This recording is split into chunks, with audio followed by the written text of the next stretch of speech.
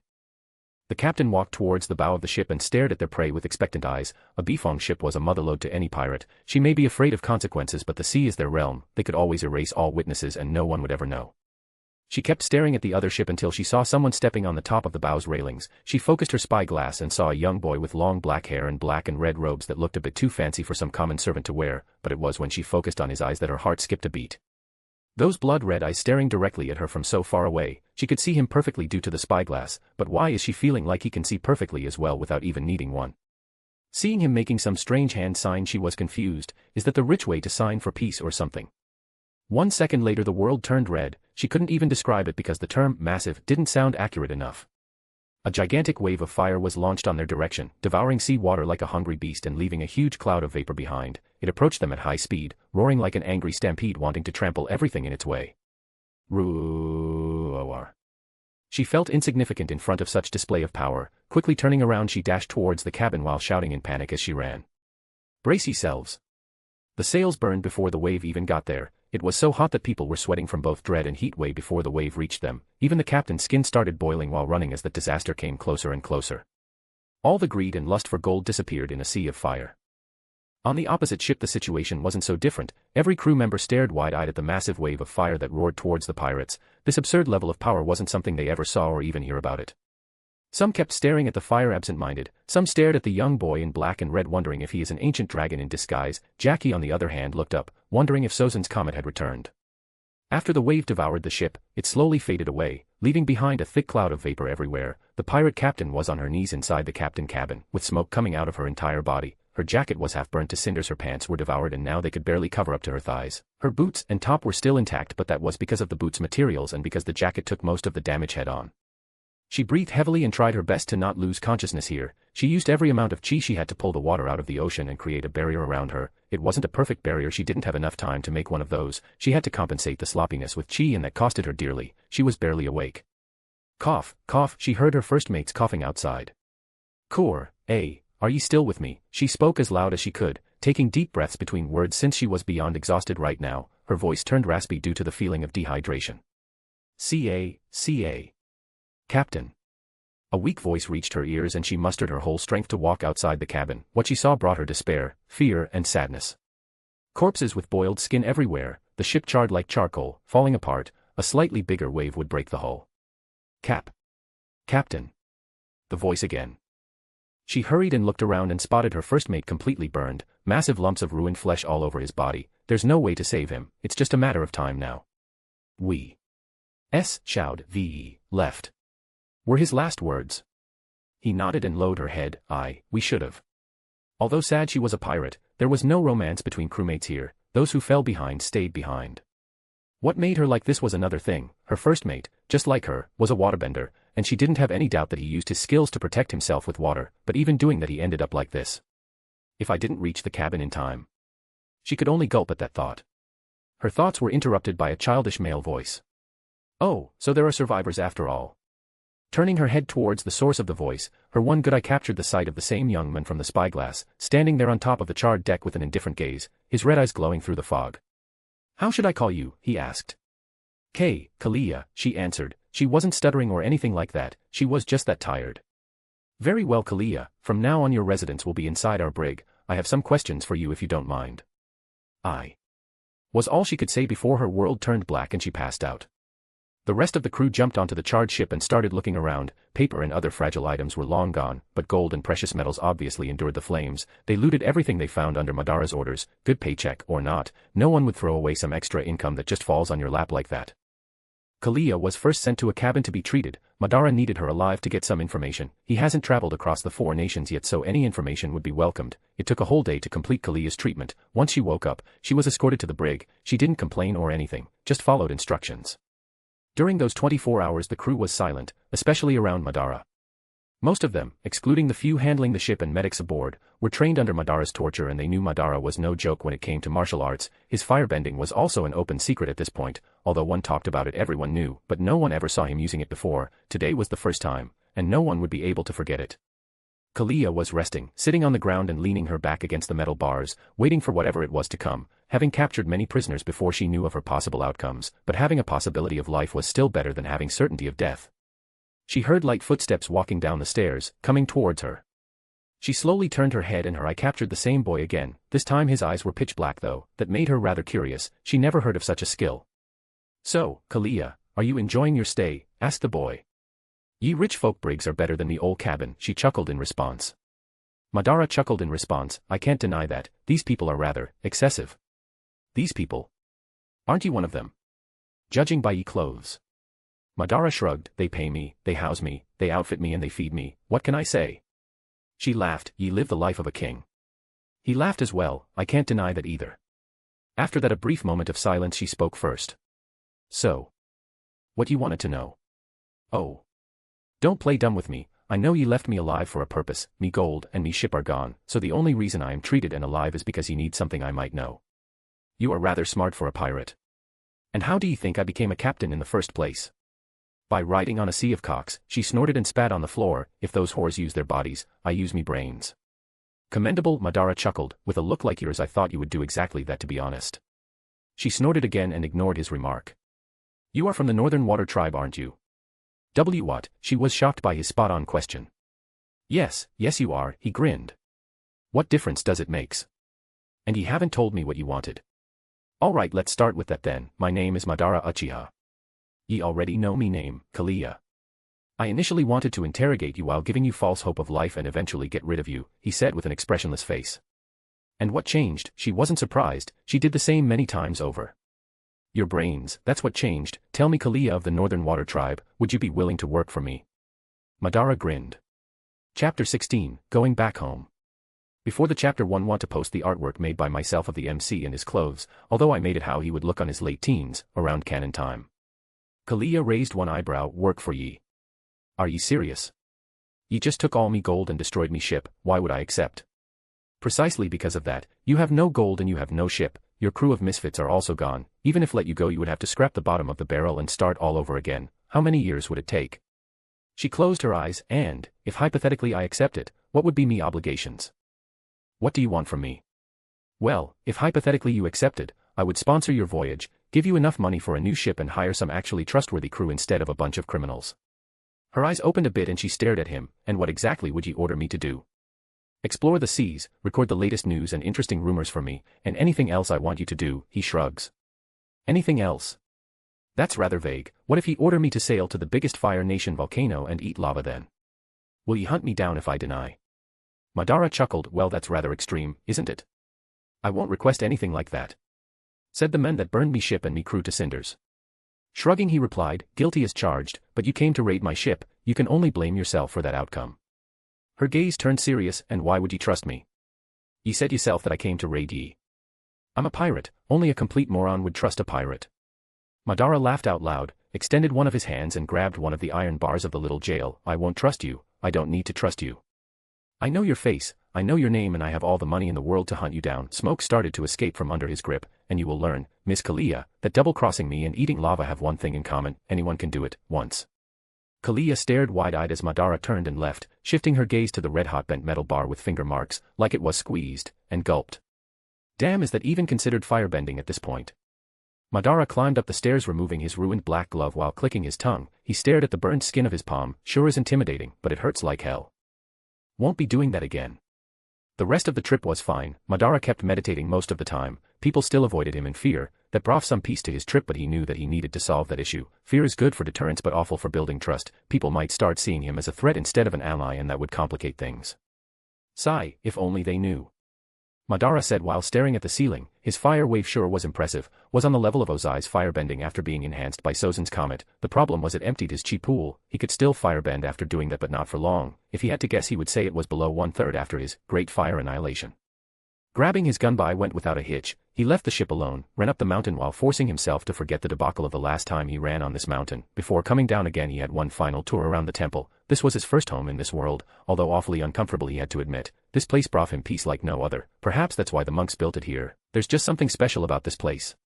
Staring at the pile of old bones that represented the air nomad's last stand, he felt conflicted. In one hand, he truly didn't care. It has been a very long time since this happened and he never met any of these people. On the other hand, these people were responsible for this amazing place that brought him peace.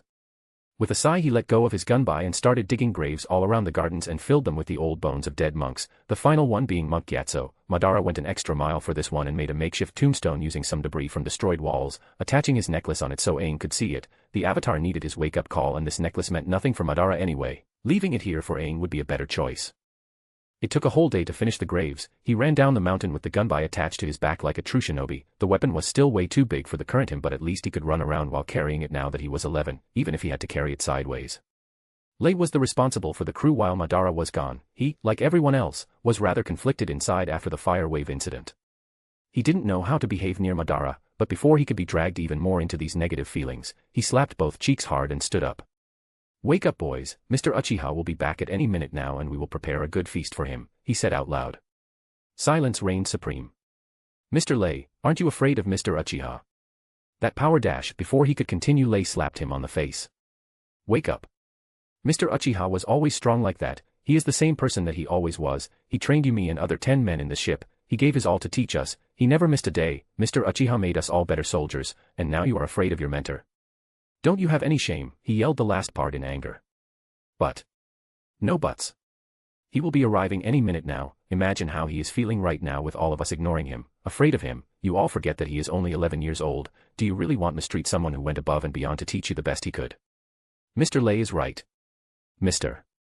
Uchiha did his best for us, and now is our turn to do our best for him. I. Lei nodded in satisfaction with a grin on his face. "My dad once told me that people that reach the top usually become lonely because others don't understand them and thus fear them. As long as I am Mr. Uchiha's assistant, I will do my best to support him." The loud noise of people running around, making food and preparing barrels of different beverages echoed through the ship. It was so loud that Kalia, who was resting with her eyes closed, heard it all. She couldn't help but smile. A man that inspired that level of confidence despite being so young. Perhaps I should accept his offer. If his people respect him so much that even fear didn't shake them for long, it might not be a bad thing for me. Sigh, perhaps it's time to retire from pirate life and aim for bigger and better things. She grinned. I was getting tired of those ugly bastards anyway. When Madara finally arrived back at the boat, what welcomed him was a joyous and cheerful party, many fancy food and drinks all around, people singing and doing many different contests, from arm wrestling to drinking contest. Some even were doing a throwing dart contest imitating his poses when he uses his kunai. "What the? Come on, Mr. Uchiha," said Lei, and he received him with a plate full of delicious food, handing it to him. What's the meaning of all of this? He was actually confused. "Well, we are celebrating your victory over those evil pirates, of course. Come, we have many different drinks to enjoy, Mr. Uchiha." Madara grabbed his plate and followed Lei absent-mindedly. What the actual fuck? He arrived at the main deck and heard a loud female voice roaring in laughter. "Wahahaha, ye rich fucks can't even drink." Madara looked towards the voice and saw Kalia drinking cup after cup of booze surrounded by 3 passed-out soldiers. "What the hell is going on, Jackie? Why is the pirate free?" Lei, who had a chicken leg in his mouth, simply replied while eating. "Once we were almost completing the preparations for the party, she called me down there and said she would take your deal, so we opened the brig." He shrugged while pieces of chicken flew out of his mouth while he talked. "Fucking gross." He shook his head. "And you believed her? Are you a moron by any chance to believe a pirate's word?" Lei gulped his food. "Of course not, but we are in a secluded island which only way out is through our boat or taking a very long swim. She could obviously try to take us down, but after 1 year training under you, Mr. Uchiha, all I can do is wish her luck." He. A sinister chuckle escaped his mouth. Madara's face suddenly morphed into a deadpan Saitama after hearing that. "Why, everyone around me is so fucking weird." Taking a deep breath and just letting it go, he went towards one of the tables and ate his food, which was really delicious by the way. Praise the money. "Hey there, boss, nice to see ye around here." Madara looked back over his shoulder and saw Kalia approach him with unsteady steps. She is dead drunk. His eyebrow twitched. Finishing another cup of soju, she sat on the floor by his table. Ye rich bastards can't drink, but damn ye people can afford good stuff, she said cheerfully while slurring. Care to explain, like, everything? She shrugged without a care for the world. I decided to take ye deal, so from now on ye me boss. She grinned, so I decided that since ye me boss, nothing fairer than me joining this merry occasion. Aren't you being a bit too happy after losing everything, near being burned to death and being locked for a week eating leftover food? Hiccup. Well, ye might be right, but I survived. I got a good job now. I don't have to worry about being backstabbed in me sleep by me first mate, and ye people's leftovers are more delicious than anything I could ever afford, so. All in all, it's a win, she grinned. I still don't trust you. And that's wise of ye. If ye did, I would be disappointed, but in time I will earn ye trust just like that funny-looking fella, she said as she pointed to Lei. I don't really know why, but there's something about his face and voice that makes me laugh. Madara started laughing out loud, so loud that everyone heard it and cheered, raising their cups and chugging it down. He is Jackie, and I totally get what you mean, trust me. He said with a smile on his face. Jackie. He said his name is Lei.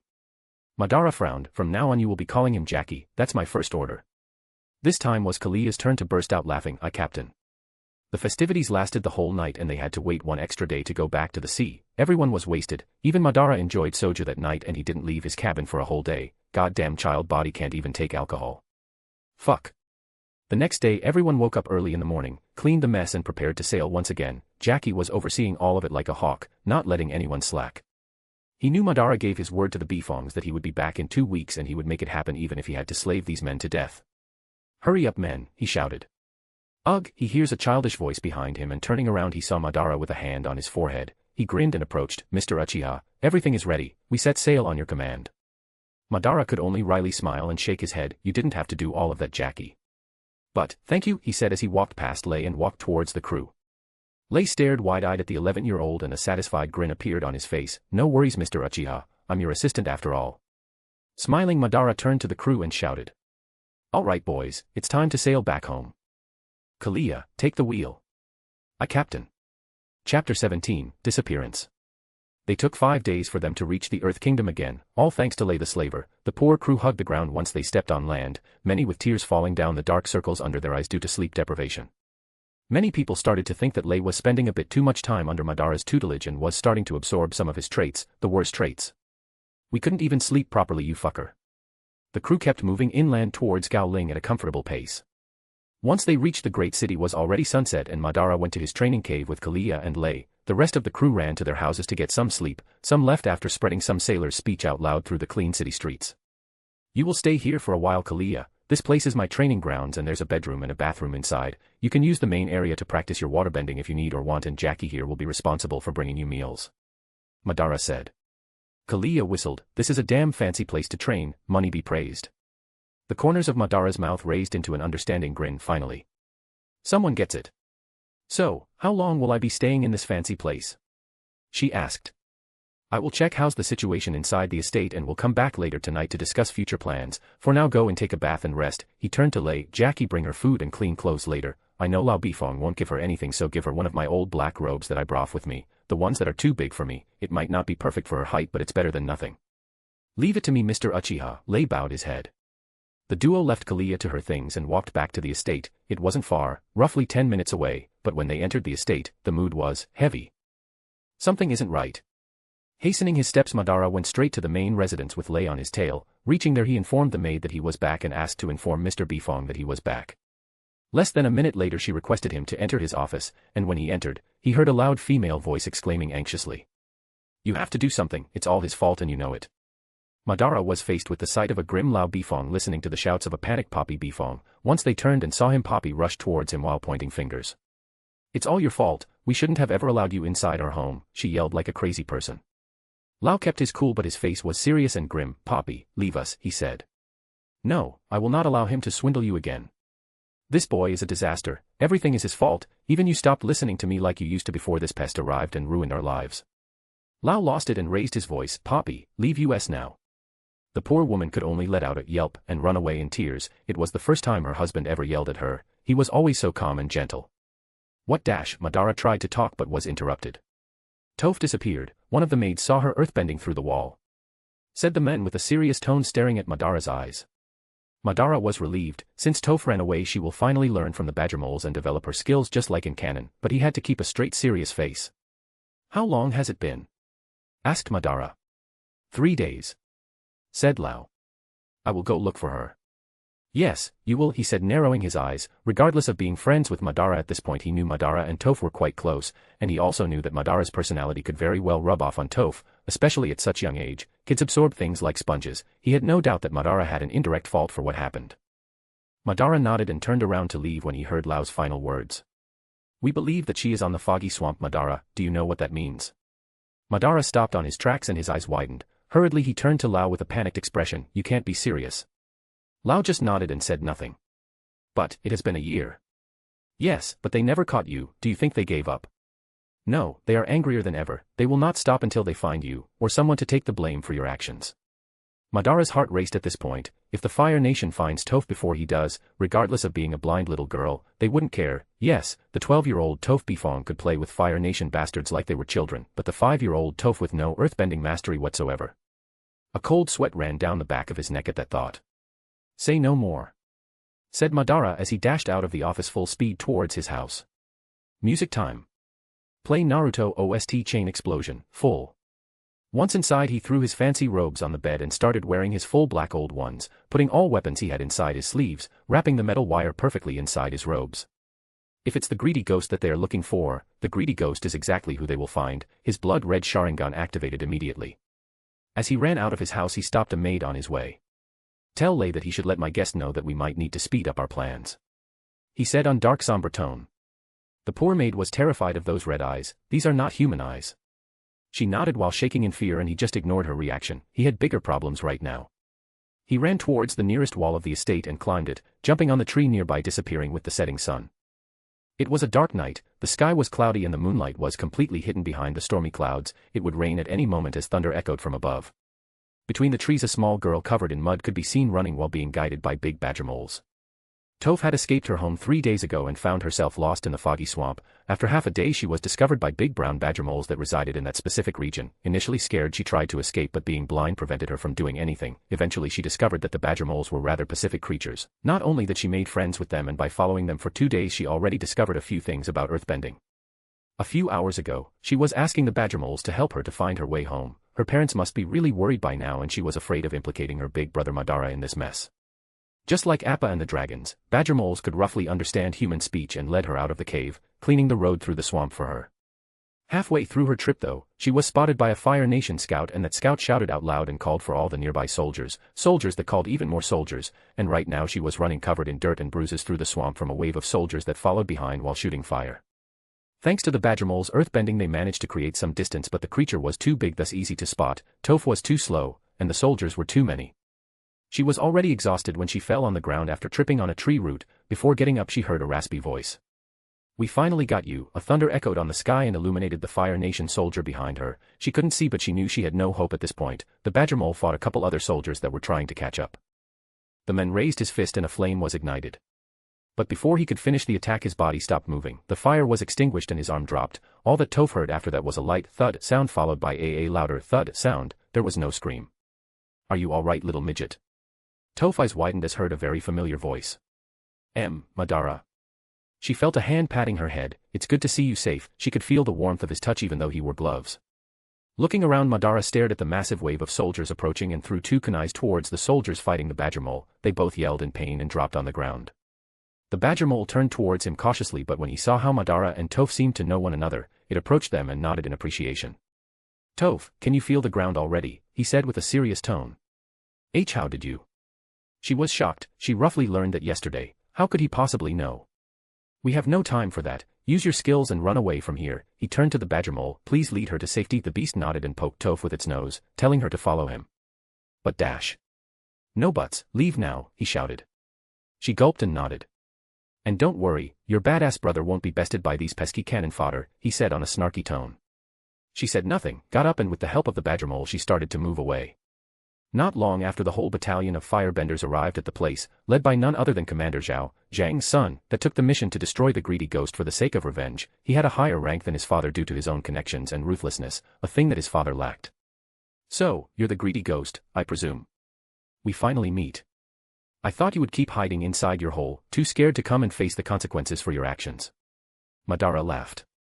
Nah, I heard that a bunch of losers were starting a party in my swamp without my permission, so I came here to kick you out. Zhao snorted, pretentious commoner, today you will understand what happens when someone defies the Fire Nation. Oh yeah.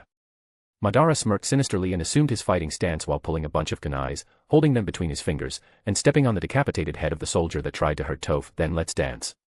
Chapter 18, Officially Pissed. And, to be honest, I was and still am a bit scared of posting this chapter, for the simple reason that it's not all about Madara destroying everyone like the ultimate Chad, like it happened on Naruto. Well, it's understandable, he is not the real Madara, he is 11, and he does not have chakra to enhance himself, but regardless, people have their tastes and what they want to read. And I feel like a lot of people will hate me after this chapter. I can only hope to be wrong, but I have my story to tell, and I will tell it regardless. Let's play Naruto Shippuden OST, Shuryu. Madara was tense. This would be the toughest battle of his life. He was already partially tired after sailing for so long and rushing here at full speed for hours. He was starving since he didn't eat a single thing since he left the ship, and he couldn't use guerrilla tactics to fight these soldiers as he did before, otherwise a part of them could go back to chase Toph instead of focusing on him, adding just the sheer numbers of opponents. Looking around, should I just use another Great Fire Annihilation? He shook his head. No, the terrain is against me this time, they are too spread out and there's obstacles everywhere. There were no other possibilities that he could think at this time. He needed to make them ignore Toph's existence, so he needed to fight them head-on. Come on Madara, I have chosen you for a reason, don't disappoint me now. Zhao on the other hand was very relaxed. He couldn't really see what the greedy ghost looked like since there was no moonlight to illuminate the swamp tonight and the man was dressed fully in black, but he knew that this person was his ticket to a promotion. I might get my general badge after this, he grinned. The stare down didn't last long. Madara moved first. He dashed full speed towards the soldiers, with his Sharingan slowly spinning and a battle-crazed smile on his face. I'm going to kill you all. As he was mid-run, a wave of fire covered his vision. Having no cover in sight, he quickly jumped as high as he could, dodging the wave. Doing a spin in the air, he tossed a kunai to the side. The wire wrapped around a tree trunk. Looking towards the soldiers, he saw a second wave of fire coming towards him mid-air. He pulls the wire with his full strength and due to it being tied around a tree, he moved towards the kunai instead of the kunai moving back towards him, dodging the second wave. So that's how it works. His sinister smile grew more. He landed sideways with his feet on the tree trunk and jumped towards the next tree, moving closer and closer to the soldiers while dodging wave after wave of fire, either using his speed or the trees as cover. I need to infiltrate their numbers. He jumped towards the next tree, a wave of fire passing right above his shoulder. As long as I'm alone, I will be an easy target for their firebending. The closer he got to his enemies, the more chaotic their attacks became, abandoning the combined firebending and attacking individually, aiming to strike from every direction. Using his wires, he swings towards the next tree trunk. As he is about to step on the branch, his Sharingan captured a firebender aiming at the precise location where he was about to land. The man didn't ignite the fire yet, but his eyes could see the chi inside his body moving. He instantly moved his hand. Argh, the soldier in question screamed with a kunai lodged between his fingers all the way to the handle. Madara landed safely and stared at the crowd right ahead of him. All is going well, now let's show them the ultimate taijutsu. Jumping as far as he could, he managed to land in the middle of the soldiers' formation. Using his lower stance due to the landing, he put his hand on the ground and did a quick break dance spin, sending a fire wave through his feet in 360 degrees around him. The ring of fire expanded and caught over a dozen soldiers unprepared. Many screams of pain. He is a firebender. Zhao was shocked at the battle and the revelation and grew serious. What? This person is way too skilled to be unknown. When the soldiers tried to reach him, he used one kunai attached to the metal wire as a whip in each hand to keep hacking them down, and if they tried to maintain distance, for a firebending counter he sent his own wave of fire through his feet by kicking and spinning. Yes, he was surrounded, but the soldiers were slow due to their armor and had a limited field of view due to their helmets. Madara was just too fast, nimble, and short due to his age. For every fireball that they managed to hit, 10 soldiers were taken down, and since he was in the middle of the battalion, the soldiers in the back couldn't just throw fire at him or they would hit their own people. With a slightly pained expression due to a hit on the back of his shoulder, he turned around and sliced the throat of the soldier by controlling a kunai through the wire. Now it's become a battle of attrition. And I won't lose. Toph was being carried by the badger mole at full speed towards Gaoling. It took her 2 hours to reach her destination. Dropping from her new friend, she moved as fast as she could towards the Bifong estate. The rain started pouring as she hastened her steps, using her rough seismic sense to avoid being seen. Once she was about to enter the estate, she heard a voice. Miss Bifong. She jumped, but then calmed down when she recognized that voice. Lei. Yes, it's me Miss Bifong, what are you doing out here? Lei. You have to help Madara, he is surrounded by countless Fire Nation soldiers in the swamp, she exclaimed. Calm down young miss, come with me, he grabbed her tiny hand, I apologize, and guided her towards Madara's training area. Once they entered and closed the door, Lei spotted Kalia and gulped. She was wearing Madara's black robes, but they were too small for her so they were very tight, and her massive assets were easily noticeable. Damn, this woman is hot, WTF. Ah, Jackie. What did you bring for food? She asked in a lazy tone while stretching her body. Gulp. I'm a married man. He shook his head and concentrated. Mr. Uchiha was surrounded by the Fire Nation inside the foggy swamp. She just shrugged. Yeah. What are you worried about? That guy did the biggest wave of fire of the century and burned me ship to cinders alongside me crew. He will turn those pesky soldiers into ashes. Toph was actually surprised. She didn't know Madara was a firebender, and according to what she just heard, an absurdly powerful one at that. But Lei didn't seem that calm. He shook his head. You don't understand. Your ship was an easy target and your crew was packed inside it, and even with that, Mr. Uchiha disappeared for a whole day after bringing you to our ship. I assume he was dead tired. A power of that scale was surely exhausting for him, but now it's different. He is surrounded. He won't be able to pull the same trick, and even if he does, I doubt he will hit every enemy with it. Kalia grew serious. She didn't think about that. Ye right, Jackie. By the way, who is the little toad over there? She said with a smug grin, looking at Toph. Toph snorted. Someone that will beat the shit out of you one day if you don't shut up. She crossed her arms and huffed. Jackie went between the two. Calm down, now is not the time for this drama. Kalia, you go to the foggy swamp to help Mr. Uchiha. Toph, I will lead you to the bathroom to take a shower. You can't go face your parents looking like that. I will ask my wife to smuggle some of your clothes out of your chambers. She is one of your maids, so it will be easy for her. Toph narrowed her eyes and walked long strides towards the corner. Kalia narrowed her eyes towards Toph. This little one got heart. She grinned and stood up and moved towards the exit, but before she could reach the lever, a hand grabbed her arm with a hard grip. Turning around, she saw Lei looking at her with a murderous expression.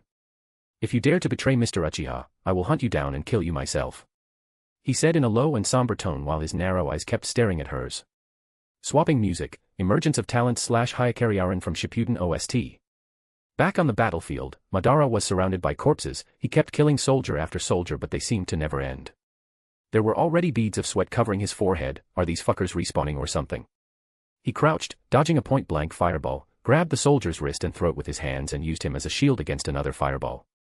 Zhao at this point was actually starting to fear that person. He already downed at least 60 men, with who knows how many more injured, and it doesn't seem like he is out of gas yet. He looked around and saw only 20 to 30 peak state soldiers remaining. Trying to grab Madara, 3 soldiers rushed towards him. Noticing this, Madara jumped high and landed his feet on a soldier's shoulders right before doing a backflip to evade a fireball that was instantly thrown at him. As he landed, he pulled one of his last kunai and lunged it towards the soldier's jaw from below his helmet, piercing through his skull. He had to let go of his weapon to do a quick roll to the side and evade a kick aiming for his head. Mid-roll, he opened his mouth and breathed fire directly to that soldier's crotch since he had one leg raised high. My stamina. I can feel my movements getting slower already. Damn, I should have eaten and rested a bit. He dodged again, killing another soldier by throwing his final kunai at his eye. Their numbers are finally down. He looked around, he grinned. Luckily, I saved some of my chi. Using firebending only for precise attacks or to defend this damn child's body. Madara did this easily. Why is it so hard for me? Am I missing something? His thoughts were interrupted by a heavy kick to his chest that sent him back a few feet. Cough, damn, that hurts you motherfucker. Landing on his feet, he got into his stance again. Looking up, he saw the smug grin on Zhao's face as he retracted his foot. Commendable endurance, to think you were so young. He couldn't really see Madara's face because it was covered by his messy mane, but with his voice and height, there was no mistake. You could have been an asset for the Fire Nation. Hey, if that pathetic Fire Lord wants me to serve him, call him here to have an Agni Kai with me. If he wins, then I will accept it. Madara chuckled and spat on the ground. Zhao frowned and got pissed. Preposterous. You filthy commoner dare to speak like that about our Fire Lord. I will make it easier for you to fight then. I will fight you myself so I can teach you where you belong. Madara roared in laughter. Those words triggered him. Make it easier for me to fight, you say? His Sharingan glowed and Zhao got scared when he saw those demonic red eyes. Congratulations, Bug. You officially pissed me off. He took a deep breath and fire came out of his mouth as he slowly exhaled. If that's the case, then I will make it easier for you to run. I will fight you seriously so I can teach you the meaning of fear. A clap of loud thunder echoed through the skies as he shouted his final word. A blue aura appeared around him and a spectral ribcage started to form, encasing him inside it. Susanoo. Chapter 19, True Fear. Let's settle this mood with the Zetsu theme, Shippuden OST. What the hell is this? This is no human. Is he a spirit? Zhao could only stare wide-eyed as a spectral ribcage appeared around Madara. He never heard of anything like it before. What kind of power is this? Gulp. Come here, little Zhao, a dark and sinister voice echoed from inside the ribcage. He could only see Madara's shape in his eyes. Those demonic red eyes that glowed in the dark. Zhao took one step back as Madara took one step forward. Madara gave up on all possibility of a battle of attrition and went all out. He knew that considering how exhausted and hurt he currently was, he wouldn't be able to outlast every single soldier here. Eventually he would collapse and even a scrub would be able to score a finishing blow on him. He could have tried to escape, but he wanted to finish this fight. He felt excited by the thought of such battle. He did find it strange that he became a battle maniac after transmigration. Was it a Madara trait that he absorbed, or was he always like this and was just born in the wrong era? He didn't know, and he didn't give a fuck. His blood was pumping and he wanted to keep this fight going for a bit longer. Don't tell me that you are afraid now, little Zhao, he chuckled. Come, the night is still young, let's keep dancing. He dashed towards Zhao, who tried to counter with fire. Madara didn't even dodge, he just dashed through the wave of flames and came out unscathed. Zhao saw his opponent's silhouette raising his hand, and suddenly the spectral ribcage expanded and a skeletal arm appeared. What? Bang. The big skeletal fist hit him on the side of his torso. Crack. Zhao felt the bones of the upper right side of his body shattering. He flew like a cannonball and was lucky to be caught by his soldiers before he could hit a rock or a tree. Zhao was fucked and he knew it. Such power behind a single punch. A single punch. Trying to stand up and overcome his newfound fear, Zhao used his strongest firebending move with his one available arm, alongside his remaining standing soldiers, and launched a massive combined fire missile towards the abomination, but as the fire reached his target it just dispersed. What? Now he had goosebumps all over his body, his back drenched in cold sweat. You will have to do better than that, little Zhao.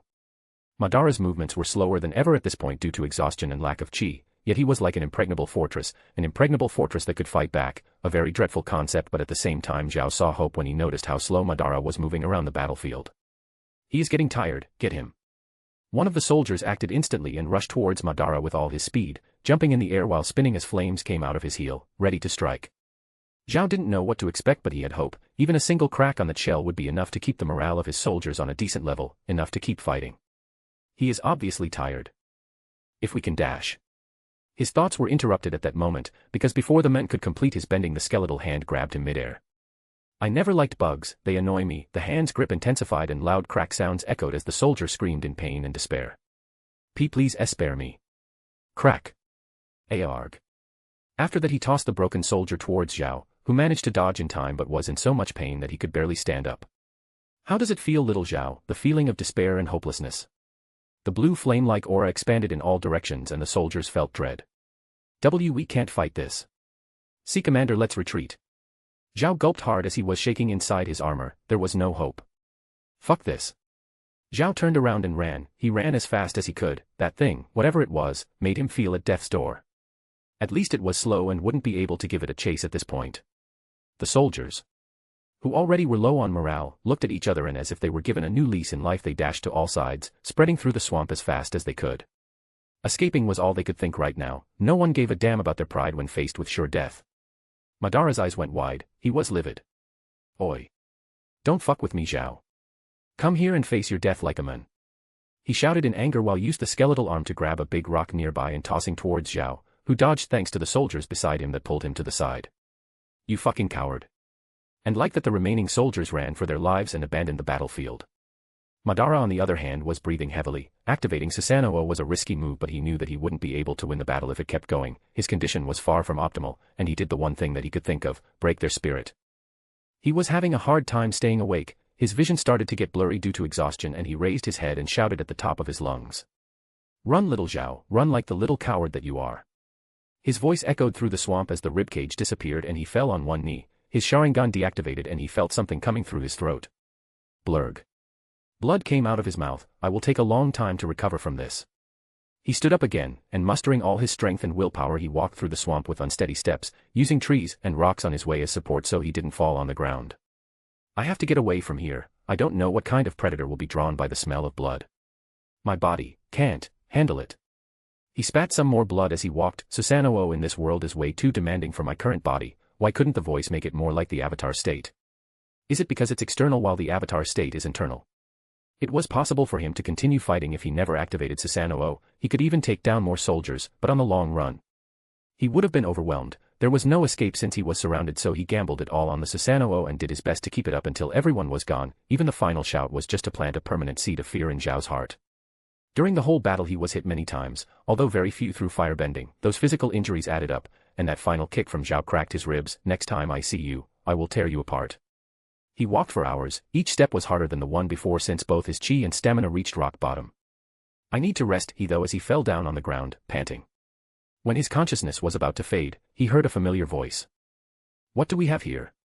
Using all his willpower he could muster, he opened his eyes slightly and saw a familiar blurry silhouette. Snort, to think he would get beaten this bad. You should see the other guy. He tried to chuckle but coughed hard. I. She chuckled. It's like fate, isn't it? You remember what he did to me ship and me crew? Do you remember what I told you about trusting a pirate? Madara said nothing at this point. If she really is going for vengeance, there were no words that would save him. He could only close his eyes, and since he couldn't muster any more strength, it was all up to fate. Kalia leaned towards him and stared at his exhausted visage, clicking her tongue. Ye know, it's not really fun to tease ye. She grabbed his exhausted body like a sack of potatoes and placed him over her shoulder, and here I was thinking that I could at least scare ye a little bit. She turned around and started running back towards Gao Ling at full speed. Leaving the training area with Lei beside her, Toph turned to him and asked in a somewhat anxious tone. What should I say to my dad? I don't want him to blame Madara, he did nothing wrong and he even went there to save me.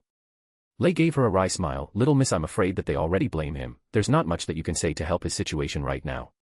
She lowered her head feeling guilt, but, it's not fair, is there really nothing that I can do to help him?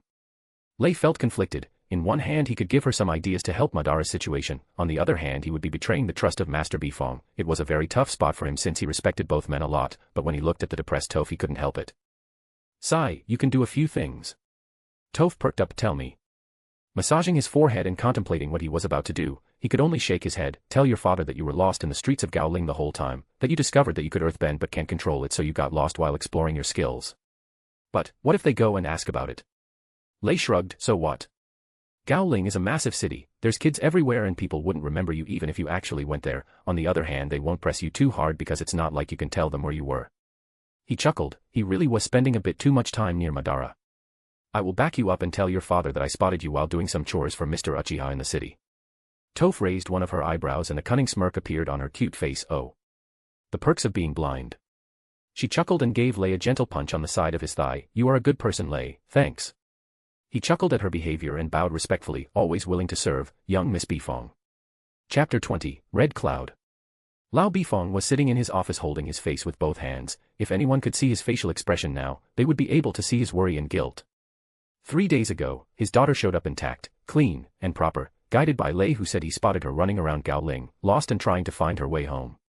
Toph also claimed that she discovered her earthbending and tried it without knowing what it was. He sent his guards to search for proof of their claim, but it was impossible to confirm or deny it, as there are many children that run around Gaoling every day. It would be impossible for him to know the truth, but the key point is that she came home clean, without any serious bruises. Perhaps there were some here and there, but nothing serious by any means, which made him believe their words.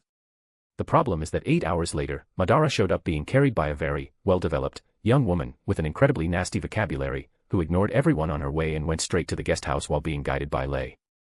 Just looking at his circumstances, Lao could see that Madara fought to the death against the Fire Nation for the sake of rescuing his daughter, a fight that he now believed was completely unnecessary since Toph was in Gaoling all along. His people went to examine the area, and when he got the report he couldn't believe it, that young boy killed more Fire Nation soldiers in one night than the Earth Kingdom managed to kill in the past month. To make matters worse, he had promised his wife that Madara would be removed from his job and kicked out. A clause on their contract was that if he caused direct or indirect damage to the Bifong family, the contract would be terminated and consequences would be deliberated. His wife argued that Madara's behavior was in line with such clause. He fought through a battalion of soldiers just to rescue my daughter that wasn't even there, and even if she was. He paused and closed his eyes. And I was the one who sent him there, to begin with, and now I'm supposed to kick him out. To think that I would be forced to behave ungratefully by my own family. Shaking his head, he looked through the window, staring at the sunny day outside, and he's been out cold since he arrived. How am I supposed to do this? The level of loyalty that he displayed is not something that can just be bought with money. Taking a deep breath, he closed his eyes. I'm sorry. A few hours passed since he decided to play statue on his comfy sofa chair, when a sudden knock on the door woke him up from his thoughts. Yes. Sir, this is the head maid Nari, Mr. Uchiha has awakened. Said a mature female voice from behind the door. Lao stood up at lightning speed, making his expensive chair fall to the ground, though he didn't care as he hurriedly walked out towards the guest house. Madara slowly opened his eyes to stare at a fancy familiar ceiling while a gentle breeze moved the yellow-colored curtains near the window in and out of his field of view. Ugh was the only sound he could make. To put it simply, he was feeling like shit. He finally decided to wake up. A princess, a soft chuckle was heard and he moved his gaze to the side. Did you have a good nap? Kalia grinned while eating some sliced fruits near the bed. Cough, weren't those fruits supposed to be for me? He could only ask with a wry smile. Oh, is that so? I didn't know that. She said while placing the last slice inside her mouth and chewing it. They taste great though, totally recommend you trying it. He chuckled, glad that you enjoyed it. A comfortable silence was maintained for a few minutes until a knock came from the door. Miss Kalia, Mr. Bifong is here to see Mr. Uchiha. The head maid's voice echoed. Kalia turned to Madara and said, can you believe that? I'm Miss Kalia now. She chuckled, and he followed suit. The door was opened and revealed Lao Bifong beside a beautiful woman wearing fancy gray and green long robes. She had shoulder-length light brown hair with almost yellow-colored eyes. Madara looked at Lao for a few seconds before sighing, Mr. Bifong, I. But Lao interrupted him by raising one hand as he took a step closer. Don't say anything, Mr. Uchiha. Toph already told me that she was never in the foggy swamp. She was in Gaoling the whole time, lost on the streets, and Lei found her and brought her back. Sigh, I'm sorry for giving you the wrong information. I also didn't know. Madara was very confused right now, but when he looked at the maid, she smiled at him and winked with one of her pretty yellow eyes. Oh. What a cunning little Jackie, heh. I like it. Sighing, Madara asked, so, what now, Mr. Bifong? Lao kept staring at Madara in silence for a bit before turning to the two women. Care to leave us alone for a bit? Kalia shrugged and stood up, walking towards Nari who chuckled, all right, I'm going out. Come Nari, tell me more embarrassing stories about Jackie. I'm curious about what happened after he fell in that hole. After both women left the room, silence prevailed. After mustering his courage, Lao said, you don't have to worry about anything, you can stay and recover as long as you need. Madara chuckled, is that a Bifong way to say that I will be kicked out once I'm better? Lao lowered his head in shame, I'm sorry, Madara. I can't keep you around my daughter anymore. My family. Closing his eyes, Madara just sighed. It was nice to work for you, Mr. Bifong. Lao couldn't say anything else. He was very ashamed of his behavior right now, so he just nodded and walked out. Looking at his own body, Madara noticed he was covered in bandages, especially around his torso, though he didn't look like a mummy since he didn't have any broken bones, just some cracked ribs. Still. What a shameful sight for the mighty Uchiha Madara. Deciding to go back to his rest, he drank some water and closed his eyes for a few hours until a maid brought in his meal.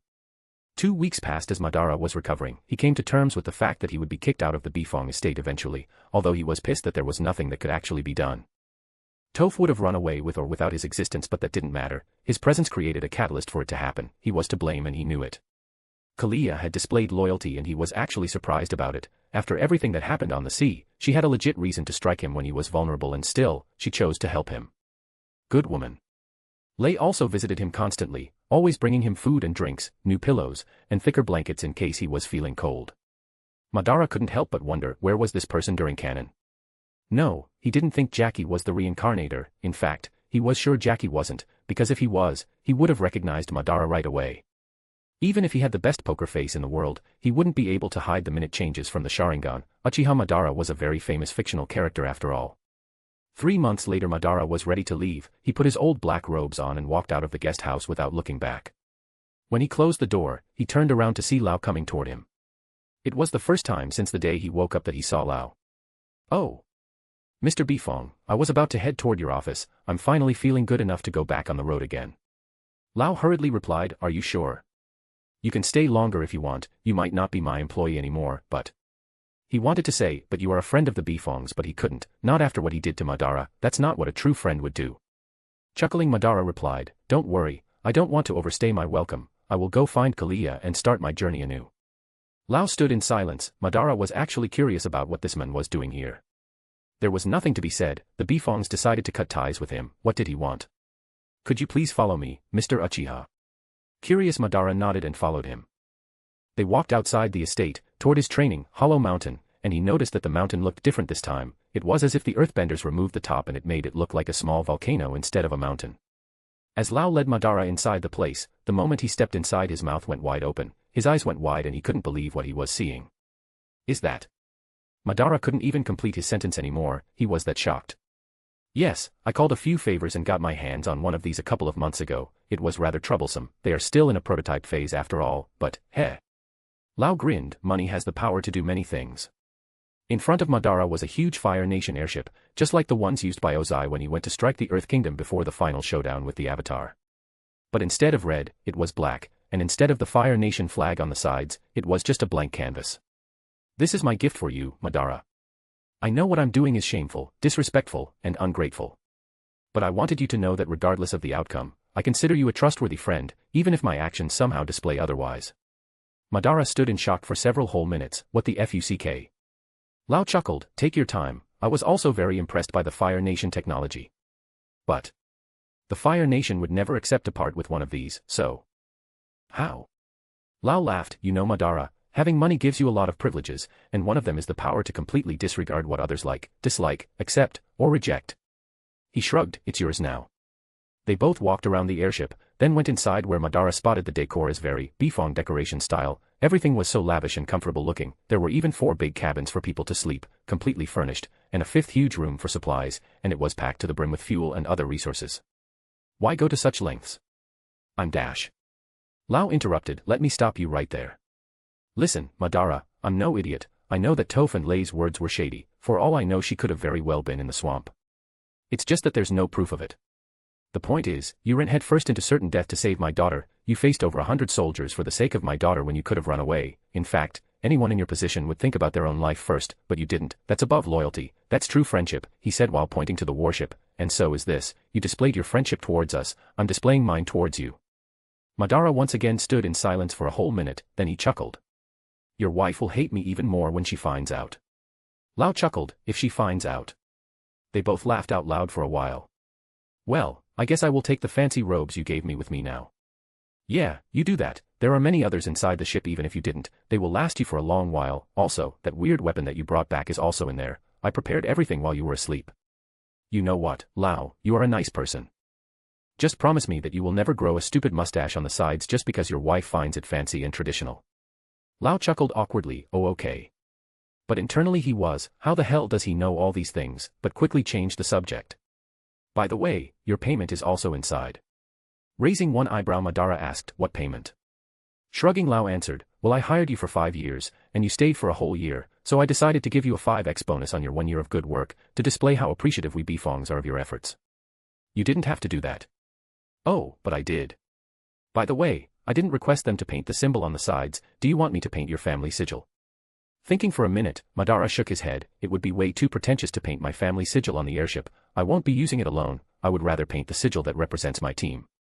Raising an eyebrow, Lao asked, and what sigil would that be? Grinning, Madara replied. A red cloud with white borders on a black field. Chapter 21, New Journey. Standing in an open space surrounded by low green grass on a warm spring day, Madara kept his eyes closed while breathing in through his nose and breathing out through his mouth.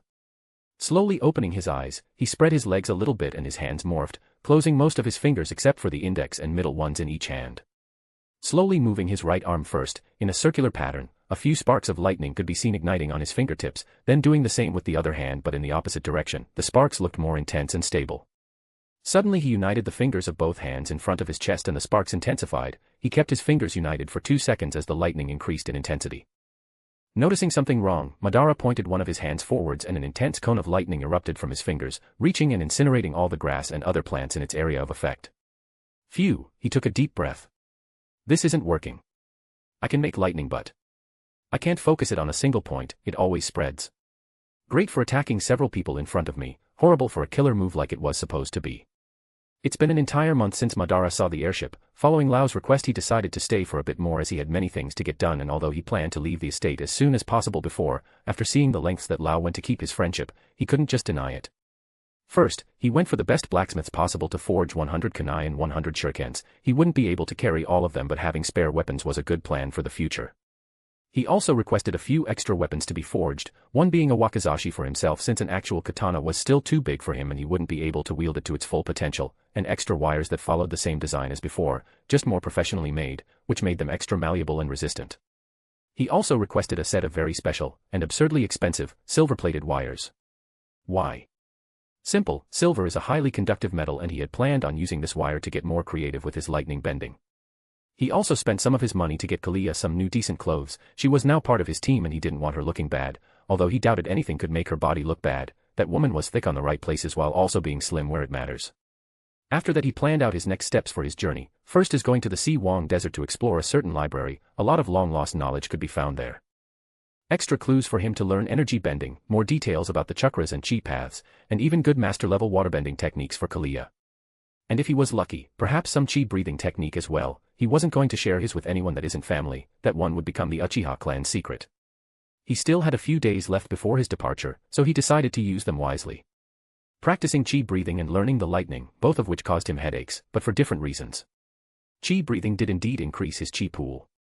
By a very tiny amount. And only after reaching 5 hours of practice, he couldn't do more than that because the chi pool needed to adapt itself to the new growth, so he could only do it once every other day. No wonder all-powerful masters are old people, the sheer patience. Sigh. As for lightning, well, he couldn't find a way to figure out the proper amount of chi. He could properly separate the yin and yang energies and actually generate lightning, but he couldn't control it beyond that point, which frustrated him. Grumbling noises. Walking back to his guest house he was stopped by Nari, the head maid and also Jackie's wife. "Hello there ma'am, how can I help you today?" "Good afternoon Mr. Uchiha, could you follow me?" Not waiting for him to reply she turned around and walked hurriedly towards a gazebo. Raising an eyebrow, Madara followed behind wondering what was going on. Reaching the place, she bowed to him and instantly left, leaving him alone with the person inside. "I can't believe you spent over 4 months without talking to me." Turning around towards the source of the childish voice he spots Toph, huffing and puffing her cheeks. "I'm sorry Toph, I couldn't see you." "You know." "Of course, I know." She looked very angry. "And since when do you call me directly by my name and talk like that to me? Where is the Madara that I know? I want my big brother back." Madara stood there in silence for a second. She wasn't wrong. After being pushed away by the Bifongs he didn't and couldn't visit Toph anymore. The distance grew, and eventually, he thought that it would be better this way. He felt guilt for what had happened. "You are a big idiot. Stop blaming yourself for what happened. I would have run away with or without you being here." Sigh. "Yeah, but without me, you wouldn't have to deal with the Fire Nation. That almost got you killed top dash." "Shut up," she yelled and stomped one of her feet hard on the ground, which cracked the stone floor due to her earthbending. "Don't call me by my name, I want my snarky idiot of a brother back." At this point, Madara could only chuckle wryly and scratch the back of his head. "I just..." "Sigh, all right." He walked closed and patted her head, which made her nod with a victorious expression. "Now, when you go out and start traveling the world you better keep in mind, one day I will find you, and I will kick your ass." Listening to her words Madara couldn't help but remember a certain meme from his previous life and started chuckling. The chuckle increased and became a full laugher when he imagined such a meme with Toph's cute face on it. His reaction made Toph actually confused and pissed. "Is this idiot making fun of me?" "Just wait," her eyes narrowed. Madara finally managed to stop laughing, and while wiping the tears from his eyes he looked at her with a fond expression. "I will be waiting for it little midget, don't keep me waiting for long, okay?" "Humph," she snorted and looked sideways while crossing her arms, trying to hide a gentle blush on her cheeks. "I will be leaving in 2 days, Kalia should be coming back with the weapons I bought by the end of the day. That will leave 1 more day for her to rest and then we will set sail." "Set sail? Will you go by boat?" She raised an eyebrow. "Something like that." He chuckled. He promised loud to keep the airship a secret. He didn't want others, especially the Earth Kingdom's government, to know that he got his hands on such a piece. It would cause him a lot of trouble. Hell, even to bring that thing inside, Lao spent a lot of effort and planning. It was moved under the cover of the night on a stormy day to muffle the engine sound and hide its presence. Even the earthbenders that modified the mountain didn't know why they were doing it, they just did as they were ordered to. They kept talking for over an hour until Nari came back and told Toph that she had to get back now, otherwise she would be suspected of escaping again. This time their secret meeting was truly secret. At midnight 2 days later, Madara was dressing up in his good fancy red and black robes he wore a lot during the last year and he proceeded to fully equip his hidden weapons inside the pockets in his robes before walking out of the guest house for the final time. Walking towards the gate he spotted Kalia already waiting for him. Her clothes changed a lot, and after spending quite some time in the spa with Nari, her skin became more beautiful. Her new clothes were a mixture of black and blue with silver details. She kept her pirate style, wearing a blue tube crop top, but her new pants were black hakama, Shinigami's pants from Bleach, that got tight around her shins. She actually asked for shoes similar to Madara's, with the shin guards and all, and he was very happy about it. But then he found out why. This bitch wanted to keep her newly painted aqua blue toenails on display. You kidding me, bitch? She also wore a long black sleeveless coat that reached her knees and was tied up on her waist like a kimono with a blue sash. Imagine a full black sleeveless Captain Jack Soifan style. And the final detail was her new eye patch that hid her blind eye. It was fully black with 3 silver tomo painted in the middle. This one was Madara's idea and she just shrugged, not giving a damn. Well, fuck you too. They walked to the hangar only to find Jackie already waiting for them. He was wearing a long full black male changshan with a golden sash tied around his waist and common kung fu shoes. Madara shook his head. Not this time, Jackie, you have Nari to take care of. I can't be responsible for separating you from your wife. Jackie just smirked smugly. You don't have to, Mr. Uchiha, I'm here under Master Bifong's orders. Oh. And what does Lao Bifong want this time? Lei chuckled. He ordered me to tag along to guarantee that you don't go against the Bifong family's interests, as you know a lot about his estate and family after all. He said smugly. So, you don't have to worry about anything. Madara was shocked. What about your wife, Jackie? You can't abandon her. He shrugged. I'm not abandoning anyone. Nari will be busy teaching young Miss Bifong as she is already old enough to start learning history and many other important subjects for a rich young lady, so she wouldn't have time for me even if I stayed here. We will be gone for a while. If you can at least come back from time to time and stay as a guest for a week or 2, I would appreciate it a lot, but that's up to you. I'm here just doing my job. And you will also need someone to drive that thing. Luckily for you, it so happens that I've been learning it for the past 2 months. Madara smiled wryly. Jackie, you lovable bastard. He sighed. All right. They were interrupted by a loud, and quite sexy, yawn. Are we taking Jackie with us? Where will he be sleeping? Said a lazy Kalia. That made a vein pop on Jackie's forehead. Can you not talk about me like I'm some sort of pet? She shrugged. Ye are like a loyal dog, Jackie. When I look at ye all I see are big puppy eyes. I'm going to kick your ass, you annoying bitch. He lost it. She did a fake rich lady laugh, hiding her lips with her fingers. Ho ho ho, are ye still mad at me for discovering what happened inside that hole that ye fell befo dash? Lei shouted, interrupting Kalia right away. Mr. Uchiha, don't listen to this uneducated woman. Madara at this point was looking like Saitama once again. What the fuck have I signed up for? But then he chuckled and smiled. All right, let's get inside. We have to leave before dawn. By the way, boss, what is that red cloud symbol? Asked Kalia. I was curious about that as well, said Jackie. It's the symbol of our group. Replied Madara. And what's the group name then? Name. Madara thought for a second.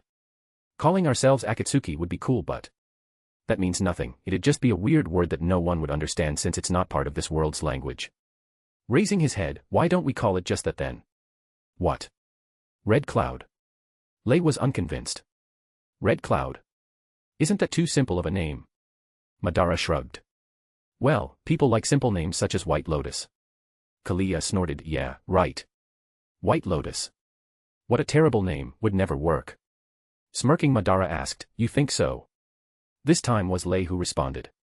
I agree with this brute woman. White Lotus sounds more like the name of a group of scholars instead of a powerful group of benders. Madara just laughed out loud. Kalia laughed too. Why are you two laughing? Ye aren't a bender, Jackie. Said Kalia, wiping her tears. Jackie held back his tears. This fucking bitch. Madara, who was laughing for another reason, waved his hands. All right, let's set sail. Our destination. Si Wong Desert. The boiler was turned on, the engine roared and the airship lifted. Once it reached the clouds it turned towards its first destination, Wan Shirtong's library. Chapter 22, Oasis. A black-colored airship navigated above a vast desert with sand as far as the eye could see, and the only notable landmark was a huge flat mountain on the horizon. It was already sunset and the temperature was already dropping. The big airship navigated through the desert until nightfall, finally landing at safe distance from the rock. No one would ever go close to that place, not unless they had suicidal tendencies. Kalia exited the airship while stretching her limbs, then did a small warm-up before starting to run. It was a common exercise for her at this point. Every night when they landed, the pirate girl would go out to do her workout routine. Lei went to their stock room and grabbed supplies to prepare their dinner. He had the habit of humming songs while cooking or doing anything related to it. Madara, on the other hand, was sitting in his cabin with a huge frown on his face. He huffed and stood up, walking out and closing the door with a bang. Lei just gave him space, not commenting on it. What the hell am I doing wrong? Thought Madara as he sat on the stairs of the airship's exit point, staring at the starry sky. Closing his eyes, he took a deep breath and tried to meditate again, wasting a few hours on it until a female voice broke his meditation. Still having issues, boss? Sigh. I don't know what I am doing wrong, Kalia. He massaged his forehead with a troubled expression. She shrugged. "Ye been stuck inside the cabin for 3 days now, why don't ye tell me what ye are trying to achieve? Perhaps I can help." Closing his eyes and considering for a minute, he just nodded. "Have you ever heard of the chakras?" Kalia made a thoughtful expression. Not much, but I know I heard the old healer from me tribe talking about it once." Opening his eyes and staring at the dunes, Madara explained. "I'm trying to open my chakras, I discovered the method but I can't do it." She chuckled. "That's understandable, I am rather relieved that you are having trouble with it." Madara stared at her with a confused gaze, she noticed and explained. "Ye are a little monster, boss, ye managed to generate lightning in half a month without a proper teacher, ye learned the most impressive firebending technique that I've ever seen, and I've seen a lot, on top of that." She pointed to him. "Ye are what? 11. 12. Madara just chuckled. She continued, "That's not normal, even prodigies aren't like that." Kalia sighed and sat beside him. "People want to be geniuses, who doesn't? Talent dictates a lot, it means a good future, it means potential, but what people forget is that excess of anything is also an issue, it makes you look less like one of us, regular folk." She turned to him and asked, "Is that what you want to become, boss? Someone so above everyone else that no one will be able to understand you, no one will be able to befriend you? It's like they say, when two people have similar talents and one is better than the other, it generates envy. When two people have vastly different talents and one is better than the other, it generates acceptance, but when you have two people that have vastly different talents and one is absurdly above the other, it generates rejection, apathy, and depending on the circumstances, fear." Madara raised one of his eyebrows. "I'm pretty sure that's not exactly how it works, I met many people that didn't fit that pattern at all." Kalia spat on the floor. "Stop that nitpicking, will ya? There's no 100% in the world, every rule has exceptions, obviously what I'm talking about would have it too, I'm not talking about the top 1% that would never give up and always try to improve, I'm talking about the masses. The other 99% that don't have faces and are just considered numbers." Chuckling again, Madara gestured for her to continue. "Everyone has dreams, boss, and people tend to empathize and surround themselves with people that have similar dreams and goals. When I look at Jackie, I can clearly see his goal in life, he wants to help ye, he respects ye, but above all, he is a family man, he wants the best for his wife and his goal in life is family." "Then what's your dream, Kalia?" She grinned. "Freedom." He chuckled, "A very pirate-like answer, ironic that you accepted working for me though." She snorted, "As I said, there's no 100%, obviously, it's impossible to be 100% free and only an idiot wouldn't be able to see that. We are all bound to something. But I like to believe that I'm free, I got to choose following ye, make no mistake, boss. I'm here with ye because I want to be. Exploring the world sounds exciting even though I have no clue about our future, in fact, it makes it a bit more exciting, every day is a new surprise. That's why you left the Northern Water Tribe." She closed her lips and stared at him for a second. "One day we will talk about why I left me home, make sure to bring me a lot of booze. But that day ain't today." He nodded in silence. "But I have me dreams and me goals, what about ye, boss? What is the grand goal of Madara Uchiha, the legendary greedy ghost?" He chuckled. "They changed to Red Eye Ghost now, with some just calling me Red Ghost. The survivors of that day surely couldn't keep their mouths shut. Answer the damn question, boss." He sighed. "I'm doing a job." He didn't go into details, obviously. "A job? What job? Tracking someone? Like rescuing or bounty hunting?" "Yes." She closed her eyes. "I see, but that's just a short-term thing, that's not what you want in life, that's just a job, which means it's something that was imposed on ye, that ain't yours, so tell me, what is your dream or goal, boss?" He couldn't answer that, he didn't know how. The closest thing would be to enjoy life, but that would be everyone's final goal. The question is, what do I want to do so I can enjoy life, because just living one day at a time without goals and dreams is not living, it's surviving. I don't quite know. She nodded. "That's good then." "What?" She shrugged. "Acceptance is the first step to fixing an issue, ye lost, and now that ye know that, ye can work on finding yourself." Madara started chuckling. "You are very wise for a pirate, aren't you?" She nodded with a prideful expression. "Of course I am. I'm wisdom incarnate, people just can't see that." She chuckled too. He laughed at that. "So, my goals and dreams are related to my chakras. Ye need to know yourself first before working on it, but have no hurry and take ye time, live a life worthy of being lived, and when ye finally find out, hopefully, we won't be old bones by then." She laughed while standing up. "I will be going to eat something now, don't stay out here too long or Jackie will come to nag ya. I swear that man behaves like a housewife, it's obvious who wears the pants in his marriage." She laughed loudly as she walked inside the airship.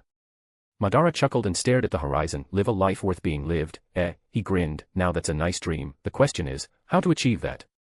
Feeling like he took a huge boulder off his shoulders, he stood up and walked back inside the airship before Lei came to annoy him. That man does behave like a fucking housewife, doesn't he? God damn it.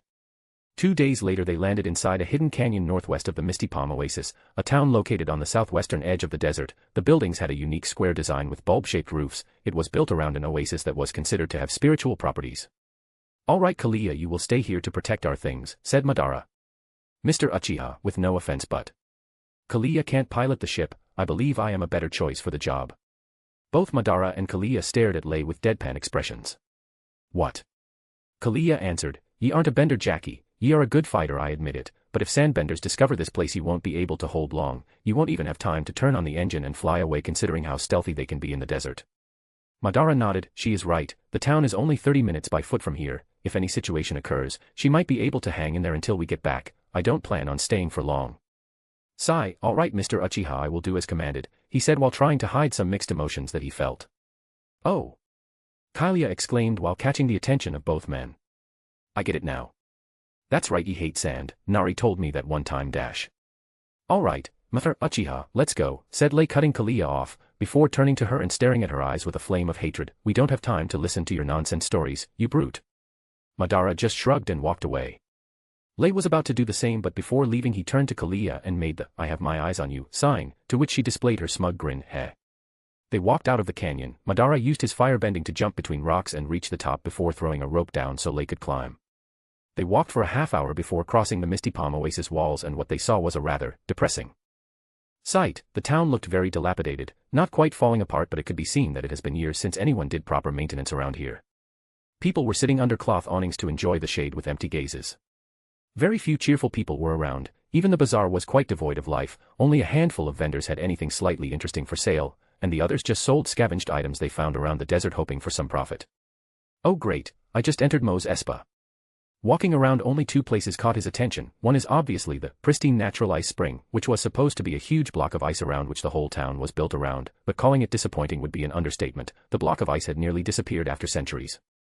The second one was a calligraphy school, a rather small building that had only one person inside, a man in his late 20s or early 30s with a buzz cut, clean-shaved face, and long beige and green scholar robes. When they passed by it, Madara saw the man holding a long stick and writing on a small square white-colored sand garden, and when the man saw Madara he gave him a gentle smile with a nod, which Madara returned in kind.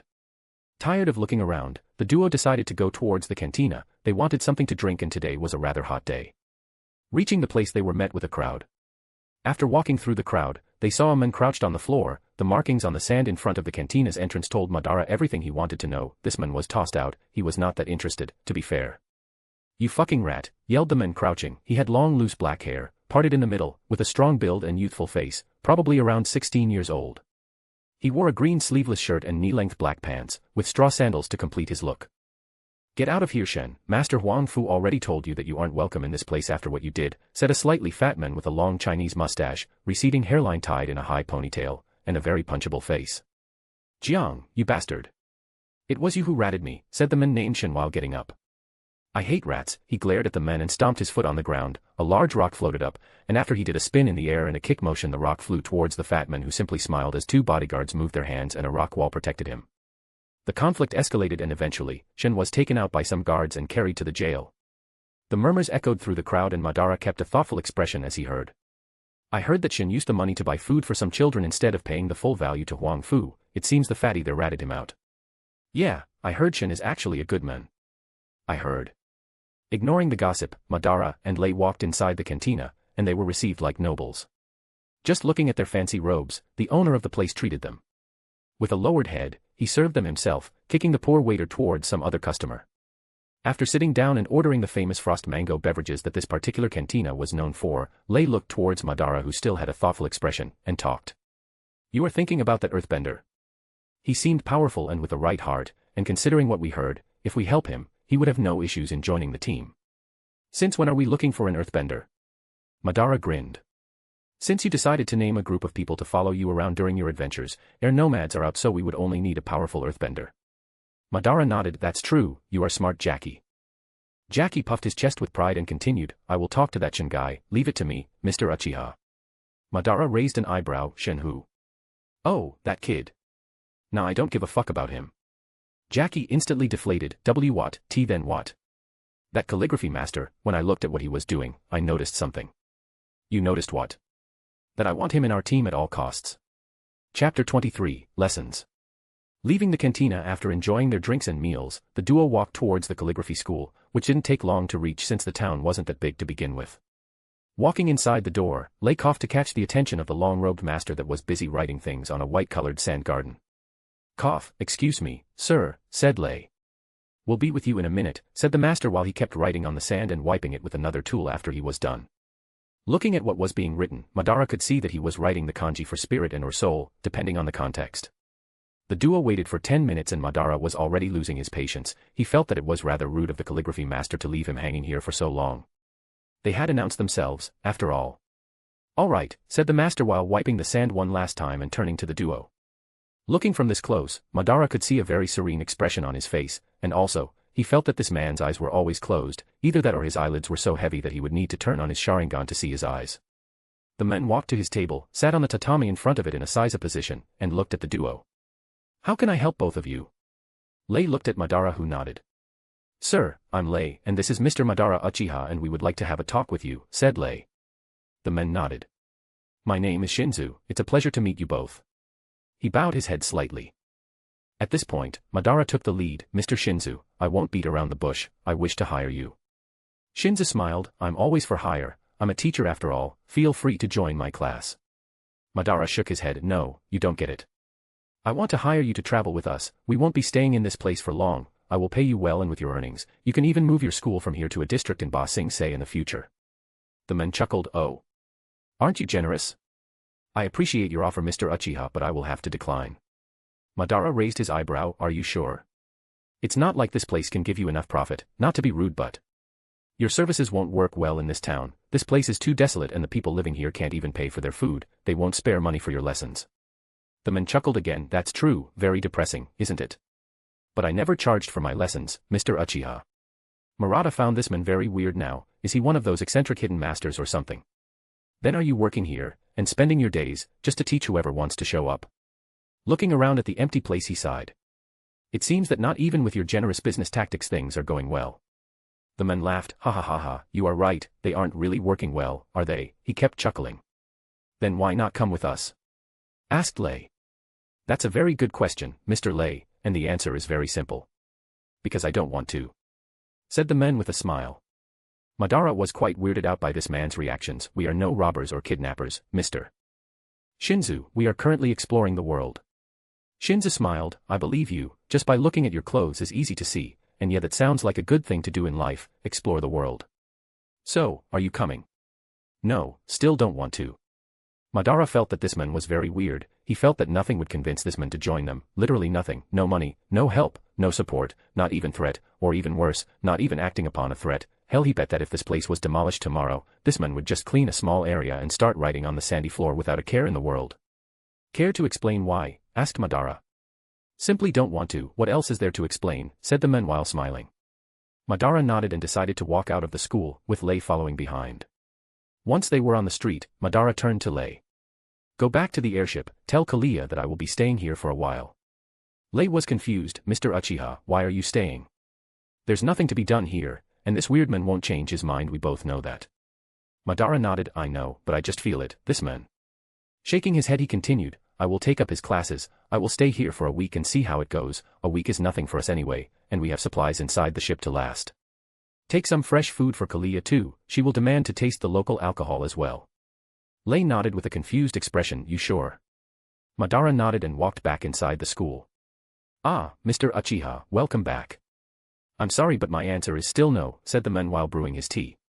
I didn't come back for that, I want to join your school. Said Madara with a serious expression. Splendid, said the man slowly taking his first sip, come back tomorrow morning, we will start the class. Madara raised his eyebrow, it's still right past noon, we can start now. The man just looked at Madara and smiled. Tomorrow Mr. Uchiha, don't be late, he said before dismissing Madara. Walking out of the school with a weirded out expression, Madara went to find some inn to stay for the night.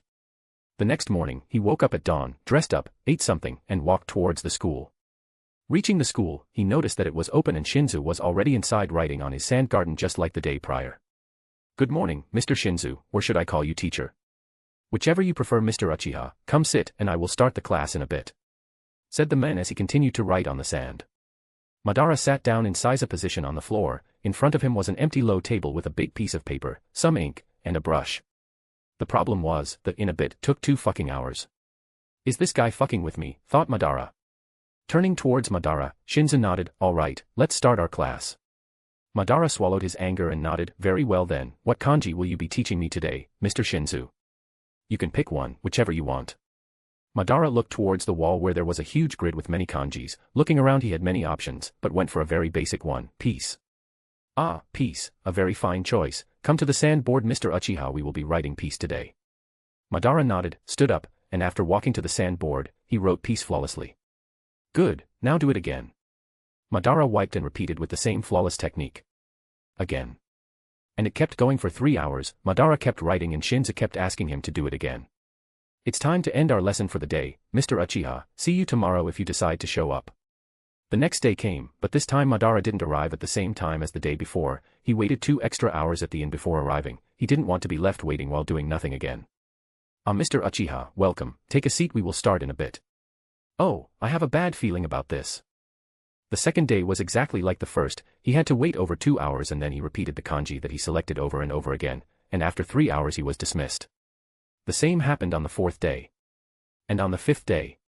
On the 6th day, Madara just sighed, Mr. Shinzu, this will probably be my last lesson, I will have to leave by tomorrow. That's rather unfortunate, I haven't had a student to teach in such a long time. Replied the man with the same neutral expression as ever, always serene. Care to tell me why you kept telling me to write again and again? I mean, I'm fairly confident in my writing skills, I don't think I've ever screwed up once. Chuckling, Shinzu replied, oh no, Mr. Uchiha, your technique was flawless, actually I was very impressed by it. But that's not the reason why I asked you to redo it again and again. Care to explain? Sigh, Mr. Uchiha, although your technique was flawless and your calligraphy skills are top-notch, you didn't write it well. Madara was actually confused, that makes no sense, how can something be flawless and bad at the same time? Shinzo smiled, because you didn't write while enjoying the process, you were writing to finish an assignment. Raising his eyebrows, what difference does it make? In the end, the result is good, isn't it? And honestly, this was an assignment. Shaking his head, Shinzo replied, it makes the whole world of difference, Mr. Uchiha, you rushed for the end product, just like you are rushing through your life. Madara's eyes widened, what? What do you know about me? Who are you? I'm Shinzu, and no, I never met you before if you are wondering that, no, but I observed you from the first day you passed through my school, you run through life like you have a timer, an expiration date. Madara chuckled, everyone's life has an expiration date, Mr. Shinzu. Shinzu laughed, very true, but not everyone rushes through it, to be honest, Mr. Uchiha, the impression I have of you is not exactly that you are rushing through your life, it's more like, you are rushing to finally be able to start living. Madara didn't know what to reply to that, it felt, spot on. It feels that you are rushing through your life to finish an assignment, just like you did with your calligraphy, ignoring the joys of actually living. Madara lowered his head, I kind of agree with you, but... Sigh, it's complicated. The man chuckled, it's always complicated, Mr. Uchiha, that's what life is all about, but don't force yourself to rush through life and forget to actually enjoy the process of living. Silence remained until the man spoke again. Tell me, Mr. Uchiha, what do you want in life? Chapter 24, Passion. I honestly don't know, I'm quite lost according to one of my companions, said Madara while closing his eyes. Shinzu chuckled, yes, I bet you are, you look like you are waiting for something. Then let me ask you this, what do you like in life? Madara stops to think for a second, I like many things, tasty food along with the many luxuries that money brings, I also like traveling around like I'm currently doing, to be honest, the list is just too long to just speak it out loud like this. What is your biggest fear in life? Death, Madara answered right away, it was always death, he survived hiding from the world for nearly 30 years in order to keep his life, transmigrating or not, that fear was part of him. The man nodded satisfied, good, now tell me, what things in this life would you put your life on the line for in order to achieve? Now Madara had to think for a bit, I don't think that there are many things, to be honest, I'm a very detached individual overall. Take your time to think about it. Madara kept thinking and he sighed, I have a young little sister, and I fought for the sake of protecting her.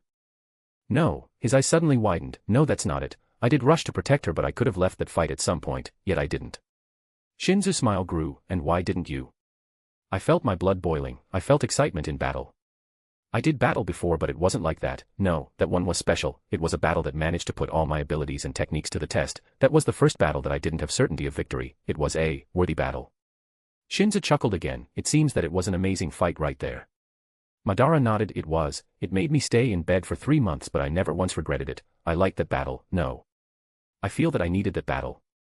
The men nodded as well. That's good. Very good, especially for you young firebender. How did you?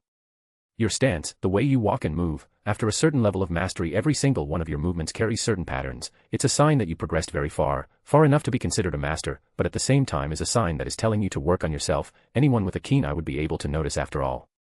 Taking a deep breath, Madara asked, why is it especially good for me?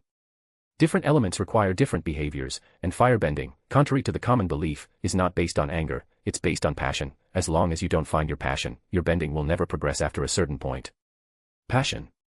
Shinzo nodded again. Yes, you need to find what makes your blood boil, and it seems you had it all along and just didn't notice.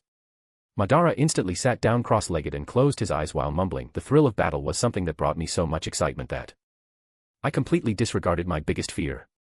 After a few minutes of silent meditating, a near-invisible wave of red spiritual energy left Madara's body and spread in all directions, like when a pebble falls on a body of still water.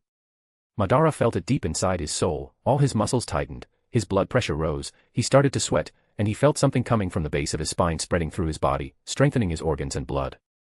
Cough. Blood came out from Madara's mouth. I hate this, I really hate this, fuck this stupid cultivation crap. Very interesting. I don't quite know what you did, but your chi feels more free and refined.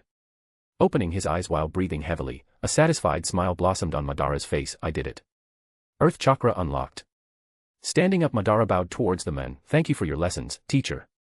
Shinzo laughed. Ho ho ho, look at you, it seems you finally found a path. Madara nodded. Yes, I will enjoy every day of my life just like I enjoyed every second of that battle, although it's not really a goal or a dream, it's something that I was really lacking. Smiling, Shinzo replied, you don't need to be in a hurry to find a dream or a goal, Mr. Uchiha. It's not something that appears out of nowhere, it grows from our experiences. You are quite young, so don't you worry about it so much. Hurrying is the enemy of perfection. Teacher, I want to pay you for your lessons, you deserve it. Waving his hand, Shinzo stood up. It won't be necessary. I don't teach for the sake of money. I teach because I like teaching and because I want to spread my knowledge. Now go, I have to clean this nasty blood from my floor. Giving a wry smile, Madara replied, at least let me clean it, teacher. Shaking his head, the men said, go, Mr. Uchiha, I'm the teacher and my word is final. Sighing, Madara gave the men one final bow before leaving the school. He felt that he was feeling lighter, happier, and freer. This feeling is something that he never knew he wanted. What an interesting young man, thought Shinzo as he watched Madara leaving. I believe you will bring many changes to the world, Mr. Uchiha. I hope I will still be alive to watch them unfolding. Walking on the streets of Misty Palm Oasis slowly, he had one final tour around the city before going through the city gates towards the canyon. He didn't rush it, he took his time while sightseeing with a satisfied smile on his face. Time to check on my team, let's see what they are up to. Inside the canyon, loud noises echoed. Taking a closer look, anyone would be able to see that a battle is taking place, with at least 3 bodies laying down on the floor while the final showdown between 2 groups of 2 people took place. Lei and Kalia were slightly dirted but with very few injuries on their bodies. On the other side, a duo of cloaked figures, with clothes and turbans that resembled old Saharan clothes, adorned with goggles. Sandbenders. One of the sandbenders waved his hand and sent a compacted missile of sand towards Lei, who dodged by doing a sideways somersault, and instantly dashing towards his opponent once he landed. The other sandbender tried to add pressure on Lei, but Kalia instantly sent a whip made out of water that slapped the man's hand, sending it backward and stopping his bending instantly. Hitting his opponent with a knee on the chin, Lei grabbed him by his collar as his head bent backward, and once the sandbender recovered and leaned his head forward, Lei slammed his forehead against the sandbender's, knocking him out instantly. Kalia kept her opponent from moving freely, but she was very limited to the small amount of water that she carried inside her little canteen. With no big moves available to her, she tried to go for precise strikes. She dodged wave after wave of sand, jumping and rolling around, doing a circular movement with her arms. The water rotated around her and formed a ring shape. Lei took advantage of the last opponent's attention focused on Kalia and went behind him, hitting his back with a loud kick that sent the sandbender stumbling forwards. Noticing her chance, Kalia shouted while crouching low enough to be below the water ring's height. Jackie, duck. She froze the ring of water and sent it forward while spinning it like a frost saw blade. Lei went down as the ice ring went past him inches above his head, and when he looked up, he saw the last sandbender split in half. Phew. This was an interesting exercise, said Lei while panting a bit. Aye, ye did good there, Jackie. Never knew ye head was so hard that ye could knock someone out. she said while chuckling and sitting down to rest. My head, just like any of my limbs, is a deadly weapon, said Lei while puffing his chest out in pride. Yeah, either that or your brain is so small that your head has to be twice as thick to compensate for the empty space. She laughed. Getting triggered, Lei snapped, you fucking bitch, come and try me. I'm gonna kick your ass. He took pride in his intelligence, she went too fucking far. She just ignored him and went to grab something to drink. Lei calmed down, he knew it was just some teasing, but then he asked, was that really necessary? I mean to split that man in half, it's a very nasty sight. He had to avoid looking at it and he was fighting to not throw up right now. In a battle, we don't always have the privilege of choice, sometimes we do what we gotta do to finish it fast, said Kalia while pouring some soju for herself. Want some, she offered. Contemplating for a bit, Lei nodded, aye. He really needed a drink right now. Both of them were drinking in a comfortable silence until they heard some footsteps. Looking towards the source of the sound, they spotted Madara walking towards them with his hands behind his back and a very serene expression.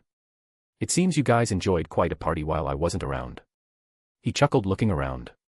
Well, these fuckers are all over this goddamn desert. They spotted us a while ago and tried to ambush us. Luckily he sent Jackie back here 6 days ago. This ain't the first wave of sandbenders we had to take down, boss. Any survivors? Asked Madara. Yes, Mr. Uchiha, but it's not relevant, they say nothing, we tried every trick that you taught us and they just didn't say anything. Said Lei a bit frustrated. Just shrugging, Madara walked towards the airship, alright, I'm going in, and since they don't talk, finish them off, we don't want our tracks to be exposed more than they already are. Aye, said Kalia while finishing her drink. When Madara leisurely walked inside, Lei turned to Kalia and asked. Is it just me or does Mr. Uchiha seem different? He looks and behaves in a more calm and serene way than before. Kalia just smiled, she noticed it too and she was legitimately happy for her boss, it seems he found some answers that were plaguing him for a while. She stared at the airship entrance for several seconds before slapping the back of Lei's head. Alright Jackie, let's go back to work and leave this damn canyon. Lei stumbled forward and looked back with a hateful expression. What the fuck was that all about? Why are you slapping my head, you damn brute? Did it hurt? Of course it did, you barbarian woman. I thought your head was so strong that it could rival your limbs in battle. Well, it seems like a false advertisement to me. She shrugged and moved towards the corpses and passed out sandbenders to finish her job. Lei could just move his mouth, trying to formulate a snarky comeback but failing. Hey. If you are done trying to figure out some snarky one-liner, get your ass here and help me out. Aye. Chapter 25, Wan Shi Tong. The airship soared through the sky once more, flying through the desert for days, searching for a lonely tower in the middle of the sand. Easy, right? During the trip, Madara kept writing many different books about many subjects he learned from his previous world that he thought would also apply to this world, and one was the basics of chemistry, another was the basics of physics and math, a third one was a book that he wrote that contained information about all languages available in both human and spirit world. It took him a little over 2 weeks to finish his job, and his first works didn't have much in-depth information because he dropped out of school very early on, but he believed that his knowledge would still be valid. The language book was what he was counting on to get on Wan Shi Tong's good side, but he wrote another one that he hoped he wouldn't need to give. But regardless of that, he wrote it. It's always better to be prepared. After a month of not finding anything, Kalia finally spotted the supposed tower with her spyglass, and Lei, being the good housewife he was, turned and flew towards it. Jackie, this time only me and Kalia will go down. I will need you here to keep driving the airship. Madara had the memories of Appa being kidnapped when Team Avatar entered this place. He won't be risking it. As you wish, Mr. Uchiha. Where should I take it? Said Lei. Anywhere you prefer, a hidden location where the airship will be secure, but don't leave it there, stay inside with the engine always on. We have more than enough fuel to keep this going for a long time. I want you to stay hidden until nightfall. Then you fly back here to scout the place. If we are out, I will light a fire so you can spot us. If you see nothing, fly back to the hideout, avoid leaving the hideout during the day, we don't want you to be tracked. Will do as commanded, Mr. Uchiha. You take care of yourself down there, said Lei. Madara nodded and walked towards the hatch with Kalia. It seems Jackie doesn't like me, said the woman pretending to be hurt. Not even wishing the best for me too. She concluded while chuckling. Lei decided to ignore her remark, but his eyebrow twitched in annoyance. Lower our altitude, Jackie, don't land. We will be jumping down. Jackie nodded and piloted the airship until it reached roughly 10 feet from the sand and gave the signal. Opening the hatch, Kalia and Madara just jumped. While falling, Kalia used her waterbending to create a whip of water and wrap around the hatch knob, landing gently on the ground. Madara, on the other hand, ignited flames from his feet and glided down without any issues. Waving his hand to the airship, Madara turned away and walked towards the tower with Kalia. Lei, who saw the sign, piloted the airship and left, disappearing on the horizon. Remember Kalia, when we meet the spirit inside you need to be gentle with them, they can have quite the temper. Also, you will be offering this to them once your Tong collects information, so we need to show proper respect. Said Madara while handing the physics and math book to her, keeping the chemistry for himself. Alright, you don't have to worry, we northern tribesmen are the most attuned to the spirits. Said Kalia. Oh, don't go counting on that, Tue and La are gentle spirits, our friend down there won't be like that. How did ye? Sigh, ye know what, I give up on trying figuring ye out. Madara chuckled, hee, well. Girls like mysterious guys, don't they? Raising one eyebrow, what the, ye alright boss? This is the first time I've ever heard ye talking about stuff like that. Madara stopped in his tracks and his eyes widened, oh. Fuck. He let out a massive sigh and started walking towards the tower again while massaging his forehead, great, I will have Tio endure fucking puberty all over again. Fuck you, voice. With their bendings and skills they had no issue in climbing to the entrance. Madara tied a rope so Kalia could go down safely. Meet you downstairs, he said before jumping excitedly into the darkness. Kalia sighed, damn this man, he seems more excited about the smallest thing since he came back from that town. She smiled, although I prefer him this way. Then she slowly climbed down with the aid of the rope. Landing several feet below, the duo walked through the dark and dusty tunnels. Madara ignited a torch with his firebending on their way. They came prepared after all. What do we have here? Humans. Said a rather soft-spoken voice. One would mistake the source of it for a gentleman if it wasn't for the creepy reverberation that came with it. Looking up, the duo saw a massive black owl with a white face and big black eyes that stared at them with curiosity. You must be Wan Shirtong, the owner of this place, said Madara. Interesting. You know about me, but I don't know about you. Said the owl, which is incredibly strange. Considering that I feel a spirit when I look at you. Raising an eyebrow, Madara replied, oh, you feel it. Good to know that other spirits can do that. He didn't mind, it's not like he was trying to keep it a secret after the whole swamp battle. Not only that. But your face. I haven't seen your face. Said the owl, staring curiously at Madara. We never met, so obviously you wouldn't know my face. Said Madara with a drop of sweat coming down his forehead, oh shit, I forgot to consider that detail, fuck. You are not wrong. But a face like yours, unseen, will attract quite a bit of trouble in the future, young HM. Avatar, asked the owl seriously confused. This time Kalia couldn't help but interfere, wait. Hold on for a minute, why ye the fucking avatar, she yelled at Madara, who had to cover his ears due to how loud she was. No, I'm not the avatar, I have nothing to do with the avatar. He said while shaking his head. You speak correctly. You are not the avatar. But still. You feel like one. Is it because of the spirit inside you? Wait, ye have a spirit inside you. Why did no one ever tell me this? Kalia was literally losing it. Sighing, Kalia, we will talk about it after our introductions, it's rather rude to keep the owner of this place waiting when we are their guests. The owl's face tilted to the side, you are a weird human. Very humble. But at the same time, not humble at all. Shrugging, Madara replied, well, I believe a lot of people think that I'm weird at this point. If you have a problem with that, I'm afraid that you will have to join the queue, Mr. Wan Shirtong. The owl laughed, ha. You are indeed a very interesting human.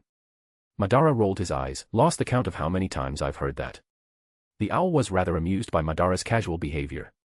So, you came here for knowledge, I presume. Madara nodded and sent a signal to Kalia. Both of them presented their basic knowledge books to Wan Shirtong. These are full of some knowledge about how the human world works, not about society or people, but about the world itself, among some other interesting stuff that can be found inside. The owl took the books and quickly saw through them. Most intriguing. These theories, these numbers. Not bad at all. Wan Shirtong, we are looking for some books and I hope that you can help us find them. Oh. What do you seek? For my companion here, I would like a complete collection of all bending styles, northern, southern, foggy swamp, and even blood bending. Kalia was shocked. Blood bending. Is that a thing? Madara nodded, it's a very difficult thing to learn, and the requirements are very high, but I believe it to be one of the strongest bending techniques in the world. The owl was also surprised, you know, a lot. Wan Shirtong turned to Kalia and spoke. Follow the blinking green lanterns, it will take you there. Kalia nodded but didn't move. She was waiting for Madara. She wouldn't leave her boss alone with a weird and rather unpredictable spirit. You can go ahead, Kalia. I will be right behind you. You don't have to worry about me. Enjoy every second of it. There's no source of knowledge better than this place in this whole world. She nodded and followed his command, disappearing after crossing the passage. What about you? Combustion bending, chi breathing techniques, lightning bending and the best fighting styles, and if you can, energy bending. Wan Shirtong was in silence for a long while. You have some dangerous knowledge about this world. Energy bending is not meant to be known to humans. Madara said nothing. I take it you won't allow me to read about it then. The owl nodded. You are indeed correct. Sighing, Madara pulled one final book from his backpack. If you let me read all about energy bending, I will be giving you unique knowledge that no one else possesses, and it may be related to energy bending. There's no bargaining here, and Madara knew it. If Wan Shirtong willed, this whole place would disappear and they would never be able to learn anything. It's better to just make a simple deal with the spirit instead of angering it. The owl now was curious, very curious. They were tilting their head from one side to the other, trying to decide what to do in this situation. A unique knowledge, you say? A very unique knowledge, said Madara while grinning with conviction. If you manage to surprise me, I will accept. My only request is to never, never let this book exit your library. Do we have a deal? A very simple deal, yes. Madara tossed the book to the owl, who instantly scanned through it. Its eyes could only widen when he finished reading about it. I never heard of anything like this. Is it true? Yes, I am the living proof that it is true. The owl flapped its wings excitedly. Show me this so-called Sharingan. Madara willed and his eyes turned blood red, displaying their three tomos slowly spinning while staring at the owl's eyes. Magnificent. Chapter 26, Knowledge. Underground, inside a huge dark space, rows and rows of bookshelves could be seen. There was seemingly endless knowledge inside this place. The library was so deep underground that even the ceiling wasn't really visible. Looking up, one could only see pure darkness. Following the green lanterns that illuminated each bookshelf, Madara and Wan Shirtong walked shoulder to shoulder towards specific locations of the library. So, tell me, young human, what other knowledge might you seek inside this place? Thinking for a second, Madara replied, many important details about bending techniques were either forgotten or locked away, hidden, and I want to uncover them. At least the ones related to fire bending and energy bending. The owl chuckled. So much knowledge in here, and you come for bending techniques. Shrugging, Madara replied, that's what I am, a bender. If I were a scientist or something else, I would have aimed for different things. But here, you have the opportunity to expand your knowledge to other areas, said the owl while turning a corner while guiding Madara. Madara followed, well, that's true, but I'm a human. We have limits on how much we can actually learn and absorb. I would rather be really good at one thing than mediocre in many things. Wise, considering how pitifully limited humans are, said Wan Shirtong as they arrived at a specific massive bookshelf. This is everything about firebending. I hope you find what you need. Staring at the sheer size of the bookshelf, Madara gulped. Damn, this is a lot. I don't think I can read all of this. I can't even imagine standing here and doing nothing but sleeping, eating, and reading for who the hell knows how long. And, damn, even I felt targeted while writing this. The owl chuckled, that's not my problem. Then, flapping its wings, Wan Shirtong flew away, leaving Madara alone. Even the spirits of this world are pricks, sigh. This will take way longer than I thought. I will go crazy before reading 1/5 of these books. He put down his big backpack and spread a sleeping bag on a clean corner before putting down an oil lamp. He sat on the floor and started eating some snacks. This won't do. I can't read all of this. I'm no machine. I will give it a few months and then call Wan Shirtong to lead me to Kalia. I can't live here for a long period of time, or I will go crazy. After his snack, he created the courage to start his new adventure, and looked at the many books and scrolls. There were many half-assed firebending techniques in this place, and he learned very few things from these techniques. What a waste. Spending days reading and making notes in his own empty books that he brought with him, he came in contact with a very old scroll. Su Ping'an's record of lightning generation. The scroll was rather big. Much of it was about some events that happened to the man called Su Ping'an, who was nothing more than a criminal in Madara's eyes, but then he came to a specific sentence that made him reread the whole scroll from the beginning. And using his unique lightning generation technique, Su Ping'an nearly killed Avatar Kyoshi. He would have won if it wasn't for the avatar state. The value of this scroll suddenly became unique for Madara. He even activated his Sharingan to memorize every detail of it. He could take it with him, yes, but he wanted to imprint everything related to this bending technique deep inside his brain. Generating lightning instantly without the need of the circular movements to separate yin and yang. If I learn how he did it and somehow master it, I may be able to recreate some lightning-based jutsus from the Naruto world. Madara grinned, and his eyes glowed. Generating lightning just by inhaling deeply before striking. I want this technique. Madara went full tunnel vision after this. For over a month, he went through 1/3 of the book searching for something related to Su Ping's lightning. He found a couple of combustion bending scrolls, but he didn't read them yet. He simply separated them from the rest and kept searching. After exactly 35 days of searching, Madara finally found something useful. It seems that what helped Su Ping wasn't exactly just lightning generation, but a breathing technique similar to his chi breathing technique. This is starting to sound more and more like Demon Slayer. Madara kept reading the book he found. With his Sharingan always on, this breathing technique replaces the need of the finger movements for lightning. It was inspired by waterbending techniques that follow the pull and push, but using yin and yang, splitting your chi as you breathe. Sounds absurdly complicated. Who the fuck came up with this? How many sad bastards died because they tried to create this? He couldn't help but chuckle. What a noble sacrifice. I shall put it to good use. He grinned and started copying the whole book. After completing the task he called for one Shirtong. Could you please lead me to Kalia? And then I will have to go to the combat techniques unrelated to element bending. The owl wasn't amused. I'm not your servant, human. Follow the green lanterns and find her, yourself. As for the fighting techniques, that's your problem. I won't be helping. The owl disappeared after saying that. TSK. What an awful host. Following the bright green lanterns, he went through many shelves, turning left, right, left, left, and he finally reached Kalia, and when he saw her, Saitama's poker face had to make another comeback. She was sprawled on the ground, snoring while surrounded by quite a few soju bottles, sleeping without a care in the world over a pile of books. You gotta be kidding me, he said, massaging his forehead. He walked close to her, grabbed one of the half-empty bottles, and poured it over her sleepy face without thinking twice. Waga, she shouted and started looking around her. W who? B boss. W what are you doing here? I thought you would be busy reading about firebending, lightning, and stuff. She spoke softly, behaving like a young girl that was caught doing something that she shouldn't. Madara's eyebrows twitched. You spent a whole month drinking, didn't you? Kalia shook her head repeatedly. No.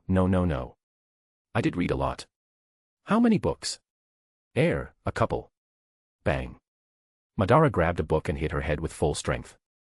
Arghhhhhhh, that fucking hurts, said the pirate girl with a tearful expression. Did you at least find the right books and scrolls? Rubbing the back of her head she nodded softly. Why yes, I found all 3 styles of waterbending like he asked. I also found a book about bloodbending. It was actually the first book that I found. To think that they have such good stuff so easy to find. The corners of Madara's mouth twitched along with his eyebrow. Now easy. I spent over a month to find my lightning bending and this fucking bitch got bloodbending on the first try. Is this world siding with idiots while punishing the smart?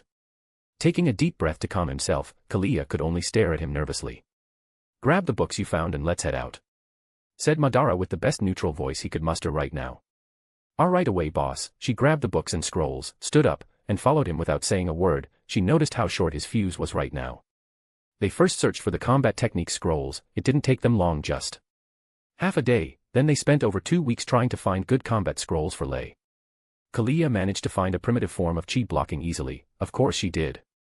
After collecting the books, Madara and Kalia walked back to the entrance tunnel. When they walked towards the exit, the owl appeared again, leaving so early. Sigh, it's not like I have a choice. We are not alone and I need to tell our driver. I want to stay longer, but my companion here started to become annoying as soon as her alcohol was gone. Kalia crossed her arms and pouted. You don't have to complain boss, it's not fair. I already got everything I needed. What else was I supposed to do here? It would be better if he stood behind to read things while Jackie and I went ahead with plans. Madara raised his eyebrows. The first part of what she said annoyed the shit out of him, this fucking brat, but the second part of what she said made him consider things. You know what, Kalia, you are right, it's actually a very smart idea. I can't even believe I didn't think of it. She placed her hands on her hips and puffed her chest, raising her chin with a victorious expression. Of course it's a smart idea, I'm intelligence incarnate, it's just that people don't believe me. I really want to beat the crap out of this woman. Even the owl was staring at Kalia with the biggest poker face ever. Humans are really weird. Regaining his bearings, Madara turned to Kalia. We will go outside. I will light a fire and ask Jackie to pick you up and leave this place. Go back to Gaoling and practice the scrolls you got, also give these to Jackie," he said as he gave her the scrolls of the combat techniques. "Boss, how long should we stay there?" asked Kalia. Madara started to consider for a bit. Come back once a month to see if I'm out. If I'm not, then go back and wait for the next month. That will give us plenty of time to get our things done. Also, keep bringing me food and water." Then he turned to Wan Shirtong. "I can count on our friendly library spirit to remind me once every month, right?"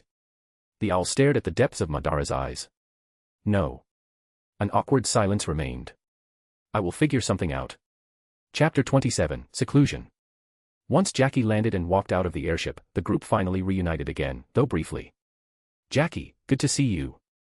"Honestly, I'm glad to see anything that isn't a book or made out of paper," sighed Madara. It wasn't that bad," shrugged Kalia. "You got drunk and slept most of the time instead of searching," said Madara, narrowing his eyes, to which Kalia just decided to shut up to avoid being hit in the head again. Lei chuckled. "It was also very boring for me, Mr. Uchiha. Honestly, I'm glad that the airship is comfortable, otherwise I would have gone crazy due to isolation, but now I'm glad you two are back. Even you, brute woman. We can finally travel again." Kalia and Madara stood in an awkward silence after hearing that. What?" asked Lei, a bit confused. "I'm leaving with you, Jackie. Boss is staying," Kalia said. "What? Why?" exclaimed Lei. Shaking his head, Madara replied, "Too little time to research everything I wanted to. I underestimated the amount of effort needed to get what I wanted.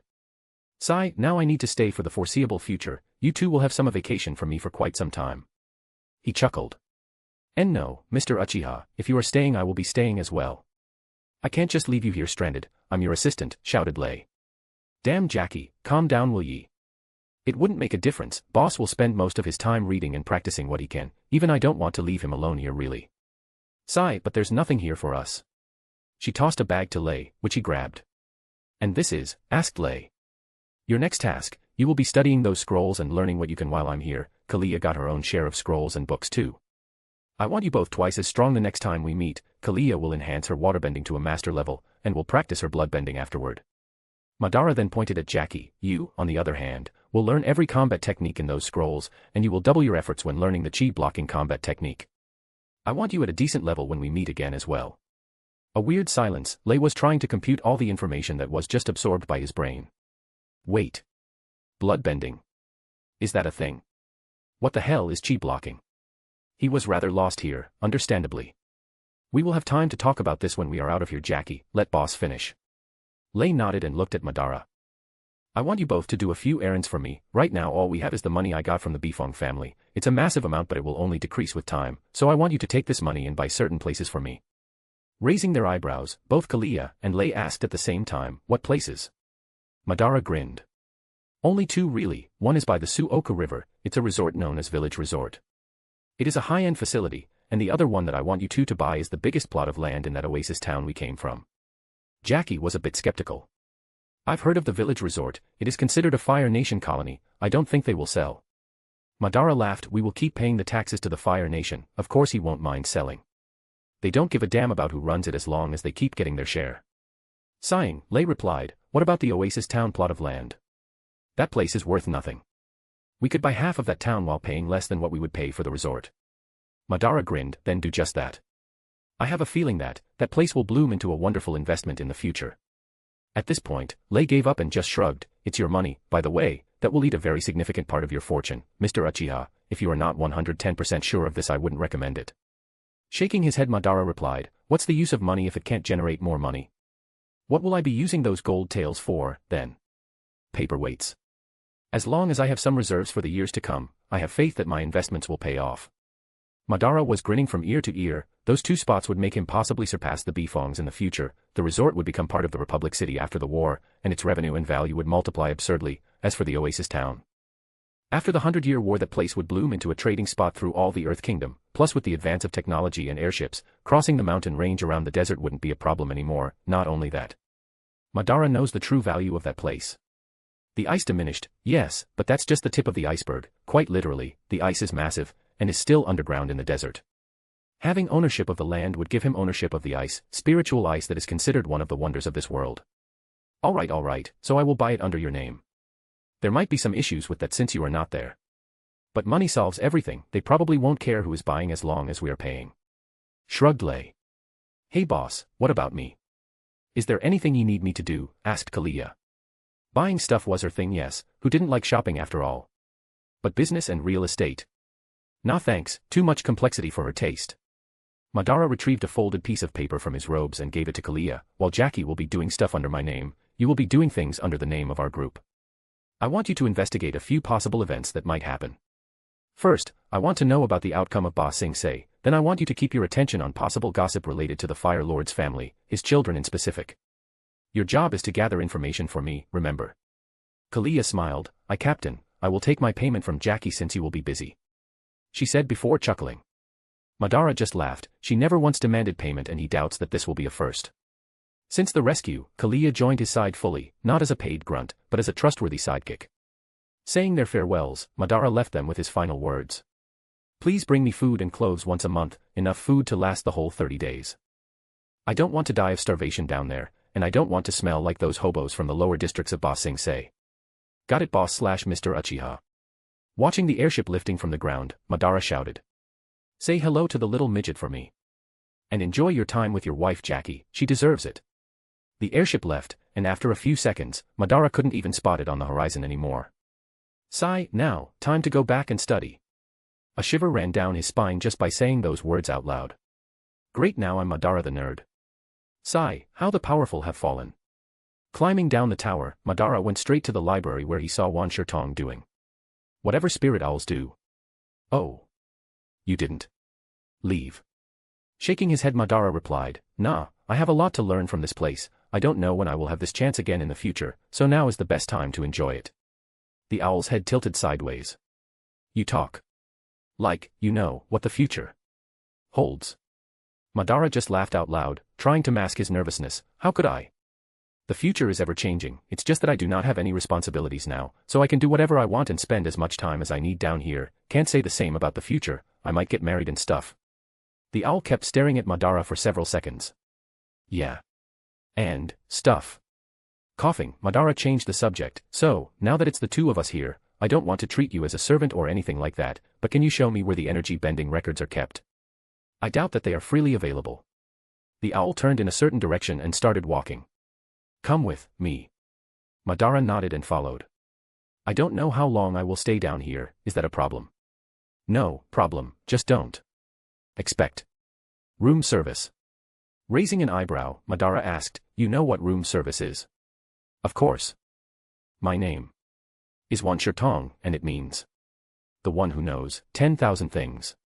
Impressive, I have no idea what my name stands for. What is the point of this talk? Asked the owl while leading the way. Madara shrugged, I don't know, I will be staying down here for the foreseeable future, months. Years. Who knows, and with not a single soul to talk to but you. I figured that it would be great for us to have a good bonding experience, talking and stuff. The owl spirit suddenly stopped and turned to Madara to reveal his incredibly deadpan face. Please. Don't. I will even help you find things. So you can leave faster. Madara grinned, Don't be like that, we can become good friends by the time I'm done. The owl had a more depressed deadpan face. Please. Stop. The owl led Madara through the dark tunnels of the library, showing him everything he wanted, helping him find specific knowledge, and even giving him some tips, just so Madara could leave earlier than planned. Madara's research in the library lasted for a long while. The first 6 months flew by quite fast. He managed to read every book related to lightning and combustion, and he also discovered quite a few pieces of chi breathing techniques that he will certainly copy since Wan Shirtong wouldn't allow specific items to be removed, and those techniques were rare enough to be within that collection. After the first 6 months, Madara kept training in a specific empty spot within the library so he could at least master, to a superficial level, a few of his new ideas. His lightning control grew exponentially. The combustion was troublesome though. He had no plans on tattooing his head with a third eye just to be able to create laser beams. A forehead eye is a real Madara thing, let him have it, I'm happy being normal. He came up with some ideas to work with combustion bending. The problem is that it took him a long time, a very long time to even make it work. The first few times he almost exploded himself. Luckily, he didn't cause any permanent damage. But what really took him almost 2 years to actually start to be able to use it, as a complete scrub, was energy bending. This fucking bending is almost impossible. I can only do it because of my Sharingan, and I can only use it with the Sharingan activated. He was really glad to have chosen Madara at this point. The Sharingan opened the doors of energy bending for him.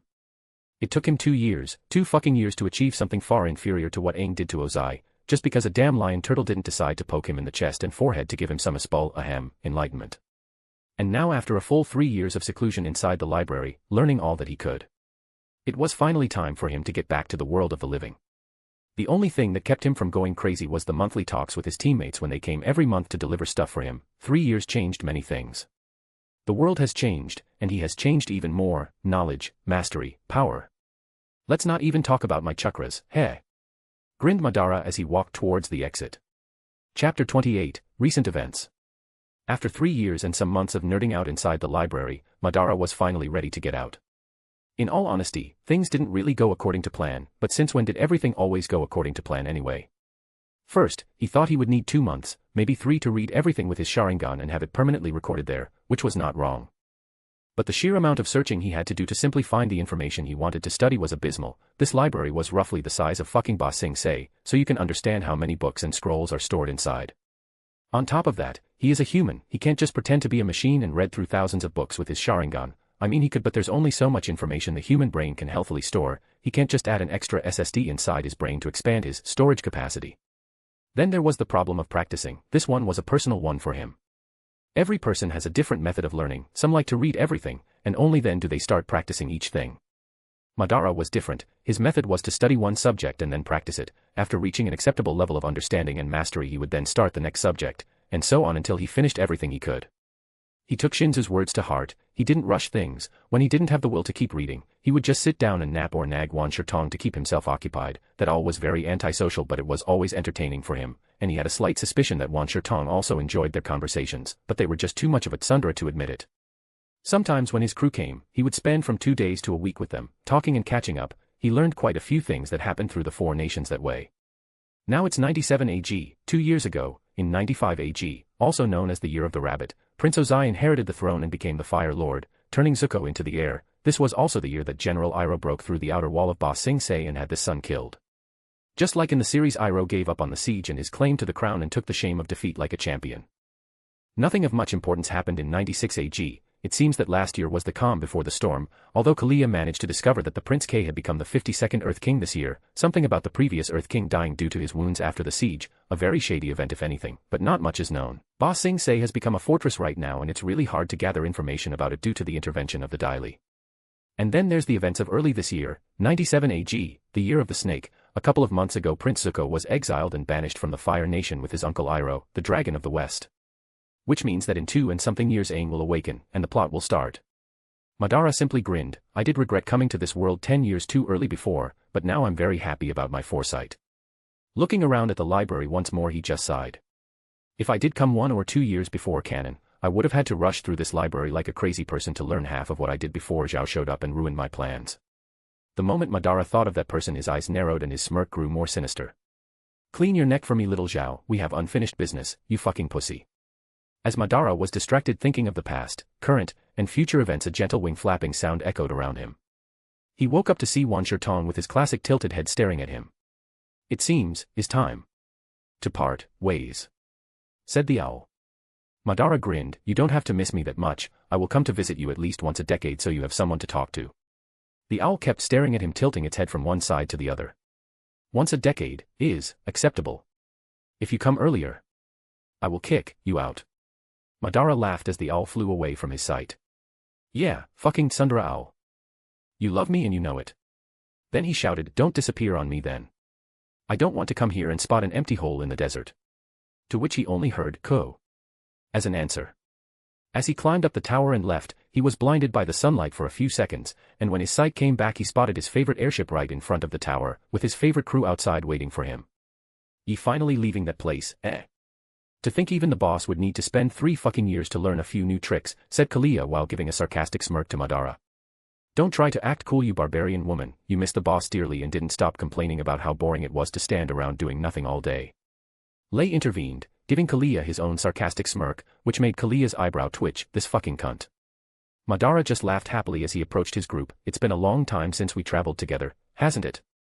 I missed it too, and honestly, if I never see a book ever again in my life it will still be too early. The three of them laughed out loud and walked inside the airship, and after lifting from the ground they moved west. Lei, who was piloting the ship, hummed happily, "By the way, boss, my contract with Master Bifong ended this year, so now being a free man I was wondering, could I work in your resort?" he asked coyly. Madara was a bit surprised. "Oh. What about your wife?" Lei just let out a long sigh. "Her contract was over last month. After you left Gaoling, things changed inside the Bifong estate."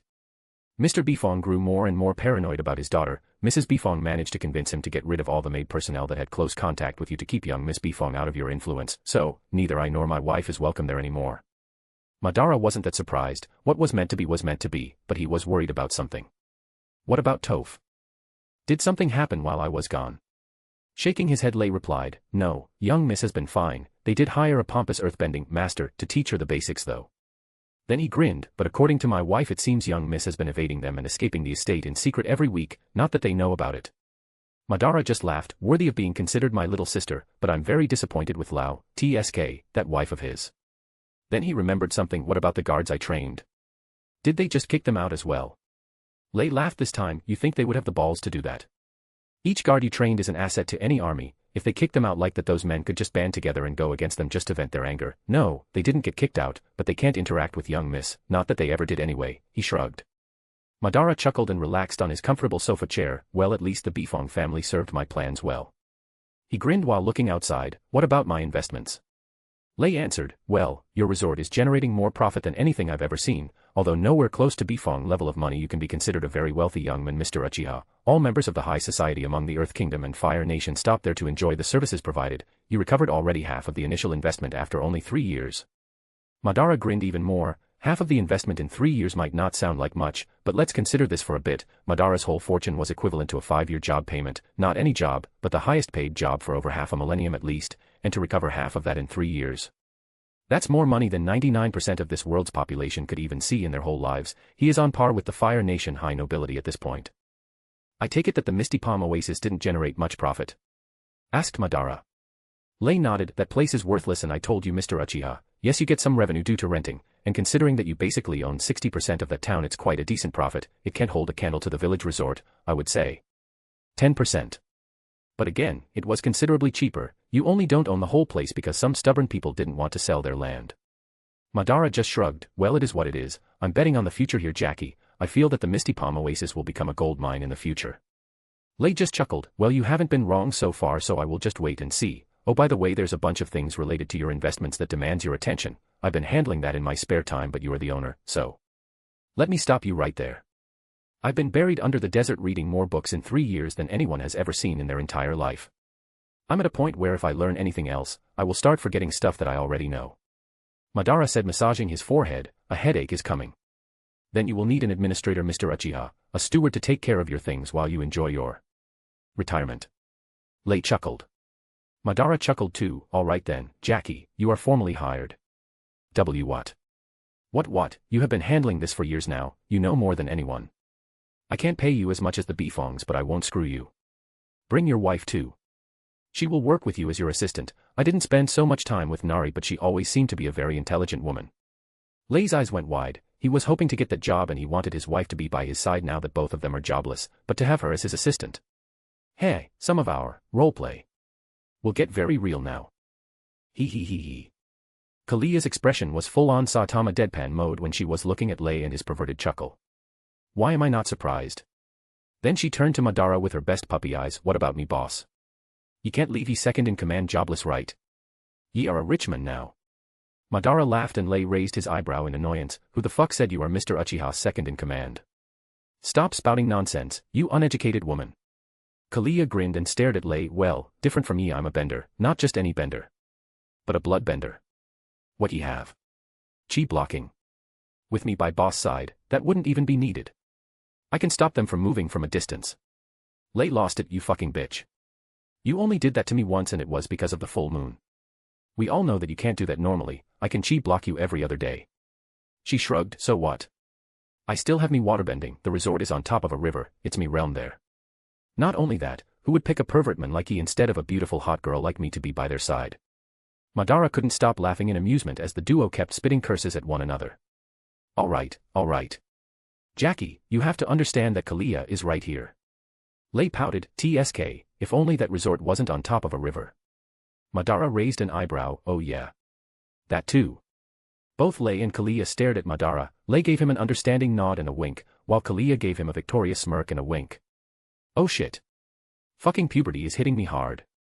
Sigh, well. I can't deny the facts here. She is pretty damn hot. Trying to break the awkward silence, Kalia changed the subject. Boss, what about you firebending?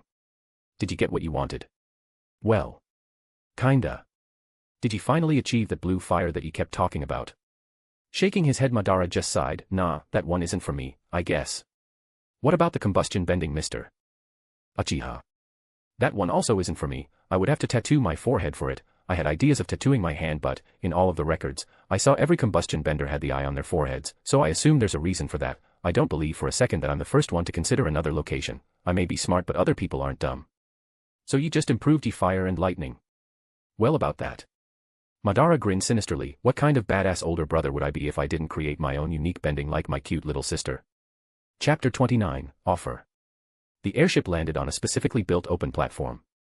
Once the group left the airship, Madara looked around to see, for the first time, his new acquisition, a place that appeared briefly during the series. The village resort. The place was like a huge classic fancy mix of Chinese and Japanese architecture, with red-colored roofs and clean paved roads, surrounded by a small cherry blossom tree forest, well, not really a forest as it wasn't big enough to be considered one. The whole place was roughly around January 5th the size of Misty Palm Oasis, and it cost him almost double to buy. Yes, it was just that expensive. The main resort was in the middle of the river, connected to both shores by two state-of-the-art bridges. The houses for the personnel were built on the shores of each side. This place was basically a paradise that was overlooked by many for being a mere resort, surrounded by a few Fire Nation colonies. Looking around, Madara spotted a specific building on top of a slightly taller hill that overlooked the whole thing. It looked like a classic Japanese manor, a complex of 4 buildings connected by wooden platforms slightly elevated above ground level, all with red roofs that matched the theme of the whole place perfectly. That's my house, I presume, asked Madara. Yes, mister. Uchiha, it was built following the ideas that you gave me. I thought it would be difficult, but it seems that there are many other buildings all over the village in the Fire Nation that follow the same architecture. Yours is just a tiny bit more unique, but nothing that we couldn't handle. And what about the 4 buildings? Well, one is the main manor. It has 3 floors and 5 rooms that you can use as you prefer, a kitchen, a dining area, a living room and the restrooms that you required. That was honestly the tricky part since it was a fairly unique way of building them. Lei chuckled. Then there is what you call the dojo, or a practice area. It's big, but I don't recommend that you practice your firebending in there. A small sweat drop ran down Lei's forehead. Honestly, I don't recommend you practicing your firebending anywhere in this town. Madara chuckled and noted, and relax, I wasn't planning on it. This place cost me too much to just burn it down like that, haha. Phew, then there are the 2 smaller rooms. One is what did you call it again? Hot springs. It was tough since we have no actual hot water source like a volcano nearby, but we called some earthbenders that managed to dig deep enough to bring some hot water from below. I don't know how they did it, but we had a specialist watch over the whole process. The last one is your study, as you requested. We made it slightly bigger so that it can store enough books and scrolls for you. As you can see, the whole place is walled up. Madara nodded satisfied. He had written some details attached to a very basic drawing of the place he wanted a year ago, and he was actually surprised that they managed to pull it off, considering how rough his drawing was. The whole place was built in a U-shape around a big cherry blossom tree that he demanded to be planted there. Of course, they didn't plant a seed or sapling, but replanted the biggest tree they could find, and the entrance was adorned by a massive red torii gate. Looking around, Madara asked, how do they call it? These cherry blossom trees. Lei gave him a weird look. What do you mean, Mr. Uchiha? They are called just that. Cherry blossom trees. Sigh, I want to name them Sakura, is that possible? Lei's weird look turned even weirder. Yes, I guess we could spread the word and make it become part of common knowledge in half a decade to a decade. But why?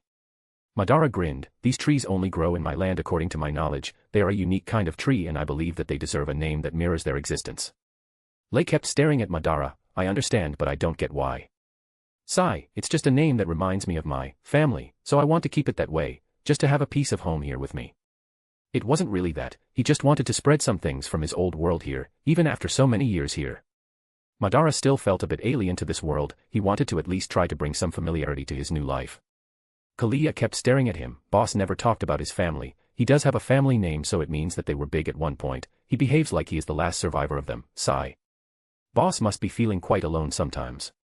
Lei thought of something similar and agreed right away. Of course, Mr. Uchiha, if there are any other cultural changes you want to bring here, we can do our best.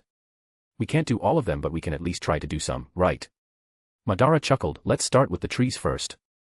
One step at a time, okay.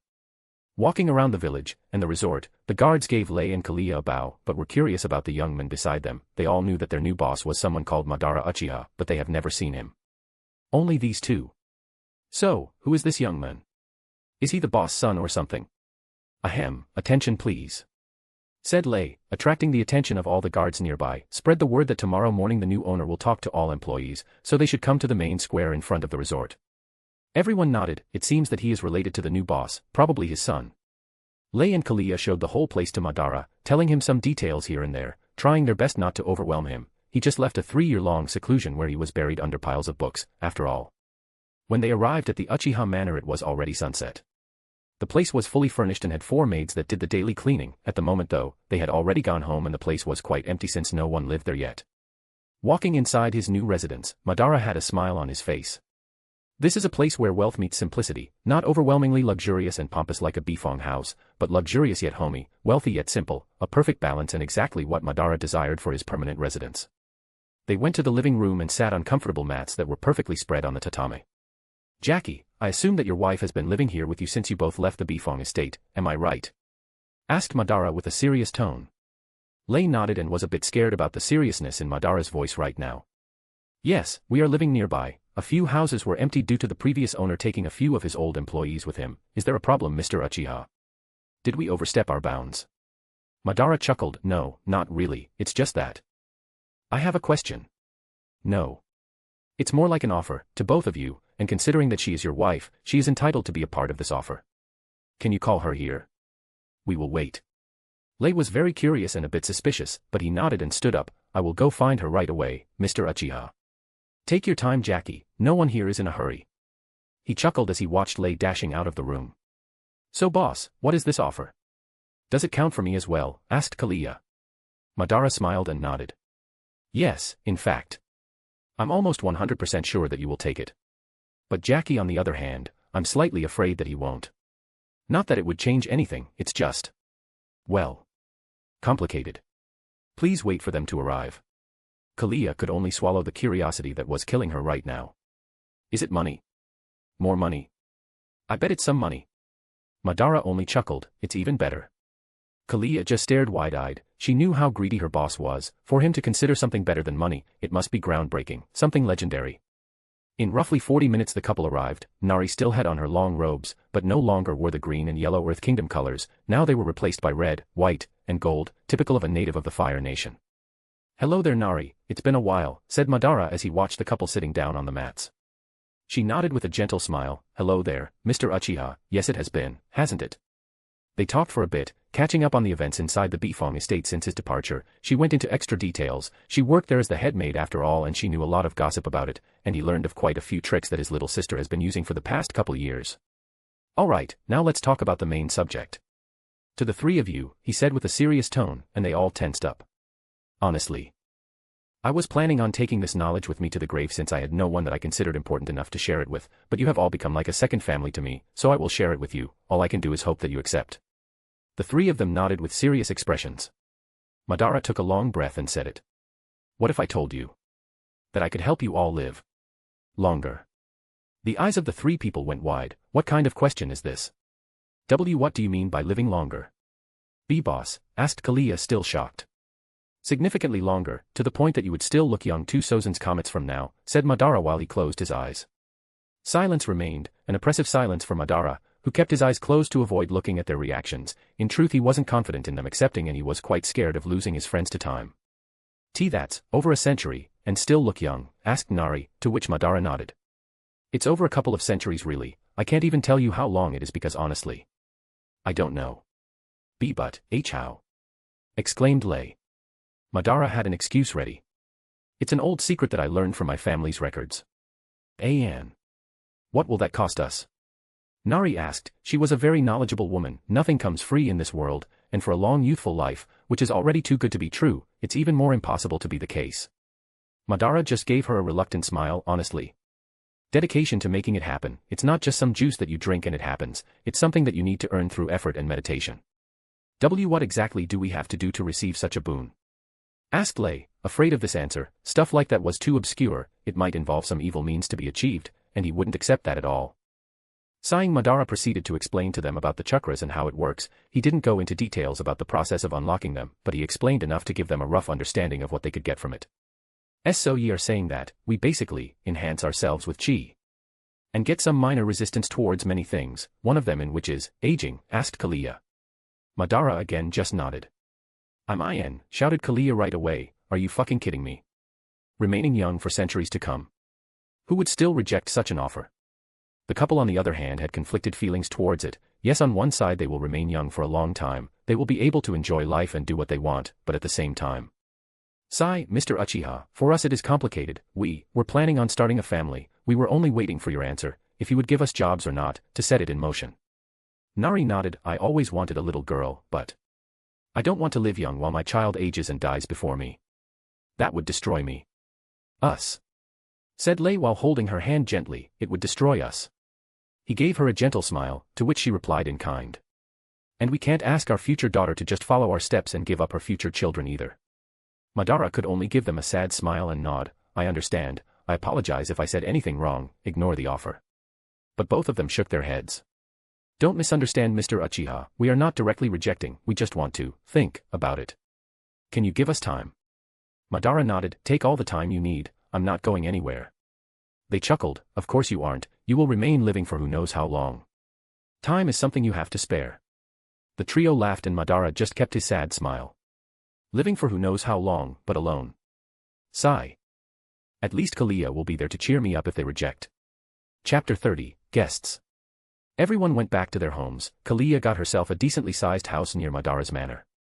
This was a sleepless night for Madara, honestly, he never thought about these complicated human bonds before, he didn't really have friends in his previous life because of his circumstances. Hell, he couldn't even trust people, it was just that lonely and hard for him, so now that he is finally free from all the calamities and finally opens himself up to accept others in his life, he has to face the reality of humanity, mortality, everything has its time, just like the world and even the avatar cycle itself, humanity follows the cycle of the four elements of earth, fire, air, and water. Spring, summer, fall, and winter, and even he wasn't different, it's just that the seasons of his life lasted longer. I wonder if everyone has multiple lifetimes, or is that exclusively an avatar perk? He spent his night meditating and trying to get rid of his worries and anxiety, not that it helped much but at least one can try. The next morning all the employees of the resort, the maids, the workers, the guards, and the other specialized employees such as gardeners, herbalists, and such gathered together in front of the main resort building, on a huge square that managed to accommodate everyone. Lei walked in front of everyone on top of a small wooden platform, that was placed there earlier for today's purpose and turned to the crowd. Good morning, everyone, today is an important day for all of us, for the past 3 years you all have been working under the new owner of this place, but because of circumstances none of you could see or interact with him before, so I gathered you all here today to make proper introductions. Everyone just nodded, it wasn't any exciting event or anything like that, so they were just very calm and chill about it. Madara took his time to walk up to the platform and turn to the crowd, who at this point was rather shocked, is this kid our new employer? How the hell did he buy this place? My name is Madara Uchiha, and I'm the new owner of this place. I know that many of you might see me as a kid and to be honest, you are not that wrong, I'm barely 16 years old. Many murmurs could be heard. Madara smirked, but I like to think of myself as a genius when it comes to investments, I managed to buy this place when I was only 13, that means something, he chuckled and some people in the crowd followed, but my goal is not to just keep running this place like always, I have plans to increase our wealth, to increase the value of this place, and to make every single nation want to come here just for the sake of giving us their money. A cunning grin appeared on his face. For the next 6 months I will be investing in this place, new buildings will be built, new things will be taught, and many new products will be created, if everything goes as I plan. He stared at everyone that stared back at him, this day next year you all will receive a 50% increase in your wages. At first, everyone was shocked, then suspicious, but looking at the confident expression on Madara's face and considering that he managed to earn enough money to buy this place at the age of 13. They started shouting and yelling. We will do our best, sir. After the gathering, everyone spread to do their job with renewed energy and focus, and Madara joined Nari, Lei, and Kalia. Mr. Uchiha, what kind of plans do you have? Asked Nari, she was a very smart person, enough to even be considered a genius, but she couldn't figure out Madara's plans. Madara just chuckled and gave her a mysterious grin. Bring me all the herbalists we have around, also go fetch some good architects to build fancy new buildings. We will also need some experts that work with wood. I'm not talking about regular woodworkers, I'm talking about people who can finely carve wooden instruments. We will talk in the evening. Madara was about to leave but he stopped. Kalia, come with me, I shall impart to you some things. She already had a clue about what it was and followed him while the couple stared at one another with conflicted smiles and went to do their own things. For the rest of the day Madara taught Kalia the method of opening her chakras. He also recommended she find a very calm and serene place to open them, a place that made her comfortable, to make it easier to meditate. When evening arrived, Lei and Nari brought a group of workers to the Uchiha Manor and they were granted entrance instantly. Once they reached the living room, Madara was already waiting for them while reviewing a small pile of papers. Sit, he said softly. Everyone nodded and followed. He passed the papers to Nari first, not that he didn't trust Lei, no sir. He trusted Lei with his life at this point, but Nari had more talent for business while Lei had more talent for administration. These are, she saw certain drawings and after she finished reading everything her eyes almost went out of her eye sockets. Do you want to turn this resort into a gambling den? She was shocked. Everyone was shocked too by her words. Madara chuckled. No, this won't be a gambling den. Dens are for low lives, the bottom of society, and the everyday worker. This place will target the rich. I will turn this place into a gambling resort. One of the workers wasn't happy. You plan on bringing chicken fights and arena battles to our fine establishment? Madara just laughed. Of course not. High society patrons deserve a high society level of gambling games. He spent the next 4 hours explaining the basic games that he created and would be bringing to this place. Everyone was shocked and excited about the ideas. The possibilities of such an endeavor would be endless. The profit would be unheard of. While everyone was discussing ideas with one another excitedly, Madara smirked. Heh. I will turn this spa resort into fucking Las Vegas. Mr. Uchiha, Nari was very impressed and actually excited about it, but then she looked at the last couple sheets of paper and those were completely unrelated to gambling or new buildings. What about these? Madara looked at the paper she was holding and nodded. These will be the first of our new unique products and the reason I wanted you to bring the herbalists here. He turned to the 3 old men dressed into long fancy robes. I want you to research herbs used for meditation or others with similar properties. I want your whole focus on this for the next 3 months. When they saw the paper, they raised their eyebrows. You want to create a herbal concoction that will be used for inhaling. Madara then proceeded to explain the concept of trying to create something similar to tobacco to these old men, who were actually surprised by such a groundbreaking idea. Such a product, if done well, could find its way into any rich man's house. Not only that, it was a consumable, so they would constantly have a flow of customers for the foreseeable future. It's completely different from making massage oils and resort-related products that were only used for limited activities. But, what about this pipe, Mr. Uchiha? Asked one of them. It doesn't only matter how good our customers will feel after smoking our new product. High society people want more than just feeling good, they want to display status, they want to display wealth, and to do so, our product will need something fancy that will give them exactly that. This little pipe is what I call Kizaru, and I want it to be crafted from simple materials to expensive fancy ones. For the next 3 months, the builders, herbalists, and other workers did their new jobs with full focus. These new ideas were revolutionary to them. Gambling dens were very common, but this level and scale of gambling were never done before. They knew how much the rich and powerful like to spend, to display wealth and power, so it was obvious that this idea would be more than successful. It would start a whole new era of business. A new building could be seen from the distance on top of a platform in the middle of the river, a bit further from the resort but still connected by a fancy bridge, fancier than any other bridge in this place.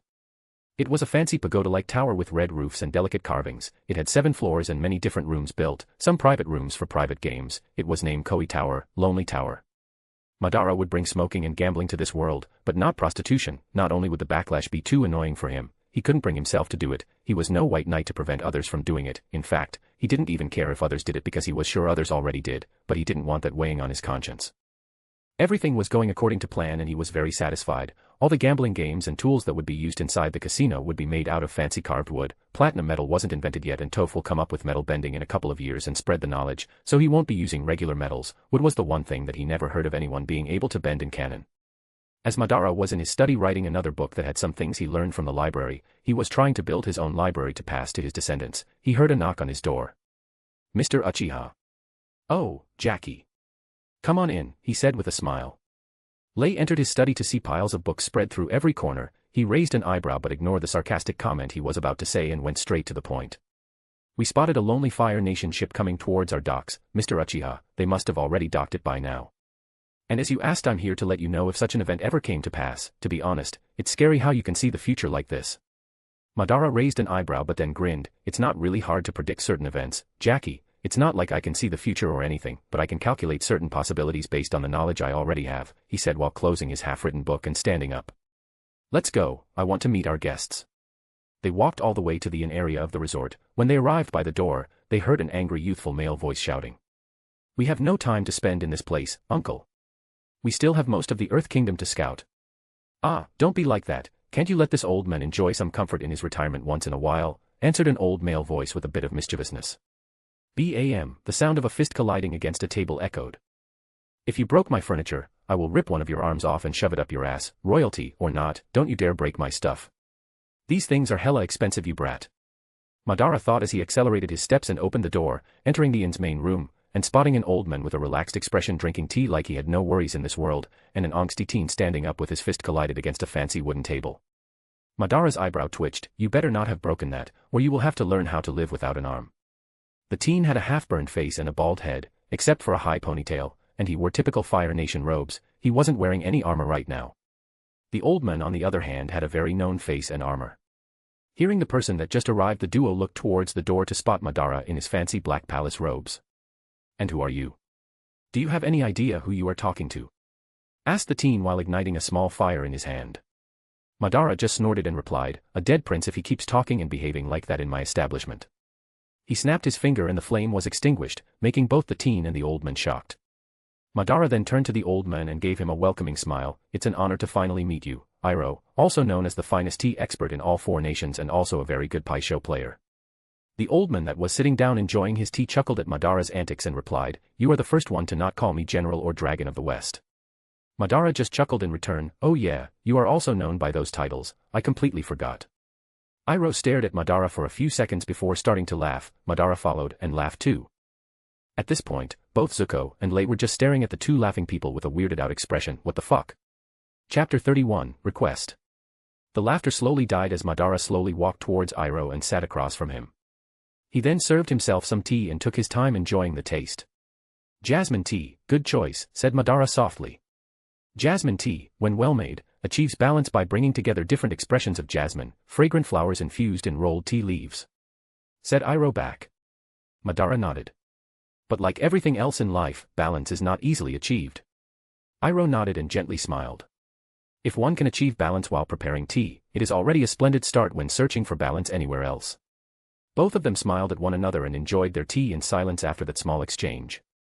The teen, Zuko, wasn't amused, though. He walked towards the duo sitting by the table and exclaimed, explain what is going on here, while staring at Madara. Madara just chuckled at Zuko's behavior. You should forget trying to act like that. Intimidation may be your sister's talent, but you suck at it. Stop trying to behave like her. Iroh instantly raised his eyebrow, slightly amused, while Zuko got even angrier and was about to punch the table once again, harder this time, but was stopped when Lei caught his wrist. Please behave, Prince Zuko, honestly, you don't want to ruin Mr. Uchiha's day. The last person who broke furniture here disappeared mysteriously, if you know what I mean. Said Lei with a serious tone. Zuko was shocked. He by no means was a weak fighter, inferior to his sister. Yes, she was a monster and didn't count, but when compared to regular soldiers, he was always above them in skill, yet this random guy just caught his wrist like he was a child. Shaking his wrist free, Zuko stopped his tantrum when he realized that these people are by no means ordinary, but he was still suspicious of them. Iroh spoke to break the tension. You know, Mr. Uchiha, I never heard of you. To see such a well-developed young man managing this resort, honestly, I wasn't expecting this. The last time I came here the owner was Mr. Feng. Madara chuckled. Well, Lu Feng sold this resort to me 3 years ago. It seems you have been away for quite a while. Zuko was shocked by the revelation. 3 years ago. But you look so young. You look like you are. Madara interrupted. I'm 16, you are not wrong. I bought this place when I was younger than you are now, Prince Zuko. He said, smiling and enjoying his tea. Zuko was actually flabbergasted. How could the Fire Nation sell this place to a 13-year-old? Iroh chuckled this time. Haha, Zuko, this place is not a military outpost. This place is private property. It pays taxes to the Fire Nation. Yes, but the rights can be transferred willingly. Mr. Uchiha here is the true owner of this place since he bought it, and no one can legally take it from him. Madara laughed. In the world of business, money talks louder than anything else, Prince Zuko. Iroh nodded with a smile, and Zuko felt weird, as this guy came out of nowhere and is now all friendly with his uncle, and is treating him like a child, when they are just 2 years apart from one another. Zuko shook his head and decided to change the subject. You are a firebender as well, what are you doing here? The Fire Nation is commanding all the firebenders to register in the army. Madara and Lei started laughing out loud at that comment. It was so loud that even Iroh stopped drinking his tea and raised an eyebrow. Wiping the tears from his eyes, Madara stopped laughing and turned to Zuko. Well, here's the thing, Prince Zuko, the Fire Nation has no authority over me, in fact, no nation does. He said that with a sunny smile on his face. This shocked the duo of uncle and nephew. What the hell? This guy is speaking pure words of treason out loud, and he is doing it while laughing to tears. You are committing treason, shouted Zuko. No, not really. You see, I'm not a native from there, and even if I was, I would only obey someone stronger than me. And the last time I suggested an Agni Kai with the Fire Lord, I was sadly dismissed. Madara gave a regretful sigh before turning to Iroh. How is little Zhao nowadays, by the way? Did he recover from the beating I gave him? Zuko's brain froze. Iroh's tea fell to the floor, or almost did if Madara wasn't ready for that reaction and grabbed it. Be careful, such fine tea shouldn't be wasted like that, he said with a smile. Iroh frowned. So it is you. To think we would meet after so long. You disappeared after that event and no one could catch your shadow. You gave this old man a lot of headaches back then. How do you plan on compensating me for years of headache? Zuko turned to Iroh in confusion. His uncle seemed to know who this guy was. Uncle, who is he? You talk like you know him.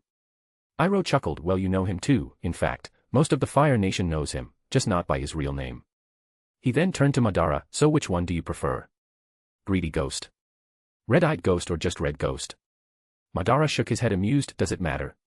It's not like one can control their nicknames once they spread like that. He laughed, and Iroh actually laughed too. He understood it very well, since his own nickname, Dragon of the West, wasn't something that he actually liked, not anymore at least. Zuko, on the other hand, was having a hard time. This guy is the Greedy Ghost. The Greedy Ghost. Madara just nodded, and Iroh just shrugged.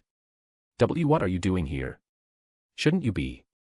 I don't know, haunting the Fire Nation soldiers in the name of vengeance, asked Zuko. Madara coughed and spilled his tea. He was completely baffled. What vengeance? What the fuck are you talking about? Iroh chuckled and helped Lei clean the table. Many stories about you began to spread. Many believe that you are not human but a vengeful spirit who's targeting the Fire Nation because they destroyed your homeland. What the actual fuck? Was the only thing Madara could say while staring at Iroh suspiciously. Iroh just shrugged. You should blame the Fire Nation and not this old man. I had nothing to do with those stories. I even tried to denounce them, but who would believe me? He displayed a mischievous smile. Massaging his forehead, Jackie, bring me some soju. I gotta have a few cups after hearing that.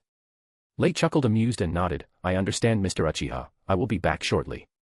He then turned around and left the main hall of the inn. Zuko then sat beside his uncle and asked Madara, so, was your homeland truly destroyed by us? Or did the army kill your beloved family? Madara's eyes twitched. Okay, this is hurting my soul now. I just robbed the army because I needed some money to start my life. To think that people would spread such idiotic stories about me. Zuko's and Iroh's eyes went wide at that statement. Why, you attacked all those soldiers because you needed money? Shouted Zuko. Madara just shrugged and nodded. The exiled prince then deflated in defeat, like he just finished reading the most exciting book ever, but the ending was so bad that it ruined his whole experience. So many theories. So many different rumors, and it was all just for money. He kept mumbling while staring at the void. Iroh chuckled in amusement. The chuckle escalated into full laughter. To think that the one considered the most dangerous man alive was just a thief. Ha ha ha ha. He laughed so hard that his belly jiggled. Zuko came back to his body and stood up. But the Greedy Ghost was active 5 to 6 years ago. Madara nodded. Yeah, I was just a 10-year-old when I started and 11 when I kicked little Zhao's ass out of that swamp. This. Zuko was not only shocked, but he was also terrified now, an 11-year-old that could beat an elite Imperial Firebender. Those were the elites of the Fire Nation. Not even his sister, the so-called firebending prodigy, could achieve that at such a young age, and that's ignoring beating an Imperial Firebender who is leading over 100 Firebenders in direct battle. Zuko doubted that even Azula could achieve such feat. Iroh refilled his teacup and looked at Madara again. And now you are just telling us your identity out loud like that?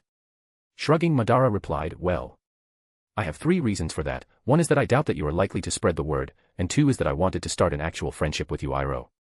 What about the third? Asked Zuko. Well, truth be told, the Fire Nation can't do anything to me anymore. And I like to believe that they are smart enough to understand that. I was 10 when I killed Captain Zhang's team, I was 11 when I defeated a battalion of firebenders led by Zhao, and now I am 16. Iroh's face turned serious. Madara said the truth. If 5 years ago he could single-handedly destroy a whole battalion of firebenders, now that he is 16 his skills should have evolved drastically. In fact, the Fire Nation also knew that and cancelled the ghost hunt a year ago. Madara looked at Iroh and smiled, and I believe that they are smart enough to understand my silent message.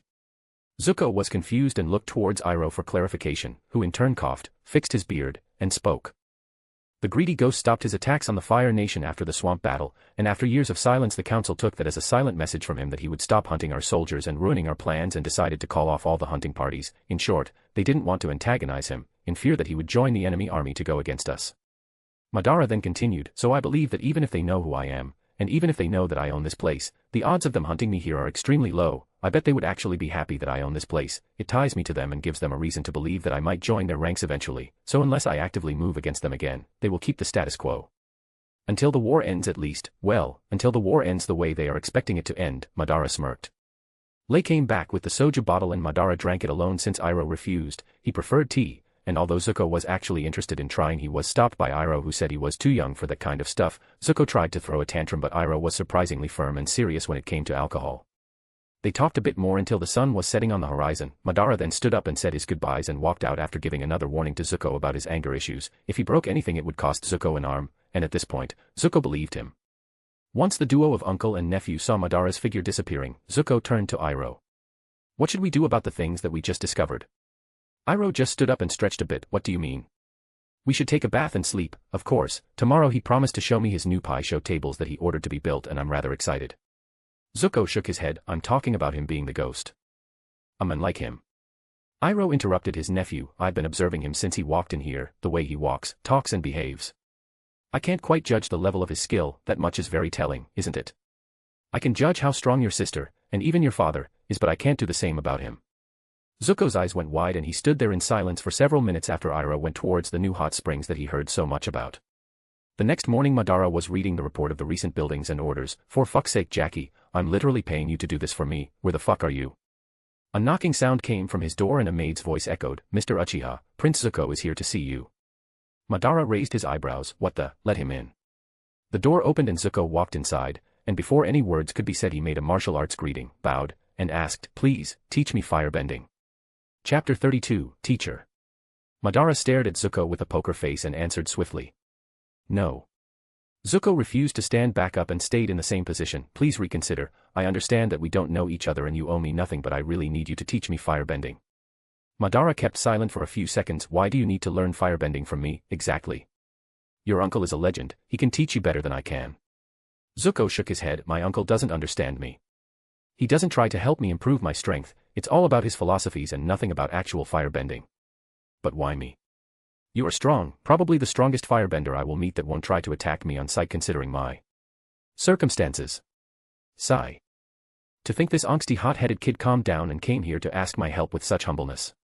And what is your goal? Zuko was kind of caught off guard. What? Don't what to me, tell me what you want. Zuko clenched his fists and narrowed his eyes. I want my honor back. Madara stood up and stood in front of Zuko. Explain. Zuko stared deep into Madara's eyes and answered, I committed a sin against my nation and I'm being punished. I need to capture the Avatar to regain my honor. Madara raised his hand and swiftly caught Zuko's hairband, pulling it and letting his lonely ponytail fall loose. Gee, give that back. Zuko tried to grab it from Madara. That hairband was important to him, it was a gift from his mother. Madara kept dodging Zuko's attempts and spoke, you speak of honor like it's this little thing here, an item that was taken and must be given back by the person who took it. Zuko stopped in his tracks. Madara tossed the hairband back to Zuko. You behave like honor is something that can be taken when convenient and given back when desired. You know nothing about honor, kid.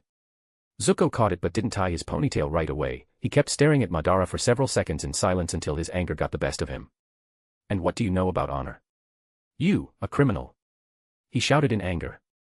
Madara kept a calm, serene face. Was Zhao's honor ever removed from him after he got back to the Fire Nation, the way it happened to you? Zuko raised an eyebrow. Not that I'm aware of. Why? He calmed down a bit. He brought over 100 soldiers, he attacked an innocent blind girl, he surrounded me and lost most of his soldiers and ran away with his tail between his legs instead of fighting me to the death while I was alone. Tell me kid, does this kind of person have any honor? Zuko's eyes widened along with his mouth. He couldn't find an answer to that. His honor was never taken from him because honor is not something that can be taken, he just never had it in the first place. Madara just shrugged. But, my honor was taken from me. Zuko tried to shout but his words came out weak. Madara shook his head. No, your honor is within you, what was taken from you was your dignity. After saying his words Madara turned his back and walked back to his chair, and dignity cannot be given back, it needs to be taken back, by your own efforts. Zuko couldn't say anything. Part of him understood and agreed with Madara, but the other part of him couldn't accept it, because if he did, it would mean. He didn't even want to think about it. After closing his eyes and clenching his teeth, Zuko pleaded, "And what's the difference?" Madara smiled, "When you figure that out, come to me, and I will teach you firebending." Zuko turned and started leaving but was interrupted. "Tomorrow at dawn, come to my place," Madara said. Zuko was confused, "But you said dash." Madara raised his hand and interrupted, "I won't teach you firebending, but I will teach you how to fight, but be warned, it won't be pleasant, it won't be comfortable, and if you dare to cry in pain or complain in front of me, I will kick you out and never teach you anything ever again." Then he displayed his classic sinister smirk. Gulp. Zuko gulped and nodded and left the place in a hurry. That smirk scared the shit out of him. Iroh, who was outside the place listening to the whole conversation while waiting for his nephew, smiled and nodded in satisfaction. Perhaps all that Zuko needs is an outside perspective from someone whose power he respects. It's even better that their age is so close. Once Zuko came out, Iroh walked closer to him. "So, how did it go?" Zuko looked at Iroh. "Since when was the ghost this scary?" Iroh shrugged. "If you saw the aftermath of the swamp battle, you wouldn't ask that question." He chuckled. "But how about we go and check out these new games that they are making? Mr. Uchiha's accountant, Lei, told me that we can go and test the games without having to worry about actually betting money since they are still teaching the employees." Zuko's eyebrow was raised. "Who is Lei?" Iroh looked at his nephew with a weirded out expression. "That man that followed Mr. Uchiha yesterday to meet us. Wasn't his name Jackie? Mr. Uchiha calls him that." Iroh shrugged. "Perhaps they are just weird." Zuko couldn't help but chuckle and nod, which made Iroh even happier. "Good to see you smiling again, little Zuko. Perhaps stopping here was the best plan that I ever came up with." As the duo walked through the fancy village near the Uchiha Manor, they spotted a well-decorated medium pond with what seemed to be a small ice platform right in the middle, but what made Zuko stop in his tracks was the woman that was sitting there with her eyes closed. The moment Zuko saw her, he instantly touched the burned part of his face. "Who is she?" asked Zuko. "Lei. Or Jackie. Told me she is Mr. Uchiha's second in command. Some of the workers said they have an ambiguous relationship." Iroh then shrugged. "The only thing I know about her is that she is a powerful waterbender that once lost against Mr. Uchiha and then decided to join him." Zuko nodded. "Do you know what she is doing there?" Iroh shook his head. "No, I can feel that she is trying to find peace within herself, but it seems that it's not going smoothly, judging by how her muscles are twitching every now and then."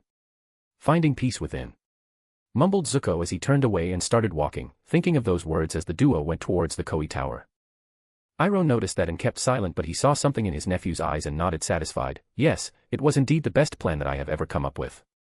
Once they arrived, they were surprised by how fancy and expensive this place looked. Everything was carved by professionals. The walls, the chairs, the curtains, even the gaming tables, and the employees' uniforms were of the highest quality.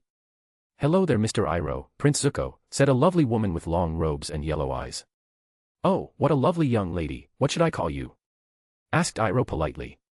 The woman smiled. "My name is Nari. Mr. Uchiha requested for me to give you these." She gave them a small wooden box, which, when opened, showed what looked like coins, but they were made of wood and had fancy carvings and different drawings with numbers on them. "What are these?" asked Iroh. "These are betting chips, the currency used inside the Koi Tower. Clients will have to exchange their money for these coins, and once they are done with games they can exchange back when they leave the place." Iroh whistled. "Smart. That way, it'll be hard to actually rob this place, since these chips have no value outside and all of the actual money remains secure inside." Nari smiled. "Yes, Mr. Uchiha came up with very interesting ideas. Come." She turned and led them through the place. They spotted several different tables with unique designs and weird trinkets on them. They stopped by one that had a well-carved spinning plate with painted numbers. "What is this one?" asked Iroh. Zuko was just tagging along at this point since he didn't actually care for games like his uncle. Nari smiled and explained, "This one is called roulette. A player may bet on single numbers, rows of numbers, or on adjacent numbers. A player also may play colors, odd or even numbers, among others. A bet on a single number pays 35 to 1, including the 0 and 00. Bets on red or black, odd or even pay 1 for 1. She proceeded to explain the different bets and payouts and how everything worked. "Oh, what an interesting game Mr. Uchiha came up with. We should try it a little bit," said Iroh excitedly, which made Zuko sigh with an exhausted expression. "This will be a long day." Initially, Iroh was mildly excited, then he started to win quite a bit and asked Nari if they could exchange the free chips for actual money, to which she nodded and said that it is courtesy of Mr. Uchiha. After that, all hell broke loose, and Iroh went on a mad gambling spree. They easily multiplied the chips they started with by 10, which was enough to even make Zuko interested and excited. But Iroh didn't know when to stop and eventually burned every single chip and lost everything, which led the duo to be quite depressed as they walked outside. "I can't believe I lost it, everything was going so well."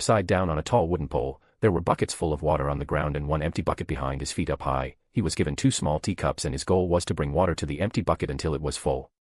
"You are slowing down." A loud slap sound could be heard when Madara hit Zuko's abs with the bamboo stick. "Arg." Zuko instantly picked up his pace and continued. He kept his angry face while making growl sounds as he moved his body. Slap, another hit on his abs with the bamboo stick. "If you have the energy to act angry, then I will add some weight to your wrists. I will train you so hard that you will come to forget that anger." Iroh, who was sitting comfortably at a distance, enjoying his tea, couldn't help but hum happily. Such a wonderful chilly day to enjoy some good ginger tea. He slurped his tea slowly as Zuko kept suffering.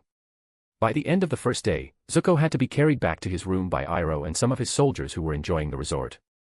After being placed on the bed, Zuko slowly opened his eyes. "You uncle. I think I regret my decision."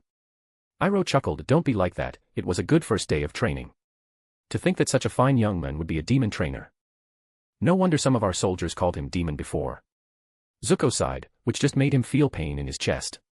"Easy now, Zuko, you will need a good bath and sleep to regain your strength for tomorrow's training." Iroh made a muscle pose with one of his arms. "I regret everything." Like that, the first day ended and the training continued. After a whole month of suffering, Zuko finally could keep up with his training without feeling like dying, so Madara decided to increase the intensity and start teaching him some techniques, and oh boy, that man was aiming to destroy Zuko's body.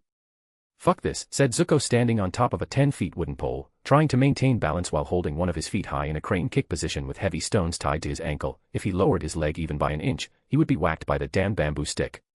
Prince Zuko, shouted Iroh, with a disappointed face, don't curse.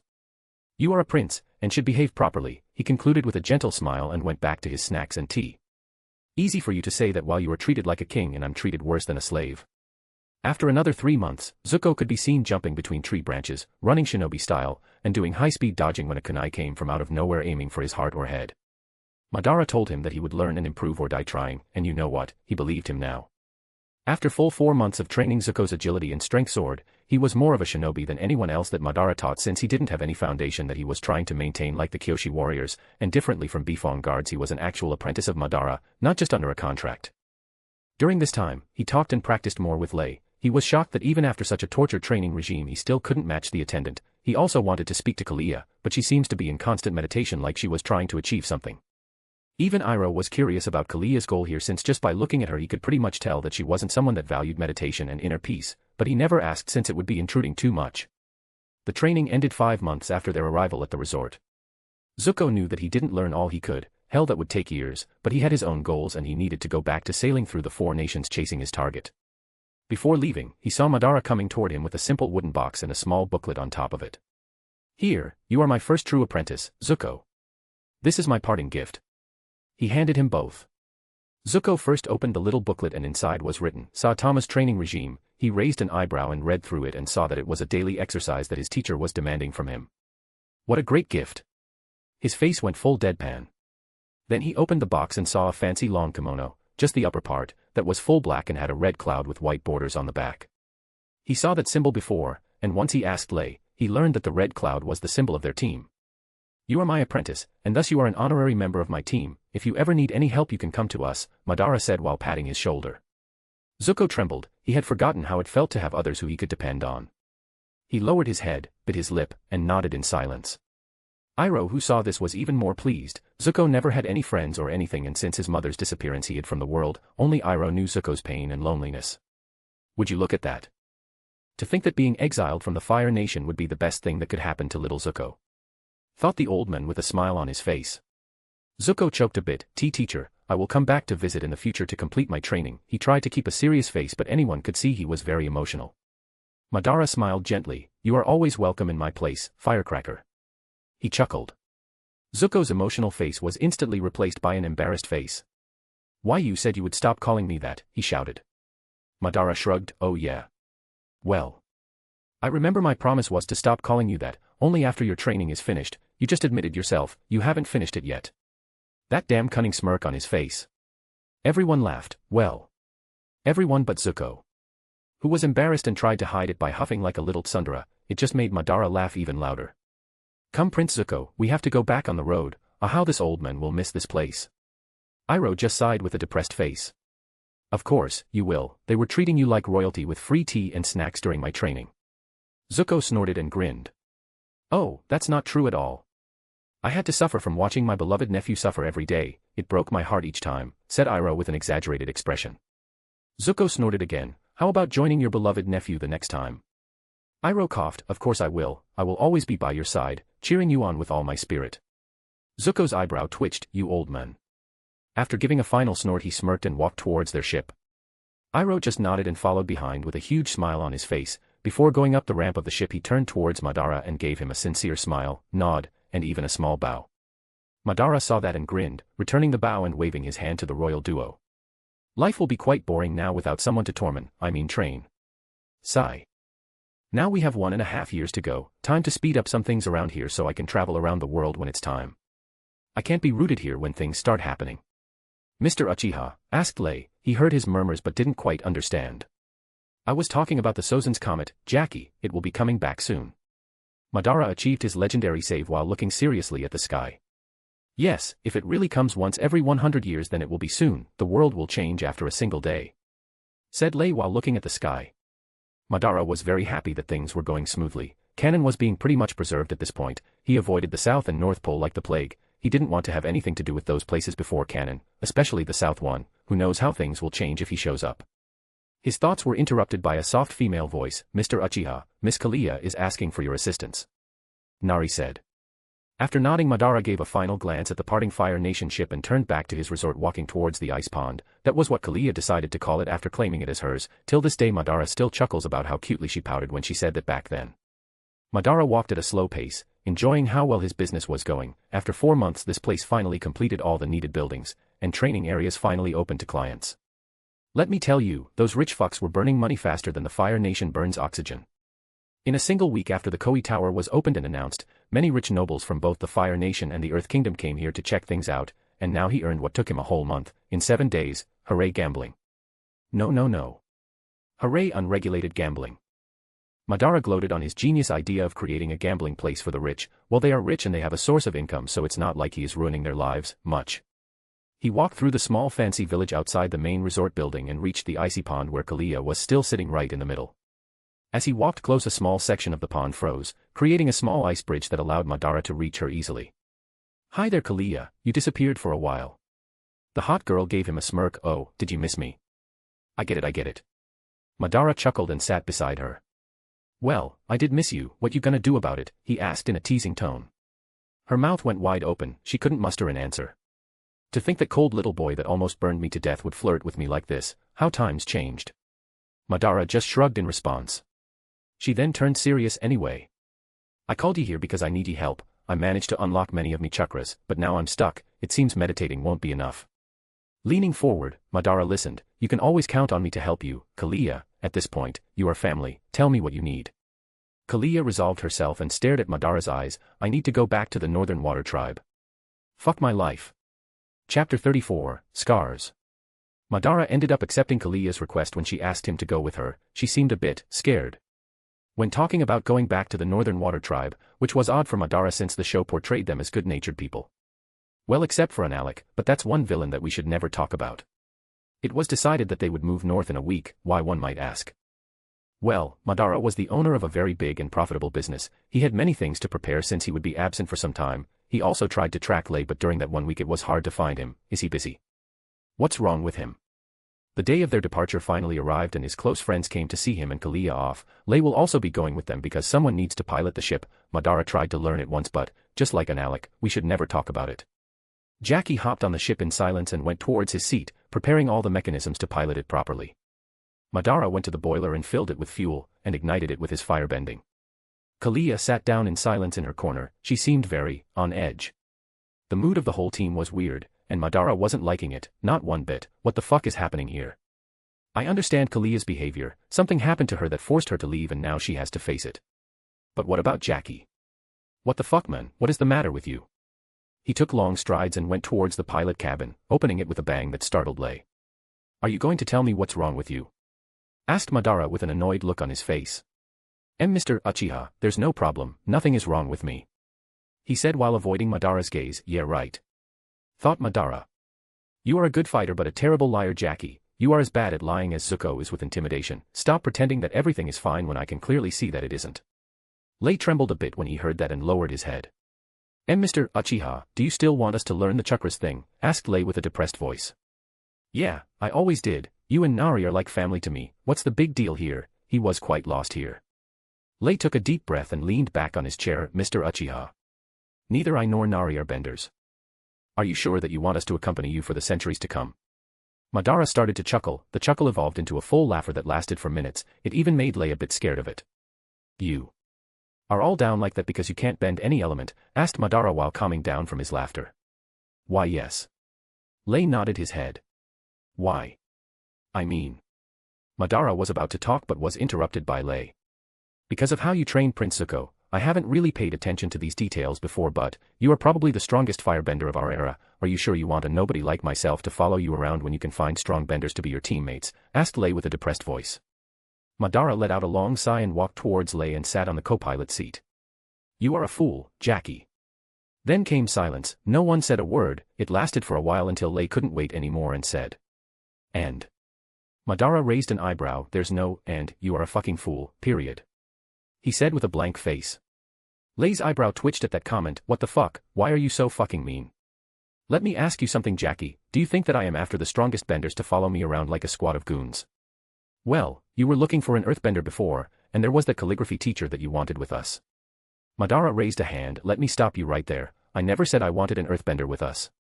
Honestly, I don't think that there's any earthbender in this world that will match my little sister in the future. There's no point in actually chasing one. Mr. Shinzo was a different case. I don't even know if he is a bender or not, but I felt something about him. He isn't a simple man and I wanted to know what that feeling was. But isn't having benders as followers better than having a regular person like myself? Asked Lei while lowering his shoulders. Madara scoffed. You think that bending makes others superior? Don't make me laugh. In terms of power, yes, someone that can bend the elements has more destructive power than someone who can't, but at the same time it limits them. Lei kept staring at Madara with a confused face. They are pretty predictable, aren't they? Madara chuckled. Earthbenders will always attack with earth, firebenders will always punch and kick fire, and the same go for the other two. Easy to predict, easy to counter.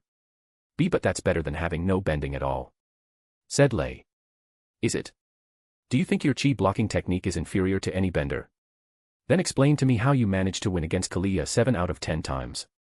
Lei shook his head. It was luck. She underestimates me because I have no bending. Exactly, said Madara as he slapped Lei's forehead. Your enemy will underestimate you. Your enemy will not try to predict you because they believe that you are no threat. Ouch, said Lei while holding his red forehead with both hands. A hidden blade is more dangerous than an exposed one. People will lower their guard against you because you have no bending, and you, my friend, said Madara while pointing at Jackie, will make them pay a heavy price for doing so. He grinned. Lei chuckled a bit. But what about the Avatar? They aren't predictable either. Madara raised his eyebrow and snorted. Now you are demanding too much, Jackie. Are you really trying to get stronger than the fucking Avatar? Do you think that's possible? Lei just shrugged. It may not be possible for me, but I believe it's not impossible for you, he said while staring at Madara while piloting the airship. It's not like they have the possibility of crashing into something. They are pretty high up in the sky after all. Madara snorted and made a dissatisfied expression when talking about this specific topic, which Lei noticed right away. You don't like the Avatar? Asked Lei. Madara just took a deep breath and shook his head. That's not it. It's not about liking it or not. Lei was confused and raised an eyebrow. What do you mean? Mr. Uchiha, the Avatar exists to bring balance to the 4 nations. Madara snorted and said nothing while crossing his arms and looking outside. I have nothing against the Avatar. I dislike the idea of having an Avatar. Lei raised an eyebrow. Why? Sighing, Madara replied, the Avatar is a variable, and a very unstable one at that. What do you mean? Looking at the clouds outside, Madara said, the Avatar might pursue the balance of the world, and that by itself is not bad, but every Avatar has their own ideals, their own biases, and every Avatar alters this world before passing the torch to the next one, who will do the same but in their own way. Looking at the intrigued look on Lei's face, Madara continued, take Avatar Kyoshi for example. She is considered one of the strongest avatars ever, and she managed to maintain balance, but she claimed her own island and developed her own culture. Avatar Kuruk was a free-spirited man, who wanted nothing but to enjoy his days, so he didn't do much in preserving the balance, and just like him, many other avatars that came before him had their own morals, goals, and biases and changed the world as they saw fit because of their position. But the Avatar is the only one that can bring balance, Mr. Uchiha. Madara snorted at that. That's depressing, the whole world depending on one person that is just like them to maintain peace. That itself is very sad, don't you think? It's like we are a bunch of toddlers and we need our nanny always watching so we don't hurt ourselves. Lei tried to say something, but what Madara said felt very accurate. Shaking his head, Madara just said, with or without Avatar, wars will continue because we are humans. Humans will never be satisfied with what they have. If tomorrow peace is achieved, in a few years just peace won't be enough, they will want more, and even if granted to them, it won't take them long until they to want for even more. It will never be enough, Jackie. But having peace is a good thing, said Lei. Well, that depends on how long the peace lasts. Peace is good, but if it's too long it will lead to stagnation. Look at us. Do you think that this airship would ever be thought of or developed if it wasn't for the war and what it demands? Wars are not good, but they do force the world to develop. Peace is not bad, but it forces the world to slow down. Both are needed, and that is what balance is to me. Lei didn't know what to say. He could see Madara's point, but at the same time, he didn't really believe that wars were as important as peace. As they stood there in a comfortable silence, a knock came from the metal door.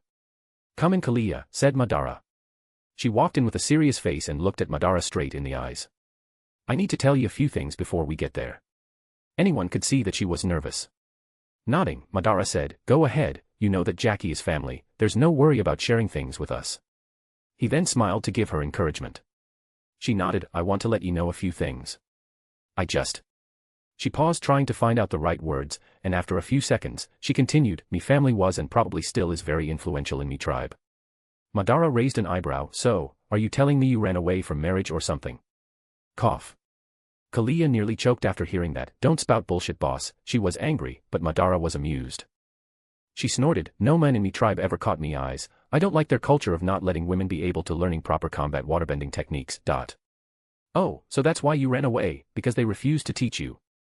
She shook her head partially. Taking a deep breath, she spoke with a saddened expression. Me dad was taken from us in battle. I was young and couldn't do anything, but when I learned that I was a waterbender, I tried to practice it in order to grow strong. What a cliché story. Thought Madara. Well, I believe that many share the same story with you, wanting power for vengeance and for protection. She snorted. It's nothing like that. Vengeance on whom? The Fire Nation. Yeah, would be great if I could destroy them, but let's be real here, it will never happen. As for the specific person who took his life, I have no idea who the fuck he is. For all I know, he might be long dead at this point. Then what? I wanted to join the war and follow me dad's footsteps. He was a strong waterbender and respected, but me uncle refused it, and said that it was against our rules to accept women going to war. They refused to teach me proper waterbending too. So, you left? Nah, I love me tribe, so I tried to change it. I gathered a bunch of unsatisfied people who were against those rules and faced our leader, not in a battle of course, but we wanted to prove to them how many soldiers they were denying just for the sake of stupid rules, how many of our people could be saved and how many battles could have been won if they just accepted taking women. Madara frowned. That's a pretty stupid rule, I have to admit, but then he looked at Kalia and saw that her nervousness came back. And, he asked. Well, me uncle charged me for a riot, trying to incite civil war or something like that. I denied. And we fought. Madara was frowning more and more. I am telling you this now because I don't want you to get angry when you discover that from their mouths. She said while sweating a bit. She was very scared of his reaction, but at the same time, he accepted her as family, so he has the right to know. These scars were not for me pirate life, these scars were for me battle with me uncle. He was the one that took me ei. The temperature suddenly skyrocketed inside the airship. Madara's eyes instantly turned red and the three tomos started rotating. Come again. Chapter 35, Northern Water Tribe. B-boss, please calm down, said Kalia, who was already in a panic as she started sweating. Mr. Uchiha, please calm down, shouted Lei, sweating like a pig as the temperature kept rising. You are telling me that some dimwit idiot from the Northern Water Tribe, and a member of your own family, gave you all of those scars and caused you to lose an eye? Madara was livid. It was an accident. We were fighting at night and we weren't paying attention. It was a full moon, and, in the end, he felt so much guilt that he himself aided me to escape the tribe. She touched her eye patch and lowered her head in shame. Madara was still fuming but managed to calm down, though his Sharingan was still on. Name. B-boss, he is my uncle. Please don't do anything rash. She pleaded weakly. Name, he shouted in anger.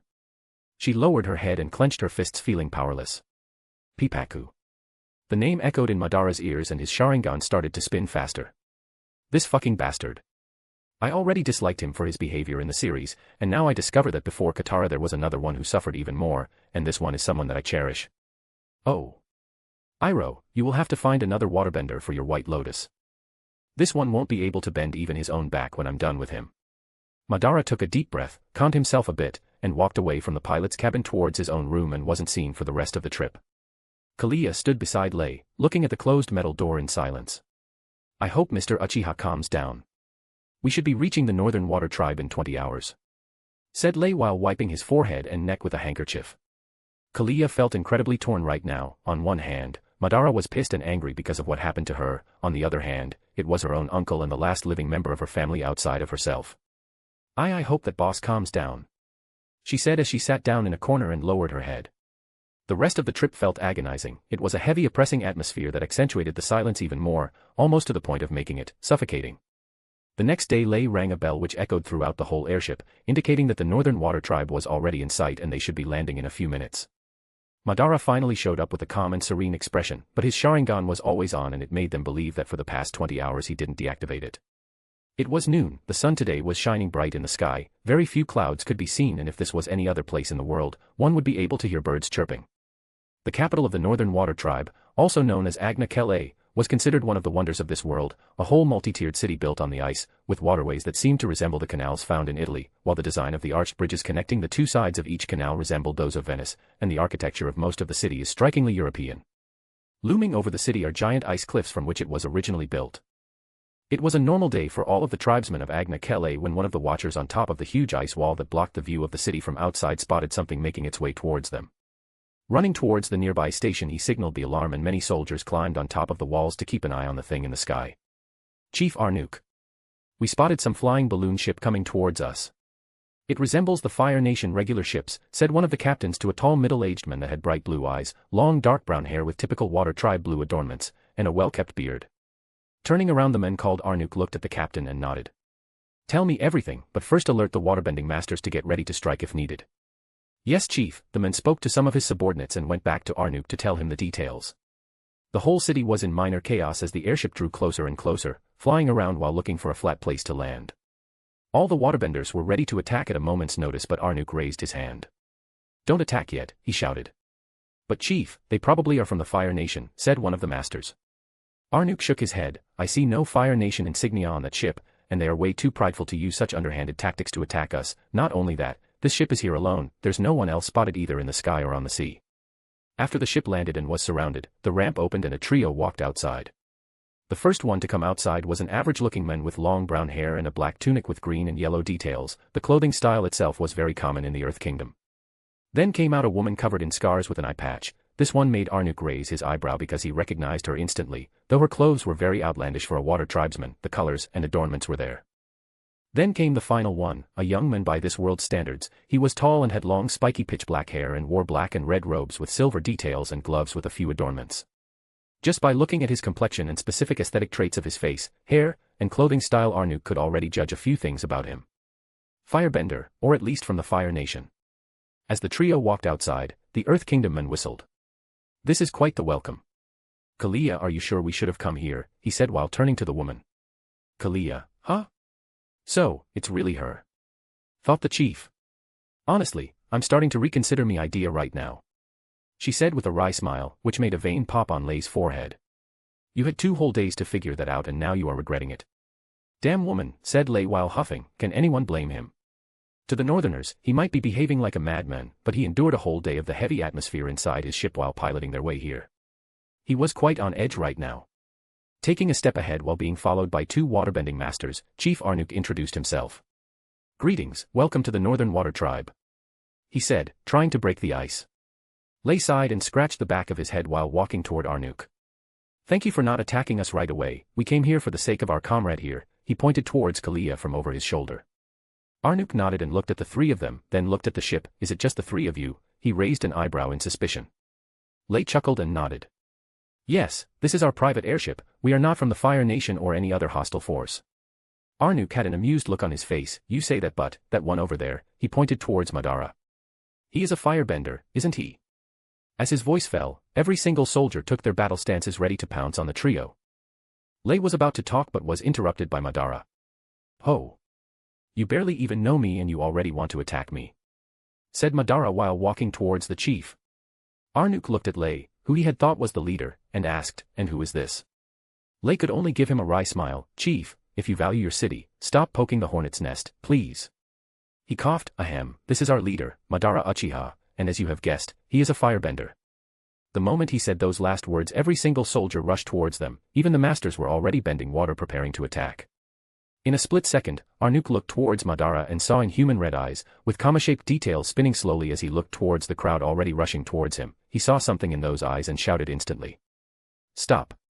Although all the guards, masters, and soldiers hated the Fire Nation to the core, the culture of the Water Tribe was deeply imprinted in their beings, and the chief's words were absolute. So, they stopped mid-rush, and the masters slowly stopped bending water but kept their guards up. Madara was amused by their behavior. Looking around, he was not even bothered by their numbers or hostility. He was just scanning their faces one by one and he reached a conclusion. He is not here. He narrowed his eyes dangerously and clenched his fist behind his back. Kalia was also looking around subtly, trying to locate her uncle, and was very relieved that he wasn't around. Yes, she lost her eye because of him, and these scars were also part of the package, but she knew it was an accident. How, one might ask? Well, she saw his reaction after it happened and she knew he wasn't faking it. Especially since he even helped her to escape afterward.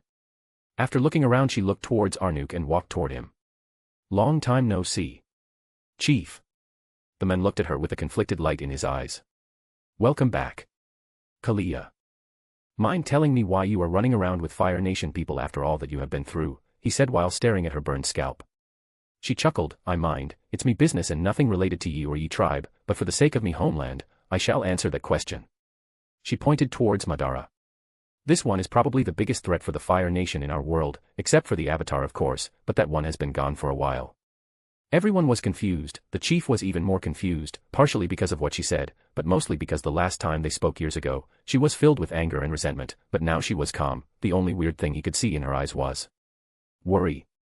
"Tell me the details, please," said Arnuk, understanding that he had no command over her after she left, and trying to be forceful wasn't really his way of doing things. She snorted. "We talk later, what kind of host are ye, letting us wait here outside where it's cold?" One of the masters came closer to the chief and whispered, "We can capture the firebender while you talk to that lass, chief." Arnuk shook his head, he felt some fear when he looked at Madara's eyes, it was like the spirits were warning him to not mess with this one, as the chief, he was very attuned to the spirits and took their warnings very seriously. "No, they are with Kalia so they are our guests." At that time the trio had some thoughts. "Thank ye chief, ye have no idea the disaster ye avoided." Kalia. "Phew, that was close. If they triggered Mr. Uchiha's bloodlust here after that trip." Gulp. Lay. "What a pity. I really wanted them to give me a reason." Snort. Madara. The soldiers were dismissed, but they went back to their posts while on full alert after discovering that one of their guests was a firebender. As they walked through the streets and canals of the capital, Lei kept looking around like a tourist, in awe by the Northern Water Tribe aesthetic, clothing, and culture. Kalia looked around with nostalgia, although she didn't want to come back here. Now that she is back, she noticed that she kinda missed it. Madara on the other hand kept staring around like a predator, scanning every person's face as they walked through the city. "I will fucking find you." Chapter 36, Moon. The night soon came, and the chief allowed the trio to rest for the remainder of the day so that they could have a conversation the next day, which was very welcomed by both Kalia and Lei since they had to bear so much tension during their whole trip here, especially Kalia who also felt worry and fear on top of the tension. Madara, on the other hand, couldn't rest. He walked out of his room through the windows and using the darkness as cover, he walked up walls and after jumping from roof to roof, he reached the one place that he actually was looking forward to seeing. The Spirit Oasis. The Spirit Oasis is a secluded cove located at the base of a waterfall behind the chief's temple. This unusual place is a lush, warm, tropical oasis and a center of spiritual activity in the North Pole. The Northern Water Tribe believes that the energy of the moon and ocean spirits keeps the oasis constantly warm and flourishing. Dropping down from the ice walls that encircled the oasis, Madara took his time to reach the center of the place, which had a soft small patch of lush green grass around a small pond, with a torii-looking gate right in front of it. This place. Looking around, Madara felt like he was home. No, not the resort, Bifong guest house, or Southern Air Temple, but home. He never felt this before because he never had an actual home before, but for some odd reason he knew, deep within his soul, that this is the feeling that only a proper home could give him. Sitting cross-legged in front of the pond, Madara couldn't see the two fish that were the mortal incarnation of Tue and La, but he felt welcomed here, at peace. He remained inside the place for over an hour with his eyes closed, enjoying the feeling. He was not really meditating or anything like that, he was just enjoying how calm and relaxed this place made him feel. "I wish I could have something like this near my house." But suddenly he was interrupted by a soft young female voice. Excuse me." He instantly opened his eyes and his Sharingan were still on, as he hadn't deactivated since the incident inside the airship. It was another day for Princess Yu. She was doing what she always did, learning about traditions, the spirits, and how to behave with proper etiquette for a good wife, in order to never shame her ancestors and the spirits that they have been protecting for generations. She heard people of the city talking about outsiders, about an exiled waterbender woman that came back after years, and about a young man with long black hair and striking glowing red eyes, a very unique, and never seen before, trait. She was obviously forbidden from even seeing them from a distance. Her family was very traditional and she had learned her place in society and what was expected of her. So even though she was curious, her father forbade her from even walking in the marketplace today. He was that worried about the trio walking outside having any impact on his daughter, so he ordered her to stay within the palace or meditate with the spirits for as long as those travelers were around. After having her dinner and remaining in boredom for a couple of hours, she decided to walk towards the spirit oasis to talk to the spirits. She loved them very much and owed her life to them. She always felt among family when talking to them, even though they never actually replied. But tonight was bound to be different. Once she came inside the spirit oasis, she saw a young man, around 2 years older than her, sitting by the pond with his back facing her. After watching him for a while and seeing that he hadn't moved, she decided to announce her presence. Excuse me. She saw the young man turning towards her instantly like an alarmed creature, his eyes blazing a blood-red hue as he assumed a battle stance, only to relax a bit after looking at her. Sigh, it's just her. Madara took a deep breath, to think that this comfortable feeling made me lower my guard to the point of being sneaked up on by some clueless princess. He sat down on the grass again and stared at her. She was staring back. Hey. He said softly, or he tried, since he was still a bit on edge with the whole Paku situation. She smiled gently and replied, hey. They stayed in silence for several seconds until she decided to sit down on the grass as well, facing him from 10 feet away. So. You are the infamous firebender that I heard about, huh? She said without a single ounce of judgment in her voice, just pure curiosity. He chuckled, yeah. I didn't know I was infamous already since I didn't do anything but, unless there's another firebender around these parts, that's me. She chuckled as well, how did you get in here? He shrugged, things happened. I saw an otter penguin running around, found it cute, and decided to follow it, and here I am. The girl giggled, hee hee, there are no otter penguins within the city, they always caused mayhem and stole many fish from market stalls, so the soldiers decided to keep them away for years now. He just chuckled, well then it was a midget that looked a lot like one. She laughed loudly, ha ha ha, of course. They are very common in the North Pole. After laughing for a while, Madara sighed and spoke, I will be leaving then, I would appreciate it if you kept our meeting a secret. She panicked a bit, no. Wait. Madara shot her a curious expression, raising one of his eyebrows. The spirits are happy to have you around, they probably welcome you here, so of course, you can stay, she said gently, after calming down a bit. He chuckled again, well no one told me anything about that. She shook her head, no, they did, not in words but, you felt it, didn't you? Them welcoming you. He stopped in his tracks and stared at her for a bit before sitting back down and nodding his head. But. How do you know that? She smiled gently, well, you can say that I have a very, unique, connection with the spirits Tue and La, I can understand their feelings to some extent, she said while casting a gentle gaze towards the pond. Madara nodded as he remembered the knowledge of the series. I see, I don't know why they would welcome me here but. I'm glad that at least someone in this place welcomes me, he chuckled. She chuckled back at him, well, I'm sure you have something about yourself that makes them happy to see you, you have a very unique eye color after all. He grinned, look who's talking, the only young girl with natural snow-white hair that I have ever met since I was born. She caressed her hair with affection, yeah, it was a gift from the spirit of the moon. Sounds like an interesting tale. Not long enough to be called a tale. When I was born it was said that I would die soon, so my dad sought help from the spirits, and after bathing me in the spirit oasis, I was healed, the hair was just a side effect that I'm really proud of. Madara nodded already knowing the story, it's indeed an interesting story. He stopped talking as his eyes went wide and he stared at her, remembering something that he heard almost a decade ago. The reason why you suffered your whole life was because of your artificial soul. You see, your world rejects you because of it. It's uncommon but not rare, most humans like that die when they are still inside of their mother's wombs, and the percentage that survives usually dies in their early years. He kept staring at her like he was staring at a ghost. Is she just like me? Another artificial soul. The girl on the other hand was a bit weirded out by Madara's behavior, he stopped talking out of nowhere and kept staring at her with wide eyes and a shocked expression. It is possible, isn't it? I mean. It was never said that it only happened to my world. Quite the opposite, it was said that it happens a lot, not common, but not rare either. He came back from his thoughts and coughed loudly to break the weird atmosphere. Ahem, I'm sorry about that. I just remembered something from my childhood. The girl gave him a smile and calmed down too. By the way, let us introduce ourselves. My name is Yu. He smiled back at her, I'm Madara. She beamed at him, nice to meet you, Madara. I officially welcome you to the Northern Water Tribe. He chuckled, yeah, finally the first actual welcome that isn't just for the sake of a social protocol. They laughed together. So, what were you doing here? She asked curiously. He shrugged, I felt like I was back at home here. It felt peaceful, welcoming. It made me let go of certain things that I had in my mind, even if just temporarily. She moved a bit closer to him, remaining 5 feet away from him this time. Oh. What things keep you worried? He shook his head, I'd rather not talk about it, you might see me as an enemy if I tell you. It was her turn to shake her head, no, the spirits welcomed you, they like you, so obviously you are no enemy. He considered telling her, and she might tell her father but honestly. At this point he just wanted someone to listen to his problems, someone unrelated, an outsider to give him a new perspective. One of your people harmed one of my family members in the past. It was quite a nasty wound, and I will return in kind. Her face paled, how is it possible? We are a peace-loving community, we don't harm people.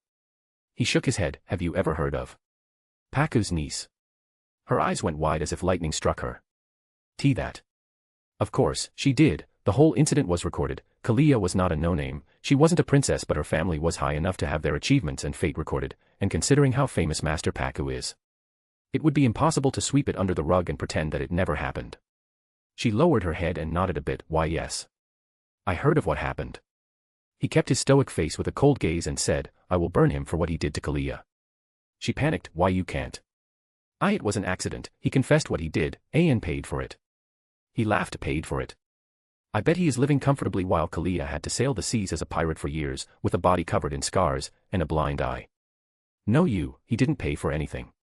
She stopped talking for a long while. She knew that what Paku did was wrong, very wrong, but at the same time. Paku was a stern but kind man. He was very traditional and always followed the rules, but he wasn't a cold old man. He was kind in his own way. Will it solve anything? She asked in a low, muffled tone. Will what solve anything? Madara asked back. Vengeance, retribution, will it solve anything? Will it bring back her eye? He shook his head. I'm not doing this to bring back her eye. Then why? She asked abruptly. Because she is family, one of the only family members I've ever had. But that's wrong. It won't solve anything, so why are you dead set on vengeance? Exclaimed you. Madara looked her dead in the eye and asked back, if that's the case, why do all of you resent firebenders to the point of hating me? Even if your family members died at the hands of the Fire Nation, why do your people feel the need for vengeance? Why do they feel hatred? That. It's part of the cycle of hatred. It's not about what I can get out of it, it's just a selfish desire, and I openly admit that. I want to see him burn for the sake of my selfishness. I want to see him crying in panic and pain, regretting what he did. Do you think he doesn't regret what he did? She frowned and then shouted, he does. My dad told me that before Master Paku was very cranky but sweet and gentle with kids. He treated his niece as his own daughter, but after it happened, he closed himself off, focused on waterbending, and barely interacts with others anymore. I bet he regrets it every day. And different from mere physical pain, his pain will not eventually heal. I bet he would trade his pain for some physical torture every day of the week if that meant getting rid of his guilt. Madara couldn't reply to that. She was right, by all means, she was right, but at the same time he felt powerless. He knew that it happened long before they met, probably long before he was even in this world. It's just. Sigh, I just can't see my family hurt. I never had family. They are precious to me. He lowered his head. She approached him and touched his cheeks with her fluffy water tribe gloves, then instead of thinking of how to avenge them, think about how to make them happier. Vengeance brings nothing. It's like drinking a vial of poison to satisfy your thirst. If you want to fight, then do it, but do it for the right reason. They stood there in silence for a while, Madara with his conflicted gaze and you with her stern one. Finally, Madara's Sharingan deactivated after over a day and he let out a long sigh. You say very wise words for someone 2 years younger than me. She huffed, and you are a big dum-dum for someone 2 years older than me. They stared at each other and laughed again for a while, but then she stood up again and prepared to leave. I have to go back, or my father will get worried that I've been away for too long. I usually only spend a few minutes in here. Madara nodded and stood up. I will be going too.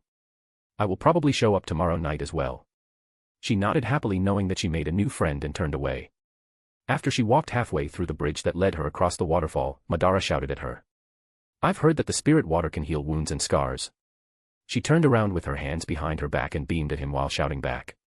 Leave that to me. Madara saw the girl disappearing through the waterfall with a soft smile on his face. Such a sweet girl. To think she died to bring back the moon spirit, he said while looking up at the moon, and snorted angrily. TSK, one more reason to get rid of that fucking pussy. I don't care if it's divine intervention or the world trying to get rid of her, she won't die under my watch. He smiled sinisterly. Like I needed one more reason to kill him, he is but a dead man walking. Chapter 37, Challenge. After jumping through the roofs of the capital, Madara sneaked inside his room through the window without being spotted, but when he turned around, he noticed that someone was sitting on his bed, seemingly waiting for him. Staring at Madara with a worried gaze, the person asked. Did you like your nightly tour, boss? Madara sighed and replied, yes, it was very introspective. To say the least. Kalia nodded her head worriedly, but when she saw Madara's eyes, her own eyes went wide. Be boss. You didn't harm me, uncle, under the cover of the night, did ye? She was already having a panic attack. She knew that the Sharingan was activated the whole trip for a reason. Madara couldn't really control his rage, so seeing his eyes back to normal made her hiccup. He either completed his goal or miraculously calmed down. She was leaning more towards the former. He sighed. You don't have to worry about that. Yes, I hate Paku and I don't see myself becoming friends with him, ever. He narrowed his eyes, which made Kalia flinch, but he looked at her with a warm gaze and a gentle smile. That's your revenge, your own fight. I shouldn't interfere. I do hate him to the core, but if the price of vengeance is losing you, I'd rather let go of said vengeance. He knew that even if he took initiative and attacked Paku, crippling him, Kalia would still stand by him like she always did, but their relationship and trust would be permanently stained, cracked, for possibly the rest of their lives, since such things would never be forgotten. So, he would rather keep Kalia happy than satisfy his selfish need for revenge and retribution, just like Princess you said. The girl trembled, she looked at Madara's eyes absent-mindedly, standing up she walked towards him and hugged him fiercely. Thank you be boss. Madara was surprised but hugged her back and patted her back. It's fine, we are family. Your happiness is more important than some petty vengeance. They stood there hugging each other for a couple of minutes before Kalia came back to her old self and let go of him. I will be going back to me room, tomorrow we will meet him and I want to be in me best shape to face him. You right boss, it is me battle to fight, thank you for understanding me. She walked away before Madara could reply and closed the door gently after leaving the room. Madara stood there for a few seconds with a confused but happy expression, his fingers touched the shoulder on which Kalia rested her head and noticed some subtle wet spots. She was crying. He looked at the door shocked and lowered his head, to think I made her so worried about my vengeance that she cried of relief when I gave up on it. He decided to go to bed. It seems. Sometimes. Vengeance demands a steep price to be achieved. Only sometimes. He closed his eyes and fell asleep. The next morning, a big crowd was assembled in a huge hall. The chief of the Northern Water Tribe, Arnuk, was here surrounded by his trusted aides and 6 waterbending masters, this time Pakku was included. Pakku was a rather antisocial person, he used to be more open but after the incident with his niece he closed himself off and he started to become a bit too dedicated to the tribe's rules. He had become a broken man who used the rules as support to keep living. But last night he heard that his niece is back, and he could barely sleep. He felt like the ghosts of his past came back to haunt him. He didn't know what to say. Should he keep his stern persona? Should he try to break the ice? Should he welcome her back or ignore her existence? He didn't know, he couldn't find an answer, so he decided to wait and see how things went, but he demanded to be in this meeting, especially after knowing that his niece has been hanging around with a firebender brat. The trio arrived at the meeting room and found their seats. Good morning, dear guests, did you have a good rest last night? Asked Arnuk just for the sake of social protocol. Honestly, he didn't care much about them. Madara grinned and nodded. Aye, your city is beautiful at night, Chief Arnuk. Arnuk raised his eyebrows. What does he mean by that? Did he manage to evade all the scouts that I left all around the palace, he thought, but kept his poker face and nodded. Pakku stared at the young man. This one is not a simple one. The way he walked, his movements. He narrowed his eyes. What a dangerous young fellow. The silence was rather awkward so the chief coughed and decided to skip formalities and go straight to the point. Kalia, what you said yesterday led me to believe that you have a reason to be here. Said Arnuk. Kalia nodded with a serene expression that shocked Arnuk considering the worry that he felt in her yesterday was completely gone now and was replaced by confidence. Chief, I requested me friends here to bring me to the tribe to complete me journey. That raised many eyebrows from the tribesmen in the room. Care to explain? She grinned. I'm on something ye may consider a spiritual journey. But because of many things in me past regrets, fears and unfinished businesses, I had to come back here. It's the final step for me, I need some closure. Arnuk was quite surprised. The Kalia that he knew was never that spiritual. She was considered average, but to think that such a person who disregarded her spirituality so many times in her childhood decided to do something so out of character, raised many questions in his mind. But he shook his head. You betrayed the tribe and almost started a civil war. We have no intentions of helping you now that you need us. He expected her to get angry like in the past, but she just shrugged and smirked. I'm not asking for ye help. Of all me chains, not a single one is related to ye tribe. I regret nothing that I did here. I would do it all over again even if it cost me 2 eyes instead of 1. She glanced at Pakku subtly after saying that. Me issues here is merely a family issue, nothing that would require you to come down from ye fancy palace. Arnuk instantly frowned. What she said pissed him off a lot since she completely disregarded his position and authority, a thing that no other northern tribesman ever did due to their culture. His words were always the law and that's how he expects them to be. But before he could speak anything, Master Pakku, surprisingly, was the one that talked. So, your business is with me, isn't that right Kalia? His voice was cold. Internally he was conflicted but he has been like this for years and he still didn't know how to behave in front of her. She nodded. I have many questions for ye, but that can wait. First, I challenge ye to a battle, Master Pakku. She said with conviction. Everyone was shocked now. Pakku was the strongest known waterbending master, and as far as they knew Kalia was never properly trained in combat. She was a woman after all.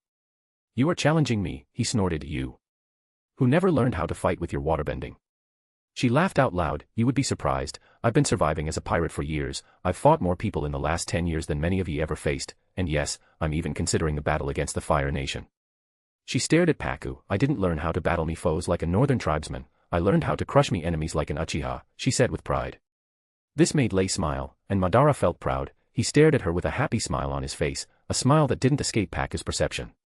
What in the name of the spirits is an Uchiha? He asked with contempt, followed by the contempt of everyone else inside the room.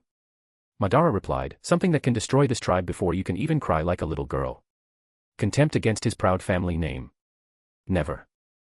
His eyes turned crimson and the temperature skyrocketed, even the ice walls started to melt at a fast speed, the northern tribesmen started sweating inside their thick fur clothes, it didn't even take long for a hole on the roof to appear due to the heat. Now pay attention, old man, your niece went above and beyond to keep your head attached to your neck. But if you make fun of my name or my family name ever again, not even Tuei and Law will be able to protect you from me. As he said that, Paku saw a massive wave of fire expanding in all directions, everything that fire touched melted instantly, ice, clothes, flesh, bone. It wasn't long before he saw his whole tribe under a sea of flames, and the spirits were nowhere to be seen. He started to yell in panic, pain, and agony, and when he was about to succumb to madness he suddenly came back to himself and noticed that he was still inside the room, nothing changed, even the walls and the ceiling were still intact, it was like he just woke up from a nightmare, but when he looked at Madara and saw those blazing red eyes staring deep into his soul, he felt fear.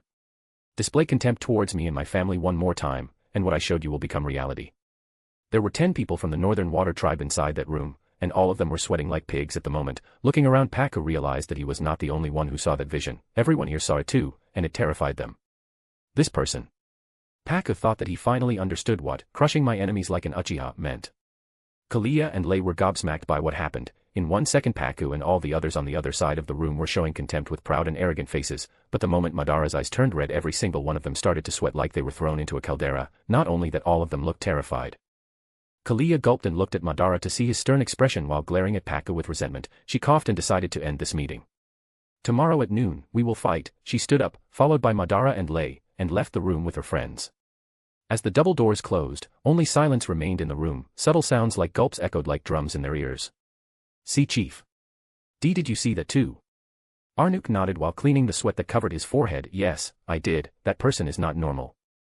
Kalia told me before he was the biggest threat to the Fire Nation in our generation, only below the Avatar, but those powers of his, that dream, he controlled it, it wasn't just hypnosis, and he did it in an instant, to all of us, just by staring at us. He gulped hard. He might be as dangerous as the Avatar or even above. Because I doubt any Avatar would ever consider destroying a whole capital just because he was provoked, not even Avatar Kyoshi. Paku stared at the door in silence, he was very conflicted at this moment, but a small smile, that no one else noticed, appeared on his face. She became strong, and she has strong people to watch her back. I'm glad, little Callie, that you found a place where you belong. But then his expression morphed into a serious one. But I won't take it easy on you tomorrow, let's see whose ideals grew stronger over the years, prove me wrong if you can. He clenched his fist, after years he was finally feeling the excitement of a battle, it made him feel younger, it made him feel whole. Chapter 38, Push and Pull. The night came and everyone went to do their own things. The chief actually doubled the number of soldiers protecting his guests. He was quite alarmed by what Madara said yesterday, but well. Since when could a shinobi with a Sharingan be spotted by these people? Especially one that has all of these skills and knowledge such as Madara. Arriving at the spirit oasis, Madara jumped down from the ice walls and landed softly on the grass. Looking around, he spotted you already there and he couldn't help but grin. It seems I was the one that came late today, he said. She had a small jump scare and looked at him with a frown and a pout. Don't do that. He laughed and sat down by the pond. Tonight he could see Tuei and La swimming in circles, and the yin and yang symbolism mesmerized him. They are pretty, aren't they? Asked you with a gentle smile. Madara just nodded but couldn't take his eyes off the black and white fish. He felt like all the noises around him muffled, going silent for a few seconds. The eyes of both fish glowed under the water and Madara felt a pull. Suddenly he was standing on a vast ocean with no land in sight. The only thing other than water in this place was a glowing moon in the empty sky. Looking around he was quite shocked. Was he pulled into a vision by the spirits? He knew that it was possible. Even Roku did that to Aang countless times to tell him about Sozin's comet and his own story with the Fire Lord. Madara also believes his Sharingan works in a similar way. It's not really genjutsu, but a spiritual vision that he can use to pull people that he stares at. As for the limitations, he doesn't know. We finally meet, young one, said a soft reverberating female voice. We have been waiting for you to show up, said a soft reverberating male voice. Both voices were very similar even if they had different genders. Looking around, Madara saw 2 huge koi fish, one white and one black, both with glowing blue eyes and glowing blue markings all over their bodies. It's a pleasure to meet you, Tuei and La, said Madara with proper respect. These two were very ancient spirits after all. How curious, you feel like an avatar but at the same time you feel completely different, said the female voice as the white fish slowly moved around him. Oh, so the female voice is Tuei, and the male voice is La. You indeed feel like an avatar. What spirit fused with you? Asked the male voice. Madara stared at La for a few seconds and decided to tell him, they. Well, whatever. It's a spirit called Susanoo. Madara had no reason to hide this, especially from spirits since they can sense it anyway. It's better to show goodwill and befriend spirits, especially old, wise and powerful ones. Susanoo. I have never heard of this spirit, but I feel its power. It's tremendous, said Tuei, swimming around Madara with curiosity. Why do I feel some connection to your spirit? Asked La with a bit of shock. Madara raised an eyebrow. As far as he knew, the Susanoo had nothing to do with them, not the Naruto one at least, unless... Did the voice give me the actual Susanoo? No, it can't be. The mythological one is considered a god after all, but he might have given it some properties to turn my Susanoo into an actual spirit, such as a domain. Clearing his throat, Madara responded with a rather unsure tone. Well, from what I know, Susanoo is related to the sea and storms, but I don't think those are its domain. Not my Susanoo anyway. The black koi nodded, which looked a bit funny to see. It seems that's the case. I can feel a small connection, but your spirit seems much more violent than us. It's like, it's always craving for a battle. This made Madara grin with satisfaction. He didn't know that, but to think that he and his spirit were so in tuned, this really is the perfect spirit for me, eh? But I never heard of this spirit before, this Susanoo. It feels really powerful. Really, really powerful. It's hard to believe that it's an unknown spirit, Tuei interjected. Now Madara became nervous. What the hell should he tell them? If they really demand an explanation, he is bound to lie, and his lie is bound to be discovered instantly. If he refuses to answer, these spirits might not really allow him to leave this place. As for speaking the truth. Hey, yeah, right. Sensing the nervousness in Madara, La moved close to Tuei. Let the boy keep his secrets. You and your bad habit of wanting to know everything about everyone that comes in touch with you, said the male voice. Tuei was in silence. Madara could very faintly see the spirit struggling to let go of its curiosity. To think that they have such humanity in them. He smiled gently. Tuei lowered its head, slightly, displaying a tiny bit of shame for its behavior. Oh, now you are just cute, hee, thought Madara. The black koi turned towards Madara. We felt you arriving in our domain, we wanted to get to know you. We are rather happy that you aren't the Avatar because we initially thought you were. Madara was confused. You dislike the Avatar? Tuei this time answered, we don't really dislike the Avatar, but they decided to close the portals to the spirit world without our say in it. How would you feel if someone locked you outside of your house behind your back and just told you afterward, saying that they judged it was better that way? Madara had a thoughtful expression. Well, when you look at it that way. But you can just go back to the spirit world at will, can't you? La answered, yes, but our influence in the human world will be severed. Without us here there will be no waterbending. If the portals were open, we could reside anywhere in the spirit world or here, and still have our influence. TSK. Madara frowned. Honestly, his plan was to never open the spirit world portal. He would prevent Korra from even having to deal with the whole Season 2 drama by getting rid of Unalaq right away. He honestly was afraid of the spirit world. Everything about him made him a target to powerful ancient spirits, especially Ko the Face Stealer and his mother. He decided to just avoid that topic and asked, okay, but why did you want to talk to me? I mean, you welcomed me and all, but I never did anything for you too. La answered with a hint of teasing towards Tuei. Part of it was due to curiosity of someone. But mostly because I feel a connection with you. It's ironic that you are a firebender while holding a spirit related to the sea. Madara chuckled. It's alright, it's not Susanoo main domain anyway. Tuei nodded. Sadly, we are no lion turtles. With a spirit like that, I don't doubt you would be an amazing waterbender. Madara chuckled. With my personality? I doubt it. I'm as aggressive as Susanoo, and one of my greatest pleasures in life is having worthy battles. I don't think I have the mentality to be a waterbender. La chuckled. Yes, I've noticed. Your bloodlust yesterday was interesting. To think that you changed because of a little talk with the little princess you. Madara snorted. That's not it. If anyone does me or my family any harm, I will hunt them down, but Kalia's situation is a bit complicated. Sigh, if I followed through with my plans, our relationship would be permanently cracked. Her happiness is above my selfish need for vengeance. If Pakku wasn't the last living member of her family, I would burn him to ashes. Tuei was quite satisfied with his answer. Its eyes even morphed into crescent moons, displaying her happiness. Good human. You have the heart to hate and the heart to love, although it is not how we do things. At least you understand that not everything can be solved with might. La chuckled. Indeed, you seemed very worried about her. Is she your mate? Madara started coughing. What? No, she is like 9 years older than me. He scratched the back of his head with an awkward expression, and she hates rules. She once told me that she would never marry because that would be extra chains binding her, although she said she would be faithful to whomever she falls in love with. She would never actually marry or have kids. Tuei chuckled. What a troublesome child, hee. But why is getting married and having kids so important to you? I mean, I can feel your vitality. You will live way more than regular humans. Probably twice or thrice as long. Madara was shocked. I only opened 5 chakras and my vitality already skyrocketed to this point. I didn't know that. Good to know, he then shrugged. I am the last member of my clan, my family. I want the Uchiha to spread their name. That and having a family would bring me many new experiences that I never had. Once he said the last part, he became a bit melancholic. How could he not? At this point he could be considered almost 40 and never met anyone blood-related to him. He never had the warmth of having parents, but at least he can enjoy the warmth of having kids one day. The spirits just remained silent. It was not their business anyway, so they decided to change the subject. We heard that you requested the princess for our spirit water. May I know why? Tue was rather curious. I wanted to heal Kalia's scars and burns. I don't know about her eye though. I don't think that even with your spirit water it can be fixed, said Madara, a bit dejected but with a hint of hope that the spirit would say otherwise. Law was rather shocked. You want our water for that? Although what you said is true about her eye and everything. But, with enough of our water, you could deepen your connection with Susanoo. I can feel that you two are connected but not 100% compatible. It's very taxing to use its power, isn't it? Wait. What now?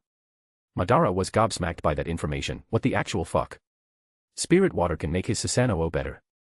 He has been racking his brain to figure out a way to reach certain phases of the Susanoo without an answer, and they just gave it to him. Like that.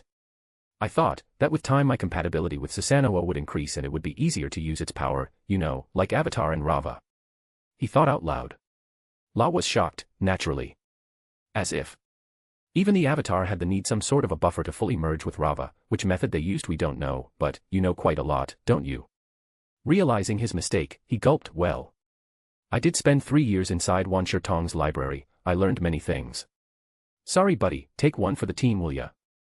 Tue was curious. OH. How is that cute little owl doing nowadays? Haven't seen them in a long time.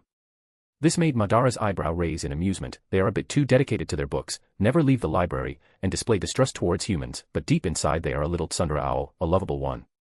La was curious. What is a tsundere? Madara's face morphed into a blank poker face. Saitama is back baby. Oh boy. You know. When someone has feelings but is too proud to display them, or simply doesn't know how to express them, they try to double down on their persona to try to trick everyone else into believing that they don't have those feelings. The two spirits stared at one another for a few seconds before bursting out loud into a laugher. Ha ha ha ha ha ha. That is definitely Wan Shirtong. Oh, the spirits. Ha ha ha. Said Tue. La on the other hand was a bit more composed. He stopped laughing after the initial burst and had a thoughtful expression on his face. I know so many spirits that would fit that term. Madara's Saitama face intensified. Oh, you have no idea. Chapter 39, Duel. That night Madara came back into his room with a thoughtful expression as he had learned many things from his talk with Tue and La. The elephant in the room was obviously his compatibility with Susanoo. He would be lying if he said that he wasn't tempted. Who wouldn't be? But the spirits won't just gift him that much spirit water for no reason, and he won't just steal it from them either. It's just not worth it because although the spirits didn't know how Avatar 1 fused with Rava, he did. Worst case scenario, he would just use the portals. Talking about portals, he was very pissed. His plan was to stop Analek from ever trying to team up with Vato, and prevent the whole Season 2 of Avatar Korra from becoming a thing. The issue here is harmonic convergence would happen with or without Analek. Trying to stop it would be trying to stop nature from following its course. Impossible. I need to prepare for that. The opening of the portals is the source of Seasons 3 and 4 of Korra. If I manage to stop it from happening, a lot of headaches could be avoided. But at the same time, can I really stop it? What can I gain from letting those portals open? After he reached home, he took his shower, using his firebending to heat up the water because this is the fucking North Pole, and went to sleep. The next day was a cloudy day with a few snowflakes falling from the sky. A big crowd was situated on the waterbending training grounds, the exact place where Katara and Pakku fought in the series. In the middle of the grounds two people faced one another, Pakku and Kalia. Pakku assumed his stance, an example of a flawless waterbending combat stance that prioritized the flow of movement. Kalia, on the other hand, made a stance that shocked everyone, even Madara and Lei. Hey, isn't that? Madara said. Lei nodded. It seems she learned more than just regular waterbending. What a creative woman. He chuckled. The music I was listening to while writing this was Strong and Strike, Naruto OST, so that will be my soundtrack recommendation.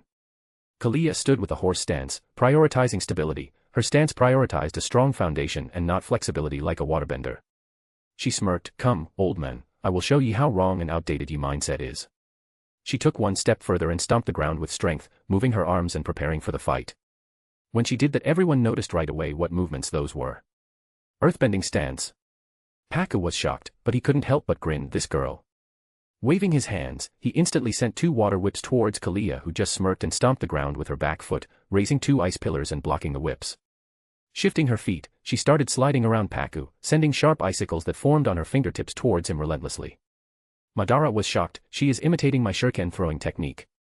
The old man was forced onto the defensive. He pulled water from the fountain and created a ring of water around himself and used it to redirect the icicles to protect himself. That's all you have after a decade, old man. Kalia shouted while creating a ramp of ice and jumping to evade a low water whip that came from Paku. Then she moved her hands and detached the ramp from the ground and sent it flying towards her uncle. Paku wanted to take advantage of Kalia being in the air, but he was forced to block the massive ice ramp that came flying towards him like a boulder. This girl is not lowering her guard. His eyes were narrowed and he calculated where she would land, and thinking she would continue to circle around him on ice, he prepared a trap a few feet ahead of the place where she would land. Kalia saw her uncle's frown and grinned. She did a spin in the air and came crashing down on the ice floor like a meteor, but what caused Paku to be gobsmacked was that she didn't continue to slide. She just fell on the ice and was swallowed by it. Whistle, damn, she really is fighting like an earthbender, said Lei. Madara smirked. Waterbending masters preach about flexibility, but all of them follow the same stance. Kalia took the term flexibility to a new level, managing to incorporate other bending styles and stances into her waterbending. What a genius! Paku kept looking around trying to find her, then suddenly felt his ankles being grabbed. Before he could react, he was pulled down and trapped into the ice, with only his head left out. Madara's Sharingan instantly activated. Is that double suicide decapitation? His eyes narrowed towards Kalia, who emerged in front of Paku's exposed head. Before she could take a step forward, Paku rotated and turned the ice around him into water. Emerging from the hole surrounded by a cloak of water and tentacles, he engaged her again. The battle kept going. Paku was trying his best to keep up with Kalia, who switched between waterbending and earthbending stances freely, displaying creativity and talent above her peers. For 10 minutes they kept fighting, with Kalia only being hit twice while Paku was already breathing heavily. Not only was he already old, but he was also forced to keep a constant output of chi to block and counter Kalia's unorthodox bending. It didn't matter how Paku tried to strike, she had an answer for it. Finally, when Paku lost a bit of his focus due to exhaustion, Kalia closed her left fist, forming an ice gauntlet around her arm. Shifting her feet, she propelled herself towards her uncle at extreme speed with the help of her bending. Paku tried to step backward, but Kalia instantly closed her other fist, which froze one of his feet, making him lose his balance and fall to the ground. When he opened his eyes, he saw Kalia inches from him with a bloodthirsty smile and a stretched arm covered in ice. This is the end. She shouted and punched with all her might. Paku couldn't even raise a defense at this point. Boom. Paku's sweat dropped when he saw Kalia's toned arm right beside his head. An inch away, her fist was swallowed by the floor and many sharp ice blades formed all around the battlefield. He could only gulp, imagining what would be of him if she really aimed for his head. The surroundings were silent. Even the chief was speechless. He never imagined that someone would use earthbending combat stances and movements as a waterbender. Madara and Lei smirked. Kalia took a deep breath and removed her fist from the ice and stood up. I won. She looked at her uncle with a victorious grin but didn't help him to get up. Paku, who was still shocked, came back to reality and nodded with a proud smile. Yes. And you did it wonderfully. The other masters came down and used their bending to get rid of the spikes, returning the training ground to a flat, sleek surface while one of them helped Paku back up. Kalia planned to fight like this since she was on the airship. She wanted her actions to display her ideals, and how outdated and limited the current Northern Water Tribe was. Their own bending style preached freedom, creativity, and flexibility, but all of them used the same stances like any other bending. She wanted to display how much they were limiting themselves due to their current mindset. Paku, who got up, couldn't help but stretch his back. To think that you merged earthbending movements with waterbending to be able to fight like that. I never heard of anyone doing it before. Kalia snorted. Of course not, old man, I created it myself. Water can change shape and form, so why should I be limited? She grinned. Paku's and every other waterbending master's eyes went wide after hearing the question. They never really considered that. Even the chief stopped in his tracks when he heard it. Water can change shapes and forms. It may sound very obvious, but for people who got trapped following the same mindset for hundreds of years, it was very hard to think outside of the box. Kalia turned away from them and walked toward Madara and Lei. Boss, I'm done with this place. Let's go back home. Madara could only shake his head with a smile. The trio turned around and started leaving the area. They already achieved everything they wanted here anyway. Staying one more night under surveillance was annoying for all of them. They left the crowd behind without a shred of courtesy. They didn't care anymore. As they walked, Madara turned to Kalia. Those movements. She shrugged. What? We live in the Earth Kingdom, obviously. There's plenty of earthbenders around to give me some pointers. He sighed exasperatedly. I'm talking about your throwing movements. Oh, that. I've been watching ye training for a while. I tried to do it with some ice darts, but it's hard to achieve that amount without a proper environment. Thankfully it was snowing today as well. Otherwise, it would have been a very close fight. She grinned and looked up. This revelation shocked Lei, and his reaction didn't escape Kalia's eye. What's up, Jackie? I know that the way I fought isn't suitable for anywhere else but here. The environment here is perfect to fight like an earthbender. That was one of the boss' first lessons, remember? Everything can be used as a weapon. Even the environment and the weather. Lei could only gulp and accept defeat. In terms of creativity he was leagues below Kalia. If we fight here, with unlimited ice and water at her disposal, I won't be able to touch her. He stared at her. Suddenly he felt a strong slap on his back. He even stumbled forward and almost fell to the floor. Looking back with resentment in his eyes, he spotted Madara's snarky grin. Don't be depressed, Jackie. Every single bender has places which give them advantages and disadvantages. Lei nodded but got curious. What about you, Mr. Uchiha? Which place gives you a disadvantage? This question made Kalia curious as well. Madara touched his chin and adopted a thoughtful expression, thinking hard on that question. I think. The spirit world. This raised Lei and Kalia's eyebrows. Why? Madara just shrugged, because I learned that people can't bend while in there. Kalia and Lei instantly stopped in their tracks. Madara kept walking for a few feet until he noticed something and turned around, just to see both Kalia and Lei adopting his favorite deadpan Saitama face. Oh. I'm so proud, he grinned at them. Lei's eyebrow twitched at that grin. Are you telling me that the only way for you to have a disadvantage is to remove your ability to bend? Kalia on the other hand raised her eyebrow as she saw Madara's sarcastic grin. He looks good when he grins like that. They resumed their walk until they reached their airship, but they were welcomed by a palace maid that walked toward Madara. I'm here under the princess orders to deliver this to you. She took a fist-sized vial with some glowing liquid inside and handed it to Madara, who smiled politely and accepted. Tell Princess Yu that we will meet again if fate allows us. The maid nodded and walked away. Oh. Did ye and the princess have an interesting encounter? Teased Kalia, with Lei listening to it while pretending to not care. Madara just chuckled. Yes, you can say that. Why, are you jealous? Kalia snorted as if. Doesn't matter which girl ye settle for, I will always be ye second in command. Lei choked. This damn barbarian always likes to rub her position in my face. He eyed her with resentment. Madara laughed loudly. Aye, no one can replace you, Kalia. She just smirked. Aye. Good luck finding a girl that will accept that, boss. Chapter 40, Family. After entering the airship, Kalia rushed to her room. This was also one of the reasons why she wanted to leave immediately after achieving her victory. She felt a huge weight being lifted from her heart. That victory gave her closure. She finally felt that she could move on with her life without thinking of the past. She sat down on her mat and meditated, but it didn't take a single day for her to unlock not one, but 2 chakras in a row. She unlocked both her air and sound chakras and finally caught up to Madara. Madara, on the other hand, was stuck on his 6th chakra for a while. The light chakra was quite unique. It deals with insight and it's blocked by illusion. It's something so formless and abstract that it's really hard to grasp its concept. After she completed her meditation, she fell asleep with an exhausted but relieved smile on her face. The trip back home was very comfortable. They ate and drank together, laughed, and enjoyed their time while poor Lei had to pilot the ship. Kalia changed and everyone was happy about it. Once they reached the resort and docked the airship on the landing platform, they exited and Lei walked behind Madara with a thoughtful expression. Mr. Uchiha, do you have a minute? Asked Lei a bit confused. Madara raised his eyebrow. Sure, he smiled and turned to Kalia. We will talk more later, Kalia. I will have a chat with Jackie. She smirked and nodded.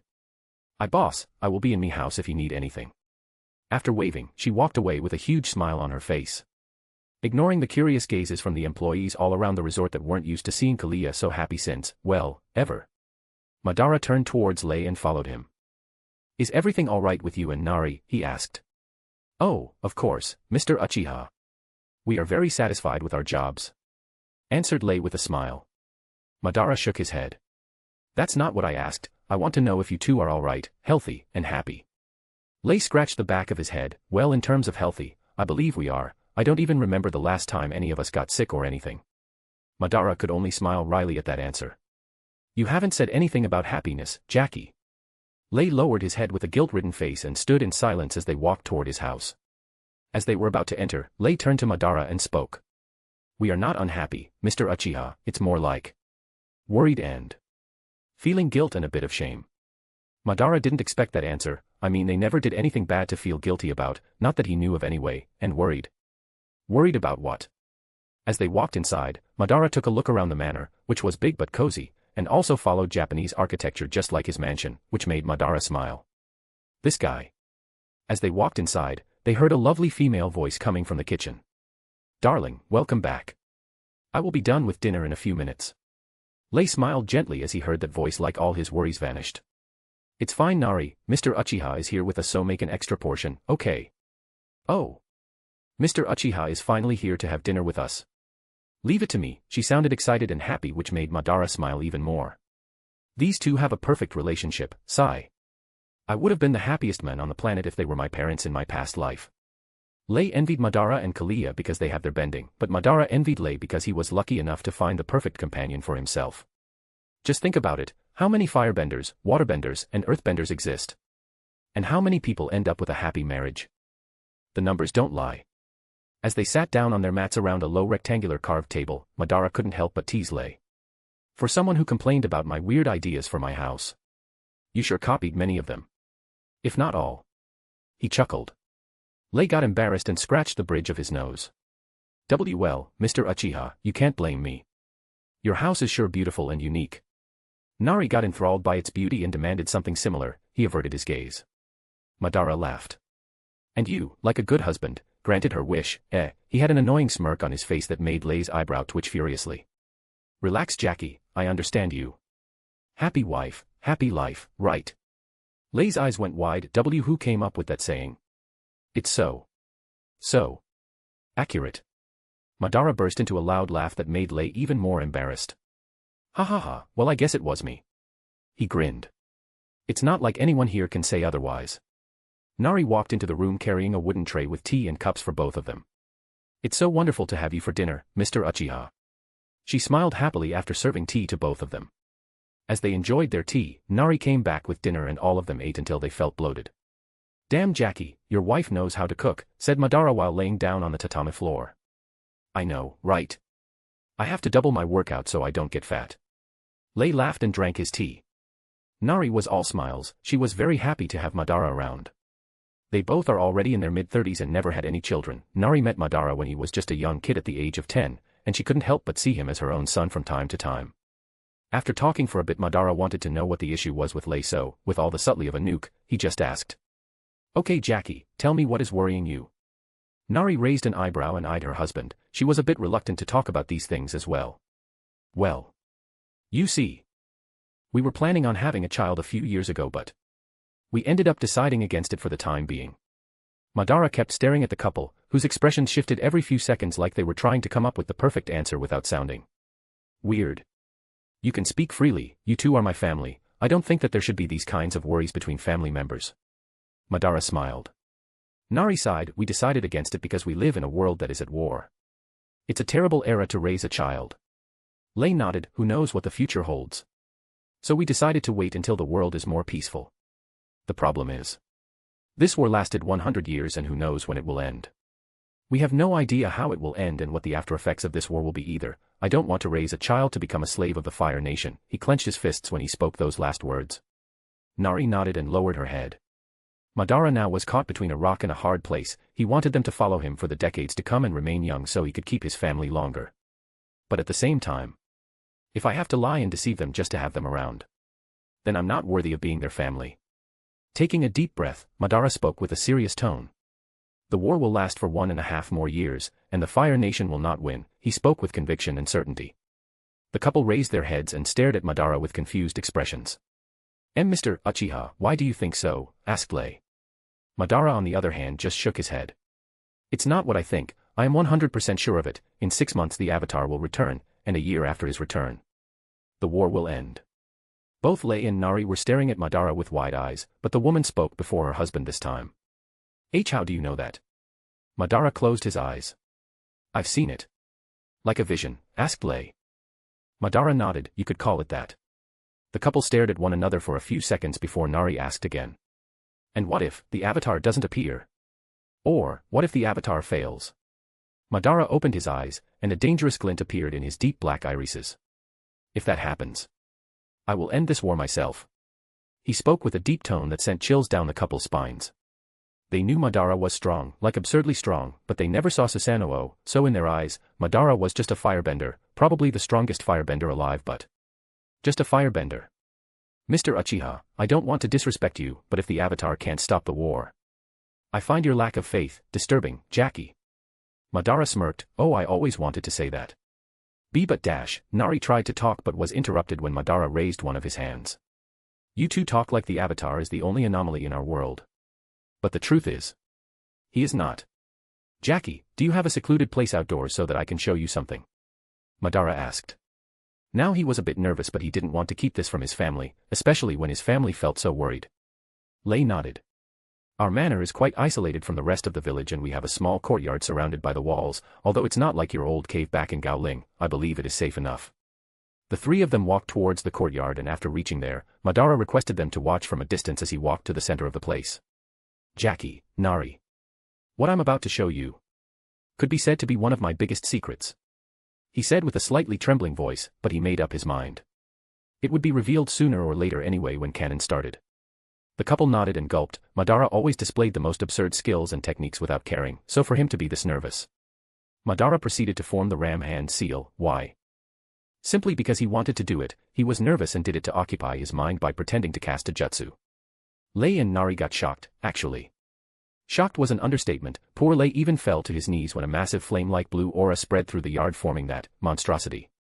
Nari wasn't any better, she couldn't believe what she had just seen. She was an educated woman, she studied history and many other noble courses her whole life and never heard of such a technique, but she felt the earth trembling, even the walls were threatening to crack and Madara didn't even move that thing, as if just by existing it felt that the world would fall apart. As they walked back inside the manor, Lei couldn't help but ask. Mr. Uchiha. That was. Yes, that was a spirit, Jackie. My own spirit. In a way I'm very similar to the Avatar. An anomaly. But when they have the four elements. I have Susanoo. So. Your visions are related to your bond with your spirit, I mean. Susanoo. Asked Nari, she was a very curious woman and the information about spirits was very scarce and inaccurate. In a way. Yes. Madara nodded. After they walked back inside, Madara was about to bid farewell to the couple and go to his own house. He missed his bed and was feeling slightly awkward and nervous around them. He worried, what if they saw him more like a monster now? But he was stopped by Nari. Mr. Uchiha, is the offer still up? She asked. What offer? He was confused for a bit. She smiled gently, the one about the chakras. Madara nodded but was confused. Lei walked beside his wife, wrapping one of his arms around her shoulders, and spoke with conviction. We accept the deal, Mr. Uchiha, we want to accompany you on your journey and see the wonders of the future with our own eyes. And who knows? Perhaps the future will bring us a better era to raise our own child. Lei smiled. Nari nodded while casting a motherly warm smile towards Madara, which he couldn't really identify because of his lack of experience in having parents. It's not like I need a child now anyways, still having you around. But I just told you that the war will end soon. You could just wait 2 more years and... Nari interrupted him. We know. And we are happy that you shared that with us even knowing that the information might push us away from you in the future. But, it is as you said. We are family, aren't we? She smiled happily while hugging Madara, while Lei just nodded sagely with his arms crossed. Madara felt that motherly hug and couldn't help but close his eyes to enjoy every second of it. If we are family, then call me Madara from now on instead of Mr. Uchiha, at least when I come here to eat. He said with a nervous tone, to which Nari smiled even more brightly and hugged him tightly. All right then, Madara. Lei on the other hand was scratching his head. Will be difficult to get used to it, I have been calling you Mr. Uchiha for at least 7 years now. Madara glared at Lei with a twitching eye. That offer is not for you, Jackie. As if I would take Jackie fucking Chan as my father figure. Lei, who felt hit by an invisible arrow, crouched in a corner that seemed to cast a shadow over him. Why does he always pick on me? Nari on the other hand just giggled. Chapter 41, Pillar of Light. Madara came back to his home that night with a huge smile on his face. He was very happy with his new life, everything was working out well for him and his plans worked out, even though they did not work out flawlessly. His money was always increasing, he was surrounded by people who he cherished and who cherished him back. Life is good, he said as he stared at the full moon. Before he could enter the manor, he spotted a shadowy figure waiting for him. He smirked and asked, "Oh, isn't it a bit too late for a lady to be staying out here all alone?" A snort echoed, "Who the fuck are you calling a lady?" After a couple of seconds of silence, they both laughed. Ye took ye time with Jackie and Nari, huh? And left me here waiting for ye. Madara shrugged. Well, things developed differently from what I was expecting. Oh yeah. Madara nodded. They accepted learning how to unlock their chakras. Oh, so that's why ye are so happy today. But boss, just accepting it isn't all, they will have to work hard to unlock them. I've been working on that for months, and ye have been working on that for years. It's not that easy, there's no guarantee that they will succeed. Madara again nodded. I know. But when there's a will, there's a way. Kalia just nodded. She didn't really want to ruin her boss' mood, although she didn't have that much faith in them achieving the full 7 chakras. If they could achieve 5 they would still earn extra time. So, ye said ye wanted to talk to me, what is it? Looking up at the sky, Madara pondered. Well, since tonight is a full moon, it's more than just talk. He stared at Kalia. I want you to use your bloodbending on me. Kalia's eye went wide. Boss, what the hell? I want to know how it works, I want to learn how to counter it. Of all the bendings in the world, blood bending was the one he was afraid of the most. Energy bending was more dangerous, yes, but he knew how to use it and how to possibly counter it, but blood bending. There's no dodge, there's no known counter, you are just turned into a puppet. Kalia nodded at his words. All right, but don't blame me if you feel uncomfortable, Jackie always complained about it. Madara smirked. Jackie always complains about a lot of things. They both chuckled again and walked to the backyard of the manor, staying 30 feet from one another. Kalia asked one final time. Are you sure, boss? She took her stance while facing Madara. Madara nodded. Yes. All right. Don't blame me later. She raised both of her hands as her eye narrowed. Madara was just standing there when suddenly he felt his body trembling. His eyes went wide as his arms started moving on their own, then his legs, and finally his torso. Fuck, this really is awful. Kalia grinned and her hands slowly moved. Madara was raised from the ground and stood 2 feet above the grass, floating while his limbs moved in awkward ways. Calm down, I need to figure out a way. His Sharingan activated and he slowly observed his body. Alright, let's try a few things. For hours they stood there in the backyard and Madara discovered many things related to bloodbending. Once they were done with their training, a panting Madara came walking towards the front door while a calm Kalia followed him with her hands behind her head. That felt great, right boss? She chuckled. Madara just stared at her with a twitching eyebrow and said nothing. What? It's not every day that I can see the mighty Madara Uchiha suffering like that. She shrugged and kept chuckling. He rolled his eyes at her comment and sat down by the front door. For the next few months, we will be training my resistance against bloodbending every full moon. Kalia nodded, but she seemed to have something that she was holding back. Go ahead and say it, said Madara, thinking that it was more of her sarcastic remarks. Well, boss. Here's the thing, I feel that as I unlock me chakras, me bending is getting more powerful, and, eventually, I believe I will be able to use bloodbending without the need of a full moon. She was rather reluctant of sharing this as bloodbending was dangerous and she knew it. Having the full moon limitation made it more acceptable, but what if someone didn't have that limitation? That person would be seen as a threat, and a very dangerous threat at that. Madara was shocked by the revelation, but not for the reasons she thought he would be. Wait, what? So, unlocking the chakras gives her full access to bloodbending. So, that's why Amon, his brother, and his father could bloodbend like that. Wait. Do the unlocked chakras causes permanent changes to the point that they can be partially inherited by their offspring? If so, everything would make sense. At some point, an ancestor of Amon unlocked his 7 chakras, and the bloodbending potential passed on through the generations. Why did he think that only the bloodbending potential passed on? Because Amon's father, Yukoni, aged normally and so did his 2 sons. Why would the bloodbending pass on while the rest wouldn't? Well, all elemental bendings are hereditary, so it made sense for him. As he was thinking about the possibilities, Kalia was more and more worried about being seen as a threat by the person that she cherished and respected the most. Coming out of his thoughts, Madara noticed the awkward silence and looked at Kalia, who at this point was looking extremely nervous and worried. He chuckled and walked towards her. Before she could say anything, he hugged her tightly, wrapping his arms around her thin waist. You silly woman, do you think that I would see you as a monster just because your talent is above the masses? I told you before, no one will ever replace you. Kalia was temporarily stunned by his behavior but reacted pretty quickly. She hugged him back. They were roughly the same height at this point. She was tall for a woman, 5 inch 7 foot, with Madara being a couple of inches taller than her already. To think that little scary kid grew up this well. She chuckled at her thoughts. They stood there in comfortable silence for over 2 minutes until Madara remembered something. Oh yes. I got you a little souvenir from the Northern Water Tribe. He stared at her eyes and smirked. Oh. Are you trying to woo me or something? She wiggled her eyebrows with a teasing smile. Madara rolled his eyes. Please. It's not like I need to woo you at this point. he said while his arms pulled her closer. You know. Sometimes I miss when you were a little boy that didn't have naughty thoughts. She chuckled. Madara shrugged his shoulders. You say that, but everyone in the resort believes we have a thing going. Kalia shrugged back. Well, what can I say? You are handsome and I'm hot. We kinda match. This cheeky bitch. Madara's eyebrow twitched again. But again, I'm not looking for a husband and you know it, boss. I don't think I ever will be. Settling down and having kids is something that I can't imagine myself doing. She lowered her head a bit, knowing that their values were different in that regard. Madara freed one of his arms and slapped her forehead, making her head bounce all the way back with an audible slap sound. Ouch. Ye bastard. What was that for? She shouted. Don't give me that sad and depressed face then. I worked hard to get this for you, he said as he pulled a small vial that was attached to a chain which made it look more like an amulet than a small bottle, and gave it to her. And what is this? It's not a weird, Uchiha's way to propose, is it? She raised an eyebrow. Madara let out a defeated sigh and stared at the moon. Why? He closed his eyes and took a deep breath. That's a flask containing spirit water, from the spirit oasis in the northern water tribe. I got it just for you. It said that it can heal any wounds and clear scars. Kalia was very surprised. Of course she knew about the spirit water, she was born there to begin with and her status was high enough to have the privilege of knowledge regarding her homeland. B-boss. Are ye serious? You got this for me, she choked emotionally as she stared at him.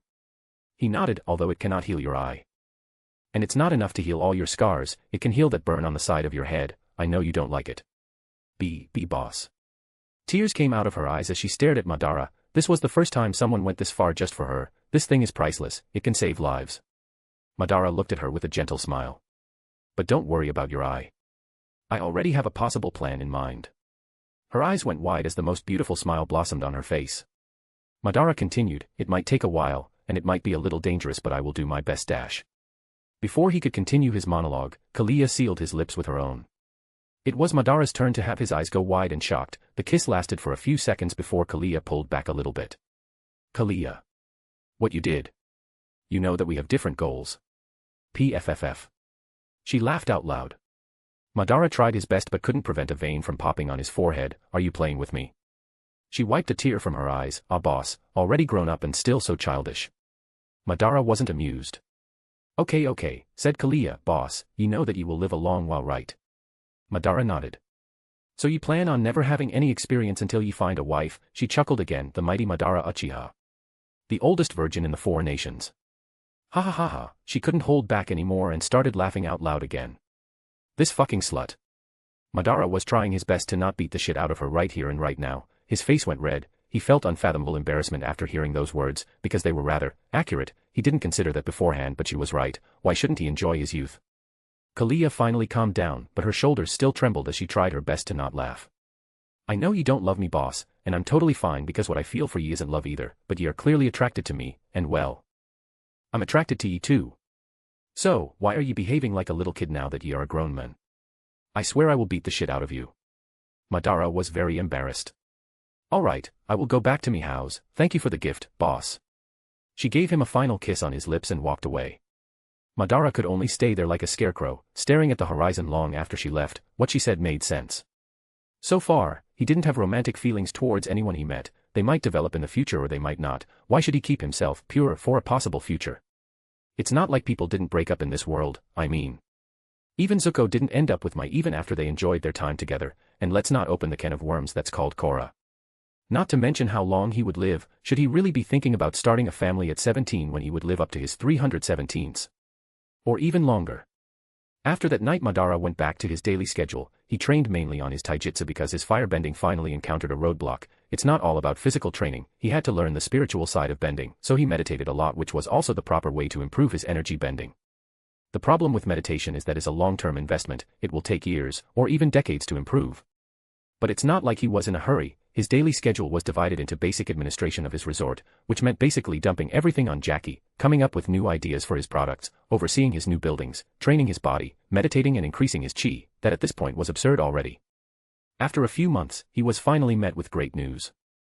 His products, the Kizaru and tobacco, became a phenomenon with the high society. Many herbalists across the 4 nations even tried to copy his formula, but due to the current era and lack of technology, they really couldn't examine what he created, and some really tried to copy it, but it was either poisonous or vastly inferior.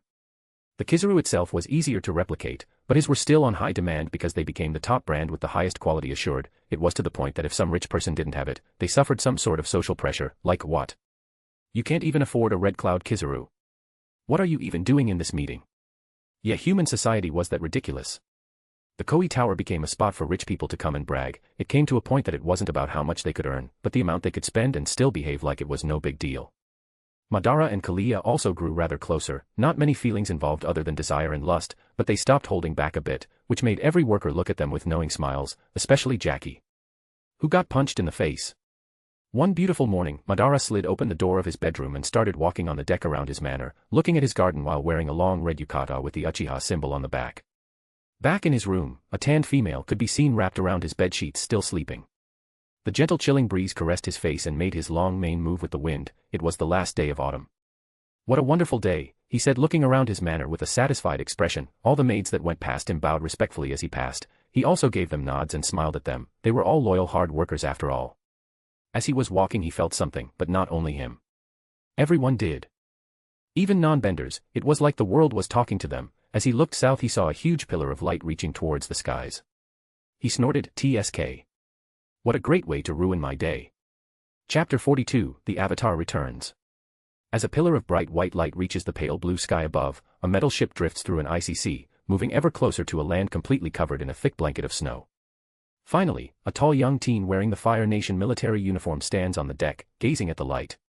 His ponytail flutters in the wind.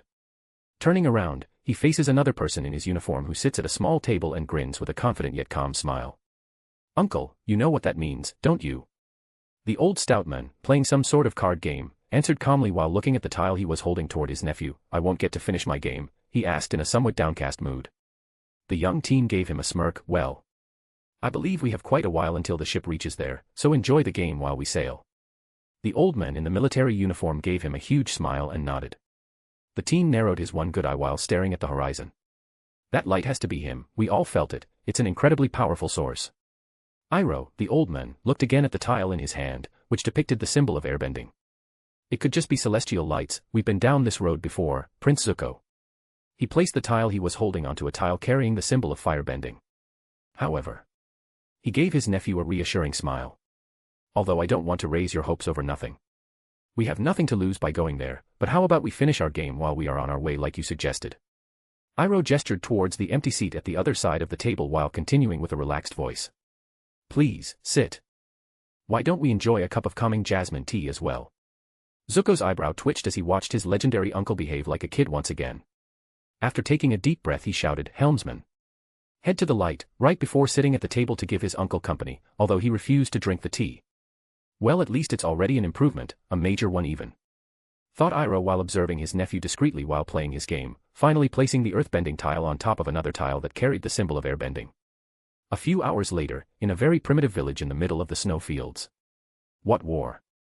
What are you talking about? Asked a bald boy with a blue arrow tattoo on his forehead that in the back went all the way down his spine, while sliding down a huge flying bison. A young teen with both sides of his head shaved and his remaining brown hair tied up raised one eyebrow in disbelief. You're kidding. Right. The bald boy looked questioningly at the older teen, but his expression changed to enthusiasm when he caught sight of an otter penguin. Penguin.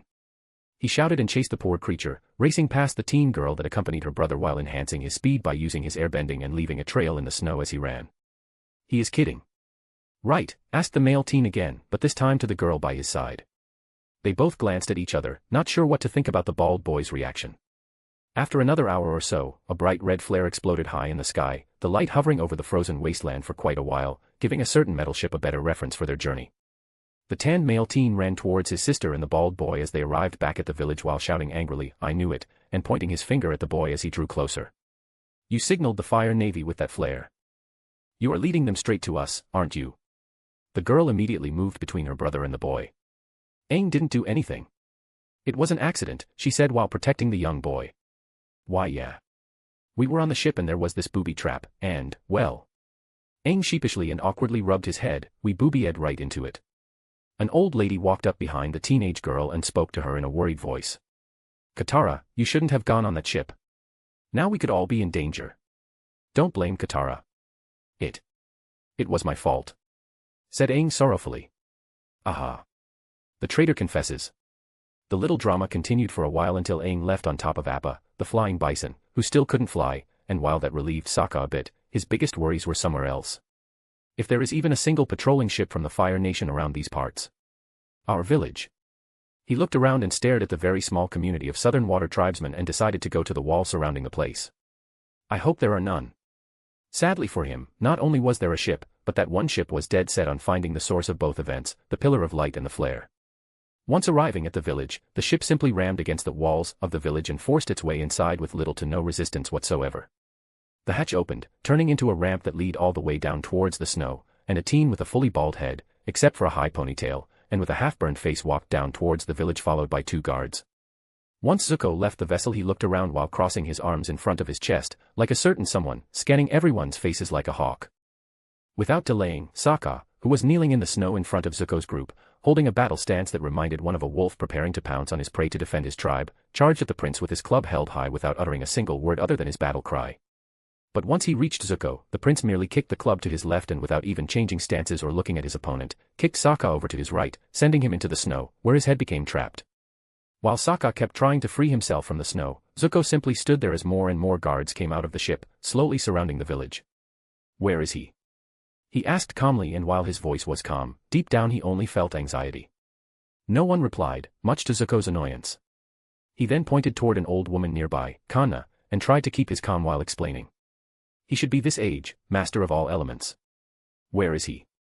Once again no one replied, and while eyeing the crowd Zuko could see the fear in their gaze, but that didn't diminish his determination. Turning around towards his guards, he commanded them to action.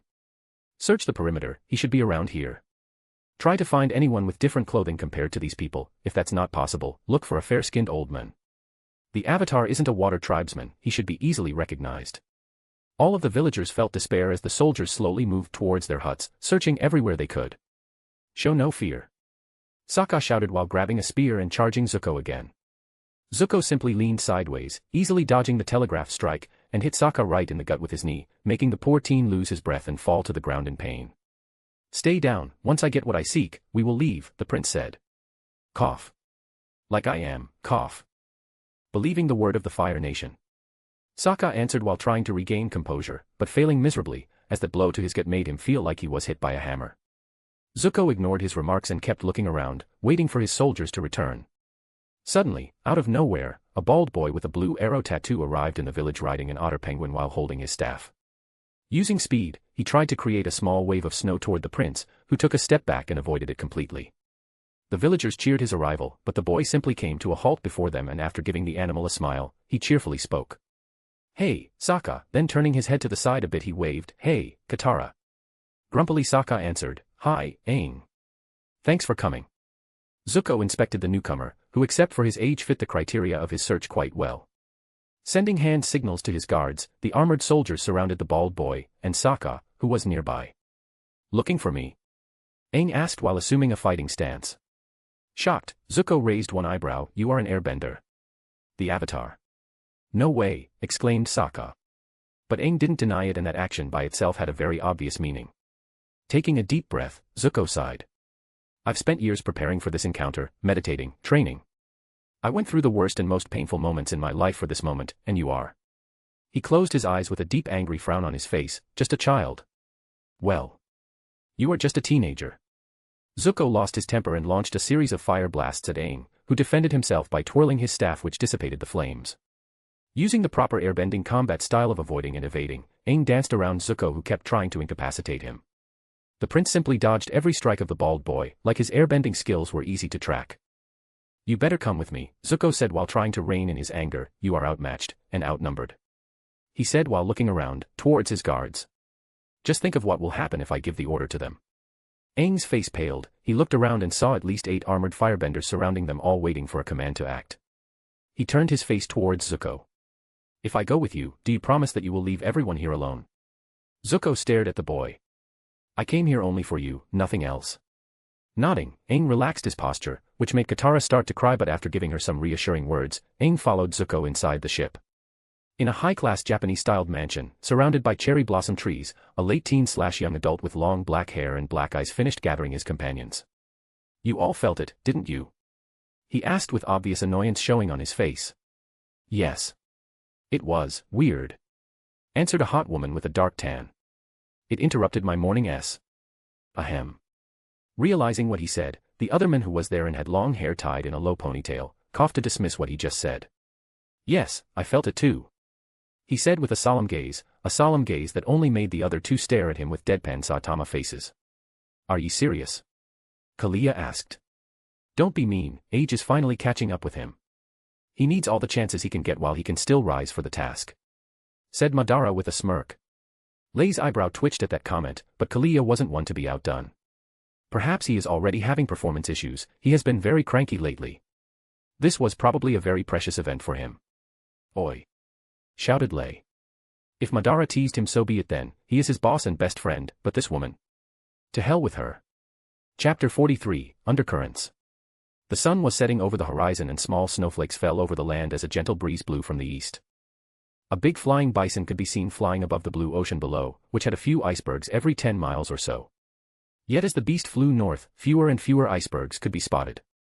That was horrible, shouted Sokka with an exhausted expression while he guided Appa as they flew on the large bison's back. I can't believe it either, said Katara, sitting on the saddle that rested over the back of the creature, tending to a bald boy's wounds. To think that they managed to push the avatar to such a sorry state. Ouch! Katara, shouted the bald boy covered in wounds, half of his body was purple and swollen. Oh! Sorry. Katara showed her tongue like a brat, and recoiled meekly, I am not that good at nursing wounds, luckily you were just beaten and nothing too serious. Sokka stared at her with a deadpan face.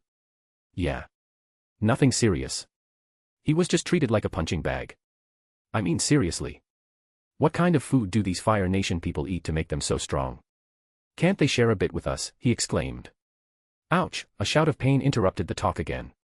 I am done Aang, said Katara, you just need to rest now. She concluded and covered him with a thick blanket. Well, on the bright side, we managed to escape, said Aang with a bright smile that didn't fit very well with his half-swollen face. But, man, that teenager really managed to beat me black and blue. Shivers ran down Aang's spine when he remembered the fight he had to endure to miraculously escape the ship. Sokka leaned back on Appa's neck and poked his nose with his pinky finger. Well, at least you managed to glow blue and escape. After flicking the nasty goober that he managed to excavate from his nose, he continued, imagine how hard it would be for us, people who can't glow. Drifting below, on the calm southern sea waters, a single metal ship could be seen following the trail of the flying creature. Bang! A loud sound echoed from one of the chambers of the ship.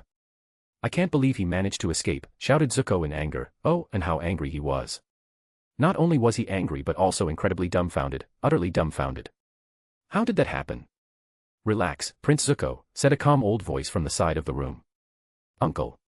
How can you be so calm right after having the Avatar escape our grasp like that, shouted Zuko. The old man simply shrugged and finished pouring tea into his cup. Well. He took his time drinking the first sip before finishing with a smile and a nod, a delay which pissed off Zuko even further. Can't you finish your damn words first? Ah. Good tea, said Iroh, but upon noticing his nephew's eyebrow twitching aggressively he simply coughed, ahem, as I was saying. There's no need to be like that, anger will not make the ship sail faster, and through this experience not only did you manage to learn that the Avatar is indeed back, but we also got his trail. Bang. Another sound echoed as Zuko, once again, punched the metal wall of the ship in anger. On top of that, said Iroh cheerfully, how many people can claim to have beaten the Avatar that bad, HM? You sure achieved something that only a few across history managed to do, Prince Zuko. And who cares? Zuko shouted back. He is but a child, his airbending skills are quite impressive, but on the other hand, he is awful at fighting, and yet he managed to escape. How can I face teacher after such shame, he asked as he stared at the black kimono with red clouds that was placed on the wall as an adornment, right below his beloved twin scimitars. The old man caressed his beard with a thoughtful expression. I believe he would be quite impressed that you managed to beat the Avatar to such a state by yourself. Those words brought a tinge of happiness to Zuko's angry visage, but the next words made him shiver so hard that he had to sit down and take a breather, either that or he would step up your training. Iroh had to use all of his willpower to not beam or overreact toward his nephew. Zuko didn't talk about honor, or his father's acceptance, his first worry was Mr. Uchiha's reaction. He took a sip of his tea to cover his growing smile. Oh, my dear nephew. I am so happy. The night passed quickly, and as the first rays of light spread through the horizon, the three kids on top of the flying bison woke up. Sokka slowly walked towards the edge of the saddle, turning to his sister and speaking with a sleepy voice, Katara, turn to the other side. Without waiting for any reply, he untied his pants and relaxed. "Ah. What are you doing?" shouted Katara with anger and embarrassment, which startled Aang and made him look towards Sokka as well. "Morning stuff, you know." Sokka replied nonchalantly as he was taking his time. "That's so gross," shouted both Aang and Katara, which in turn startled Appa, who started to move a bit erratically, almost throwing Sokka off his back. The event quickly passed, although Katara was no less angry, and Aang was no less grossed out by it. "Ah, come on. Everyone pees in the morning, it's natural and healthy, perhaps we should get a bucket for you," said Sokka while sitting on the saddle and munching some dry meat, the provisions they prepared for the trip. Katara, who was on Appa's neck guiding him since the bison refused to let Sokka sit there after that little event, turned towards her brother. "Gross, sometimes I wonder if we are really siblings, you know." Sokka, deciding that his breakfast was more interesting than that talk, simply waved his hand dismissively and kept munching his food. Taking a deep breath to calm herself, the girl turned to the bald boy. "By the way, Aang, how did you do that yesterday? We were in such a hurry and worried that we couldn't really sit and talk about it. That waterbending that you did to escape." Quietly, slightly downcast while sitting on the opposite edge of the saddle, Aang replied, "I don't know. I just sort of did it." "Why didn't you tell us you were the Avatar?" "Because." Aang avoided his gaze, his expression saddened. "I never wanted to be." After quite a long pep talk, the trio decided that Aang should learn the element of water first, then earth, and finally fire. Ironically, this was the same thing that the monks told Aang, and it still felt weird for him to suddenly be seen as the Avatar instead of just an ordinary airbender. The final destination was settled, the North Pole. Katara was way more excited than Aang about such an adventure, though the poor girl didn't even know how much crap she would have to endure. Sigh, ignorance is bliss, isn't it? And Sokka. "I'm sure you will get to knock together some firebender heads on the way," cheered Katara. Gulping his water, Sokka just stared at his sister with a deadpan expression. "If they fight like that guy, I think I should learn how to flee first and strike second." Aang's smile cracked as he remembered the beating he received, but he resolved himself to never be beaten like that ever again. "Oh, you poor bastard, you don't even know." After another day of flying, they finally could see land on the horizon as a huge mountain range came into sight, although very blurry due to the distance. The Avatar was more cheerful than before. He believed that the air nomads were still there but just hiding. Katara was staring at him worriedly, while Sokka instantly thought that the booger he removed from his nose was incredibly interesting to stare at. Down below, in the southwestern location of the Earth Kingdom, Zuko's ship finally docked in a Fire Nation naval base known as Kato Harbor, which was the closest outpost to the southern water tribe that the Fire Nation had, and since the ship needed to be repaired and resupplied, Zuko had no choice other than this place. "Damn, Avatar not only managed to escape but also damaged my ship quite a bit. Sigh, teacher would beat me up so hard if he knew." Zuko hung his head low as he walked down the hatch towards the harbor, with Iroh on his tail. They already had a talk on the ship, and no word about the Avatar's return should be said. If that news was to spread, the prince's chances would diminish exponentially, so they came up with the idea of crashing into an Earth Kingdom ship beforehand. Iroh was just humming and eating some snacks while following his nephew. An old man needs to enjoy his retirement after all. "Prince Zuko," a solemn deep voice came from their right, and when the duo turned their heads, they spotted a tall man with sideburns dressed in a Fire Nation uniform. The man walked with his head held high, almost like he was looking down on his new guests, while taking long strides with his hands behind his back. Zuko used all his willpower to hold back his emotions. Partially he had contempt and dislike for this man, but on the other hand, after spending half a year with his teacher and hearing what this man was called by him, he had to hold back to not chuckle as well. "Captain Zhao." Deciding on a neutral response, Zuko tried to keep his emotions in check. The man smirked with a scowl on his face. "It's Commander now." He turned to Iroh and bowed slightly. "General Iroh. The great hero of our nation." Iroh bowed back. "Retired General. The Fire Lord's brother and son are welcome guests anytime. What brings you to my harbor?" "Our ship is being repaired," said Iroh while pointing towards the ship, "and resupplied as well." "That's quite a bit of damage. What happened? Did you find an enemy of the Fire Nation that I should be aware of?" Zhao asked with contempt. "Just an Earth Kingdom ship crashed into us," said Zuko with his eye slightly twitching. Yes, he improved but he was still kind of a brat. There was no way that just 6 months of Madara would fix all of his shortcomings. "Really?" Zhao narrowed his eyes, staring at the prince with a smug smirk. He too felt what happened yesterday. This was too much of a coincidence. "You must regale me with all the thrilling details." His words were more like a command than a request at this point, and he could see how nervous Zuko was just by staring at his eyes, which made his smirk grow even crueler. "Join me for a drink." Zuko was losing it. That smirk on Zhao's face gave him flashbacks that he really wanted to avoid, but suddenly he remembered something, calmed down, and smirked back, which was instantly noticed by Zhao. It's not really that thrilling. Out of nowhere a ship appeared and crashed into us. You know. His eyes narrowed and his smirk grew wider. Like a ghost. Chapter 44, Challenge. Zuko is currently sitting in a tent, flanked by 2 Fire Nation soldiers while Zhao paces back and forth with a thoughtful expression, trying his best to hide the annoying frown on his face. So.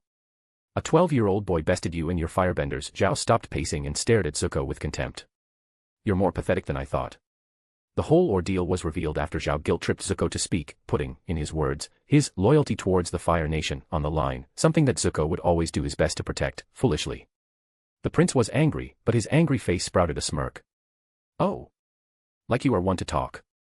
At least I didn't lose while commanding over 100 soldiers and run away disgracefully. The Avatar was the one to run away from me, not the other way around.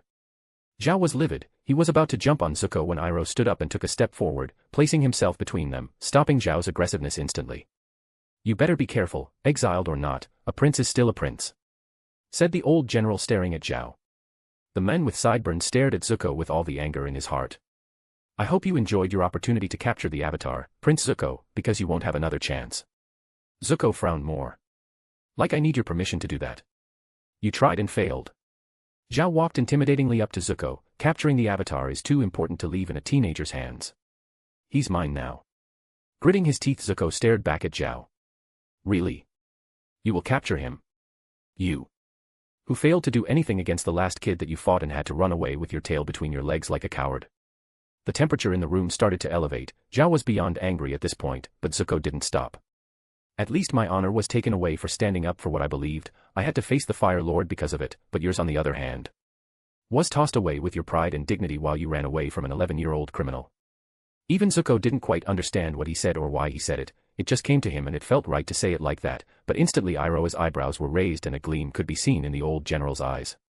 We should leave, Prince Zuko, said Iroh, not giving Zhao the opportunity to retort his nephew. Our ship was not that badly damaged, and we have enough provisions to reach another Fire Nation colony. There's no need for us to be delayed here. Zhao took a step forward, but Iroh's gaze made him freeze. You better not force my hand, Commander Zhao, said the old general while narrowing his eyes. Zhao stared at Iroh, then at Zuko. My authority as commander dictates that I can hold your ship in this harbor until it's fixed. It would be too dangerous to let a broken ship sail on the seas. It could bring a disaster towards the Fire Lord's family. He grinned. Such are our military laws, and not even you can defy them, General Iroh. But don't worry, a couple of days at most should be enough to fix it, and by then you are free to leave. The only reaction that Zhao's speech brought from Zuko was an eyebrow raised in suspicion. I am not holding you hostage or locking you up, as the general said. Exiled or not, you are a prince and are free to go once your ship is fixed. Zhao turned away and walked towards the door. You can't compete with me. I have hundreds of warships under my command, and you are just a banished prince. No home, no allies. Your own father doesn't even want you. He grinned as he sneakily looked toward Zuko. That was enough to make the prince explode. You are wrong. Once I deliver the Avatar to my father, he will welcome me home with honor and restore my rightful place on the throne. Iroh faced his nephew and spoke sternly, Prince Zuko, that's enough. But Zhao didn't allow it to end like that. He turned his face toward the teen and spoke with a victorious smirk. If your father really wanted you home, he would have let you return by now. Avatar or no Avatar. But in his eyes, you are a failure and a disgrace to the Fire Nation. That's not true, shouted the prince. You have a scar to prove it. The two stared at one another for several seconds, until Zuko spoke first, with wrath in every word. Maybe you'd like one to match. Is that a challenge? Agni Kai. At sunset. Very well. Zhao said, resuming his walk. It's a shame your father won't be here to humiliate you, but I guess your uncle will do. Let's see you talk about shame after you get beaten by another kid. I wonder if another defeat like that will be enough to rip that proud badge off your armor. After the commander left, Iroh turned to his nephew. Prince Zuko, have you forgotten what happened last time you dueled a master? He asked worriedly. A dark shadow cast over Zuko's face. I will never forget. As the sun was setting on the horizon, a man with a long black mane could be seen walking through several high-class buildings. He wore a long black yukata with his clan sigil on the back and had one of his arms folded inside his yukata, with his hand hanging in front of his abs, in the classic Itachi style, while the other hand was holding a kizaru of his own while enjoying the view. Taking a deep puff from his kizaru, he stared at the reddish sun over the horizon and exhaled smoke with a grin. I wonder if it's following canon. I did change Zuko quite a bit. He mumbled to himself, but I don't think I did enough to derail the story.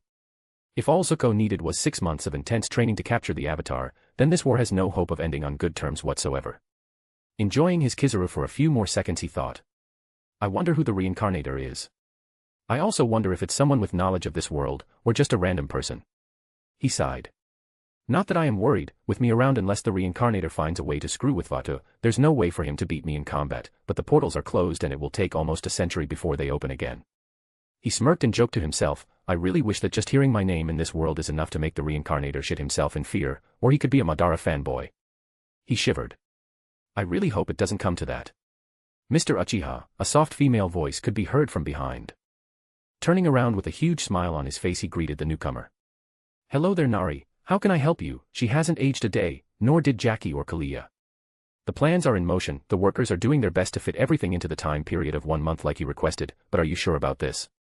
She asked with a certain worry in her voice. Madara just grinned, don't worry Nari, everything will be according to plan, just make sure to keep our vehicle in top condition, we will be using it to travel soon enough. Sigh, she lowered her head. By the way, where is Kalia? I haven't seen her since earlier today. Madara shook his head with a sigh, I gave her a task, and now I am all alone in my house. Nari gave him a mischievous grin while wiggling her eyebrows. Ah, poor Mr. Uchiha, now he doesn't have his girlfriend with him, he will be lonely and sad. He, in response, simply stared at her with his classic Saitama face. Really? After a whole year of you teasing me like that, you still expect me to blush like I used to?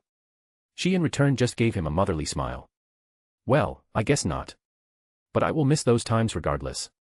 You know, said Madara while taking a puff from his Kizaru, Jackie really has a loud mouth. Her eyes narrowed and she stared at the Kizaru for a second and shook her head, if I didn't know how resistant his body is against such a meager toxin, I would never accept him smoking that poison.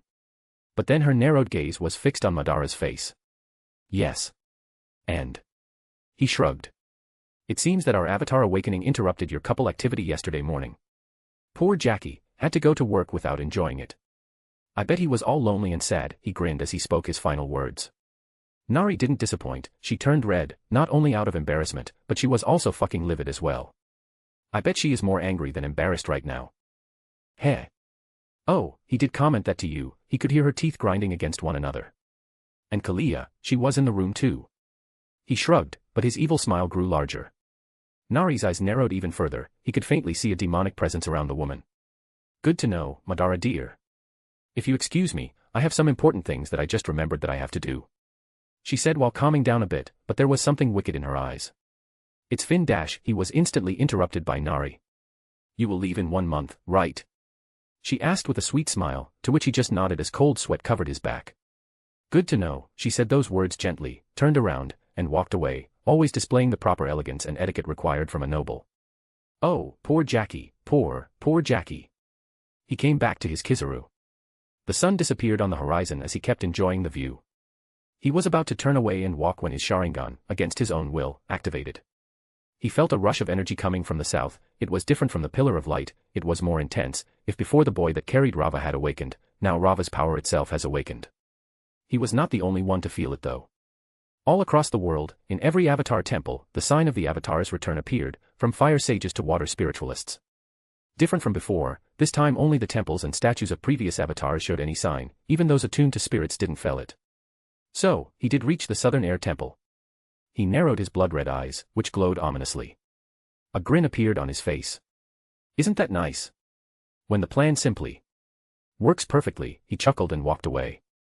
I have things to take care of before our meeting, take care of yourself as well. Firecracker. Chapter 45, Agni Kai. Remember your firebending basics, Prince Zuko. They are your greatest weapons. Zuko, who was kneeling in front of his uncle, smirked. I've faced someone way more dangerous than this in the past.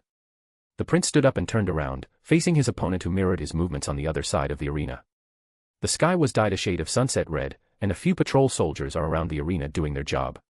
In the big arena there are only 2 shirtless men today, the young teen with a ponytail and the middle-aged men with sideburns.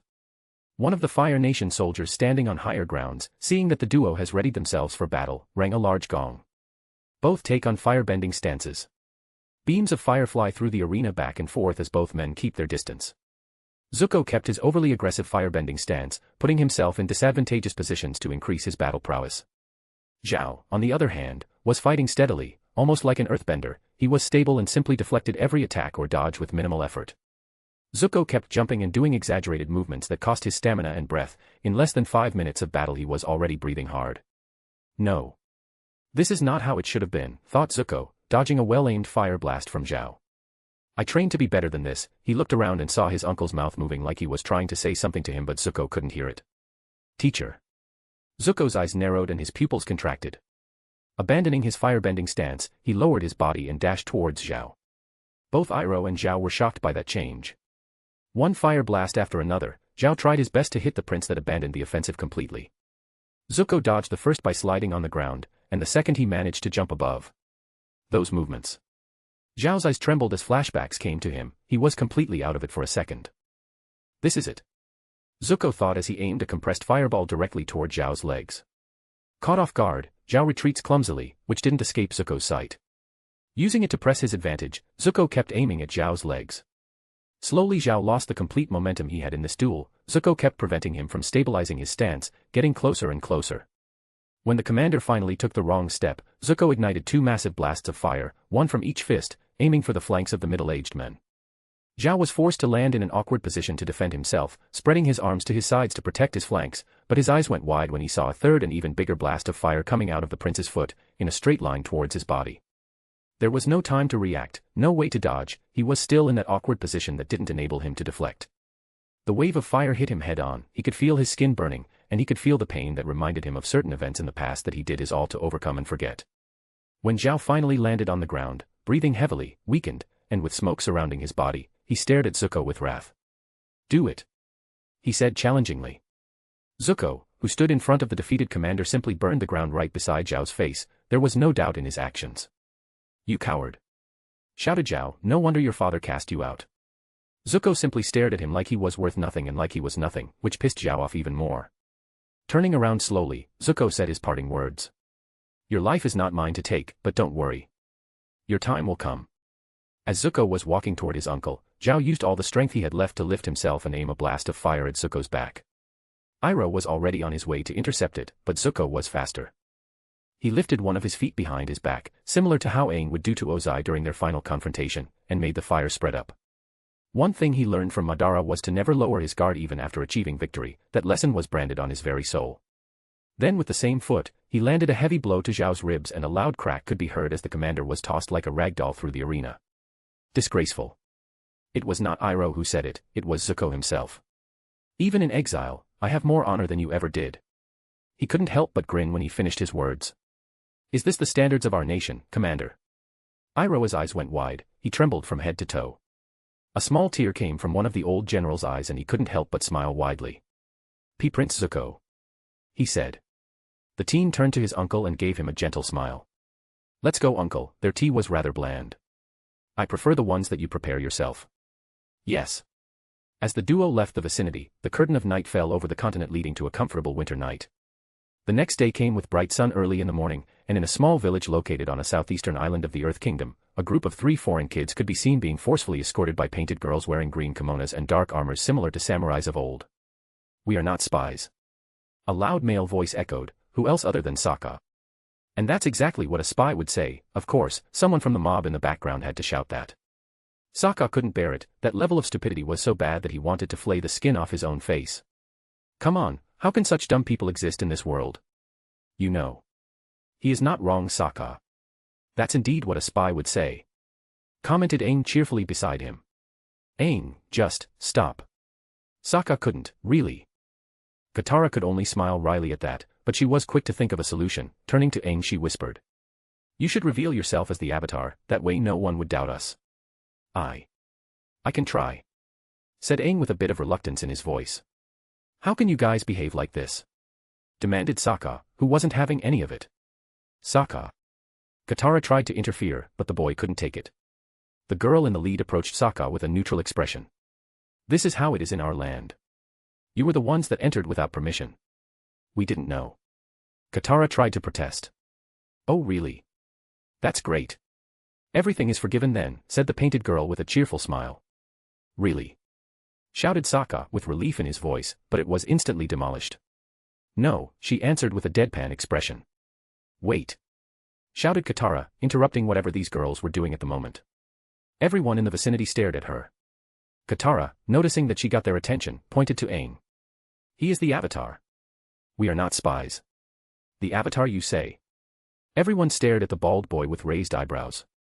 The last Avatar was said to be an airbender that disappeared 100 years ago. There's no way that I would believe those words without proof, said the painted girl in her green kimono and armor. And how do I do that? Aang asked confusedly. Sokka, being all tied up and not having his hand free to facepalm himself, simply hit his head on the wooden pole that he was tied to. You got to be kidding me. Katara, trying to be helpful, whispered to him. I think you should try to airbend, Aang. Only the Avatar would be able to airbend nowadays. Oh yeah. Airbending, said Aang enthusiastically. Oh, just kill me. Sokka kept hitting his head. The situation passed without any issue. Aang managed to do the most underwhelming airbending ever, rotating a small coin between his hands. Everyone cheered. One tall ugly guy with missing teeth foamed through his mouth and passed out, and Suki, the current leader of the Kyoshi warriors, couldn't be more disappointed at the Avatar's skills. Seriously? You are the Avatar, and that's the best you could come up with? Even though she didn't spend too much time with Madara, her face was getting dangerously close to a Saitama face. Chapter 46, Gathering Information. It was dawn, and the gentle breeze of the early winter brought a sense of comfort to everyone in the Uchiha Resorts, formerly known as Village Resort, vicinity. The whole place was twice as big as before Madara acquired it. The Koei Tower was a beacon of wealth, luxury, and depression. The workers were happy, well-paid, well-dressed, and extremely loyal. The classic Japanese-style architecture with ostentatious Chinese-style adornments in every building, surrounded by its own private cherry blossom tree forest, makes this place a jewel that shines brightly. Of course, like everything that shines too bright, it brings a lot of trouble. Or at least it did in the previous year, as many bounty hunters, mercenaries, private soldiers, spies, and even assassins from both the Earth Kingdom and Fire Nation tried to take this place down and conquer it. Of course, none of their plans ever worked. Nowadays, Madara doesn't fear a single human, not even the Avatar, well, not the Season 1 Avatar, at least. Kyoshi would be a pain in the ass to deal with if she was the current Avatar. At this moment, in an underground chamber, Madara could be seen checking a few of his preparations for the possibilities of the future. He didn't want to put all of his hopes and dreams on the Avatar's success, especially as there's still a reincarnator somewhere, and that wild card could change the scales of battle and completely modify the outcome of the story. The problem is, what if the reincarnator is not combat-oriented? What if this little bastard is a backstabbing, cunning, cowardly schemer? That would increase the difficulty of my work by 100-fold. Mr. Uchiha, the same melodious female voice as before echoed behind him. Nari. Madara raised his eyebrow at the newcomers. Where's Jackie? He was supposed to be here for the quick meeting I arranged. Fufufu, she covered her mouth with her soft hand. You don't have to worry about my husband, Mr. Uchiha. He is just busy. We had a long talk after last night, and now he is repenting for his misdeeds. Obviously, he had an important job, so I took it upon myself to replace him, but you don't have to worry. I shall do my best on his behalf. Madara was initially confused, but then he remembered the bridge talk with Nari the other day, and his eyes trembled slightly. Alright, well, bring our guest. We can't have our employee waiting for long, can we? Right away, she bowed gracefully and allowed another woman to enter the underground room. The woman was tall, strong-looking, yet gorgeous. She had long black hair that covered one of her sharp black eyes. She wore rather extravagant makeup, dark eyeshadows that made her fair skin look even paler, and dark red lipstick on her thick full lips. This is the most Uchiha-style woman in the whole Avatar world. Madara raised an eyebrow as he stared at the newcomer, who looked around curiously, but not for a second did she let her guard down. So, after a whole year working for the mysterious owner of this place, we finally meet, she said with a rather smug grin on her pretty face. Madara shrugged in return. What can I say? I am a busy man. She snickered.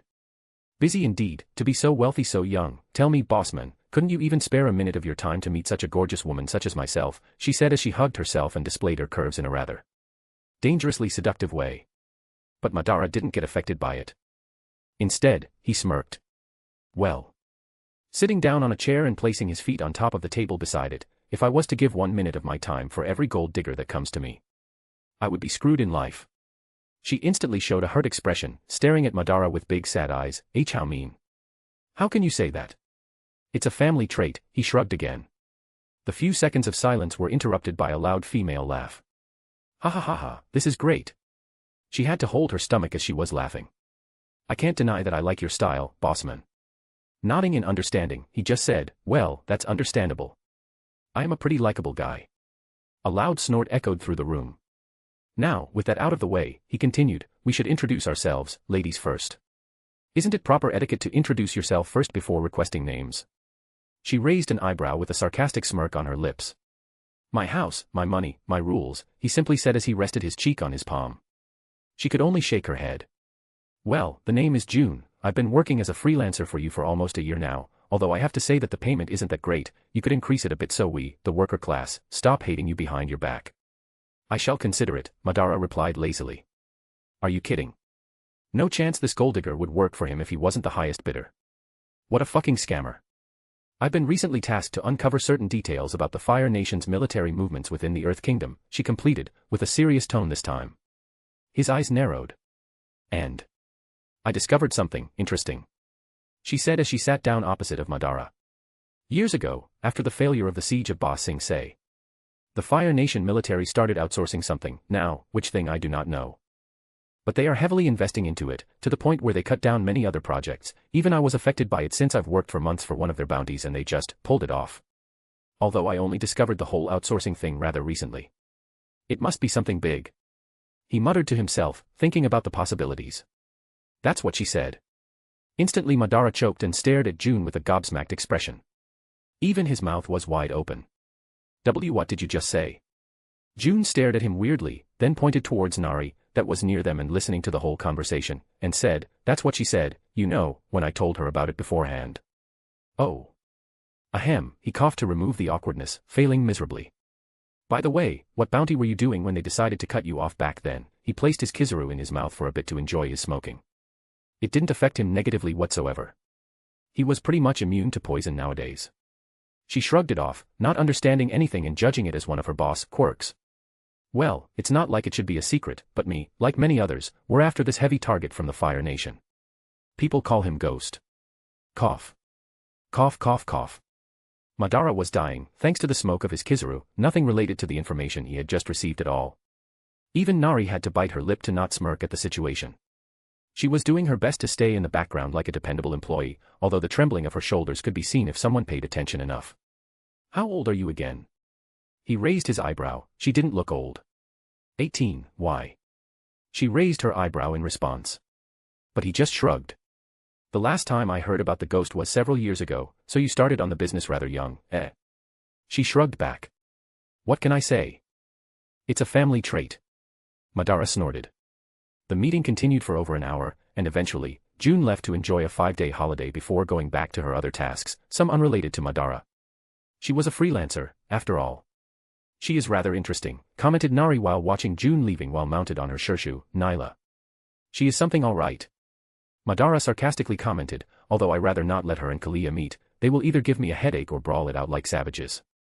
She raised an eyebrow. And somehow you find the second option unacceptable. You. Madara just stared at her with a deadpan expression. If they fight, they will break my things, my expensive things, and even beating the shit out of them after the deed is done, won't bring my broken stuff back, nor will it return the money that I spent on it.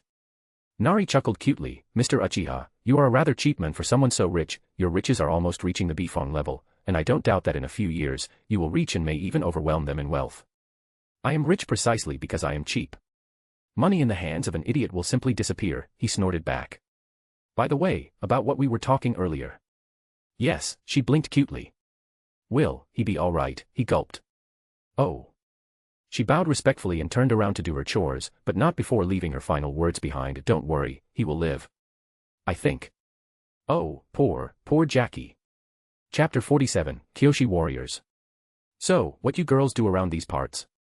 Asked Sokka as he walked with the best nonchalant acting he could, with his arms behind his head, trying to look as uninterested as possible while enjoying the comfortable morning breeze of the island, neither too cold nor too hot. The girl he had been bothering gave him a side glance as she went around the village observing the situation. Not much, we train, she said, using as few words as possible. He nodded in understanding.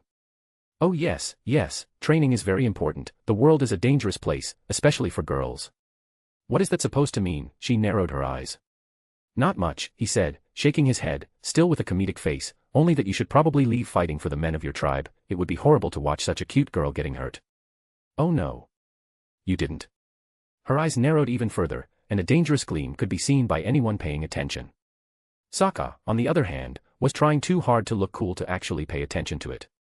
Deciding to give him another chance for the boy to go back on his words, she said, "Don't forget that you got captured by a bunch of cute girls." Not getting how hard he was digging himself into a pit of pain and regret, Sokka decided to say his piece. "Well, true, but I obviously wasn't trying to fight back. You would be obviously outmatched if I decided to do so, but it can't be helped." "Is that so?" Sokka just shrugged condescendingly and didn't voice his response as he walked out, believing that his awesome skills completely captured the heart of the painted beauty behind him. As the sun set in the sky, most people prepared to have lunch. Team Avatar, being the respected guests that they are, were invited to stay in a private building for the duration of their stay. "So, how was your reconnaissance, Sokka?" asked Katara sarcastically. "It went great, obviously. I met the leader of those painted girls, we had a nice chat. I totally left her impressed." He shrugged with a prideful smirk on his lips. Both Aang and Katara sat down to have their meal. "So, you met the girl that captured us?" asked Aang while wolfing down his food. Sokka protested. "I already told you this morning they snuck up on me." "Right. Then they kicked your butt," Katara mockingly added as she grinned at her brother. "Sneak attacks don't count," shouted Sokka. "It's alright to lose to a girl, you know." Aang tried to add his 2 cents to this conversation, failing miserably of course. "I didn't lose to a girl." "Right." Both Aang and Katara didn't even bother to look at Sokka at this point and just enjoyed their food. "Sokka, what's your problem?" "Eat," said Aang, crossing his arms, to which Sokka replied, "Not hungry." "But, you are always hungry." The Avatar's eyes went wide with surprise. Mumbling some stupid words to make himself feel better, Sokka sat down at the table and started eating the food. This is tasty." As the hours passed, eventually, Aang was seen by the waterfall where a poor painter tried to paint his legendary self, only to start over and over again as more little girls of the Aang fan club decided to pop up every few seconds. Katara spent her time on the island researching the history of Avatar Kyoshi. It was a very interesting subject, and she thought this might also be useful in the future. While Aang was busy doing Aang things, yes, Aang things, not Avatar things, at least she hoped not all Avatars behaved like that. As for Sokka, well, he was sulking while walking around the village, grunting to himself. "I can't believe I got beat up by a bunch of girls." After some time, the water tribesman teen found a few secluded houses in a corner, 2 in specific. One was big and surrounded by a few unique-looking trees with pink-colored leaves that he didn't find anywhere else in this village so far, while the other one was a rather small yet well-preserved shack, but with one look one could notice that it was an abandoned house. No one lived there. Peeking at the medium-sized dojo-style house, he could see 6 painted girls in training, performing a routine with fans in perfect unison. He smiles smugly and enters the place. "Sorry, ladies," he said condescendingly, instantly attracting the attention of all the girls inside. They all stared at him with deep frowns on their faces. "I didn't mean to interrupt your dance lessons," he adds while stretching his body. "I was just looking for somewhere to get a little workout." The one girl with black garments underneath her armor, the same one that he was bothering earlier today, stared at him warming up and grinned. "Well, you are in the right place, also sorry about earlier. I didn't know you were friends with the Avatar." "It's all right," he shrugged, mockingly suppressing a laugh while speaking. "I mean, normally I'd hold a grudge, but seeing that you guys are a bunch of girls, I will make an exception." That made every Kyoshi warrior in the vicinity narrow their eyes and grin at him.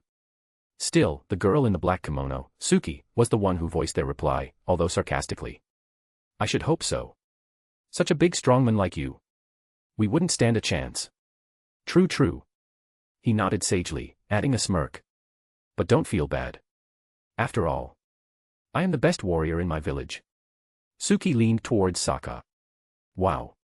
Best warrior, huh?" She glanced at all the girls showing predatory smirks on their cute painted faces. "Maybe you'd be kind enough to give us a demonstration." Sokka's eyes went wide upon hearing the unexpected request. "Oh. Well. I mean. But Suki didn't let him escape. She turned to her squad and said cheerfully, "Come on, girls.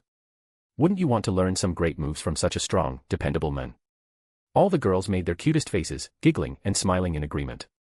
"Well. If that's what you want." He placed his hand on Suki's shoulder. "I would be happy to do so."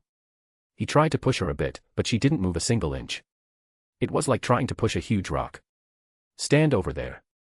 Now, this may be a little tough but try to block me," Sokka said, trying to defuse the awkward moment from a few seconds ago. Suki nodded and did as he requested with a bright, cute smile. Once they faced one another, she remembered something and looked at him, tilting her head cutely to the side. "Isn't a warrior's custom to introduce themselves before a duel?" Sokka raised an eyebrow. I never heard of that, he coughed. Well, yes, of course. It's just that I didn't want to overwhelm you, girls, with details. Ahem, clearing his throat, Sokka introduced himself. I am Sokka, leader of the warriors of the Southern Water Tribe. The moment that he said the three final words, all girls in the building stared at him, doing their utmost best to avoid narrowing their eyes again, especially Suki. Really? Southern Water Tribe, you say? She asked again just to confirm it. Yeah, Sokka nodded proudly. I lead the men of my tribe, we keep women such as yourselves safe at home. No more words were needed. The night came with a gentle stroke of cold wind. Snowflakes started to fall over the horizon, covering the previously pink-colored trees with a layer of white. Many tourist attractions around the world would have closed doors for the winter, but the resort wasn't one of them. Madara's idea of including the hot springs and many other anime-inspired facilities turned this little place into a small patch of heaven, well, at least for those people who were rich enough to pay the absurd prices, and believe me, there were a bunch of those. Madara was sitting on his balcony, drinking sake while enjoying the view with a kizaru in hand, blowing smoke to the wind with a satisfied smile on his face. From someone that didn't have anything. I managed to earn everything. Looking around, watching his employees with smiles on their healthy faces, dressed in high-quality clothing dedicated to keeping them comfortable and warm during this season of the year, he couldn't help but feel fulfilled. Why the need to be a hero? Why the need to be the strongest? People like that will never be satisfied in life. Even if they achieve their goals, they will feel empty until they either die, or focus their remaining limited time into something else. If someone asked Madara right now what else he needed in life, there's only one word for him. Nothing. He was satisfied with his achievements, with his strength and with his life, a completely different path from the OG Madara that had grand plans for world peace. You still watching the snow fall? If you like it that much, we can always travel back to the North Pole, we don't even need to go to the capital. Said Kalia lazily as she walked out of his room wearing only a single open red yukata.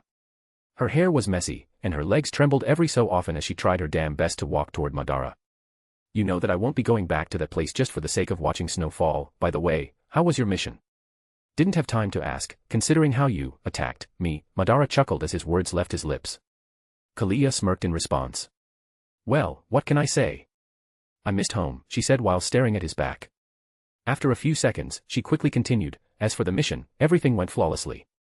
Honestly, sometimes I wonder if you have the power to see the future, to be so good at judging things. Madara said a simple HN, and went back to smoke as Kalia sat beside him and poured some sake for herself, joining the Uchiha as they stared at the resort under a comfortable moment of silence, enhanced by the clicks of cups and the Shurshurodoshis, deer scare, bamboo.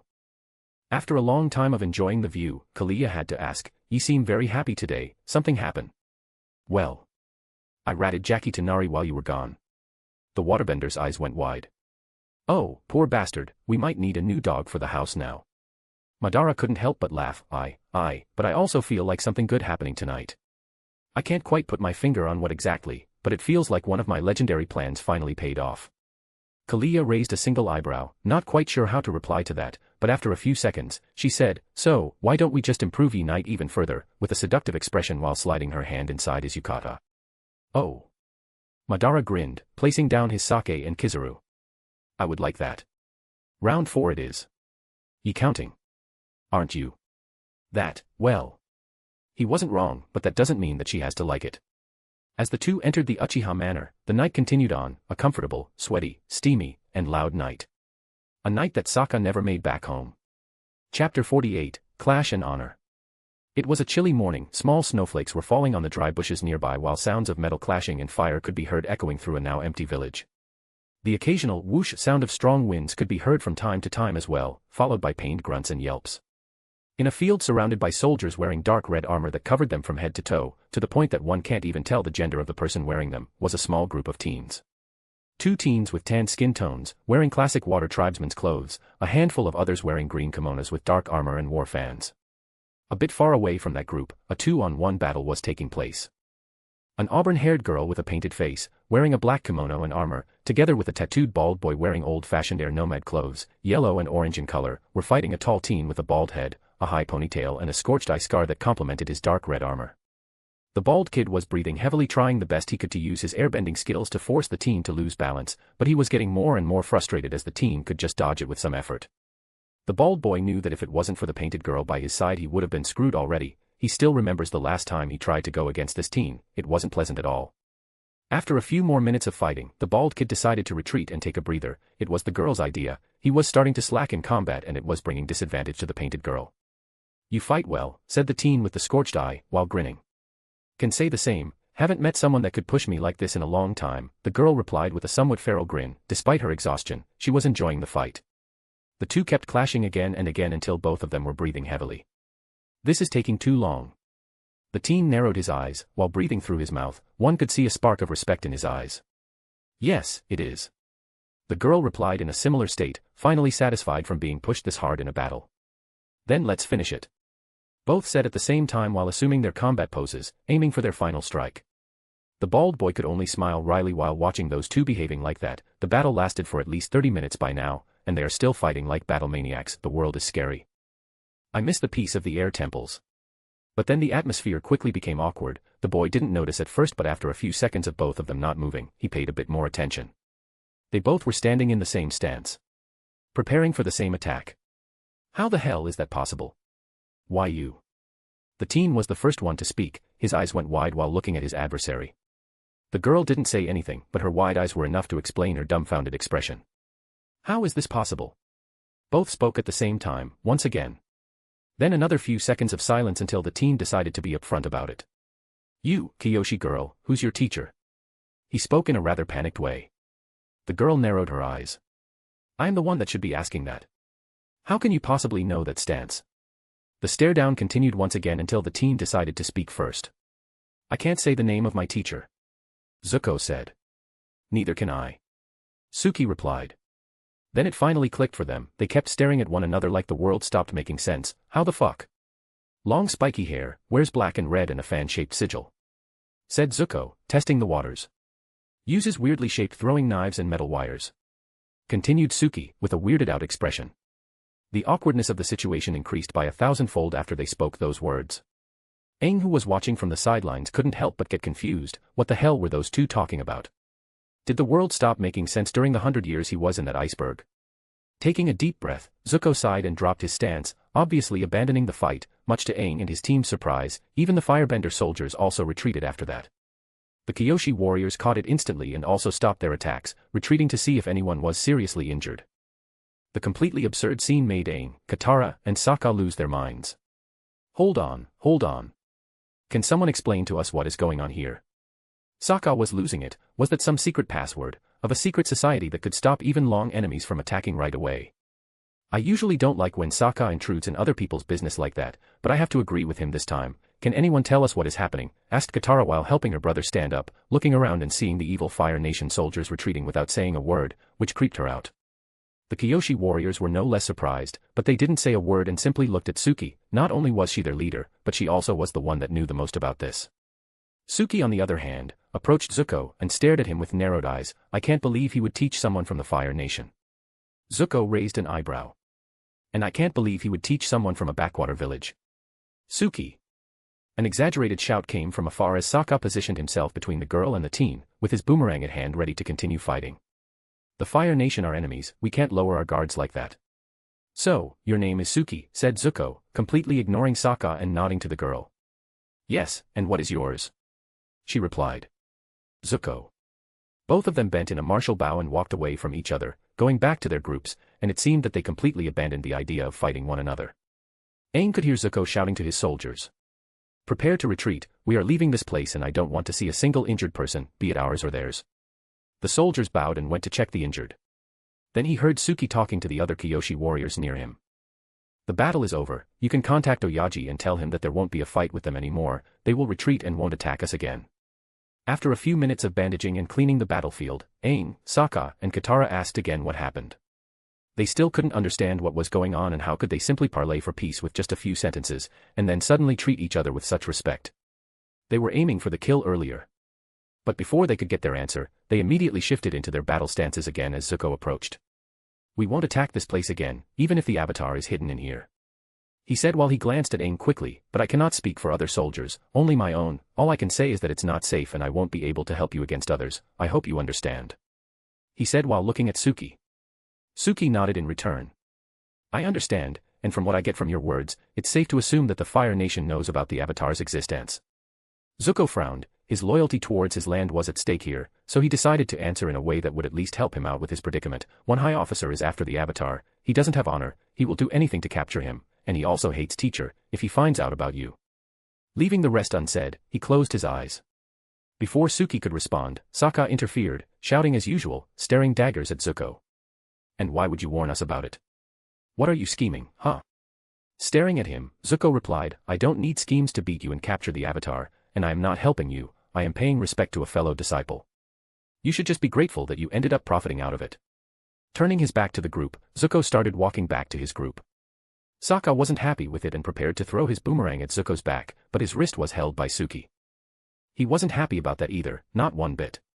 Are you siding with the Fire Nation now? We are Kyoshi warriors, we don't strike from the back, especially a fellow disciple, if you can't respect and follow honor, you are not welcome here anymore. They are the enemy. Sokka shouted. Yes, yes they are, said Suki, much to Sokka's surprise. But even enemies can show honor and respect to those who are worthy of it. I am not warning you about all of that because I want to help you, said Zuko from afar, jumping on top of his rhino mount along with his soldiers and turning to departure from the battlefield. I am warning you because only I am allowed to capture the Avatar. With those final words, the Fire Nation soldiers retreated back to their ships, while the Kyoshi warriors and Team Avatar retreated to one of the houses. After a few hours, it seemed that life came back to the village, the people returned to their homes and noticed that nothing was stolen or destroyed, which left them speechless but happy regardless. Sokka was waiting outside Oyaji's house for over half an hour until he noticed Suki walking outside with the mix of a frown and a sneer on her lips. Something inside really pissed her off it seemed, so timidly he approached.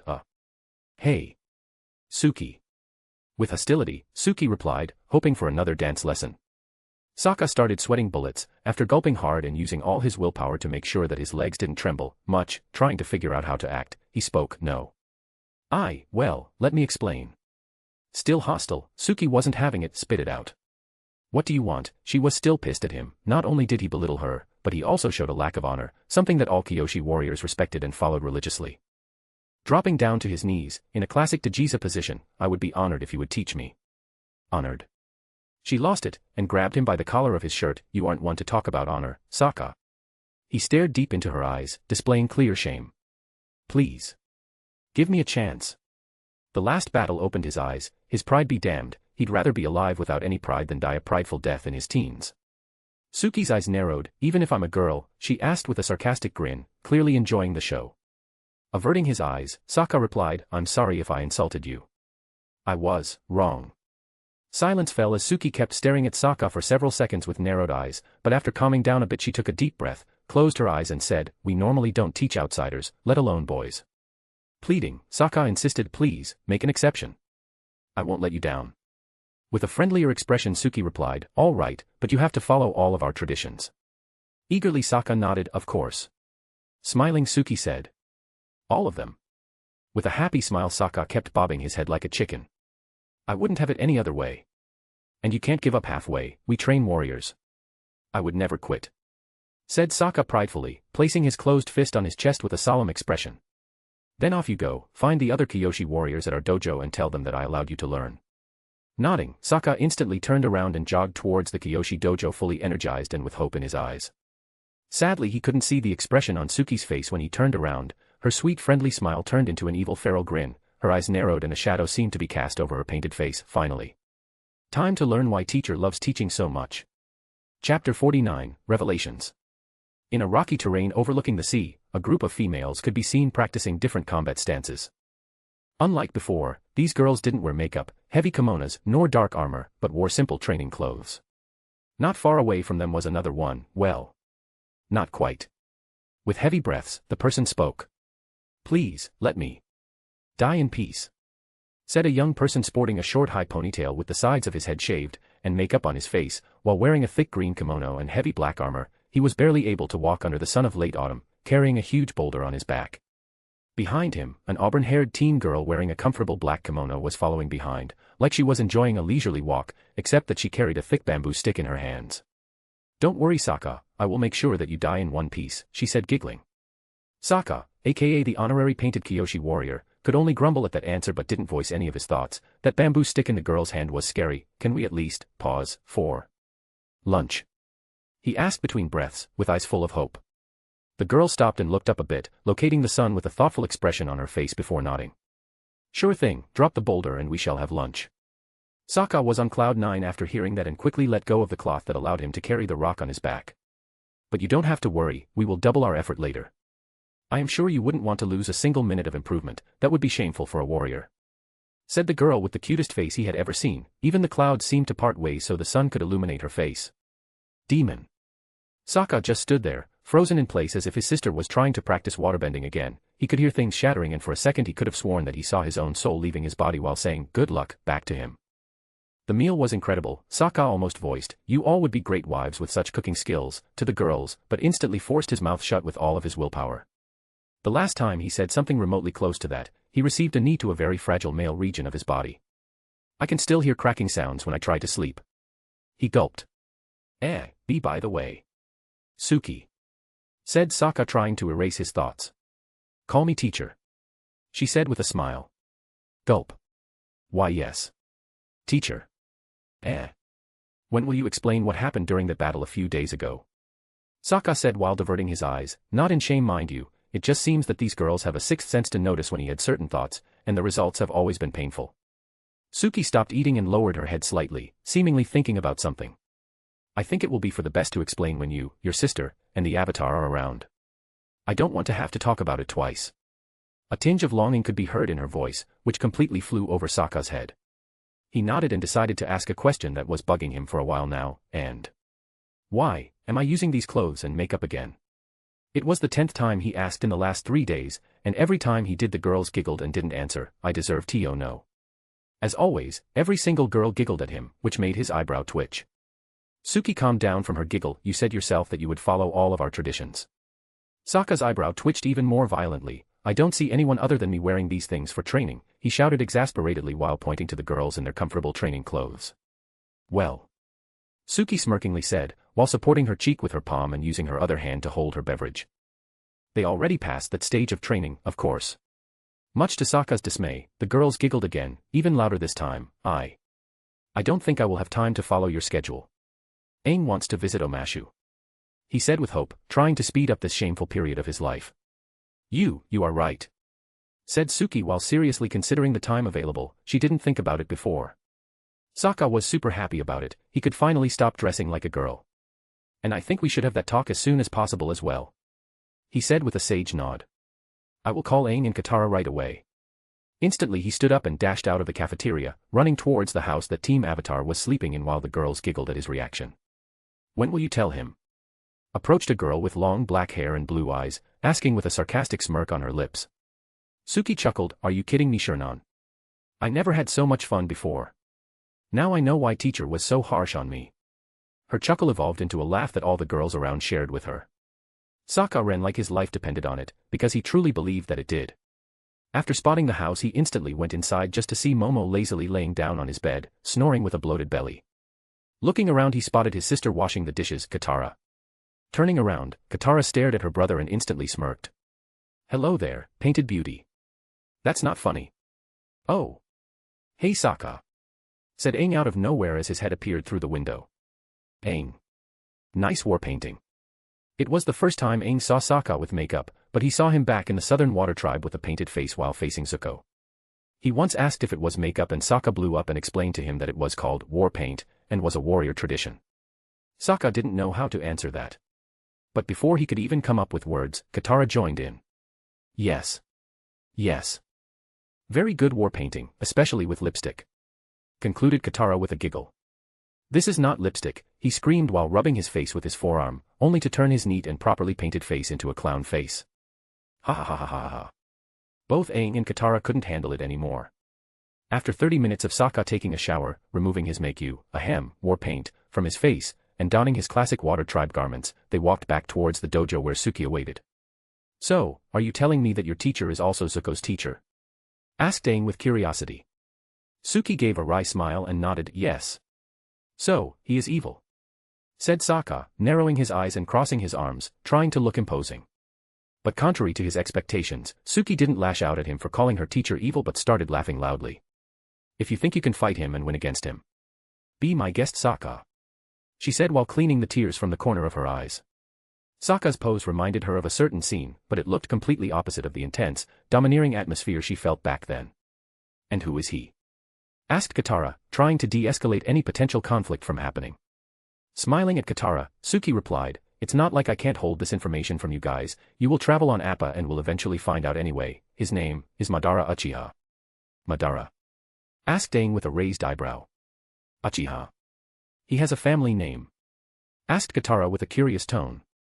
His name sounds like a Fire Nation name, said Sokka, completely throwing a wild guess out there, trying to look knowledgeable to impress her, unaware of how right he was. Suki just shrugged, but her eyes narrowed slightly at Sokka's words.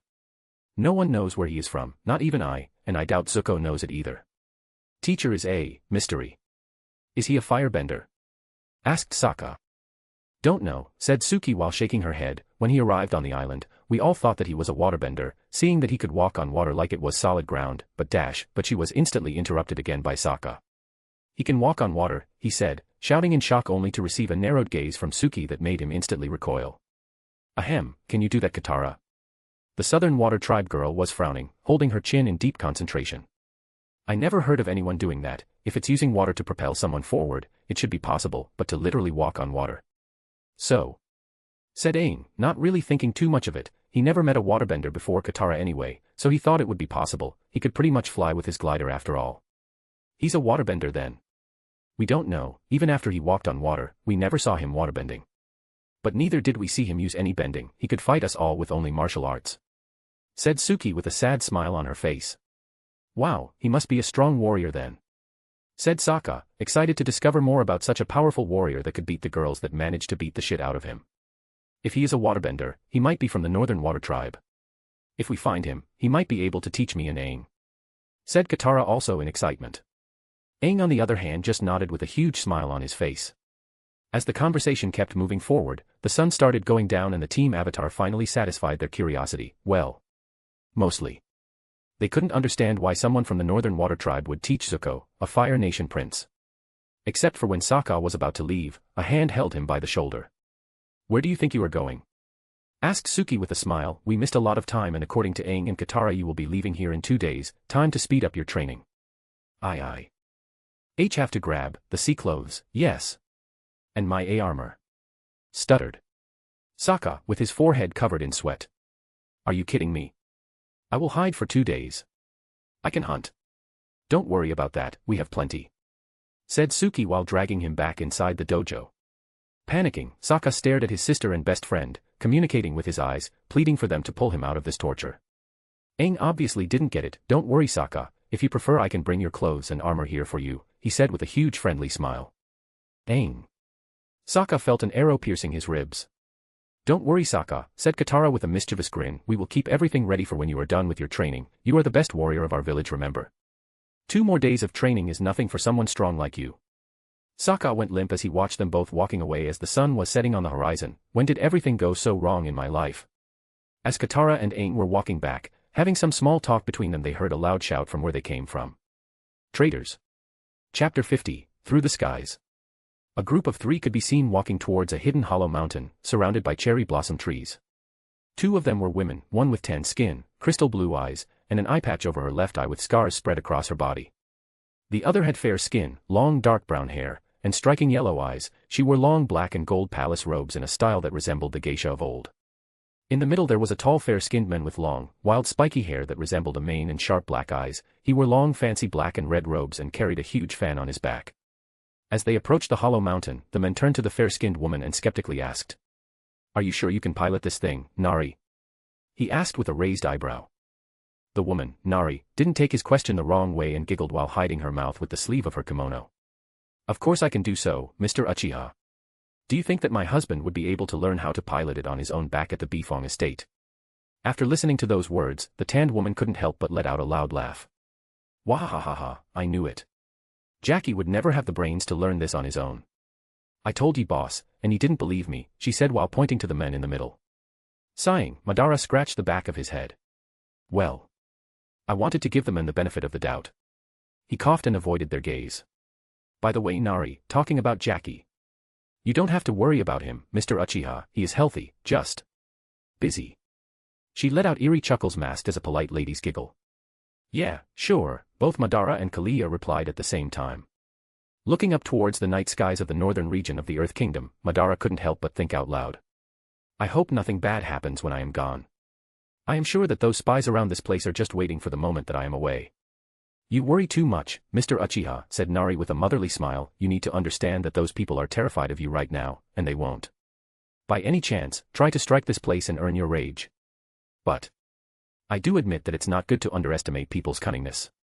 Our trip will be short, we shall be back by next week. If you say so, he sighed, still worried. The people living in the Uchiha resort trusted him with their lives for protection. He would never accept failing their trust. Relax, boss, shouted Kalia while side-hugging him, with her arm over his shoulders. It's not like he appear for the masses every damn day. A week of seclusion is nothing new for them. Hell, I remember when you didn't leave the house for almost a month. Nari chuckled. It's incredible how both of you have this weird relationship going. You behave like you always did years ago, but at the same time, you have this ambiguous air. I will never understand how you two do it. Shrugging, Madara replied, not even I can explain it. All I can say is, it just works. He chuckled as he concluded his answer.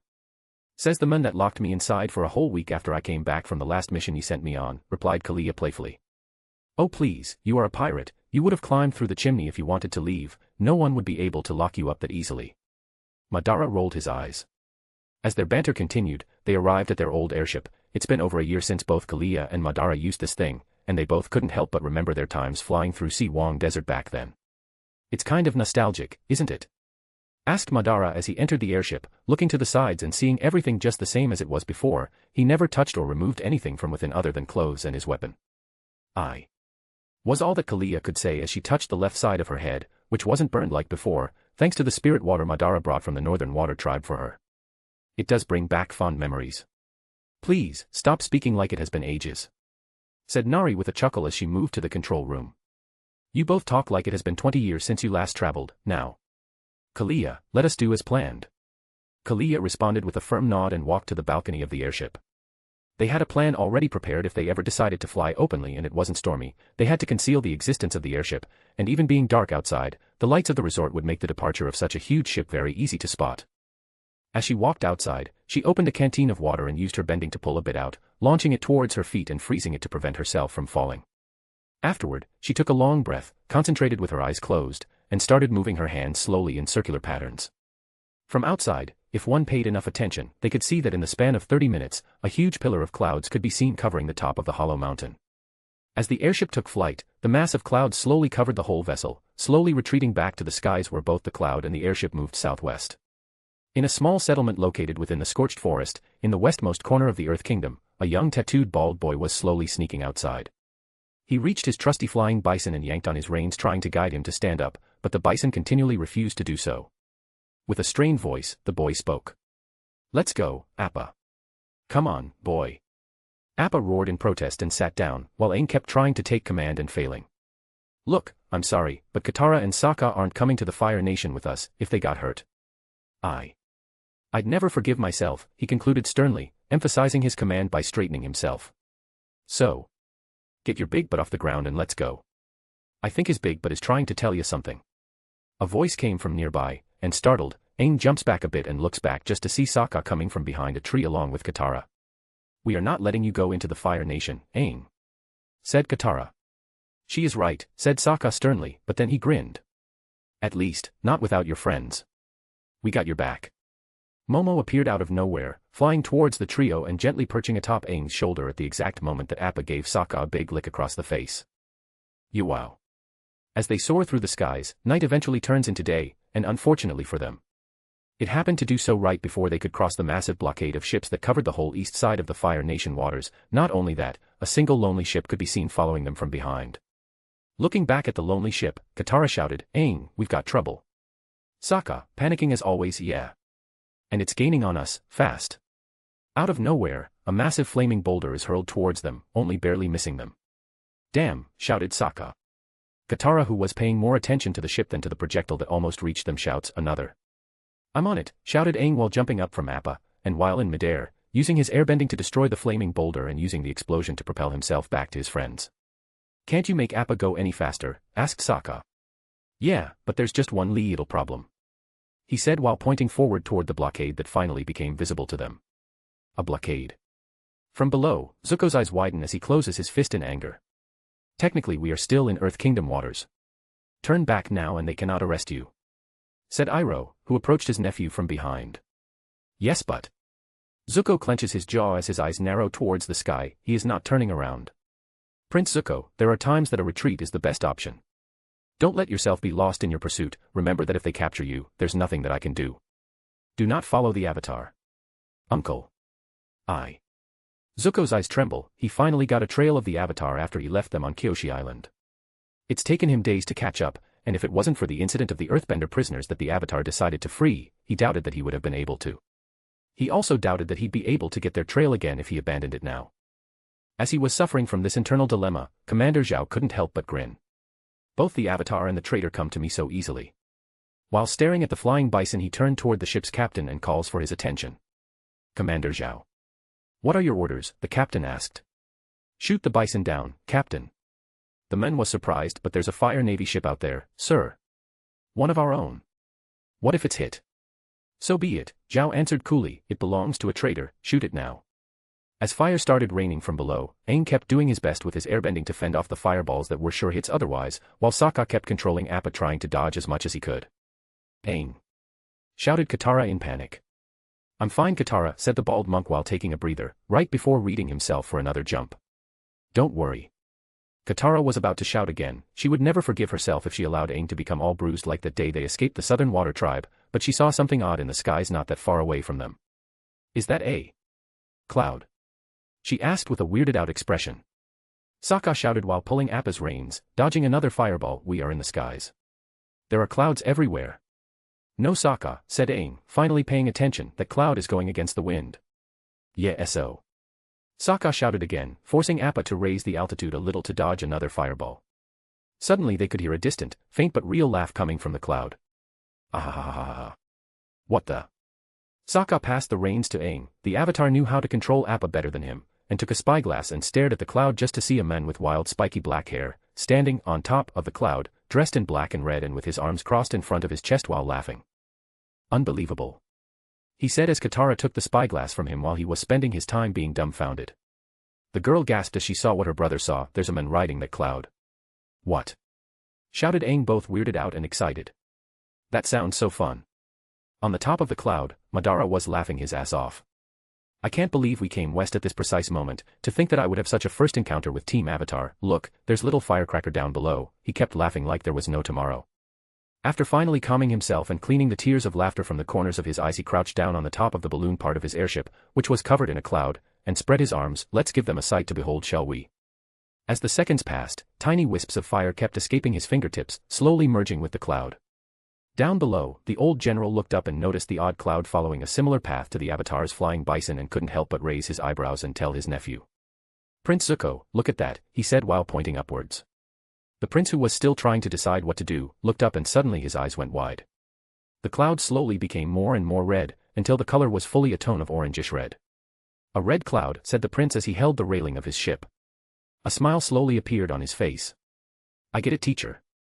He mumbled to himself, men, let's head back to the Earth Kingdom. The Avatar will have to come way in one way or another. We shall be waiting for him. Yes, sir.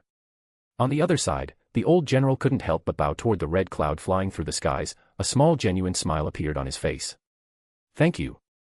Chapter 51, Red Clouds Can Be Dangerous. Less than a minute has passed, and through the Sharingan, Madara could spot Zuko's ship already preparing to turn back towards the Earth Kingdom.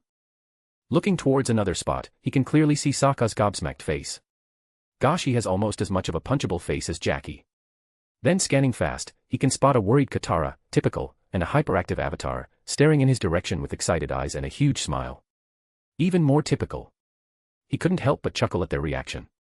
Immediately he dismisses the flames on the red cloud, forcing the heat to spread toward the sea of clouds surrounding the vicinity, completely hiding his position once more. It may look like he was showing off, but that's not quite it. He knew how the events transpired. Zuko would follow Aang alone, Zhao would follow Zuko, and everything would end up well due to plot armor. The point is, Zuko now isn't the same Zuko. He is more careful and stronger, yes, but he is also more confident in his skills, especially after the Agni Kai.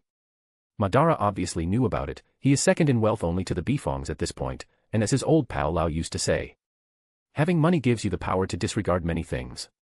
One of them is the barrier of information, which Madara has been investing heavily for a year now. He might not have that much control over the Earth Kingdom, but the westernmost area of the Earth Kingdom is already his land. The king can enjoy his life in Ba Sing Se. Madara had no desire for it, but this region is already in his pocket. And with it comes the ownership of at least half of the future Republic City lands. He couldn't help but grin at that thought, until his gaze turned downwards, towards the Fire Navy blockade, toward one man in specific. Zhao. His serene and somewhat playful expression disappeared instantly as he walked toward the edge of the platform, staring down as the heated clouds started to darken due to the change in temperature. Extending his right hand and all his fingers, as if he was holding a ball, a circle of lightning cracked, connecting all his 5 fingers, rotating at a blinding speed. And just like that, you would die. No one would even know how, not even yourself. His tomo spun slowly, impacted by his anger. A sound of thunder echoed through the skies. Rain slowly fell on this region of the blockade as lightning kept circling, connecting his fingertips, almost as if he was charging a ki blast from Dragon Ball. No. The lightning in his hand dispersed as he lowered his hand, staring down at Zhao's ship as his Sharingan worked as a scope, zooming in on Zhao's confused face. The fucker doesn't even know what's happening or who is above his head with a sharpened blade right now. Madara sneered. That's not how I want you to die. I want to see you with despair and hopelessness. I want to crush all of your efforts and plans, and after, to see everything that you worked for evaporate in front of your eyes until you finally see how worthless your existence is. Only then, you have my permission to die. Madara's voice was low and stern. He didn't want to kill off Zhao like this, with an instant airstrike that wouldn't even be felt. He will have to suffer for almost killing my little sister and tarnishing the best battle I had by fleeing cowardly. According to his intel, Zhao would target Zuko way more harshly than before. He was humiliated in front of his soldiers. During canon he also lost, yes, but it was Iroh stopped him. It was Iroh who gave him the final words, not Zuko, but this time. I bet you want to kill Zuko way more than you would have wanted during canon, eh? Not only that, by killing Zhao right now it would create an issue. The one to replace him during the siege of the Northern Water Tribe would probably be Azula. Crazy bitch. Azula might be many things, but an idiot she is not. Madara has no doubt that she might even be able to pull a win over the Northern Water Tribe. That girl captured Ba Sing Se while bringing only her 2 teenage friends from the Fire Nation as aid, subduing Dai Li and conquering the unconquered capital of the Earth Kingdom without any apparent effort. Neither Aang nor Zuko is prepared to face her yet, at least during Book 2 when she appeared. Aang was already proficient with both water and airbending, and Katara stopped being a useless waste of oxygen after being taught by Pa Dash. That fucking bastard. His eyes narrowed as a natural lightning went down, hitting absolutely nothing, but it gave Madara a plan anyway. But I can't let you go without suffering a loss here. Little Zhao. He grinned as he pointed 2 fingers towards Zhao's ship and took a deep breath, using his Sharingan to have a near-perfect aim. Enjoy your time swimming. As his grin grew more and more evil, a heavy electric discharge escaped his fingertips, crossing the sky while aiming toward a specific ship. Below the stormy clouds, the Fire Nation Navy was clearly confused about how the rain started in the first place, and it was even worse for Zhao, who saw the Avatar using the darkened clouds to hide their position from his sight. Of all times. Why did it have to rain just now? He couldn't understand. Although cloudy, there was no hint of rain for the next few hours, not according to the specialists that they kept in their ranks to always monitor the climate changes, as they had to always be prepared after all. Sir. We can't locate the Avatar, and it seems that the ship coming towards us also retreated back towards the Earth Kingdom, said the captain, waiting for orders. Zhao didn't reply. He simply kept staring at the skies trying to figure out the location of the Avatar, but he couldn't. The rain ruined their plan to strike him down with fire. Because of the location of Madara in the skies, almost no soldier spotted the quick appearance of the red cloud. He was already over them, while both Aang and Zuko were still coming from the east. Obviously, all the soldiers were paying attention to the east because of that. Only Zuko, who had the advantage of position and line of sight, could see them from below. Aang could as well, but he was also in the skies, almost at the same height as Madara's airship. As natural lightning ran through the clouds, Zhao gave up on trying to spot the Avatar and moved on with his next plan. Prepare to dash. But before he could complete his command, a powerful lightning bolt descended and crashed right into their engine room, not only causing massive damage to the overall structure of the ship, but it also created a chain reaction by igniting all of the flammable materials that were on board. The ship trembled until an explosion occurred from within. Abandon the ship, shouted Zhao in panic as he jumped into the sea. Not even 10 seconds after Zhao reached the water, the ship exploded, sending debris all over and not only killing a significant number of soldiers but also injuring many more. Zhao, after waiting for the explosion to subside, finally emerged from the water with a pained face. Why, he was furious. This simple explosion was enough to buy the Avatar enough time to escape, and considering how long it would take to regroup with the other ships, 5 to 10 minutes, his target would be long gone and the trail would be lost. Arg. He shouted in fury, staring at the sky as if he was cursing the deity or spirit that cursed and ruined his plan. In one moment he had both the Avatar and the exiled prince in his reach, in the other, he didn't even have a ship. How cruel fate is. How unlucky. Sneered Zuko as he stared at the remains of the ship, almost commanding his men to turn back towards the Fire Nation waters once more to take advantage of the breach, but he managed to control himself. Iroh on the other hand was staring at the billowing smoke of the destroyed ship while caressing his grey beard with one hand and with the other folded behind his back. An odd glint could be seen in his eyes if one paid enough attention to it, but he remained silent. "Let's go, men," shouted Zuko. "In half a day all the high ranks of the Fire Nation will be alerted to the Avatar's intrusion. He will be coming back and we will be ready to catch his trail." The old general turned towards Zuko with a smile on his face. "You are learning to use your head, Zuko. What the fuck are you doing?" shouted Kalia, sweating bullets while trying her damn best to keep the cloud around their ship from dispersing, which became even harder after Madara's little red cloud stunt. Scratching the back of his head with an apologetic smile, Madara approached her. My apologies. It seems I overdid it. Overdid it my ass. She shouted in anger. "I've been holding this cloud for over an hour now, and ye had to make it harder for me."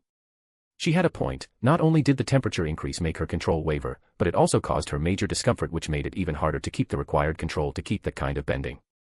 Avoiding the northern tribe girl's furious gaze, Madara placed his hands in his imaginary pockets. "I won't do it again." "I hardly doubt that." Okay.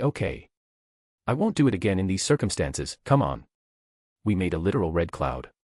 We should be proud.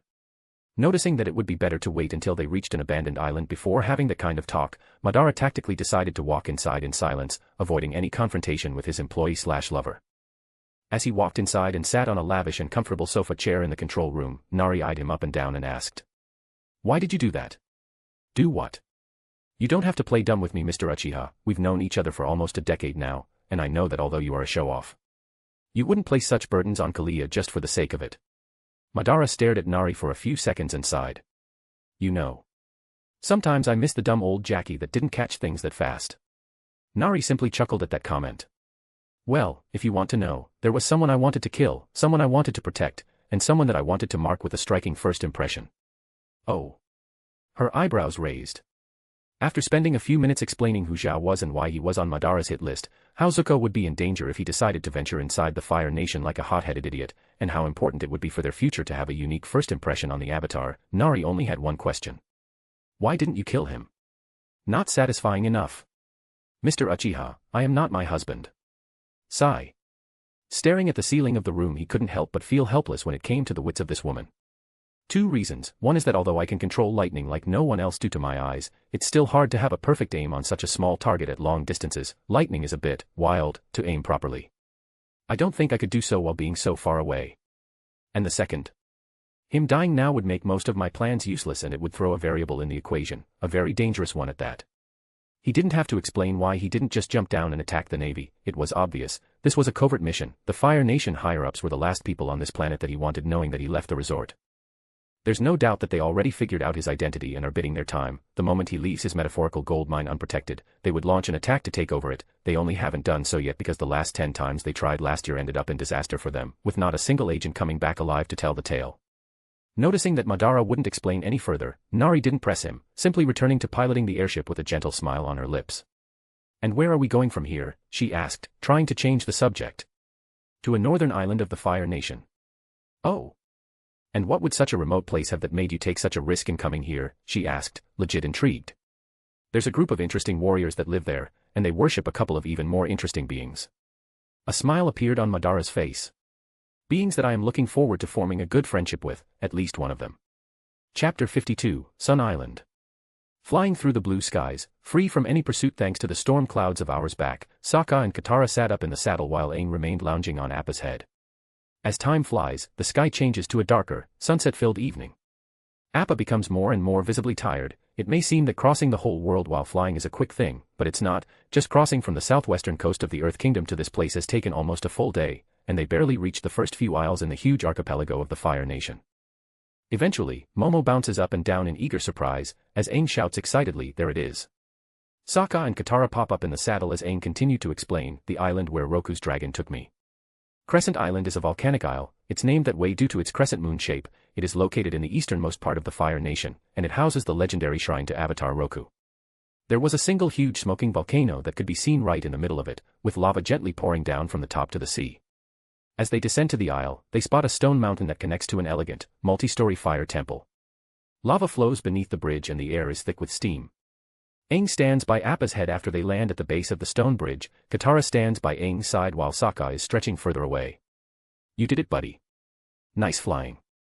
Aang says with a huge smile while rubbing against Appa's head. The bison bellowed in satisfaction, rolling to the side to wave his 3 legs into the air lazily, with his tongue out and preparing for a well-deserved rest. "You must be tired," says Katara while smiling sweetly and rubbing his belly. "Nah, I'm good," shouts Sokka from behind without paying attention to the duo. Refreshed and ready to fight some firebenders, he shouts while he continues to work out and flex his body. "I was talking to Appa," says Katara dryly, while propping her hands on her hip. Halting his exercise, Sokka turns around to see what is really happening. "Well, and I was talking to Momo," he points to the lemur, clinging to a dead tree's branch. As they cross the bridge, Sokka's eyes narrow as he keeps scanning the place with his eyes. "I don't see any guards." He speaks. "The Fire Nation must have abandoned the temple when Avatar Roku died," answered Katara, not as worried as her brother. As they enter an enormous chamber with fire decor columns, the Avatar team is shocked to see a group of 5 elderly men, wearing red robes and tall red hats, that address them. "We are the Fire Sages, guardians of the Temple of the Avatar," speaks the one in the middle. Aang beams a smile. "Great. I am the Avatar." "We know," the man replies, and together with the other 4 sages, he takes a deep breath before releasing a blast of fire in the direction of the 3 kids. In the middle of a small rocky isle, far away from any civilization, a big airship can be seen. It stays within a ravine, protected from any boat's line of sight. Inside the black-colored airship, 2 people can be seen playing some cards. "And it seems that you lose again, Madara." "Blackjack." Nari speaks, with a gentle smile while Madara keeps frowning while looking at the table. "You sure you don't cheat?" He raises an eyebrow in dissatisfaction. This woman seems to have a sixth sense when it comes to card games, too. "It's not even funny." "I would never cheat, Madara, especially you," she said softly as she grabbed the cards and started to shuffle again. "Another one." "Nah, I am good," he shook his head. "I am rather happy that you are on my side when it comes to gambling and whatnot. Having someone like you as a customer would dry our coffers." She giggles while hiding her mouth with the sleeve of her robes. "Don't underestimate the clients. Some of them are rather smart and tried to count cards many times. Some succeeded many times." "Yeah, but you succeed every time," he replies while grabbing some sake and pouring it into a cup for himself. He would never offer it to Nari, as she doesn't drink.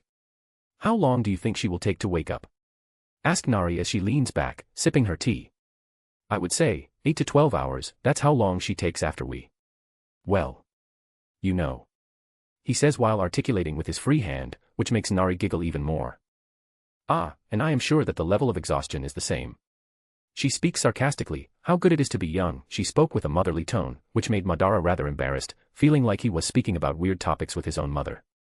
A comfortable silence remained within the airship for several minutes, as cricket sounds echoes from outside, making it a rather relaxing evening on the inhabited island, far from the world. "He might have reached there already," speaks Madara as he lights up his Kizaru, looking through the window. "The Avatar. Where do you think he went?"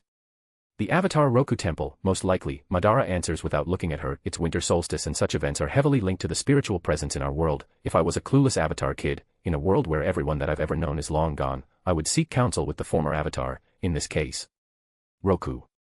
It's rather interesting to know that spirits are in fact real," said Nari. "Real. Scary, and dangerous," replied Madara with a solemn tone. "Why is that?"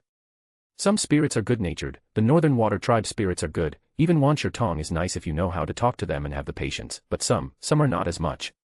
I always thought that the spirits exist for the sake of balance and coexistence," said Nari with a rather thoughtful expression. "Spirits are just like us humans, so obviously they have the good, the bad and the ugly. It's only natural. Lei told me that you mentioned the spirit world once. Is it true that it exists?" Don't look at Nari as if she was just a dutiful wife and a master at her work. She is one of the most studious and intelligent people that Madara had ever met in his 2 lives. If she was 70 years old, I don't doubt for one second that she would be part of the White Lotus. Heh. It does exist, it's just rather complicated to enter there. Will you ever let us know about it? When the time comes, yes, replied Madara with a tone of finality. He didn't even want to think about the spirits in their world right now. Honestly, he is rather scared of the spirits. Give him an army to solo and he will jump with a smile on his face. Even if he loses, he will have no fear at all. But pit him against a spirit and he will be scared as hell. The sky slowly gets darker and darker as the duo retire to their respective bedrooms. As the dawn finally comes, the airship soars in the skies once more. As it is rather a cloudy day, Kalia doesn't really need to suffer such pressure again. They simply fly above the cloudy sea with no one to spot their location. Madara requested that they really burn fuel to travel faster today. Spending 2 days to reach their destination is the limit of his acceptance, and with a 7-day deadline he obviously didn't want to spend 90% of it just on travel. It would be a massive waste of time, and it's not like they lack fuel. The airship is stacked to the brim. As the sun of the second day finally begins to set, the Red Cloud team finally spots the right island. It's not a huge island but rather far away from the fire nation mainland. From above everyone can see a vast ancient city right at the heart of the island. The architecture is something out of this world for both Kalia and Nari. For Madara though, the city resembles ancient Mesopotamia, taking special influence from the ziggurats, or tiered pyramids, that takes inspiration from Mayan ruins in his old world. The city seems to be deserted, boss, speaks Kalia as they scout the place from above. I doubt that. Try to find a huge stairway leading to a platform that connects 2 mountains through a bridge. His eyes narrow as he tries his best to remember the scenes from Avatar: The Last Airbender. There, Nari said loudly as she turned the ship westwards. It's rather easy to spot things from above considering that the whole place isn't that vast, and the description was very on point and stood out easily. As the airship lands a respectful distance from the connected twin mountains, Madara, Kalia, and Nari walk down from their airship to be greeted by a group of men and women dressed in very unique garments, sporting some tribal face paintings. They really have some heavy Aztec, Incan, and Mayan style, and their hairstyles are strikingly similar to Firecracker's current one. How curious. Never made the connection before, thought Madara as he was approached by one man, who seemed to have more decoration. Half of his face was painted in red, his black beard tied, and his head garments had some fluffy light yellow fur spiked upwards, almost as if looking like a knockoff Super Saiyan. It's not every day that someone comes to our sacred land. The large man speaks, using a solemn tone to mask his true personality. Everyone that watched the show would know that he is a rather polite and goofy person. Oh. Madara smiled. He liked this man very much in the shows. It seems you all rather live in secrecy. His tone was as solemn as the large man in front of him, making the tension even more intense, as everyone narrowed their eyes, especially the large man in front of him. Don't worry, I swear we won't tell anyone, concluded Madara while nodding, still holding to his solemn tone. There was an awkward pause in the air. The large man in the lead could only cough to disguise his awkwardness. We appreciate your discretion. Madara's solemn face instantly morphed into a happy beaming smile as he walked forward and extended his hand while laughing. Ha ha ha, don't worry, it's nice to meet actual decent fellow firebenders. Name is Madara Uchiha, by the way. The large man took a second to compose himself after feeling the instant shift in tone and beamed back, extending his large hand and shaking Madara's. The name is Song. I am the chief of the Sun Warriors.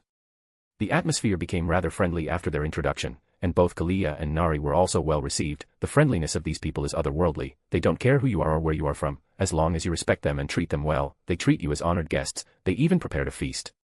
Both Madara and Sun Warrior Chief Song were drinking comfortably. Madara brought a lot of things to share with them after all, while most of the other Sun Warriors were dancing around a huge bonfire. Ha ha ha ha, Chief Song, thank you very much for such a warm reception, said Madara while refilling his sake cup. I am the one to thank you, said the chief with a huge goofy smile. You even brought some really good stuff for us. He stood up and shouted, from today onwards, I declare Madara and his team as friends of the Sun Warriors. Hooray! Everyone shouted as they drank expensive booze. As the party went on, both Madara and Song became pals, drinking and joking around, laughing like there was no tomorrow. I am really happy to have come here. Look, even Kalia found herself a friend, he said while pointing towards one specific table where 2 women were having an arm wrestling contest.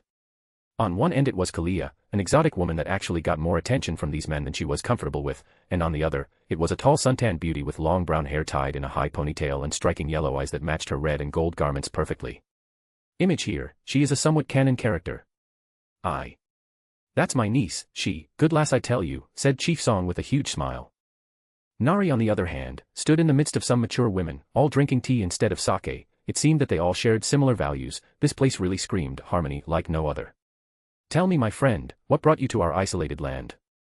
Taking a sip of his sake, Madara decided that it was time to say their goal. I came here to talk to the masters. Instantly the party went silent. Chapter 53, Dancing with Dragons. The silence remained for a good half-minute before Chief Song, in a solemn tone, addressed Madara. I don't know where you got that information from, but we will not tolerate any aggressiveness towards the great masters. His tone was sharp and low, clearly showing that regardless of any possible friendship established, Madara would be walking on eggshells when it came to the masters. "Why do you believe that I came here with such horrible thoughts?" asked Madara, nonchalantly, while drinking his sake. He was not really worried, he knew that these people would die to protect the two residing within the mountains. "And what do you want with them?" asked the Sun Warrior Chief, trying not to sound too aggressive since Madara still hasn't said or done anything that goes against their beliefs and morals. "The same that I wanted with you and your people. Friendship," replied Madara while shrugging. His words eased the tension quite a bit, but not entirely. Song still kept his solemn expression while inquiring, "Friendship? With the masters? Do you believe that something like that is achieved just like that?" Raising an eyebrow, Madara said, "Why not? They are not like the rest of us, or you. So what?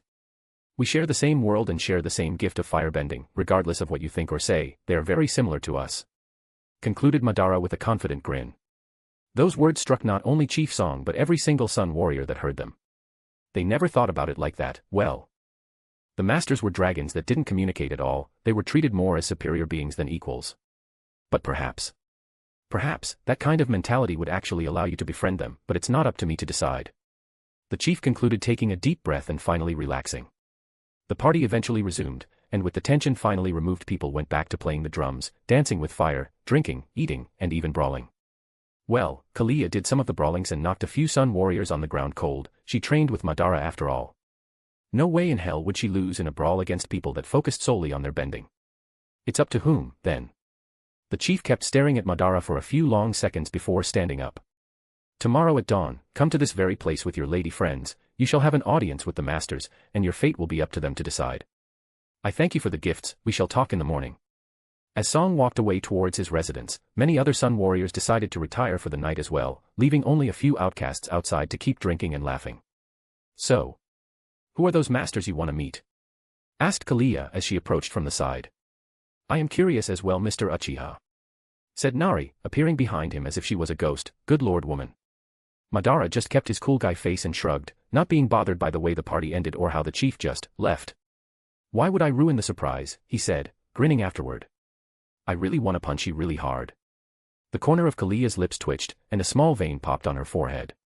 Nari just chuckled. She was used to having Madara hold little secrets just for the sake of a dramatic reveal. Sadly, she had no idea that these little secrets were not little at all. If she had known so beforehand, she would have done her best to force him to speak and save herself from a near heart attack first thing in the morning. She, the niece of the Sun Warrior Chief, kept staring at the trio of outsiders from a distance with an amused smirk. It seems he already knows, but the two ladies don't. It will be a very entertaining morning tomorrow. Team Red could remained in the vicinity for nearly an hour after that, chatting, talking, and relaxing before retiring to their rooms inside the airship. They were offered a place to stay, but no fucking way Madara would pick a stone bed with hay mattresses over his expensive, luxurious, and incredibly soft bed. No sir. The darkness of the night eventually went away, with the first rays of the morning already spreading over the tip of the layered pyramids of the ancient city. In front of the Twin Mountains, every single Sun Warrior was present, even Sun Warriors that were not even at the feast the night prior. An outsider's meeting with the masters was a very rare occasion, the last one dating over 40 years ago. Most of them weren't even born yet. "How long do you think it will take for him to be eaten?" asked a tall and slim man. He had narrow eyes and sported a haircut similar to Zuko's currently, except that his ponytail was long and reached his back. The men frowned. "Bah, I just speak what everyone thinks. No way some outsider would become friends with the masters." Sure. Whatever you say," answered she while articulating her left wrist before walking away. This guy always pissed her off. "TCH. was the only thing she could hear from behind her as she approached the trio that finally decided to show up. "Better late than never, eh?" she asked with a grin. Madara raised an eyebrow at this girl's approach. Kalia told him about her last night, but they didn't interact at all, so he was a bit surprised by her forwardness, but decided to be carefree as always. Well, a man needs his beauty sleep. She chuckled and walked towards Kalia. The two girls started talking about, who the fuck knows what they were talking about. All that Madara had in mind was the top of that stairway, everything else faded into the background. After a few more minutes, Chief Song approached. "It's time for you to take the eternal flame and start your ascension." He spoke with a solemn air. Friendly or not, this was a sacred ritual for him and his people. After nodding, Madara was led alone towards a huge fire that resided inside a finely crafted wall on the base of a nearby mountain. The place was surrounded by many Sun Warriors in meditative positions.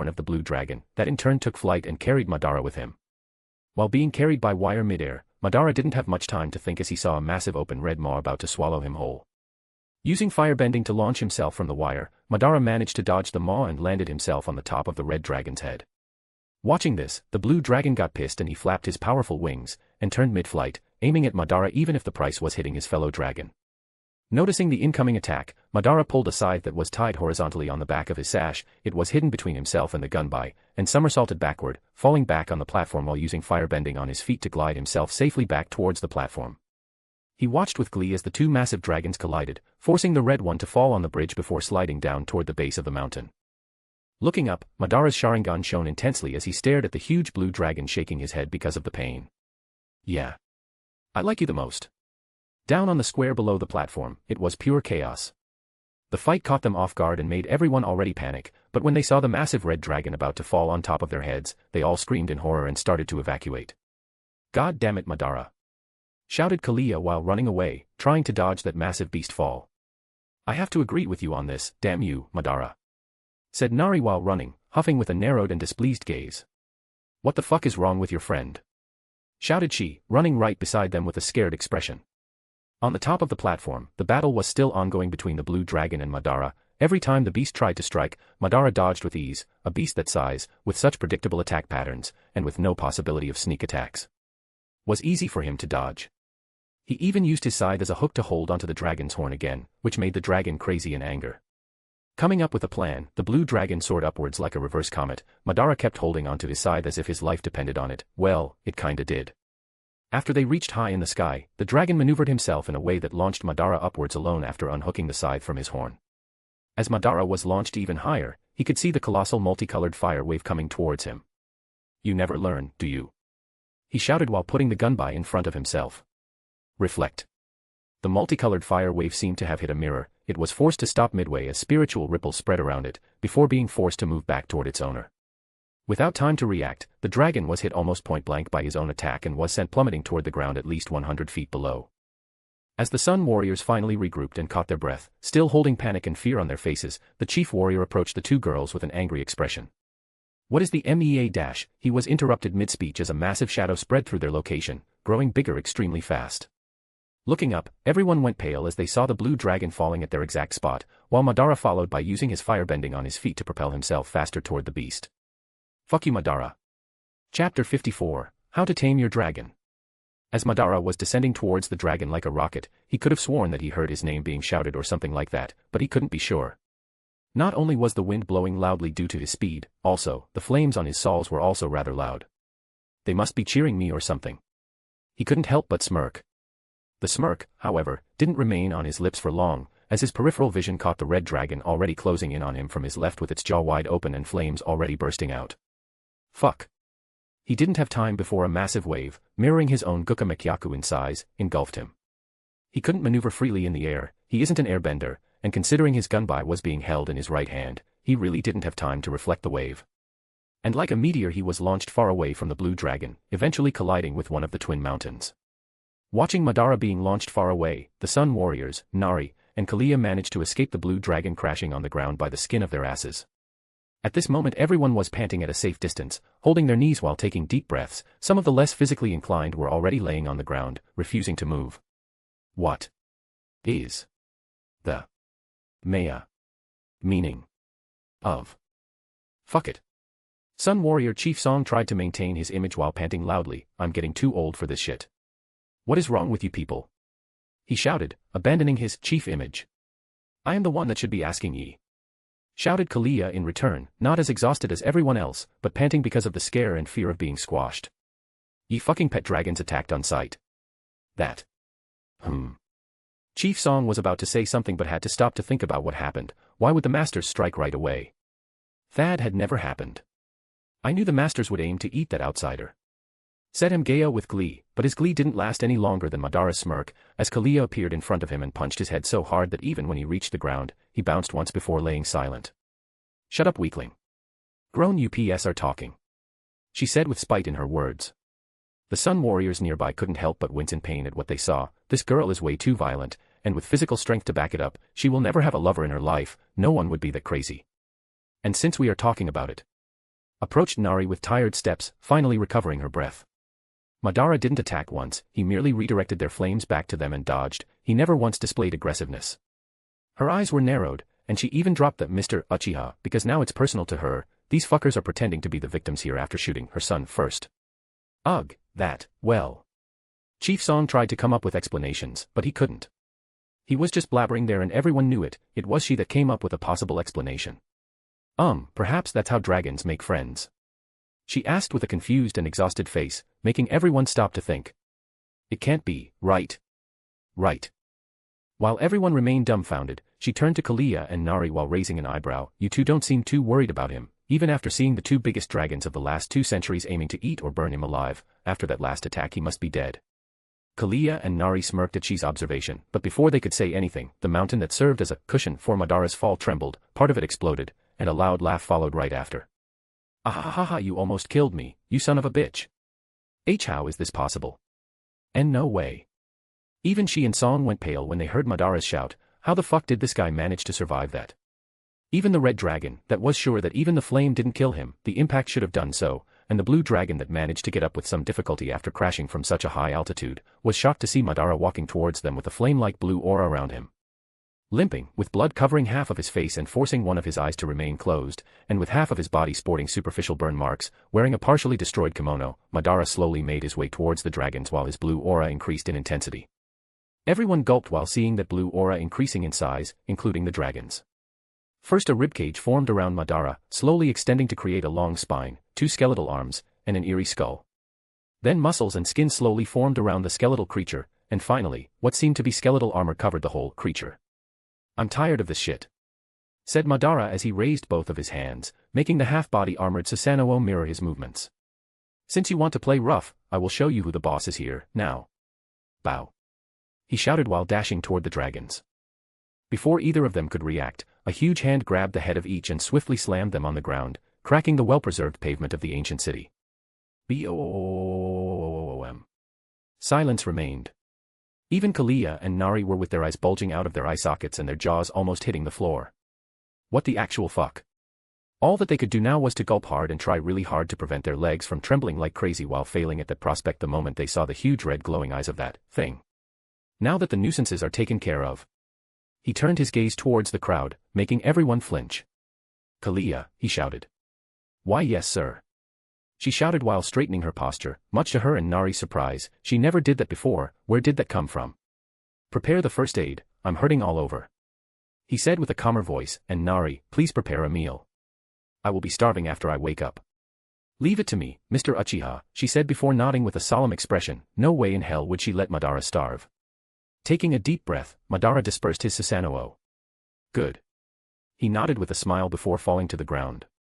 Nari, Kalia, and even she and Song were worried for a brief moment until they heard Madara's loud snore. This fucker was just sleeping. How could he fall asleep? It's still early in the morning. Didn't he get here a bit late because he slept the whole night? Asked she with a stupefied expression.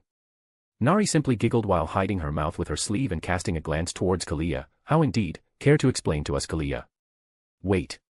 Kalia. She raised an eyebrow and stared at the Northern Water Tribe woman, in confusion. "Ah, how good it is to be young and naive," said Nari, finally making it click for everyone. Silence again. How is this possible? And no way. So, this man decided to spend the whole night enjoying his lady friend and completely ignore sleeping, and still managed to play with the masters like they were children, finally knocking them out. With this violent, rude, scary woman.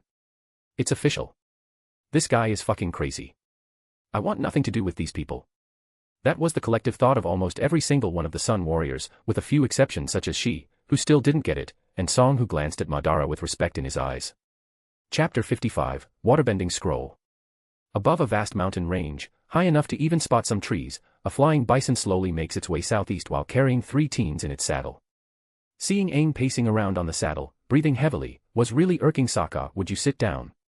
If we hit a bump, you'll go flying off. What's bugging you anyway?" Worriedly, Aang replied, "It's what Avatar Roku said. I'm supposed to master all 4 elements before that comet arrives." Amused, Sokka spoke with clear sarcasm while facing Aang. "Well, let's see. You pretty much mastered airbending, and that only took you 112 years. I'm pretty sure you can master 3 more elements by next summer." Frightened, Aang was losing his cool. "I haven't even started on waterbending, and we're still weeks away from the North Pole. What I am gonna do?" Katara gently held Aang's arm, speaking with a soothing tone. "Calm down, it's going to be okay. If you want, I can try to teach you some of what I know." That surprisingly was enough to make Aang smile. "You do that." Nodding and looking over the side of Appa's saddle, the girl continued, "We'll need to find a good source of water first." Feeling the need to input his sarcasm in this lovely scene, Sokka grinned and commented, "Maybe we can find a puddle for you to splash in." Water splashes high after Appa jumps into a river, turning soaking wet and almost knocking poor Momo off the rock he was standing on, then turns over and just floats on his back. Sokka's eyebrows trembled while he stood there, soaked and holding a big stick with a large gathering of leaves at the end. "Why did I have to suggest that?" "Don't worry, Sokka, Appa likes you very much. He won't create a ruckus, I promise," Aang said with a huge beaming smile. Katara on the other hand could only grin at her brother's misfortune. "Go on, go clean Appa while I teach Aang." "Uncle. Someone's changing our course," shouted an angry, prideful Fire Prince, clearly afraid of a possible mutiny in his crew. "Oh. Actually. I assure you, it is a matter of utmost importance, Prince Zuko," says the old general while scratching his beard. Zuko had a hopeful expression on his face when he heard the serious tone of his legendary uncle. "He rarely talks like that. Did you manage to get the Avatar's trail?" Iroha's eyes narrowed, even more urgent. "It seems I dash." He stopped talking to rub his forehead in stress, which made Zuko rather afraid. Iroha was never that serious and distressed. But then the old man continued. I have lost my lotus tile. Lotus tile. For my pi show game, of course. Most people think that the lotus is insignificant, but it is essential for the unusual strategy that I employ. He concluded with a serious, stern expression. You gotta be kidding me, said Zuko in utter disbelief. No, unfortunately, I am not. I indeed lost the lotus tile. Iroh nodded sagely.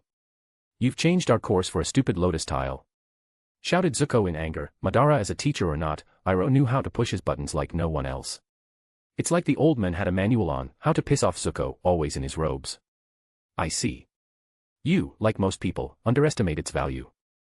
Just give me 10 minutes to check with the merchants at the nearest port, Iroh said excitedly. Hopefully, they will have the lotus tile in stock and I can get on with my life. Zuko was literally breathing fire at the ceiling in anger. I'm lucky to have such an understanding nephew. Arf. The room is filled with smoke from Zuko's outburst, clouding the view of everyone as he storms out, shouting in anger. Sokka was amused while watching his sister trying to teach Aang how to waterbend. He considers it trying because Aang was doing it even better than his sister does. Even after years of practice, Katara's mastery over water is nowhere close to the 10 minutes of training that the Avatar just went through.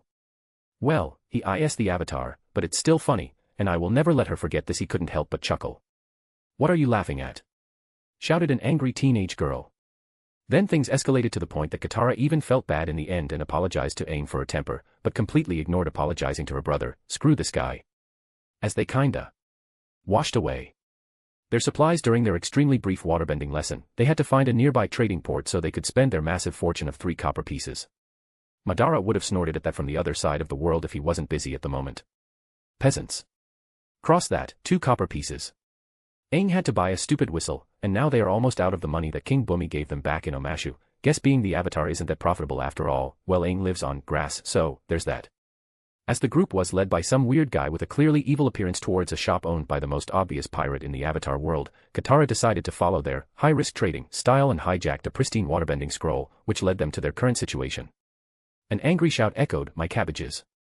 Everywhere someone ruins my beloved cabbages. This place is worse than Omashu." Aang decided to use the tactical retreat maneuver, carrying both Sokka and Katara with him and leaving the pirates behind, eating dirt, quite literally at that. After landing near the river, they set up their tent and made Appa comfortable. As Aang was putting his glider away, he commented, "I used to kind of look up to pirates, but those guys are terrible." Katara answered mischievously, "Oh, I know, that's why I took this," she said while pulling the waterbending scroll from her tunic. "No way." Aang was surprised. "Isn't it great?" Katara was excited. "No wonder they tried to hack us up. You stole their waterbending scroll." Sokka was enlightened. "Well, I do prefer to think of it as high-risk trading." Aang laughed out loud. "Good one, Katara." As they continued to discuss how stupid Katara's idea was, while Sokka was doubling on that considering that they could have ended up dead if it wasn't for Aang's flight, they ended up deciding to agree to disagree, with Sokka walking away and Katara and Aang moving towards the river and unfolding the scrolls. "Look at these moves. It's almost a complete move set of waterbending," shouted Katara excited. She has never seen such complex postures and movements before, being the only waterbender in her tribe. Aang was equally excited, "Right. And look, it seems that it has a signature." He pointed to the bottom right of the scroll. "Ah. I didn't notice that. It says Kalia. I think. I mean, it does sound like a water tribe name." She probably would have ignored such a small detail if Aang wasn't beside her when she opened the scroll. "It sounds girly," said Sokka while chilling under a tree with a straw between his lips, not even looking at the duo. "Yeah, as girly as the Kyoshi warriors that kicked your ass so hard that you decided to run away," commented Katara with a respectable level of snarkiness. Gulp. "Yeah, just as I thought," concluded the girl while turning her attention back to the scroll. She should be a powerful waterbender if she was the one to create such a well-made scroll. The scroll was in mint condition, so she thought it is a rather newly made scroll. "If we find her, she can teach us both, Katara," said Aang in excitement. "Sorry to interrupt your enthusiasm," said Sokka lazily, "but I rather put my faith in that Madara guy. He did teach Suki and the Kyoshi warriors, and he also taught that guy that keeps following us around to capture Aang." "Well, I disagree. This Kalia obviously is a very skilled waterbender, while Madara's bending is still uncertain at best. For all we know, he could be a firebender," shrugged Katara. Sokka started laughing out loud. "Firebender. Ha ha ha ha ha, yeah right." Sarcasm was oozing out of his words. As time passed, the situation repeated itself. Aang had a clear talent for waterbending. That was no joke. The Baldy could do almost every single move from the scroll on his first try. It drove Katara into madness. She had to take the scroll away from Aang to prevent herself from exploding again, and walked while carrying it to a more secluded area with the intent of learning on her own without feeling pressured by the Avatar's extreme expertise with the elements. Oh, how happy she will be when he starts to learn earthbending. While reading the scroll again and again, using the water from a small puddle to do the movements in repetition, time passed. Come on. She shouted in anger. Failure is frustrating, repetitive failures are even more so. I can't believe it is this hard. Why couldn't this Kalia have made a more step-by-step guide, or added some notes? What name did you just say? Katara jumped in fright. That voice, she recognized that voice. Looking back, over her shoulder, she could see Zuko coming out of the foliage, staring at her with wide eyes. Repeat that name. He demanded. What does it matter to you? Loud voices came from behind the bushes. We got one of them. She recognized those voices as well. Pirates. Tell me the name. Shouted Zuko, expelling some flames from his fists. He wasn't kidding. Kalia, answered an extremely confused Katara, even more confused after she saw Zuko's eyes trembling after he had confirmation of the name. There you are. And you got the scroll too, great. Said the pirate captain, still carrying his green iguana parrot on his shoulder. Taking a deep breath, Zuko stared at the scroll for a second before turning toward the pirates, and his uncle who was right behind them. Well, gentlemen. He assumed a combat stance. It seems that the deal is off. Chapter 56, Between Autumn Leaves. Grab the girl. Shouted the pirate captain right before receiving the most painful kick to the face that he ever got. Zuko moved like a shadow, with fast and precise strikes always aiming to incapacitate in a single strike. A punch to the throat here, an elbow to the liver there. After training his martial arts with Madara, his usage of firebending diminished considerably. He still used it quite a lot, but he didn't mainly depend on it to fight like before. As Zuko was knocking out every pirate within his reach, one of them managed to sneak past him and grab Katara in a chokehold. Arg, she shouted trying to fight back. It was then that she focused on the puddle of water on the ground, and with hasty but incredibly focused movements, she created a perfect water whip that quickly moved towards her captor's face.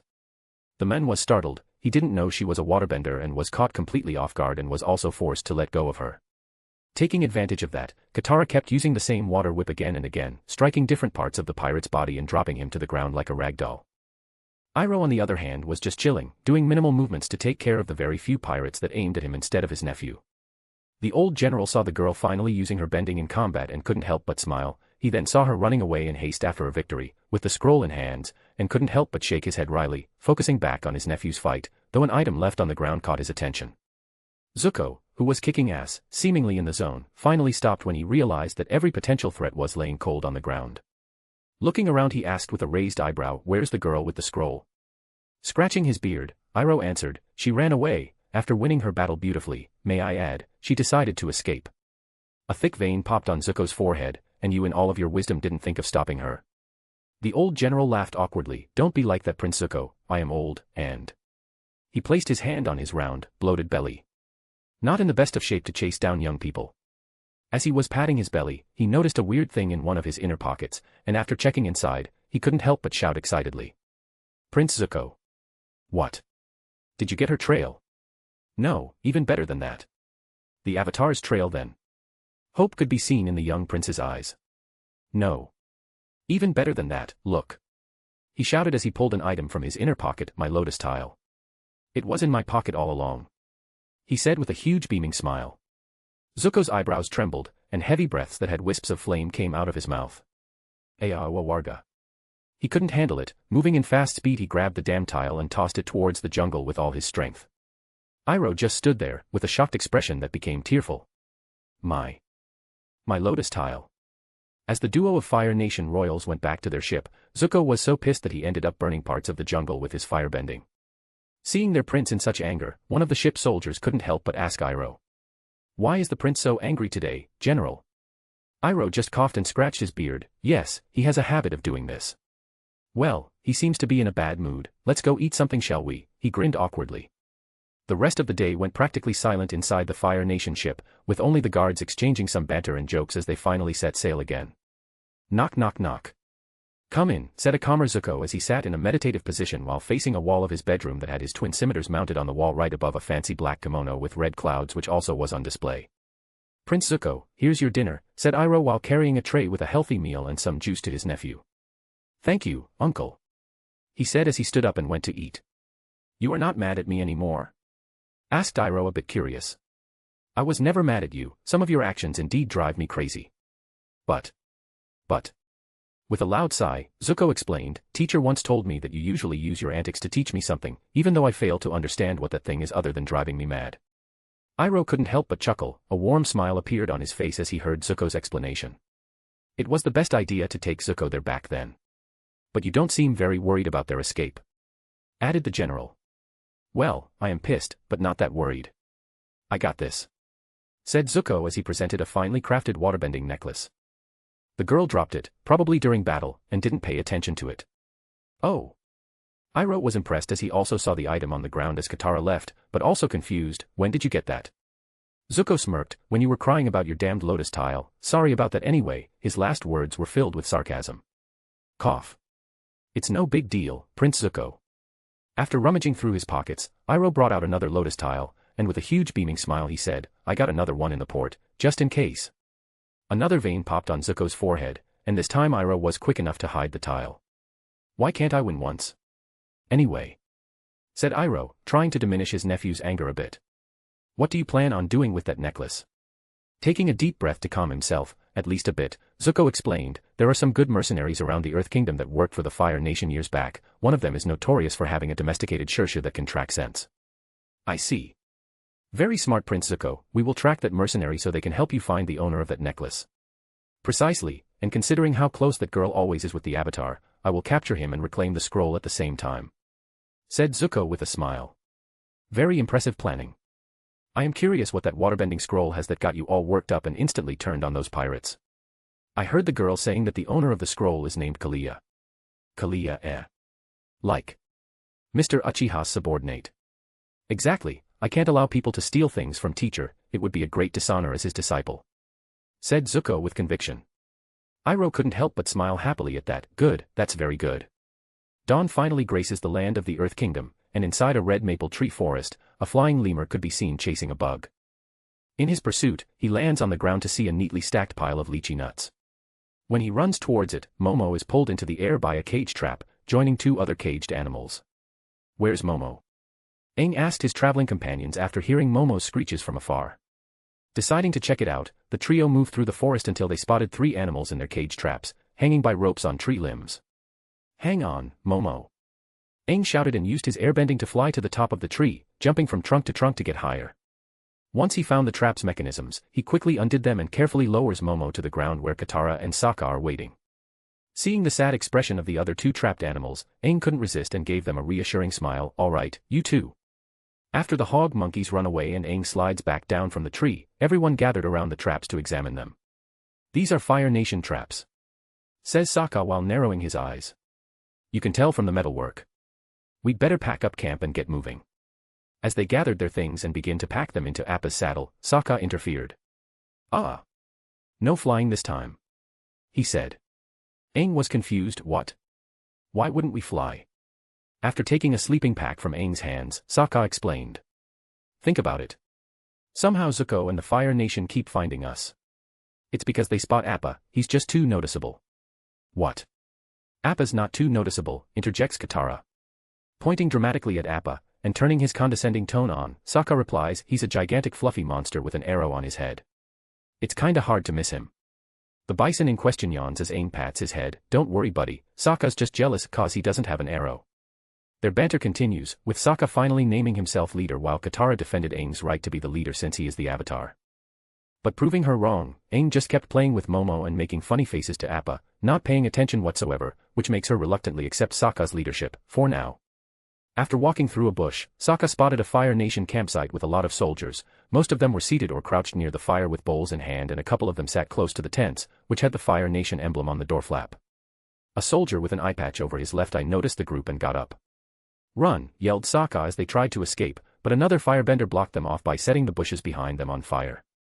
We're cut off. Narrowing his eyes towards the firebender, Sokka spoke in a somber tone, if you let us pass, we promise to not hurt you. What are you doing? Katara whispers. Bluffing. Sokka whispers back. You promise not to hurt us? Asked the eye-patch soldier condescendingly before a whooshing sound is heard and the soldier is knocked out by an unseen tranquilizer dart on his back.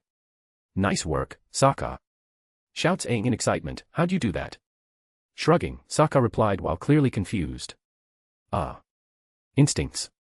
Look. Contrary to the duo, Katara was keenly looking around to understand what happened, and she did just that after looking towards a tall tree.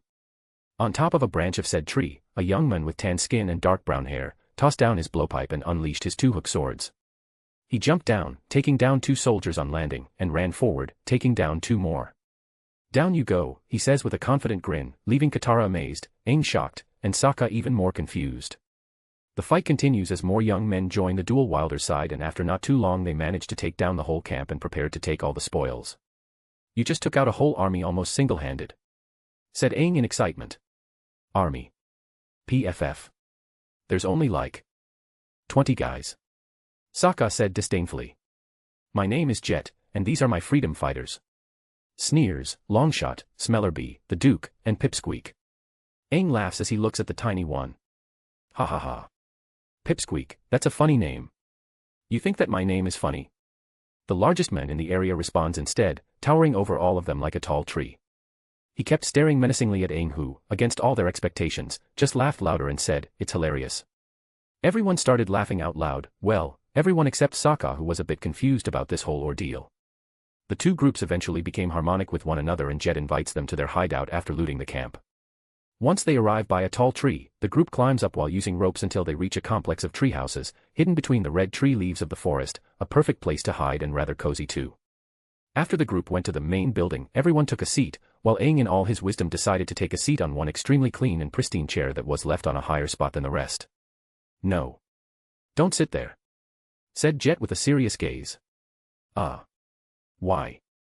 I mean, it's just a chair, said Aang clearly confused, but respected their wish regardless.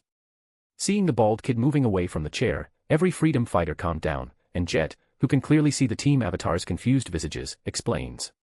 That's a seat of honor for our honorary member. There's no one else here, or are they away? Ask Aang. Shaking his head, Jet explains, he isn't one of us in presence, but he is one of us in spirit and heart. And who is he? Asked Katara. There are many names that he is known by, we don't know his real name, but around here he is known by Ghost. Chapter 57, Rite of Conquest. Inside a luxurious room, surrounded by the warm golden lights of the few lamps scattered around, a young man with long wild hair, dressed in comfy silky yukata robes, slowly woke up. Placing his hand on his forehead, his eyelids slowly opened to reveal sharp black eyes. Part of him, a tiny one, wanted to get up, the other, was quite enjoying the comfiest bed ever. But I can't. Even inside his own head he sounded sad about waking up. I feel that if I sleep for 5 more minutes I will have to deal with some nasty migraine. Letting out a sigh, he used his full willpower to sit up and slowly stand up, wandering around the room like a lost zombie. First, he went to the restroom to properly wash his face and do his things, and, after some time, he could be seen walking out while drying his hair using a towel and wearing a fresh silky yukata robe. Looking outside the window of his room he could clearly see the dark starry skies. What the hell? Wasn't it sunset when I fell asleep? Raising one of his eyebrows and adjusting his kimono Itachi style, he walked by his cabinet, grabbed a gourd of sake by the ribbons around its neck with his one free hand, and walked outside. The moment that he walked outside he was assaulted by a delicious smell that instantly brought back some of his previous life's memories. This smell. Sniffing while looking around, and spotting a gathering of people not that far away, he decided to move towards them while using his teeth to uncork the gourd and take a long gulp. "I!" shouted a very recognizable woman, and then he grabbed the damn cell bar with one of his hands and melted it. I didn't know if I should have been aroused or scared, but I sure was both. Ha ha ha ha ha. Really? Asked another, younger, female with excitement in her eyes. The outside world sounds so exciting. It really is. A somber male voice came from behind, incredibly close to her ear, without being detected before. The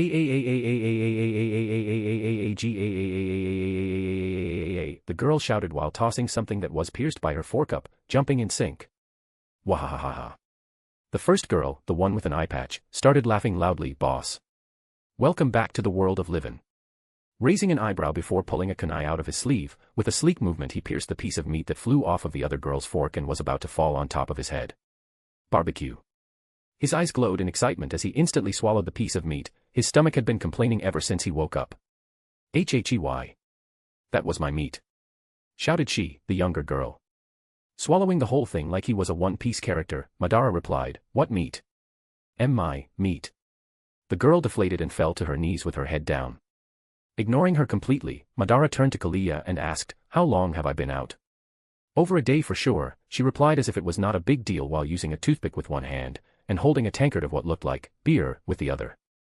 Nodding nonchalantly, Madara was curious about another thing. Where did this meat come from? "I didn't know that Sun warriors knew how to barbecue." Kalia shrugged. "I don't know about their skills or culture, but you should know about the source of the meat. He knocked them down after all." It took 2 seconds for Madara to understand what she meant, and his face turned pale as a ghost. "What?" "Wahahaha." Her laugh was loud and incredibly annoying. "Little shit. You should have seen your face." "Ha ha ha ha ha." Kalia was in tears, her body was almost rolling on the floor laughing, but she was expertly holding her tankard of beer stationary in her grip, not a single drop falling from it.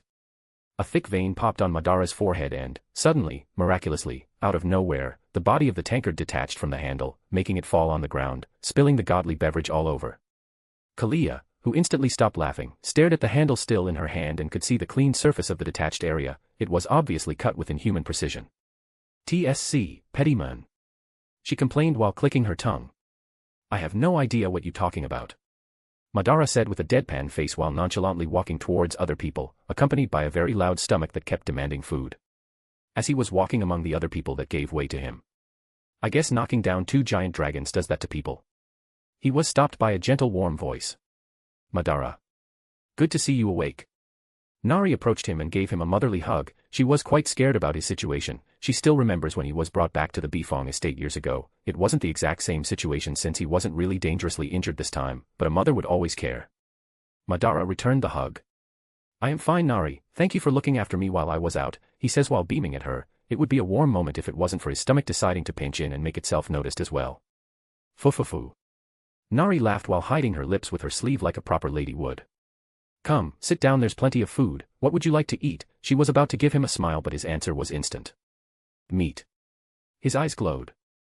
For the next 30 minutes, Madara dedicated his whole attention to the delicious meat that was served, so much meat in fact, that if he didn't know he was in the Avatar world he would have thought he was in One Piece or Dragon Ball. Well, Madara's body is from Naruto world, and Naruto himself could eat ramen like crazy, so, it's understandable. It didn't take long for the news that Madara had awakened to spread, and before the poor guy could even finish his meal, Chief Song came accompanied by a group of goons that seemed to be generated through an AI. No, they didn't have weird hands or 7 fingers, it's just that they looked incredibly generic. The chief did his best to keep his goofy side hidden underneath a stern gaze, trying to look intimidating. "Dude, you are trying to intimidate a guy that knocked down the 2 biggest dragons in the world. Really?" Noticing that Madara didn't seem affected, and didn't even stop eating, he coughed. Seeing Madara still not moving away from his meat he decided to cough louder. Cough. Stopping in his tracks and swallowing the food already in his mouth, Madara raised an eyebrow at Chief Song. "You should drink something." "Here." He offered his gourd of sake. "It's good stuff. If it doesn't help, you should look for a healer. A man of your age should do checkups every year." Song could feel a breeze pass through him carrying all his pride and dignity away after listening to Madara's words. Feeling the heat of embarrassment reaching his cheeks, Chief Song decided to just get on with it. "Madara Uchiha, Ran and Shaw are waiting for you at the summit." Staring weirdly at the chief, Madara was confused. Who the fuck are Ran and Shaw? Although he had a good memory and Avatar was one of his favorite series back when Nickelodeon was actually decent. He didn't remember everything, not after living 10 years in this world already. Some minor details already faded from his memory at this point, nothing big though. His words seemed to agitate the chief's goons, but Song quickly de-escalated the situation. "They are the masters. Our ancestors named them as Ran, meaning burn and ignite, and Sha, or Shao in actual Chinese, meaning burn and blaze. Combined they mean combustion, flaming, and kindle." Chief Song said with pride, puffing his chest out. "So, you named them using 2 words that mean fire, that together also mean fire?" Madara asked with a Saitama face and deadpan voice. Well. Now that Song stopped to think about it, those names didn't sound that awesome anymore. Wow, so creative. Chief Song and his goons were lost for words. Can't you say that without sounding dead inside and having that stupid expression? Why do you have to be so mean? After a few agonizing seconds of awkward silence, Madara took a gulp of his sake before standing up from his banquet table. All right, you don't have to cry. I will see what I can do, take me to see them." He spoke with a voice as if he was a father trying to placate his toddler children, which left Chief Song and his goons even more awkward and embarrassed. Fufufu Nari, who was nearby refilling Madara's table, had a crescent-eyed smile and couldn't help but laugh discreetly at how Madara was treating the higher-ups of the Sun Warriors. Honestly, she was worried that when he woke up, the chief would try to press him for answers, but it seems that Madara single-handedly avoided that scenario. As if these people had what it takes to press Madara fucking Uchiha for answers. After walking for 10 to 20 minutes, Madara was back at the top of the platform of the fight. This time the Sun Warriors were with him, and the dragons were lazing outside their caves. The moment they saw Madara, both the red and the blue dragons perked their heads to look at him. A strange glow appeared in their eyes as their gaze kept following the young Uchiha. Looking at both dragons and not sure how to actually communicate with them, he raised one hand and said, "Yo." Another awkward silence remained. Everyone knows that dragons do not speak. Cough. Chief Song could not endure the awkwardness and so he coughed again, but it was brutally rebuked by Madara. "You should really check that fucking throat, old man. You should be careful to not choke and die in your sleep," said an awkward Madara while narrowing his eyes at Song. Seeing Song looking away, avoiding eye contact, alongside his goon squad, Madara turned his head towards the dragons. "I've heard that these people gave you stupid names. Ran and Shaw," he said while staring at both of them, inwardly trying to think who among them was Ran and who the fuck was Shaw. "Well, it just so happens that I don't like those names, not at all. Madara Uchiha, you have no right dash." Chief Song was a bit angry at Madara's words. Those names were given by his ancestors. "Shut it, old man," Madara said with a narrowed gaze, not even bothering to look at the Sun Warriors that were with him on the summit platform. He grinned, "I have all the right. By the right of conquest, they now belong to me." Chapter 58, The Escape. Ugh. What happened? A voice echoed in an empty chamber. The place was dark and humid, but it wasn't big, just a single very dark and empty room. Taking a few seconds to remember what happened. It was a hectic week. There was a storm. Flashbacks of him trying to save his friend who was stubborn enough to try to get a job during one of the worst storms he encountered since he escaped from the air temple, but that was a long, long time ago. I also had a talk with Katara about my past. A small blush appeared on his face alongside an innocent smile, which turned into a frown after a couple of seconds. Then, they were sick, and I flew away, trying to find frogs. He shouted at the end, finally remembering everything that happened so far, until a deep male voice echoed from the single door of this empty, dungeon-like, room. And then we met. A man in his mid to late 30s entered the room. He had a very classic Fire Nation hairstyle and armor. Aang knew it the best. He had been dodging a certain prince since he woke up after all. "So, this is the great Avatar. Master of all the elements. I don't know how you've managed to elude the Fire Nation for 100 years, but your little game of hide and seek is over," the man said while positioning himself in front of the bald tattooed boy. In anger the boy snapped back, "I've never hidden from you." Then he finally realized that all his limbs were chained, making it impossible for him to even consider escaping. "Untie me and I'll fight you right now." "Ah, no." The man smirked. "Tell me, how does it feel to be the only airbender left? Do you miss your people?" Those words instantly hit the boy, making him look down in sadness and pain, but it wasn't enough for the Admiral. He wanted to see the boy hopeless. "Don't worry, you won't be killed like they were. See, if you die you will just be reborn and the Fire Nation would have to start searching all over again. So I'll keep you alive, just barely." He concludes with a sarcastic chuckle as he stares at the angry visage of the young Avatar. Getting really pissed at the men in front of him, Aang inhaled deeply, almost as if he were siphoning all of the air in the chamber, and less than a second later he blew a potent gale straight at Zhao, sending him crashing against the wall. The man coughed as he got up, dusting the pauldrons of his prized armor. "Blow all the wind you want, but in your situation, it is futile. There is no escaping this fortress, and no one is coming to rescue you," the man concluded before exiting the room, slamming the door behind him. For the next hour or so, Aang tried everything he could to set himself free. He spent all his energy using his mouth to blow wind and forcing his body to rock back and forth, in hopes of loosening his chains, but again, they were chains, not ropes, and they were tied to metal plates, not wooden stakes. Plus, his wind was useless here and he knew it, but wouldn't accept it. To make things worse, the frogs he captured to help Katara and Sokka with their disease started to leap out of his shirt. "What? No. Don't leave, frogs. My friends are sick and they need you. Please go back to being frozen." Aang started struggling again as the frogs hopped away towards the door, croaking. He could even hear the guards completely confused on the other side of the door after the frogs managed to wiggle their way under the door, escaping towards whatever was beyond this room. Suddenly he hears some very creepy and worrisome sounds of violence coming through the door. These stop abruptly and are replaced by the sounds of the lock turning. With a noisy creak, the door slowly opens to reveal what looks like a man, quite a bit taller than himself, but again he is quite young, dressed in all black with a creepy blue mask covering his face. He brandishes two curved swords and runs towards Aang, who screams in fear. But contrary to his worry, the person freed him instead of striking a finishing blow, which made him look at his savior in wonder. Who are you? What's going on? Are you here to rescue me? If there was one thing that Aang was very positive about himself, it's that he would never shut up, even in the scariest of circumstances. Seeing the masked person motioning for him to follow, he beamed a huge toothy smile. I will take that as a yes then, but not before reminding his savior, wait. My friends need to suck on those frogs, just to be ignored and pulled away in a hurry towards the end of the hallway. What happened next made Aang doubt himself a little. The masked entity completely demolished anyone that appeared in his line of sight. There was no killing, thank the spirits, but he was brutal when knocking down those Fire Nation soldiers, so much so that Aang raised an eyebrow. Did they do anything like hunt down your family and now you are out for revenge or something? That made the masked person trip and fall on the ground and snap his head toward the bald kid, and Aang could have sworn that he saw the mask give a very weird deadpan expression. What?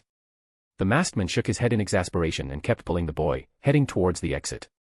Well, at least I got my vintage air glider back. There was not a single word spoken. Wherever the masked person went, soldiers would be knocked out, and there was no mercy other than keeping them alive. Eventually, they reached the closed front gate and were surrounded, but Aang couldn't sense a single ounce of worry on his savior. He couldn't see his expression, but body language didn't lie. The person was just chill about the 30 or 40 soldiers surrounding them and possibly 100 more aiming bows at them. Suddenly his thoughts were interrupted when two blades crossed in front of his neck, forcing him to gulp in fear and whisper to his savior, what are you doing?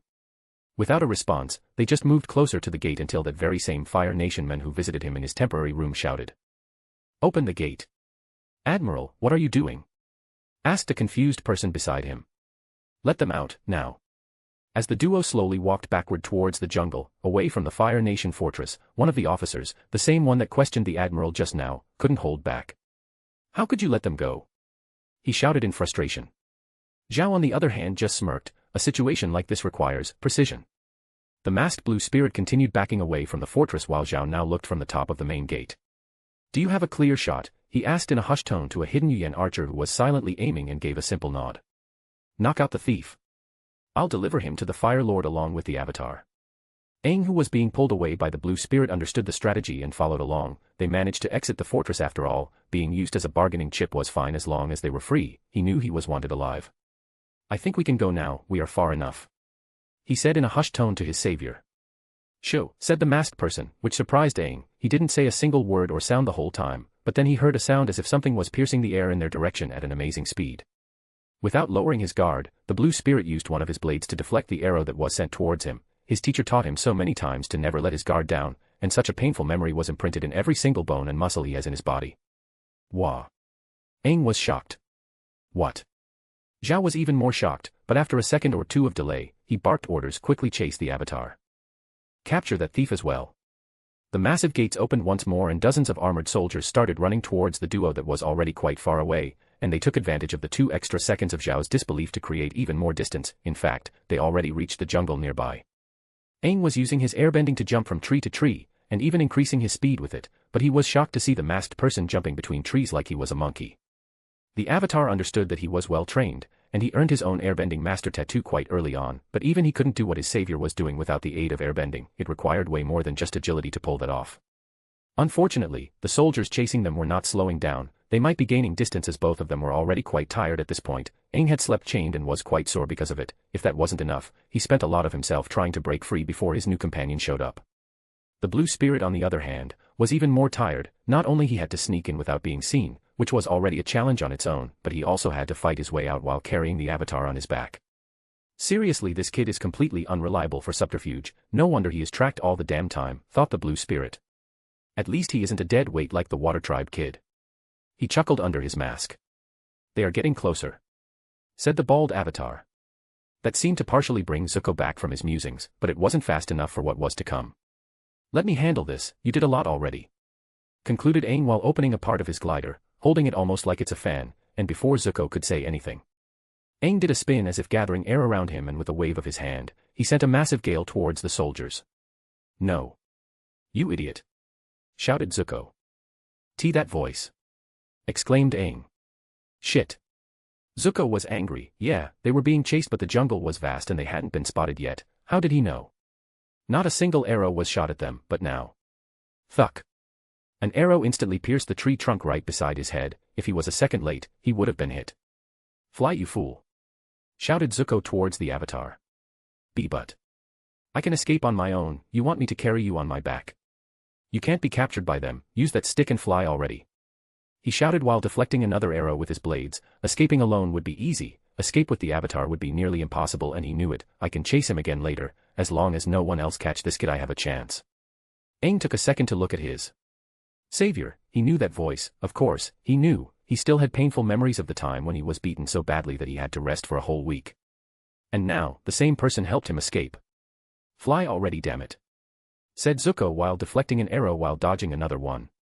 I can carry you, said Aang while unfolding his glider, staring at Zuko. TSK. I don't need your help. Now go. Taking a final look at the masked Fire Nation prince, Aang ran a few steps before hopping on his glider and flying away. The plan was perfect, thought Zuko, but it is as teacher always says, never underestimate human stupidity. God damn it, I almost had him, thought Zuko as he pulled a couple of kunai from his pocket, throwing them in two specific locations, one on each side. It didn't take long for the Fire Nation soldiers, following the archer's direction, to spot the blue spirit. Finally, they caught one of them. But where's the avatar? Suddenly a rumble sound echoed from their sides, and looking around they saw a wave of rocks rolling towards them at high speed, from both sides. Hope for the best, prepare for the worst. Teacher is always right. With enough preparation a man can face anything. Zuko grins behind his mask before bolting away from there, seeing the soldiers being buried alive by a wave of rocks that he prepared beforehand eased the anger in his heart. Someone had to pay for the avatar escape after all. Chapter 59, Lines Drawn. In a luxurious office with many bookshelves, piles of scrolls, a massive mahogany table, different statues of different-sized dragons, and a huge Fire Nation banner right behind a padded sofa chair, a man with dark red robes, an imperial hairstyle that displays his receding hairline and quite impressive sideburns sits in contemplation while playing with what looks like a weird knife that has a hole on the pommel. From time to time his hand trembles as he keeps holding the kunai at different angles, rotating it on his finger. Are you telling me, you found this one in the scene of the rock slide, Lieutenant Hokkai? His deep voice echoes with a tinge of fear, his heart accelerating behind his mask of calmness as he keeps looking at the kunai. Another man, a young one, maybe in his early 20s with impressively long hair that resembles much the late Avatar Roku, responds with a nod, yes sir. And what about High General Shinu? Did you find him? Asked Zhao with a hint of hope in his voice. We recovered his body, sir. Answered the young officer with sadness. The admiral could see him almost crying. Standing up, Zhao patted the young man's shoulder. We will find the criminal, and you will be there for his execution, Lieutenant. Nodding, the young officer lowers his head. You are not the only one here to lose your father in the hands of a criminal. Concluded Zhao while gripping the young Hokkai's shoulder. Now go rest. I will find that bastard, you have my word. After the young man left his office, Zhao couldn't hold back his smile anymore, and a low chuckle slowly evolved into full-blown laughter. Finally, that old coot died and left me as the sole commander of this stronghold and the Yuyan archers. Although that blue-masked bastard took the avatar away from me, he at least had the decency to give me something in return. No longer could the old general hold his reins, calling his pursuit of the avatar a vanity project. Even though he was promoted to the rank of admiral not long ago and had quite a bit of freedom with the resources available, the old general would still hold him back on several occasions, one of which he could have captured that banished prince already. His laugh slowly stopped as his gaze returned to the kunai resting on his favorite desk. Was it you? G-Ghost, he swallowed hard as he thought that, but quickly shook his head in denial. No, if it was him, he would have come through the front door, without wearing any mask. Zhao narrowed his eyes. He wouldn't resort to lurking like a thief. Not only that, why would he even try to save the avatar? They probably never met. His lips trembled when he recollected the scenes of that fateful day in the swamp. His eyes narrowed as his grip on the kunai's handle tightened. But this weapon, it's exactly like his. The masked man even moved like him. Zhao clenched his teeth in hatred and fear, but who is behind that mask? It was then that a single memory came to him, a very humiliating memory but a useful one nonetheless, his most recent Agni Kai, and his opponent's movements during the final seconds of the duel. Zhao's eyes narrowed as he walked back to his seat, his thoughts known by no one. So, how was your trip? Did you make any new friends? Asked a tan teen male with a frog in his mouth. The trio are sitting around a bundle of sticks with a blue tent behind them, surrounded by trees and rocks while facing a decently sized lake. Aang rolls over, the image of his most recent rescue still recent in his mind. Perhaps. I like to believe that I did. He concludes with an innocent smile, staring at the fluffy clouds above. This is tasty. Interrupted Sokka, but a few seconds later, the frozen frog came back to life and started moving and croaking while partially inside his mouth, making the teen instantly spit it out and rub his tongue on his sleeve. You woof. Ha ha ha ha ha ha ha. Both Aang and Katara started laughing at him, it was a good day for Team Avatar. Where have you been, Prince Zuko? You missed the music night. Lieutenant Ji sang a stirring love song, said Iroh with his ever-present smile, welcoming his nephew as the young prince walked inside his ship. I'm going to bed, uncle. No disturbances, replied Zuko as he ignored everything and everyone else and walked straight into his room. The old general couldn't do much, so he merely rubbed his head and began to blow his horn for another round of song between crewmates. It's still quite early after all. After closing the door, Zuko sat on his mat and took a deep breath while staring at the ceiling. What am I doing? He asked, absently minded to no one. Honestly, everything that happened was quite alien to him. To think that I would have to actually free the Avatar from the clutches of the Fire Nation. He sneered, is that some sort of sick joke? He shook his head and held his forehead with his palm. And why, just why? Do I not feel anything bad about the Avatar escaping me in the end? Why I am feeling relief instead of anger? He was very confused. Wasn't his goal to capture the Avatar? Didn't he claim to his teacher that he would never betray the Fire Nation even if he became his disciple? Then, what the hell did he just do? Wasn't that betrayal? Mother, you have no idea how much I need you right now. Where are you? Asked the banished prince as he lowered his head and tears fell from his eyes. All right, pack your things, girls. We are going home, shouted a quite energetic young man with a long spiky black mane and luxurious red and black palace robes. Aye, boss, shouted a hot, water tribe woman with an eye patch as she carried a whole sack of provisions back to their prized airship. Mr. Uchiha? Asked another woman, this one more mature, with long black, green, and gold robes that accentuated her bright yellow eyes and long brown hair. Will you really bring her with us? She asked while pointing to another girl, this one sporting a long high ponytail and red robes with plenty of gold ornaments. The girl in question was already carrying her own backpack while saying her goodbyes to the rest of the Sun Warriors. The chief in particular was crying like a baby while hugging her, shouting all kinds of things while also demanding that she visit at least once a year. Madara shrugged, why not? I mean, Kalia could use another friend, and we barely have any benders in our ranks back at the resort. She would be very useful to us. Narrowing her eyes, Nari replied, is that so? There's nothing to do with her cheap demands. Coughing, Madara avoided her gaze. I don't know what you are talking about, Nari. She only requested a humble amount of money each month to help us, but we are also giving her a place to stay and she always wanted to explore the world. We are doing her a favor here. Yeah, sure, she said with narrowed eyes before grinning, turning around, and walking inside the airship. A few seconds later, she shows up in front of Madara with a childish smile on her face. One could see the vast amount of excitement in her eyes to finally leave this goddamn island and explore more of the world. All right, Lord, I am ready, she shouted like a shonen protagonist. That made Madara deflate instantly. Can we drop the whole title thing? He was a very greedy man, yes, he was also very proud and confident in himself. But the title that they kept calling him made him feel helpless. He knew nothing about how to rule, he didn't fit the said title. How could we? You've earned it with blood and sweat, Dragon Lord Madara, she said while bowing a full 90 degrees. Letting out a final wry chuckle, Madara simply made she hurry up and enter the airship before he walked up to the top of the balloon part and sat there, no different from that time when he met Team Avatar. It didn't take long for the engines to turn on and the airship to finally lift off the ground. While enjoying the wind blowing while relaxing on top of the vehicle, Madara and everyone else could hear a loud roar coming from the Twin Mountains, quickly approaching their location. Nari, the ever-perfect pilot, held the airship in a single spot waiting. Look at you, Madara said while grinning at the massive blue dragon flying in circles around the airship, before stopping and facing the Uchiha, almost touching him with his snout. Extending his hand, Madara patted the side of the large blue dragon's nostril. Don't worry, buddy, I will come back to get you. It's just that I can't really bring a dragon with me back to the Earth Kingdom right now. I don't even have a place for you to sleep right now. But I swear that in less than a year I will be back, and when we meet again, you will be coming with me. Roar. The massive blue dragon seemed to have understood what Madara said, but sadness could be seen in his massive yellow eyes. Don't worry about it, it's just a year. Tell you what, when I come back, you and I will wreak some havoc and burn things until you are satisfied. What do you think? Madara said with a pyromaniacal gleam in his eyes.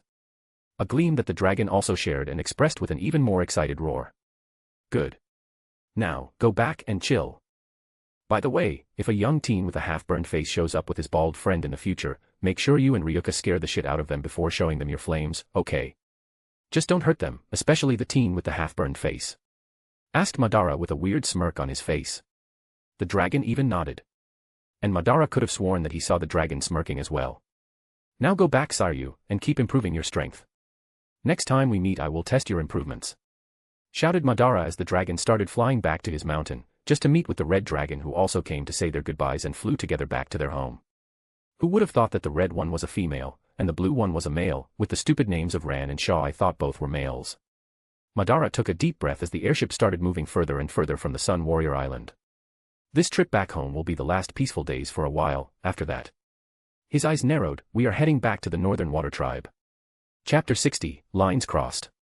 Four people could be seen sitting inside an opulent room. The room exudes an air of imperial grandeur, with a deep appreciation for tradition.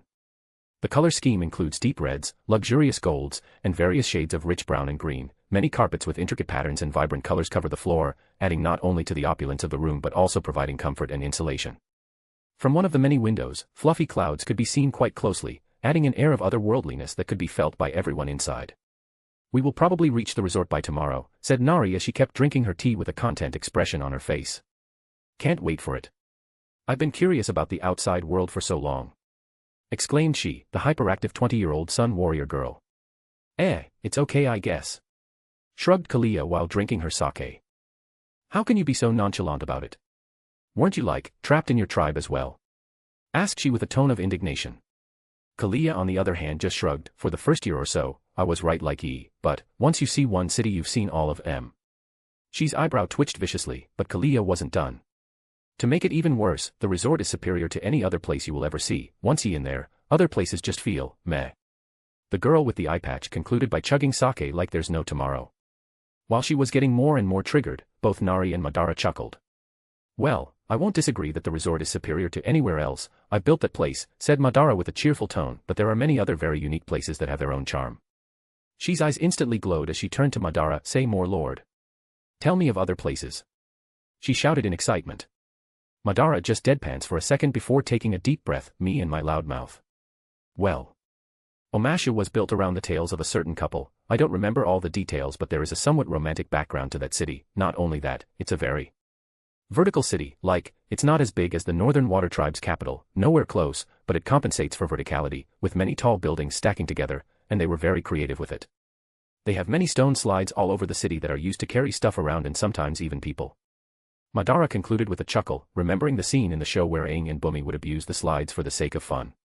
Boo-hoo. She was trembling in excitement. I want to go there one day. I don't know what a slide is, but it sounds incredible. All the other three just deadpan at her reaction. Why the hell would you get so excited if you don't even know what it is? Coughing, Madara continued, then there's the big one. Ba Sing Se.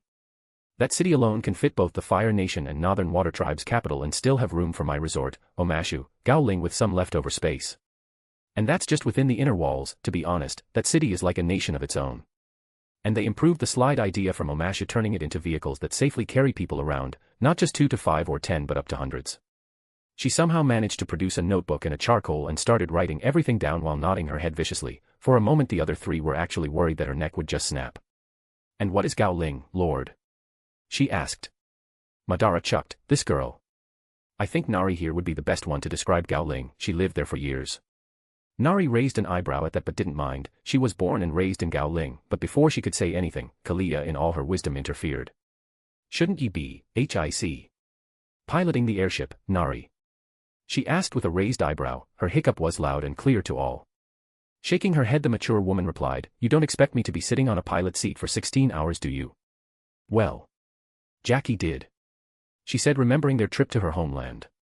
Nari facepalmed and let out an exasperated sigh. It's not needed. There are contraptions to keep the airship going in a straight line. Unless there are other airships around or an obstacle ahead, there's no need to stay there. I always take half-hour breaks every now and then. But then her eyes narrowed. It seems I need to double down on Lei's teachings. Her voice was dangerously oppressive. Gulp. Both Madara and Kalia gulped hard, but she was as confused as hell. Jackie. Lei. Are you married to 2 men, Mrs. Nari? PFFF. Bah ha ha ha ha ha ha ha ha ha ha. Both Madara and Kalia couldn't hold themselves. Even Nari was holding back her own laughter as well. I would be able to endure the stupidity of more than one man in my life, she said with a joking tone until she stared at Madara, who raised his eyebrows. I take offense to that. He spoke.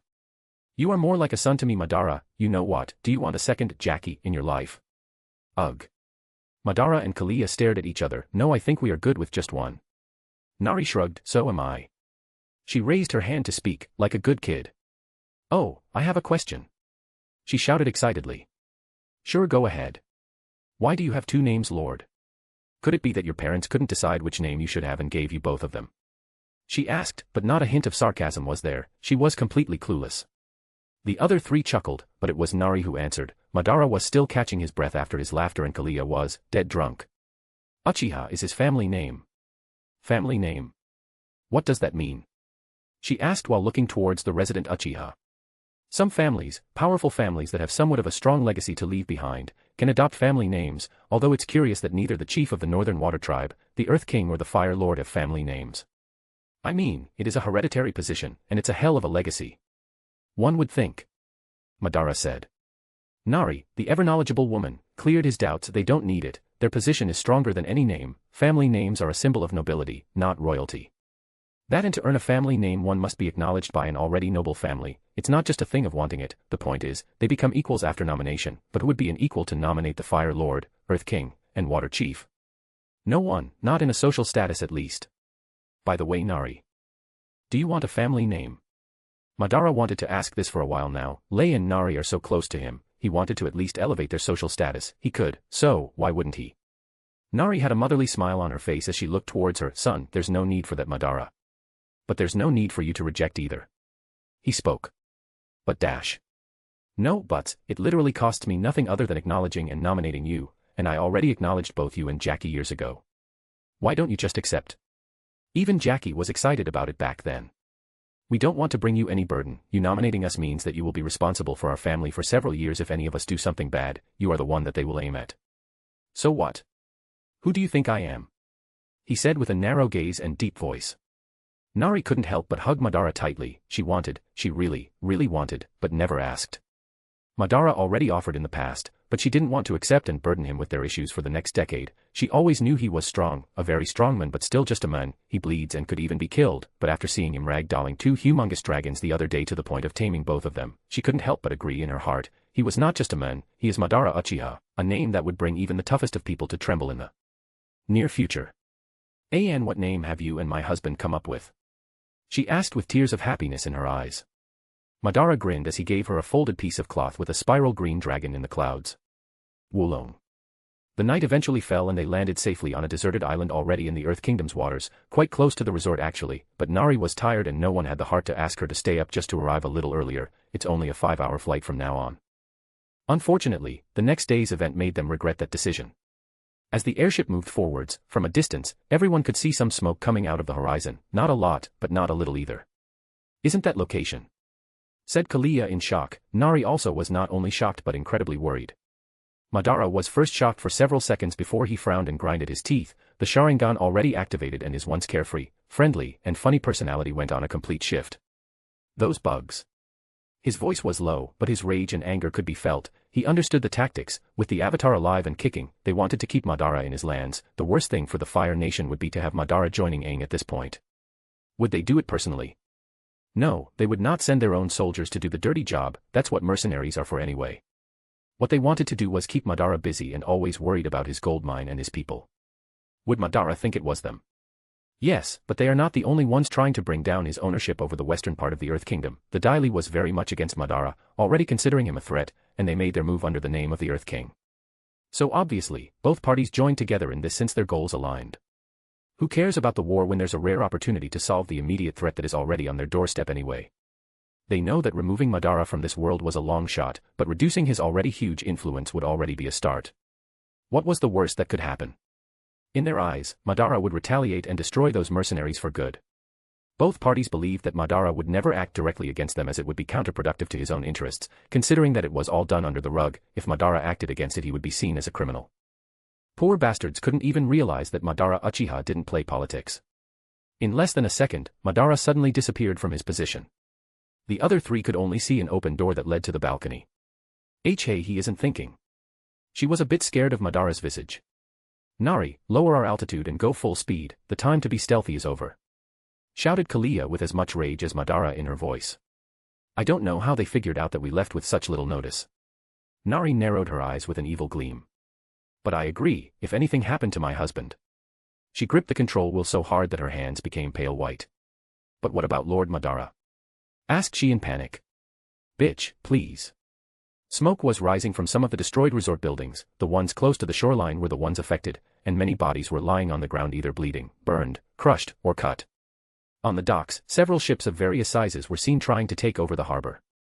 It was obvious that this was not from any nation in specific just by judging by their attires and ships. They were mercenaries, a shitload of mercenaries. Even the foremost ship was from a very well-known mercenary group, the Rough Rhinos. As the group of bandits were trying their best to kill the resisting guards, everyone could feel the temperature rising exponentially. Chapter 61, Consequences. Beforehand, I want to say that I wrote this chapter listening to this OST, and if those interested in listening it while reading, the name is Naruto Shippuden OST, cover, Uchiha Madara 4th Great Ninja War. As the massive wave of heat took over the docks, every single person in the area couldn't help but to look up and not only get shocked but also completely scared. What is that? Impossible. Someone muttered while others trembled, their weapons falling to the ground, and there were loud gulping sounds coming from them.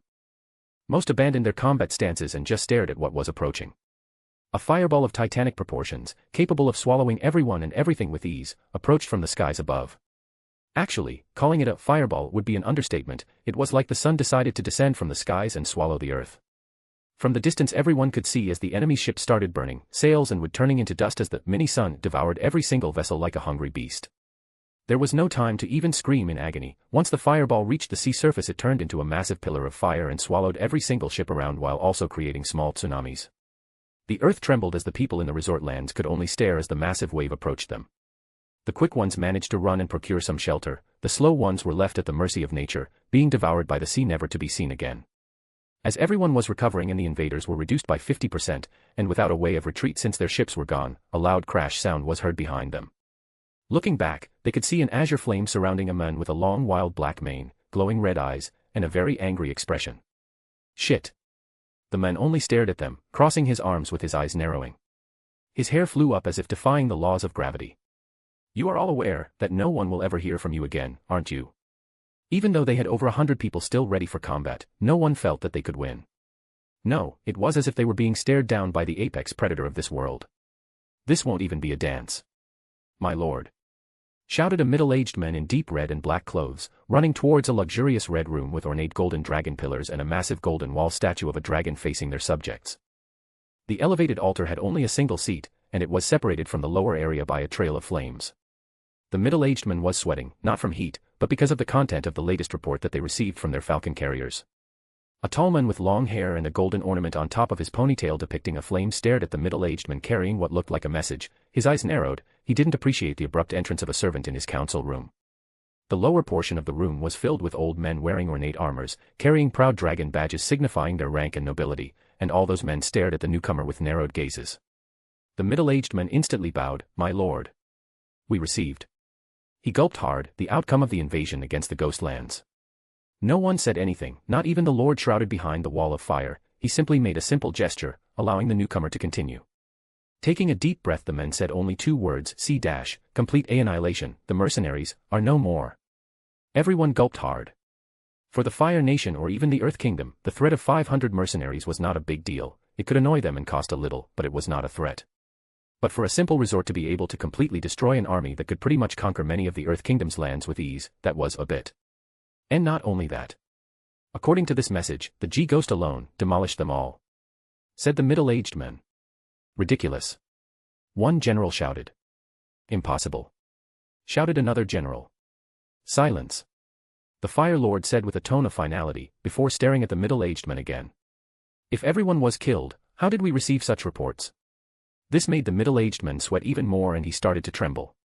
Speak. Shouted the Fire Lord. Nodding his head, the man held the message with his trembling hands. The message wasn't written by our scouts. It was signed B by Madara Uchiha.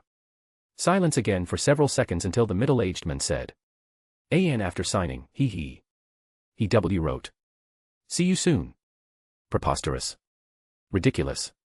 That's rebellion. The Fire Lord said nothing but everyone could see his eyes narrowing and his eyebrows lowering into a frown shape. At the same time, in an opulent palace with a mix of gold and green, a tall man, partially bald but with a long braided ponytail, wearing black and green Changshan robes demonstrating his affiliation with the Earth Kingdom, was reading the exact same message with a frown. He said nothing but destroyed the message with an angry expression, but after taking a long breath he looked towards the throne room. We need to prepare. Meanwhile, Cruising above the clouds on a big fluffy flying bison, Team Avatar was finally on their way to the legendary Northern Water Tribe. Aang was still scared of even considering trying to firebend again, as hurting Katara in his excitement left a permanent mark on his mind. As the siblings were chatting to one another, everyone felt a massive heat wave pushing against them. Even Appa the poor fluffy monster lost stability for a few seconds, but with Aang holding the reins, everything ended up fine. What was that? Shouted Katara in panic. It was the Arctic Sea. It was freezing cold, but that heat wave suddenly made them all sweat. Look, said Sokka pointing south, towards the horizon.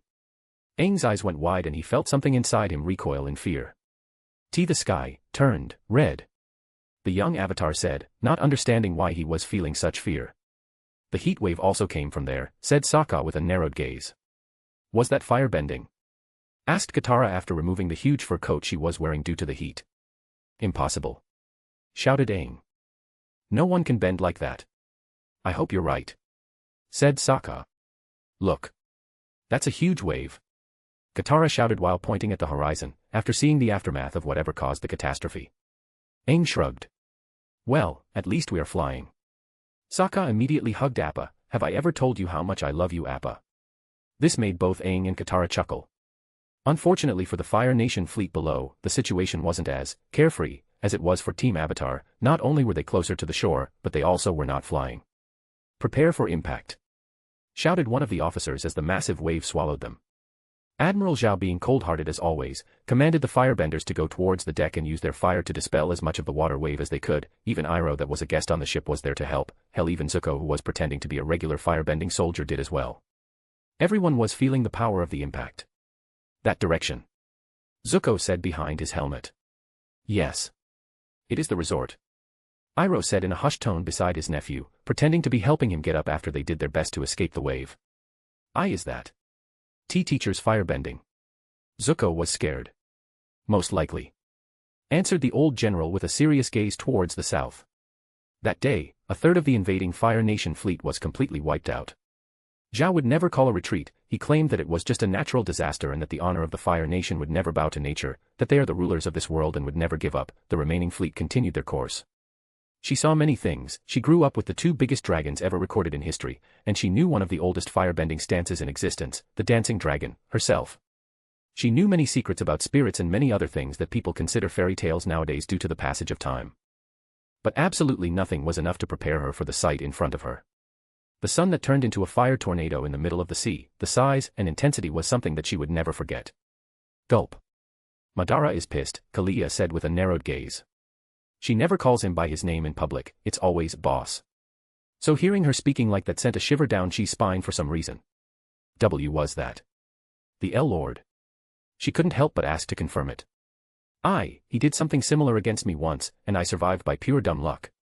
Even Kalia gulped hard at the sight, but this time I don't think he held back like he did back then. Even Nari's hands trembled as she did her damn best to keep the ship stable after receiving that shockwave of heat that almost ruined everything. She instantly recalled what Madara said not long ago. So what?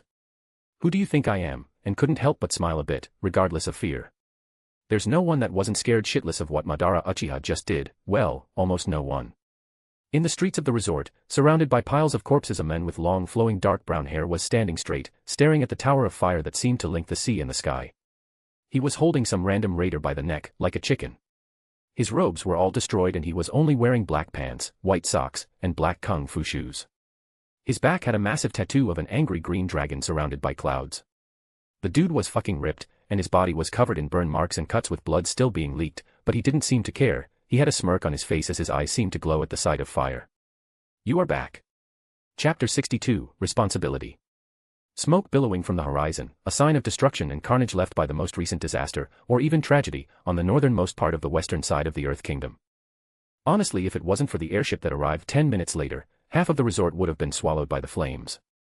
Kalia, proving her worth as one of, if not the strongest known waterbender in the world, used her bending to bring a controlled wave from the ocean, cleansing every fire in the vicinity.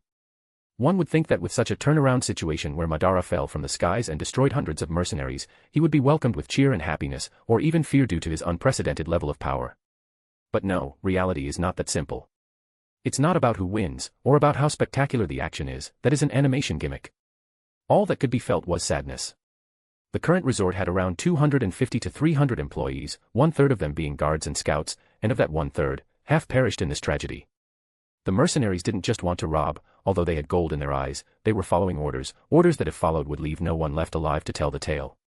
They killed without remorse. On the contrary, they did it while smiling and laughing, thinking of the huge payload they would secure from the unofficial richest firebender in the world. 42 dead guards, 27 dead civilians, in which 10 were children. This was a tragedy, and Madara was not happy even after destroying them one by one. The sun was setting, and inside a traditional Japanese office, a young man with long wild black hair could be seen, flipping papers and reading documents while holding his forehead. The door slowly opened to reveal a tall man with black Qingshan robes. His hair was tied with a green hairband into a low ponytail. He had some bandages on his face, but he was overall completely fine. "Mr. Uchiha," the man said, revealing his presence. "How many Jackie?" asked the young man, who didn't even look up, still buried in the reports he was reading. With a long sigh, Jackie shook his head. 31 wished to terminate their contract, saying that it isn't safe for them and their families to remain here. 7 families are now without any income because their husbands or fathers were among the casualties. Jackie was even more depressed than Madara. Different from his boss, Lei actually interacted with everyone and always tried to help them in everything he could. Madara might not know the name of every single employee under his name, but Jackie knew. He would even go out to drink and eat with them from time to time. And now many of his friends were dead, while some would be leaving for good. This was a tragedy, Jackie. "It wasn't your fault, Mr. Uchiha." Lei tried to help his friend, but Madara wasn't listening. "Wasn't, really?" Madara asked with a sarcastic tone in his voice. "If it wasn't for the fact that I am the owner of this place, this shitstorm would never have happened. They wanted to hurt me, and now my people paid the ultimate price for my folly." Lei stared at his boss for a few seconds. "Mr. Uchiha, we live in a time of war. Something like this was bound to happen, sooner or later. The war has been on hold since the failed siege of Ba Sing Se. Jackie, this wasn't an act or consequence of war, this was personal, and you know it. While it is partially true, yours isn't the only lands that have been invaded, and while I agree that it was personal, you destroyed the mercenaries, and the name of Rough Rhinos will never be heard ever again, you made sure of it. And how does that bring back what we lost?" asked Madara with his Sharingan active, staring at his friend and employee. "It doesn't, nothing does, so there's no point in pulling yourself down like that." With a dry chuckle, Madara replied, "You say that, but would you really behave like that if Nari or your future child were among the deceased?" "I." Lei's eyes went wide and he even took a step back. "You don't know, right?" Madara stared at his friend. "You would not be this nonchalant if they were involved, and Nari would be aiming towards the Fire Lord if you were gone as well, and you know it." "I am not nonchalant."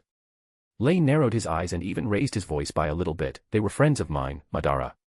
It was incredibly uncharacteristic of Lei to use his first name directly, so much that even Madara had to stop for a second and stare at the Jackie Chan clone in front of him with wide eyes. "Friends that I will never see again, and I have to deal with more friends also wanting to leave this place now. You are not the only one dissatisfied with this situation, but you need to remember, you can't calculate everything. Even if you know what will happen, you will not be able to calculate every detail about it. Life is unpredictable and we need to live with it." They remained in silence for some time, staring at one another until Madara couldn't help but lower his gaze. Jackie was right, one can't calculate everything, and not everything that falls under calculations will go as expected. Hell, even fucking Aizen was screwed with his plans. Who is he to want to be flawless? He was just a hobo that had decent survival skills in a modern society. Noticing his boss lowering his gaze, Lei's stiff expression relaxed. He even offered his friend a smile. "The point is, life is filled with bad moments like these. You can either learn from them or be destroyed by them, and believe me, Mr. Uchiha, neither me nor the girls will allow for the latter to happen, so pick yourself up, there are people waiting for you, so don't make us wait too long." Without saying another word, Lei approached the desk, placed the reports about the people who wished to leave the resort on Madara's desk, turned around and left, sparing his friend only a single final look over his shoulder before closing the shoji door. Hours went by as Madara kept reading everything, saying to himself that he was doing it because it was his responsibility, but in truth he was fleeing from his responsibilities. He was scared of walking out of his place and staring at his people in the eye. What should he say to them? It was easy years ago when he earned their trust with his promises of wealth and delivered it, but now? How can he overcome their grief? How can he redeem himself? To make matters worse, his recent intel claimed that the Avatar was seen flying northwards on their flying bison. Madara knew that the siege of the Northern Water Tribe was imminent, yet. "I can't leave my people like this. After such a tragedy they need their leader more than anything. Especially after being attacked precisely because of my absence. Funerals needed to be prepared, rites needed to be had, yet he vouched to himself that he wouldn't let you die due to Zhao's stupidity. On one hand he had his own goal, call it a vanity project even, prevent you from dying due to him considering her like himself. On the other hand his people needed him and he had a responsibility towards them. Heavy is the crown. He mumbled to himself, clenching both his teeth and fists. Many would say that he was just their employer, not their ruler, and that would be true in modern society, but in this era, he was no different from a feudal lord, and his employees were no different from subjects. He didn't have long to think about these things, because suddenly he heard the door sliding open again. This time instead of Lei's heavy steps he heard soft gentle steps instead. "Mr. Uchiha," said Nari with a composed expression but a warm smile. There was pain in her eyes, but she knew her son needed strength, but that's not why she came here. "A ship has been spotted getting closer to the docks." Madara frowned. More mercenaries. Smoke came out of his mouth, threatening to burn everything and everyone. "No, not mercenaries, they appear to be a merchant ship." "What would a damn merchant ship be doing here at a time like this?" Madara growled and stood up, pulling his haori over his shoulders imitating certain admirals from a certain pirate world, and walked out. He was going to find out. Standing in front of the docks, watching a fancy merchant ship finally docking properly. Madara's eyes narrowed. "There's no banner, and they should have seen me and the remaining of my guards here before docking, so they are either idiots who considers themselves strong, or not enemies. The ship also looks way too expensive to be sent here for battle purposes." As the ship stopped, a tall man dressed in green robes walked out while carrying an expensive-looking scroll, and went straight to Madara. "Who are you and what do you want in my land?" Madara asked with narrowed eyes. The man simply smiled once he saw Madara, which confused him. "Do we know each other, mate?" He even raised an eyebrow while staring at the dude. "We came here bringing you a message," the man said while extending his hand towards Madara so he could grab the scroll and read it himself. Not wasting time, Madara snatched the parchment and started reading. A weird shift of emotions appeared in Madara's eyes as he was reading. Honestly, he didn't know what he felt: gratitude, embarrassment, happiness, helplessness. This. He looked at the men in front of him, and searched his memory for a few seconds until his eyes went wide. "You are, that guy. Gone." The men grinned. It's been a while, instructor." "Lao sent you here?" Madara asked incredulously, while watching more and more previous guards that he had trained in the Bifong estate, the people he tormented, the people that he crushed and transformed into elite soldiers, leave the ship. Gon just shrugged, and cheekily replied, "Well, our contracts ended, and Master Bifong said that it would be better for our careers to be sent here now that the Earth Kingdom entered in a partnership with them. At least you would give us a stable job." Madara couldn't even understand what was happening and saw Gon chuckling. This prick will feel pain again for sure. "But yes. Lao Bifong sent us here, but it wasn't just us," Gon said while stepping away, giving Madara the view of 5 people who he hadn't seen in a long while. "It's been a while, Madara." A cheeky female voice reached his ears. "Who would have thought that you saying that you were a firebender back then was no joke at all?" Madara couldn't even reply as he stared at 5 mature women, wearing heavy green robes and samurai armor, carrying katanas on their waists alongside war fans. "Kira."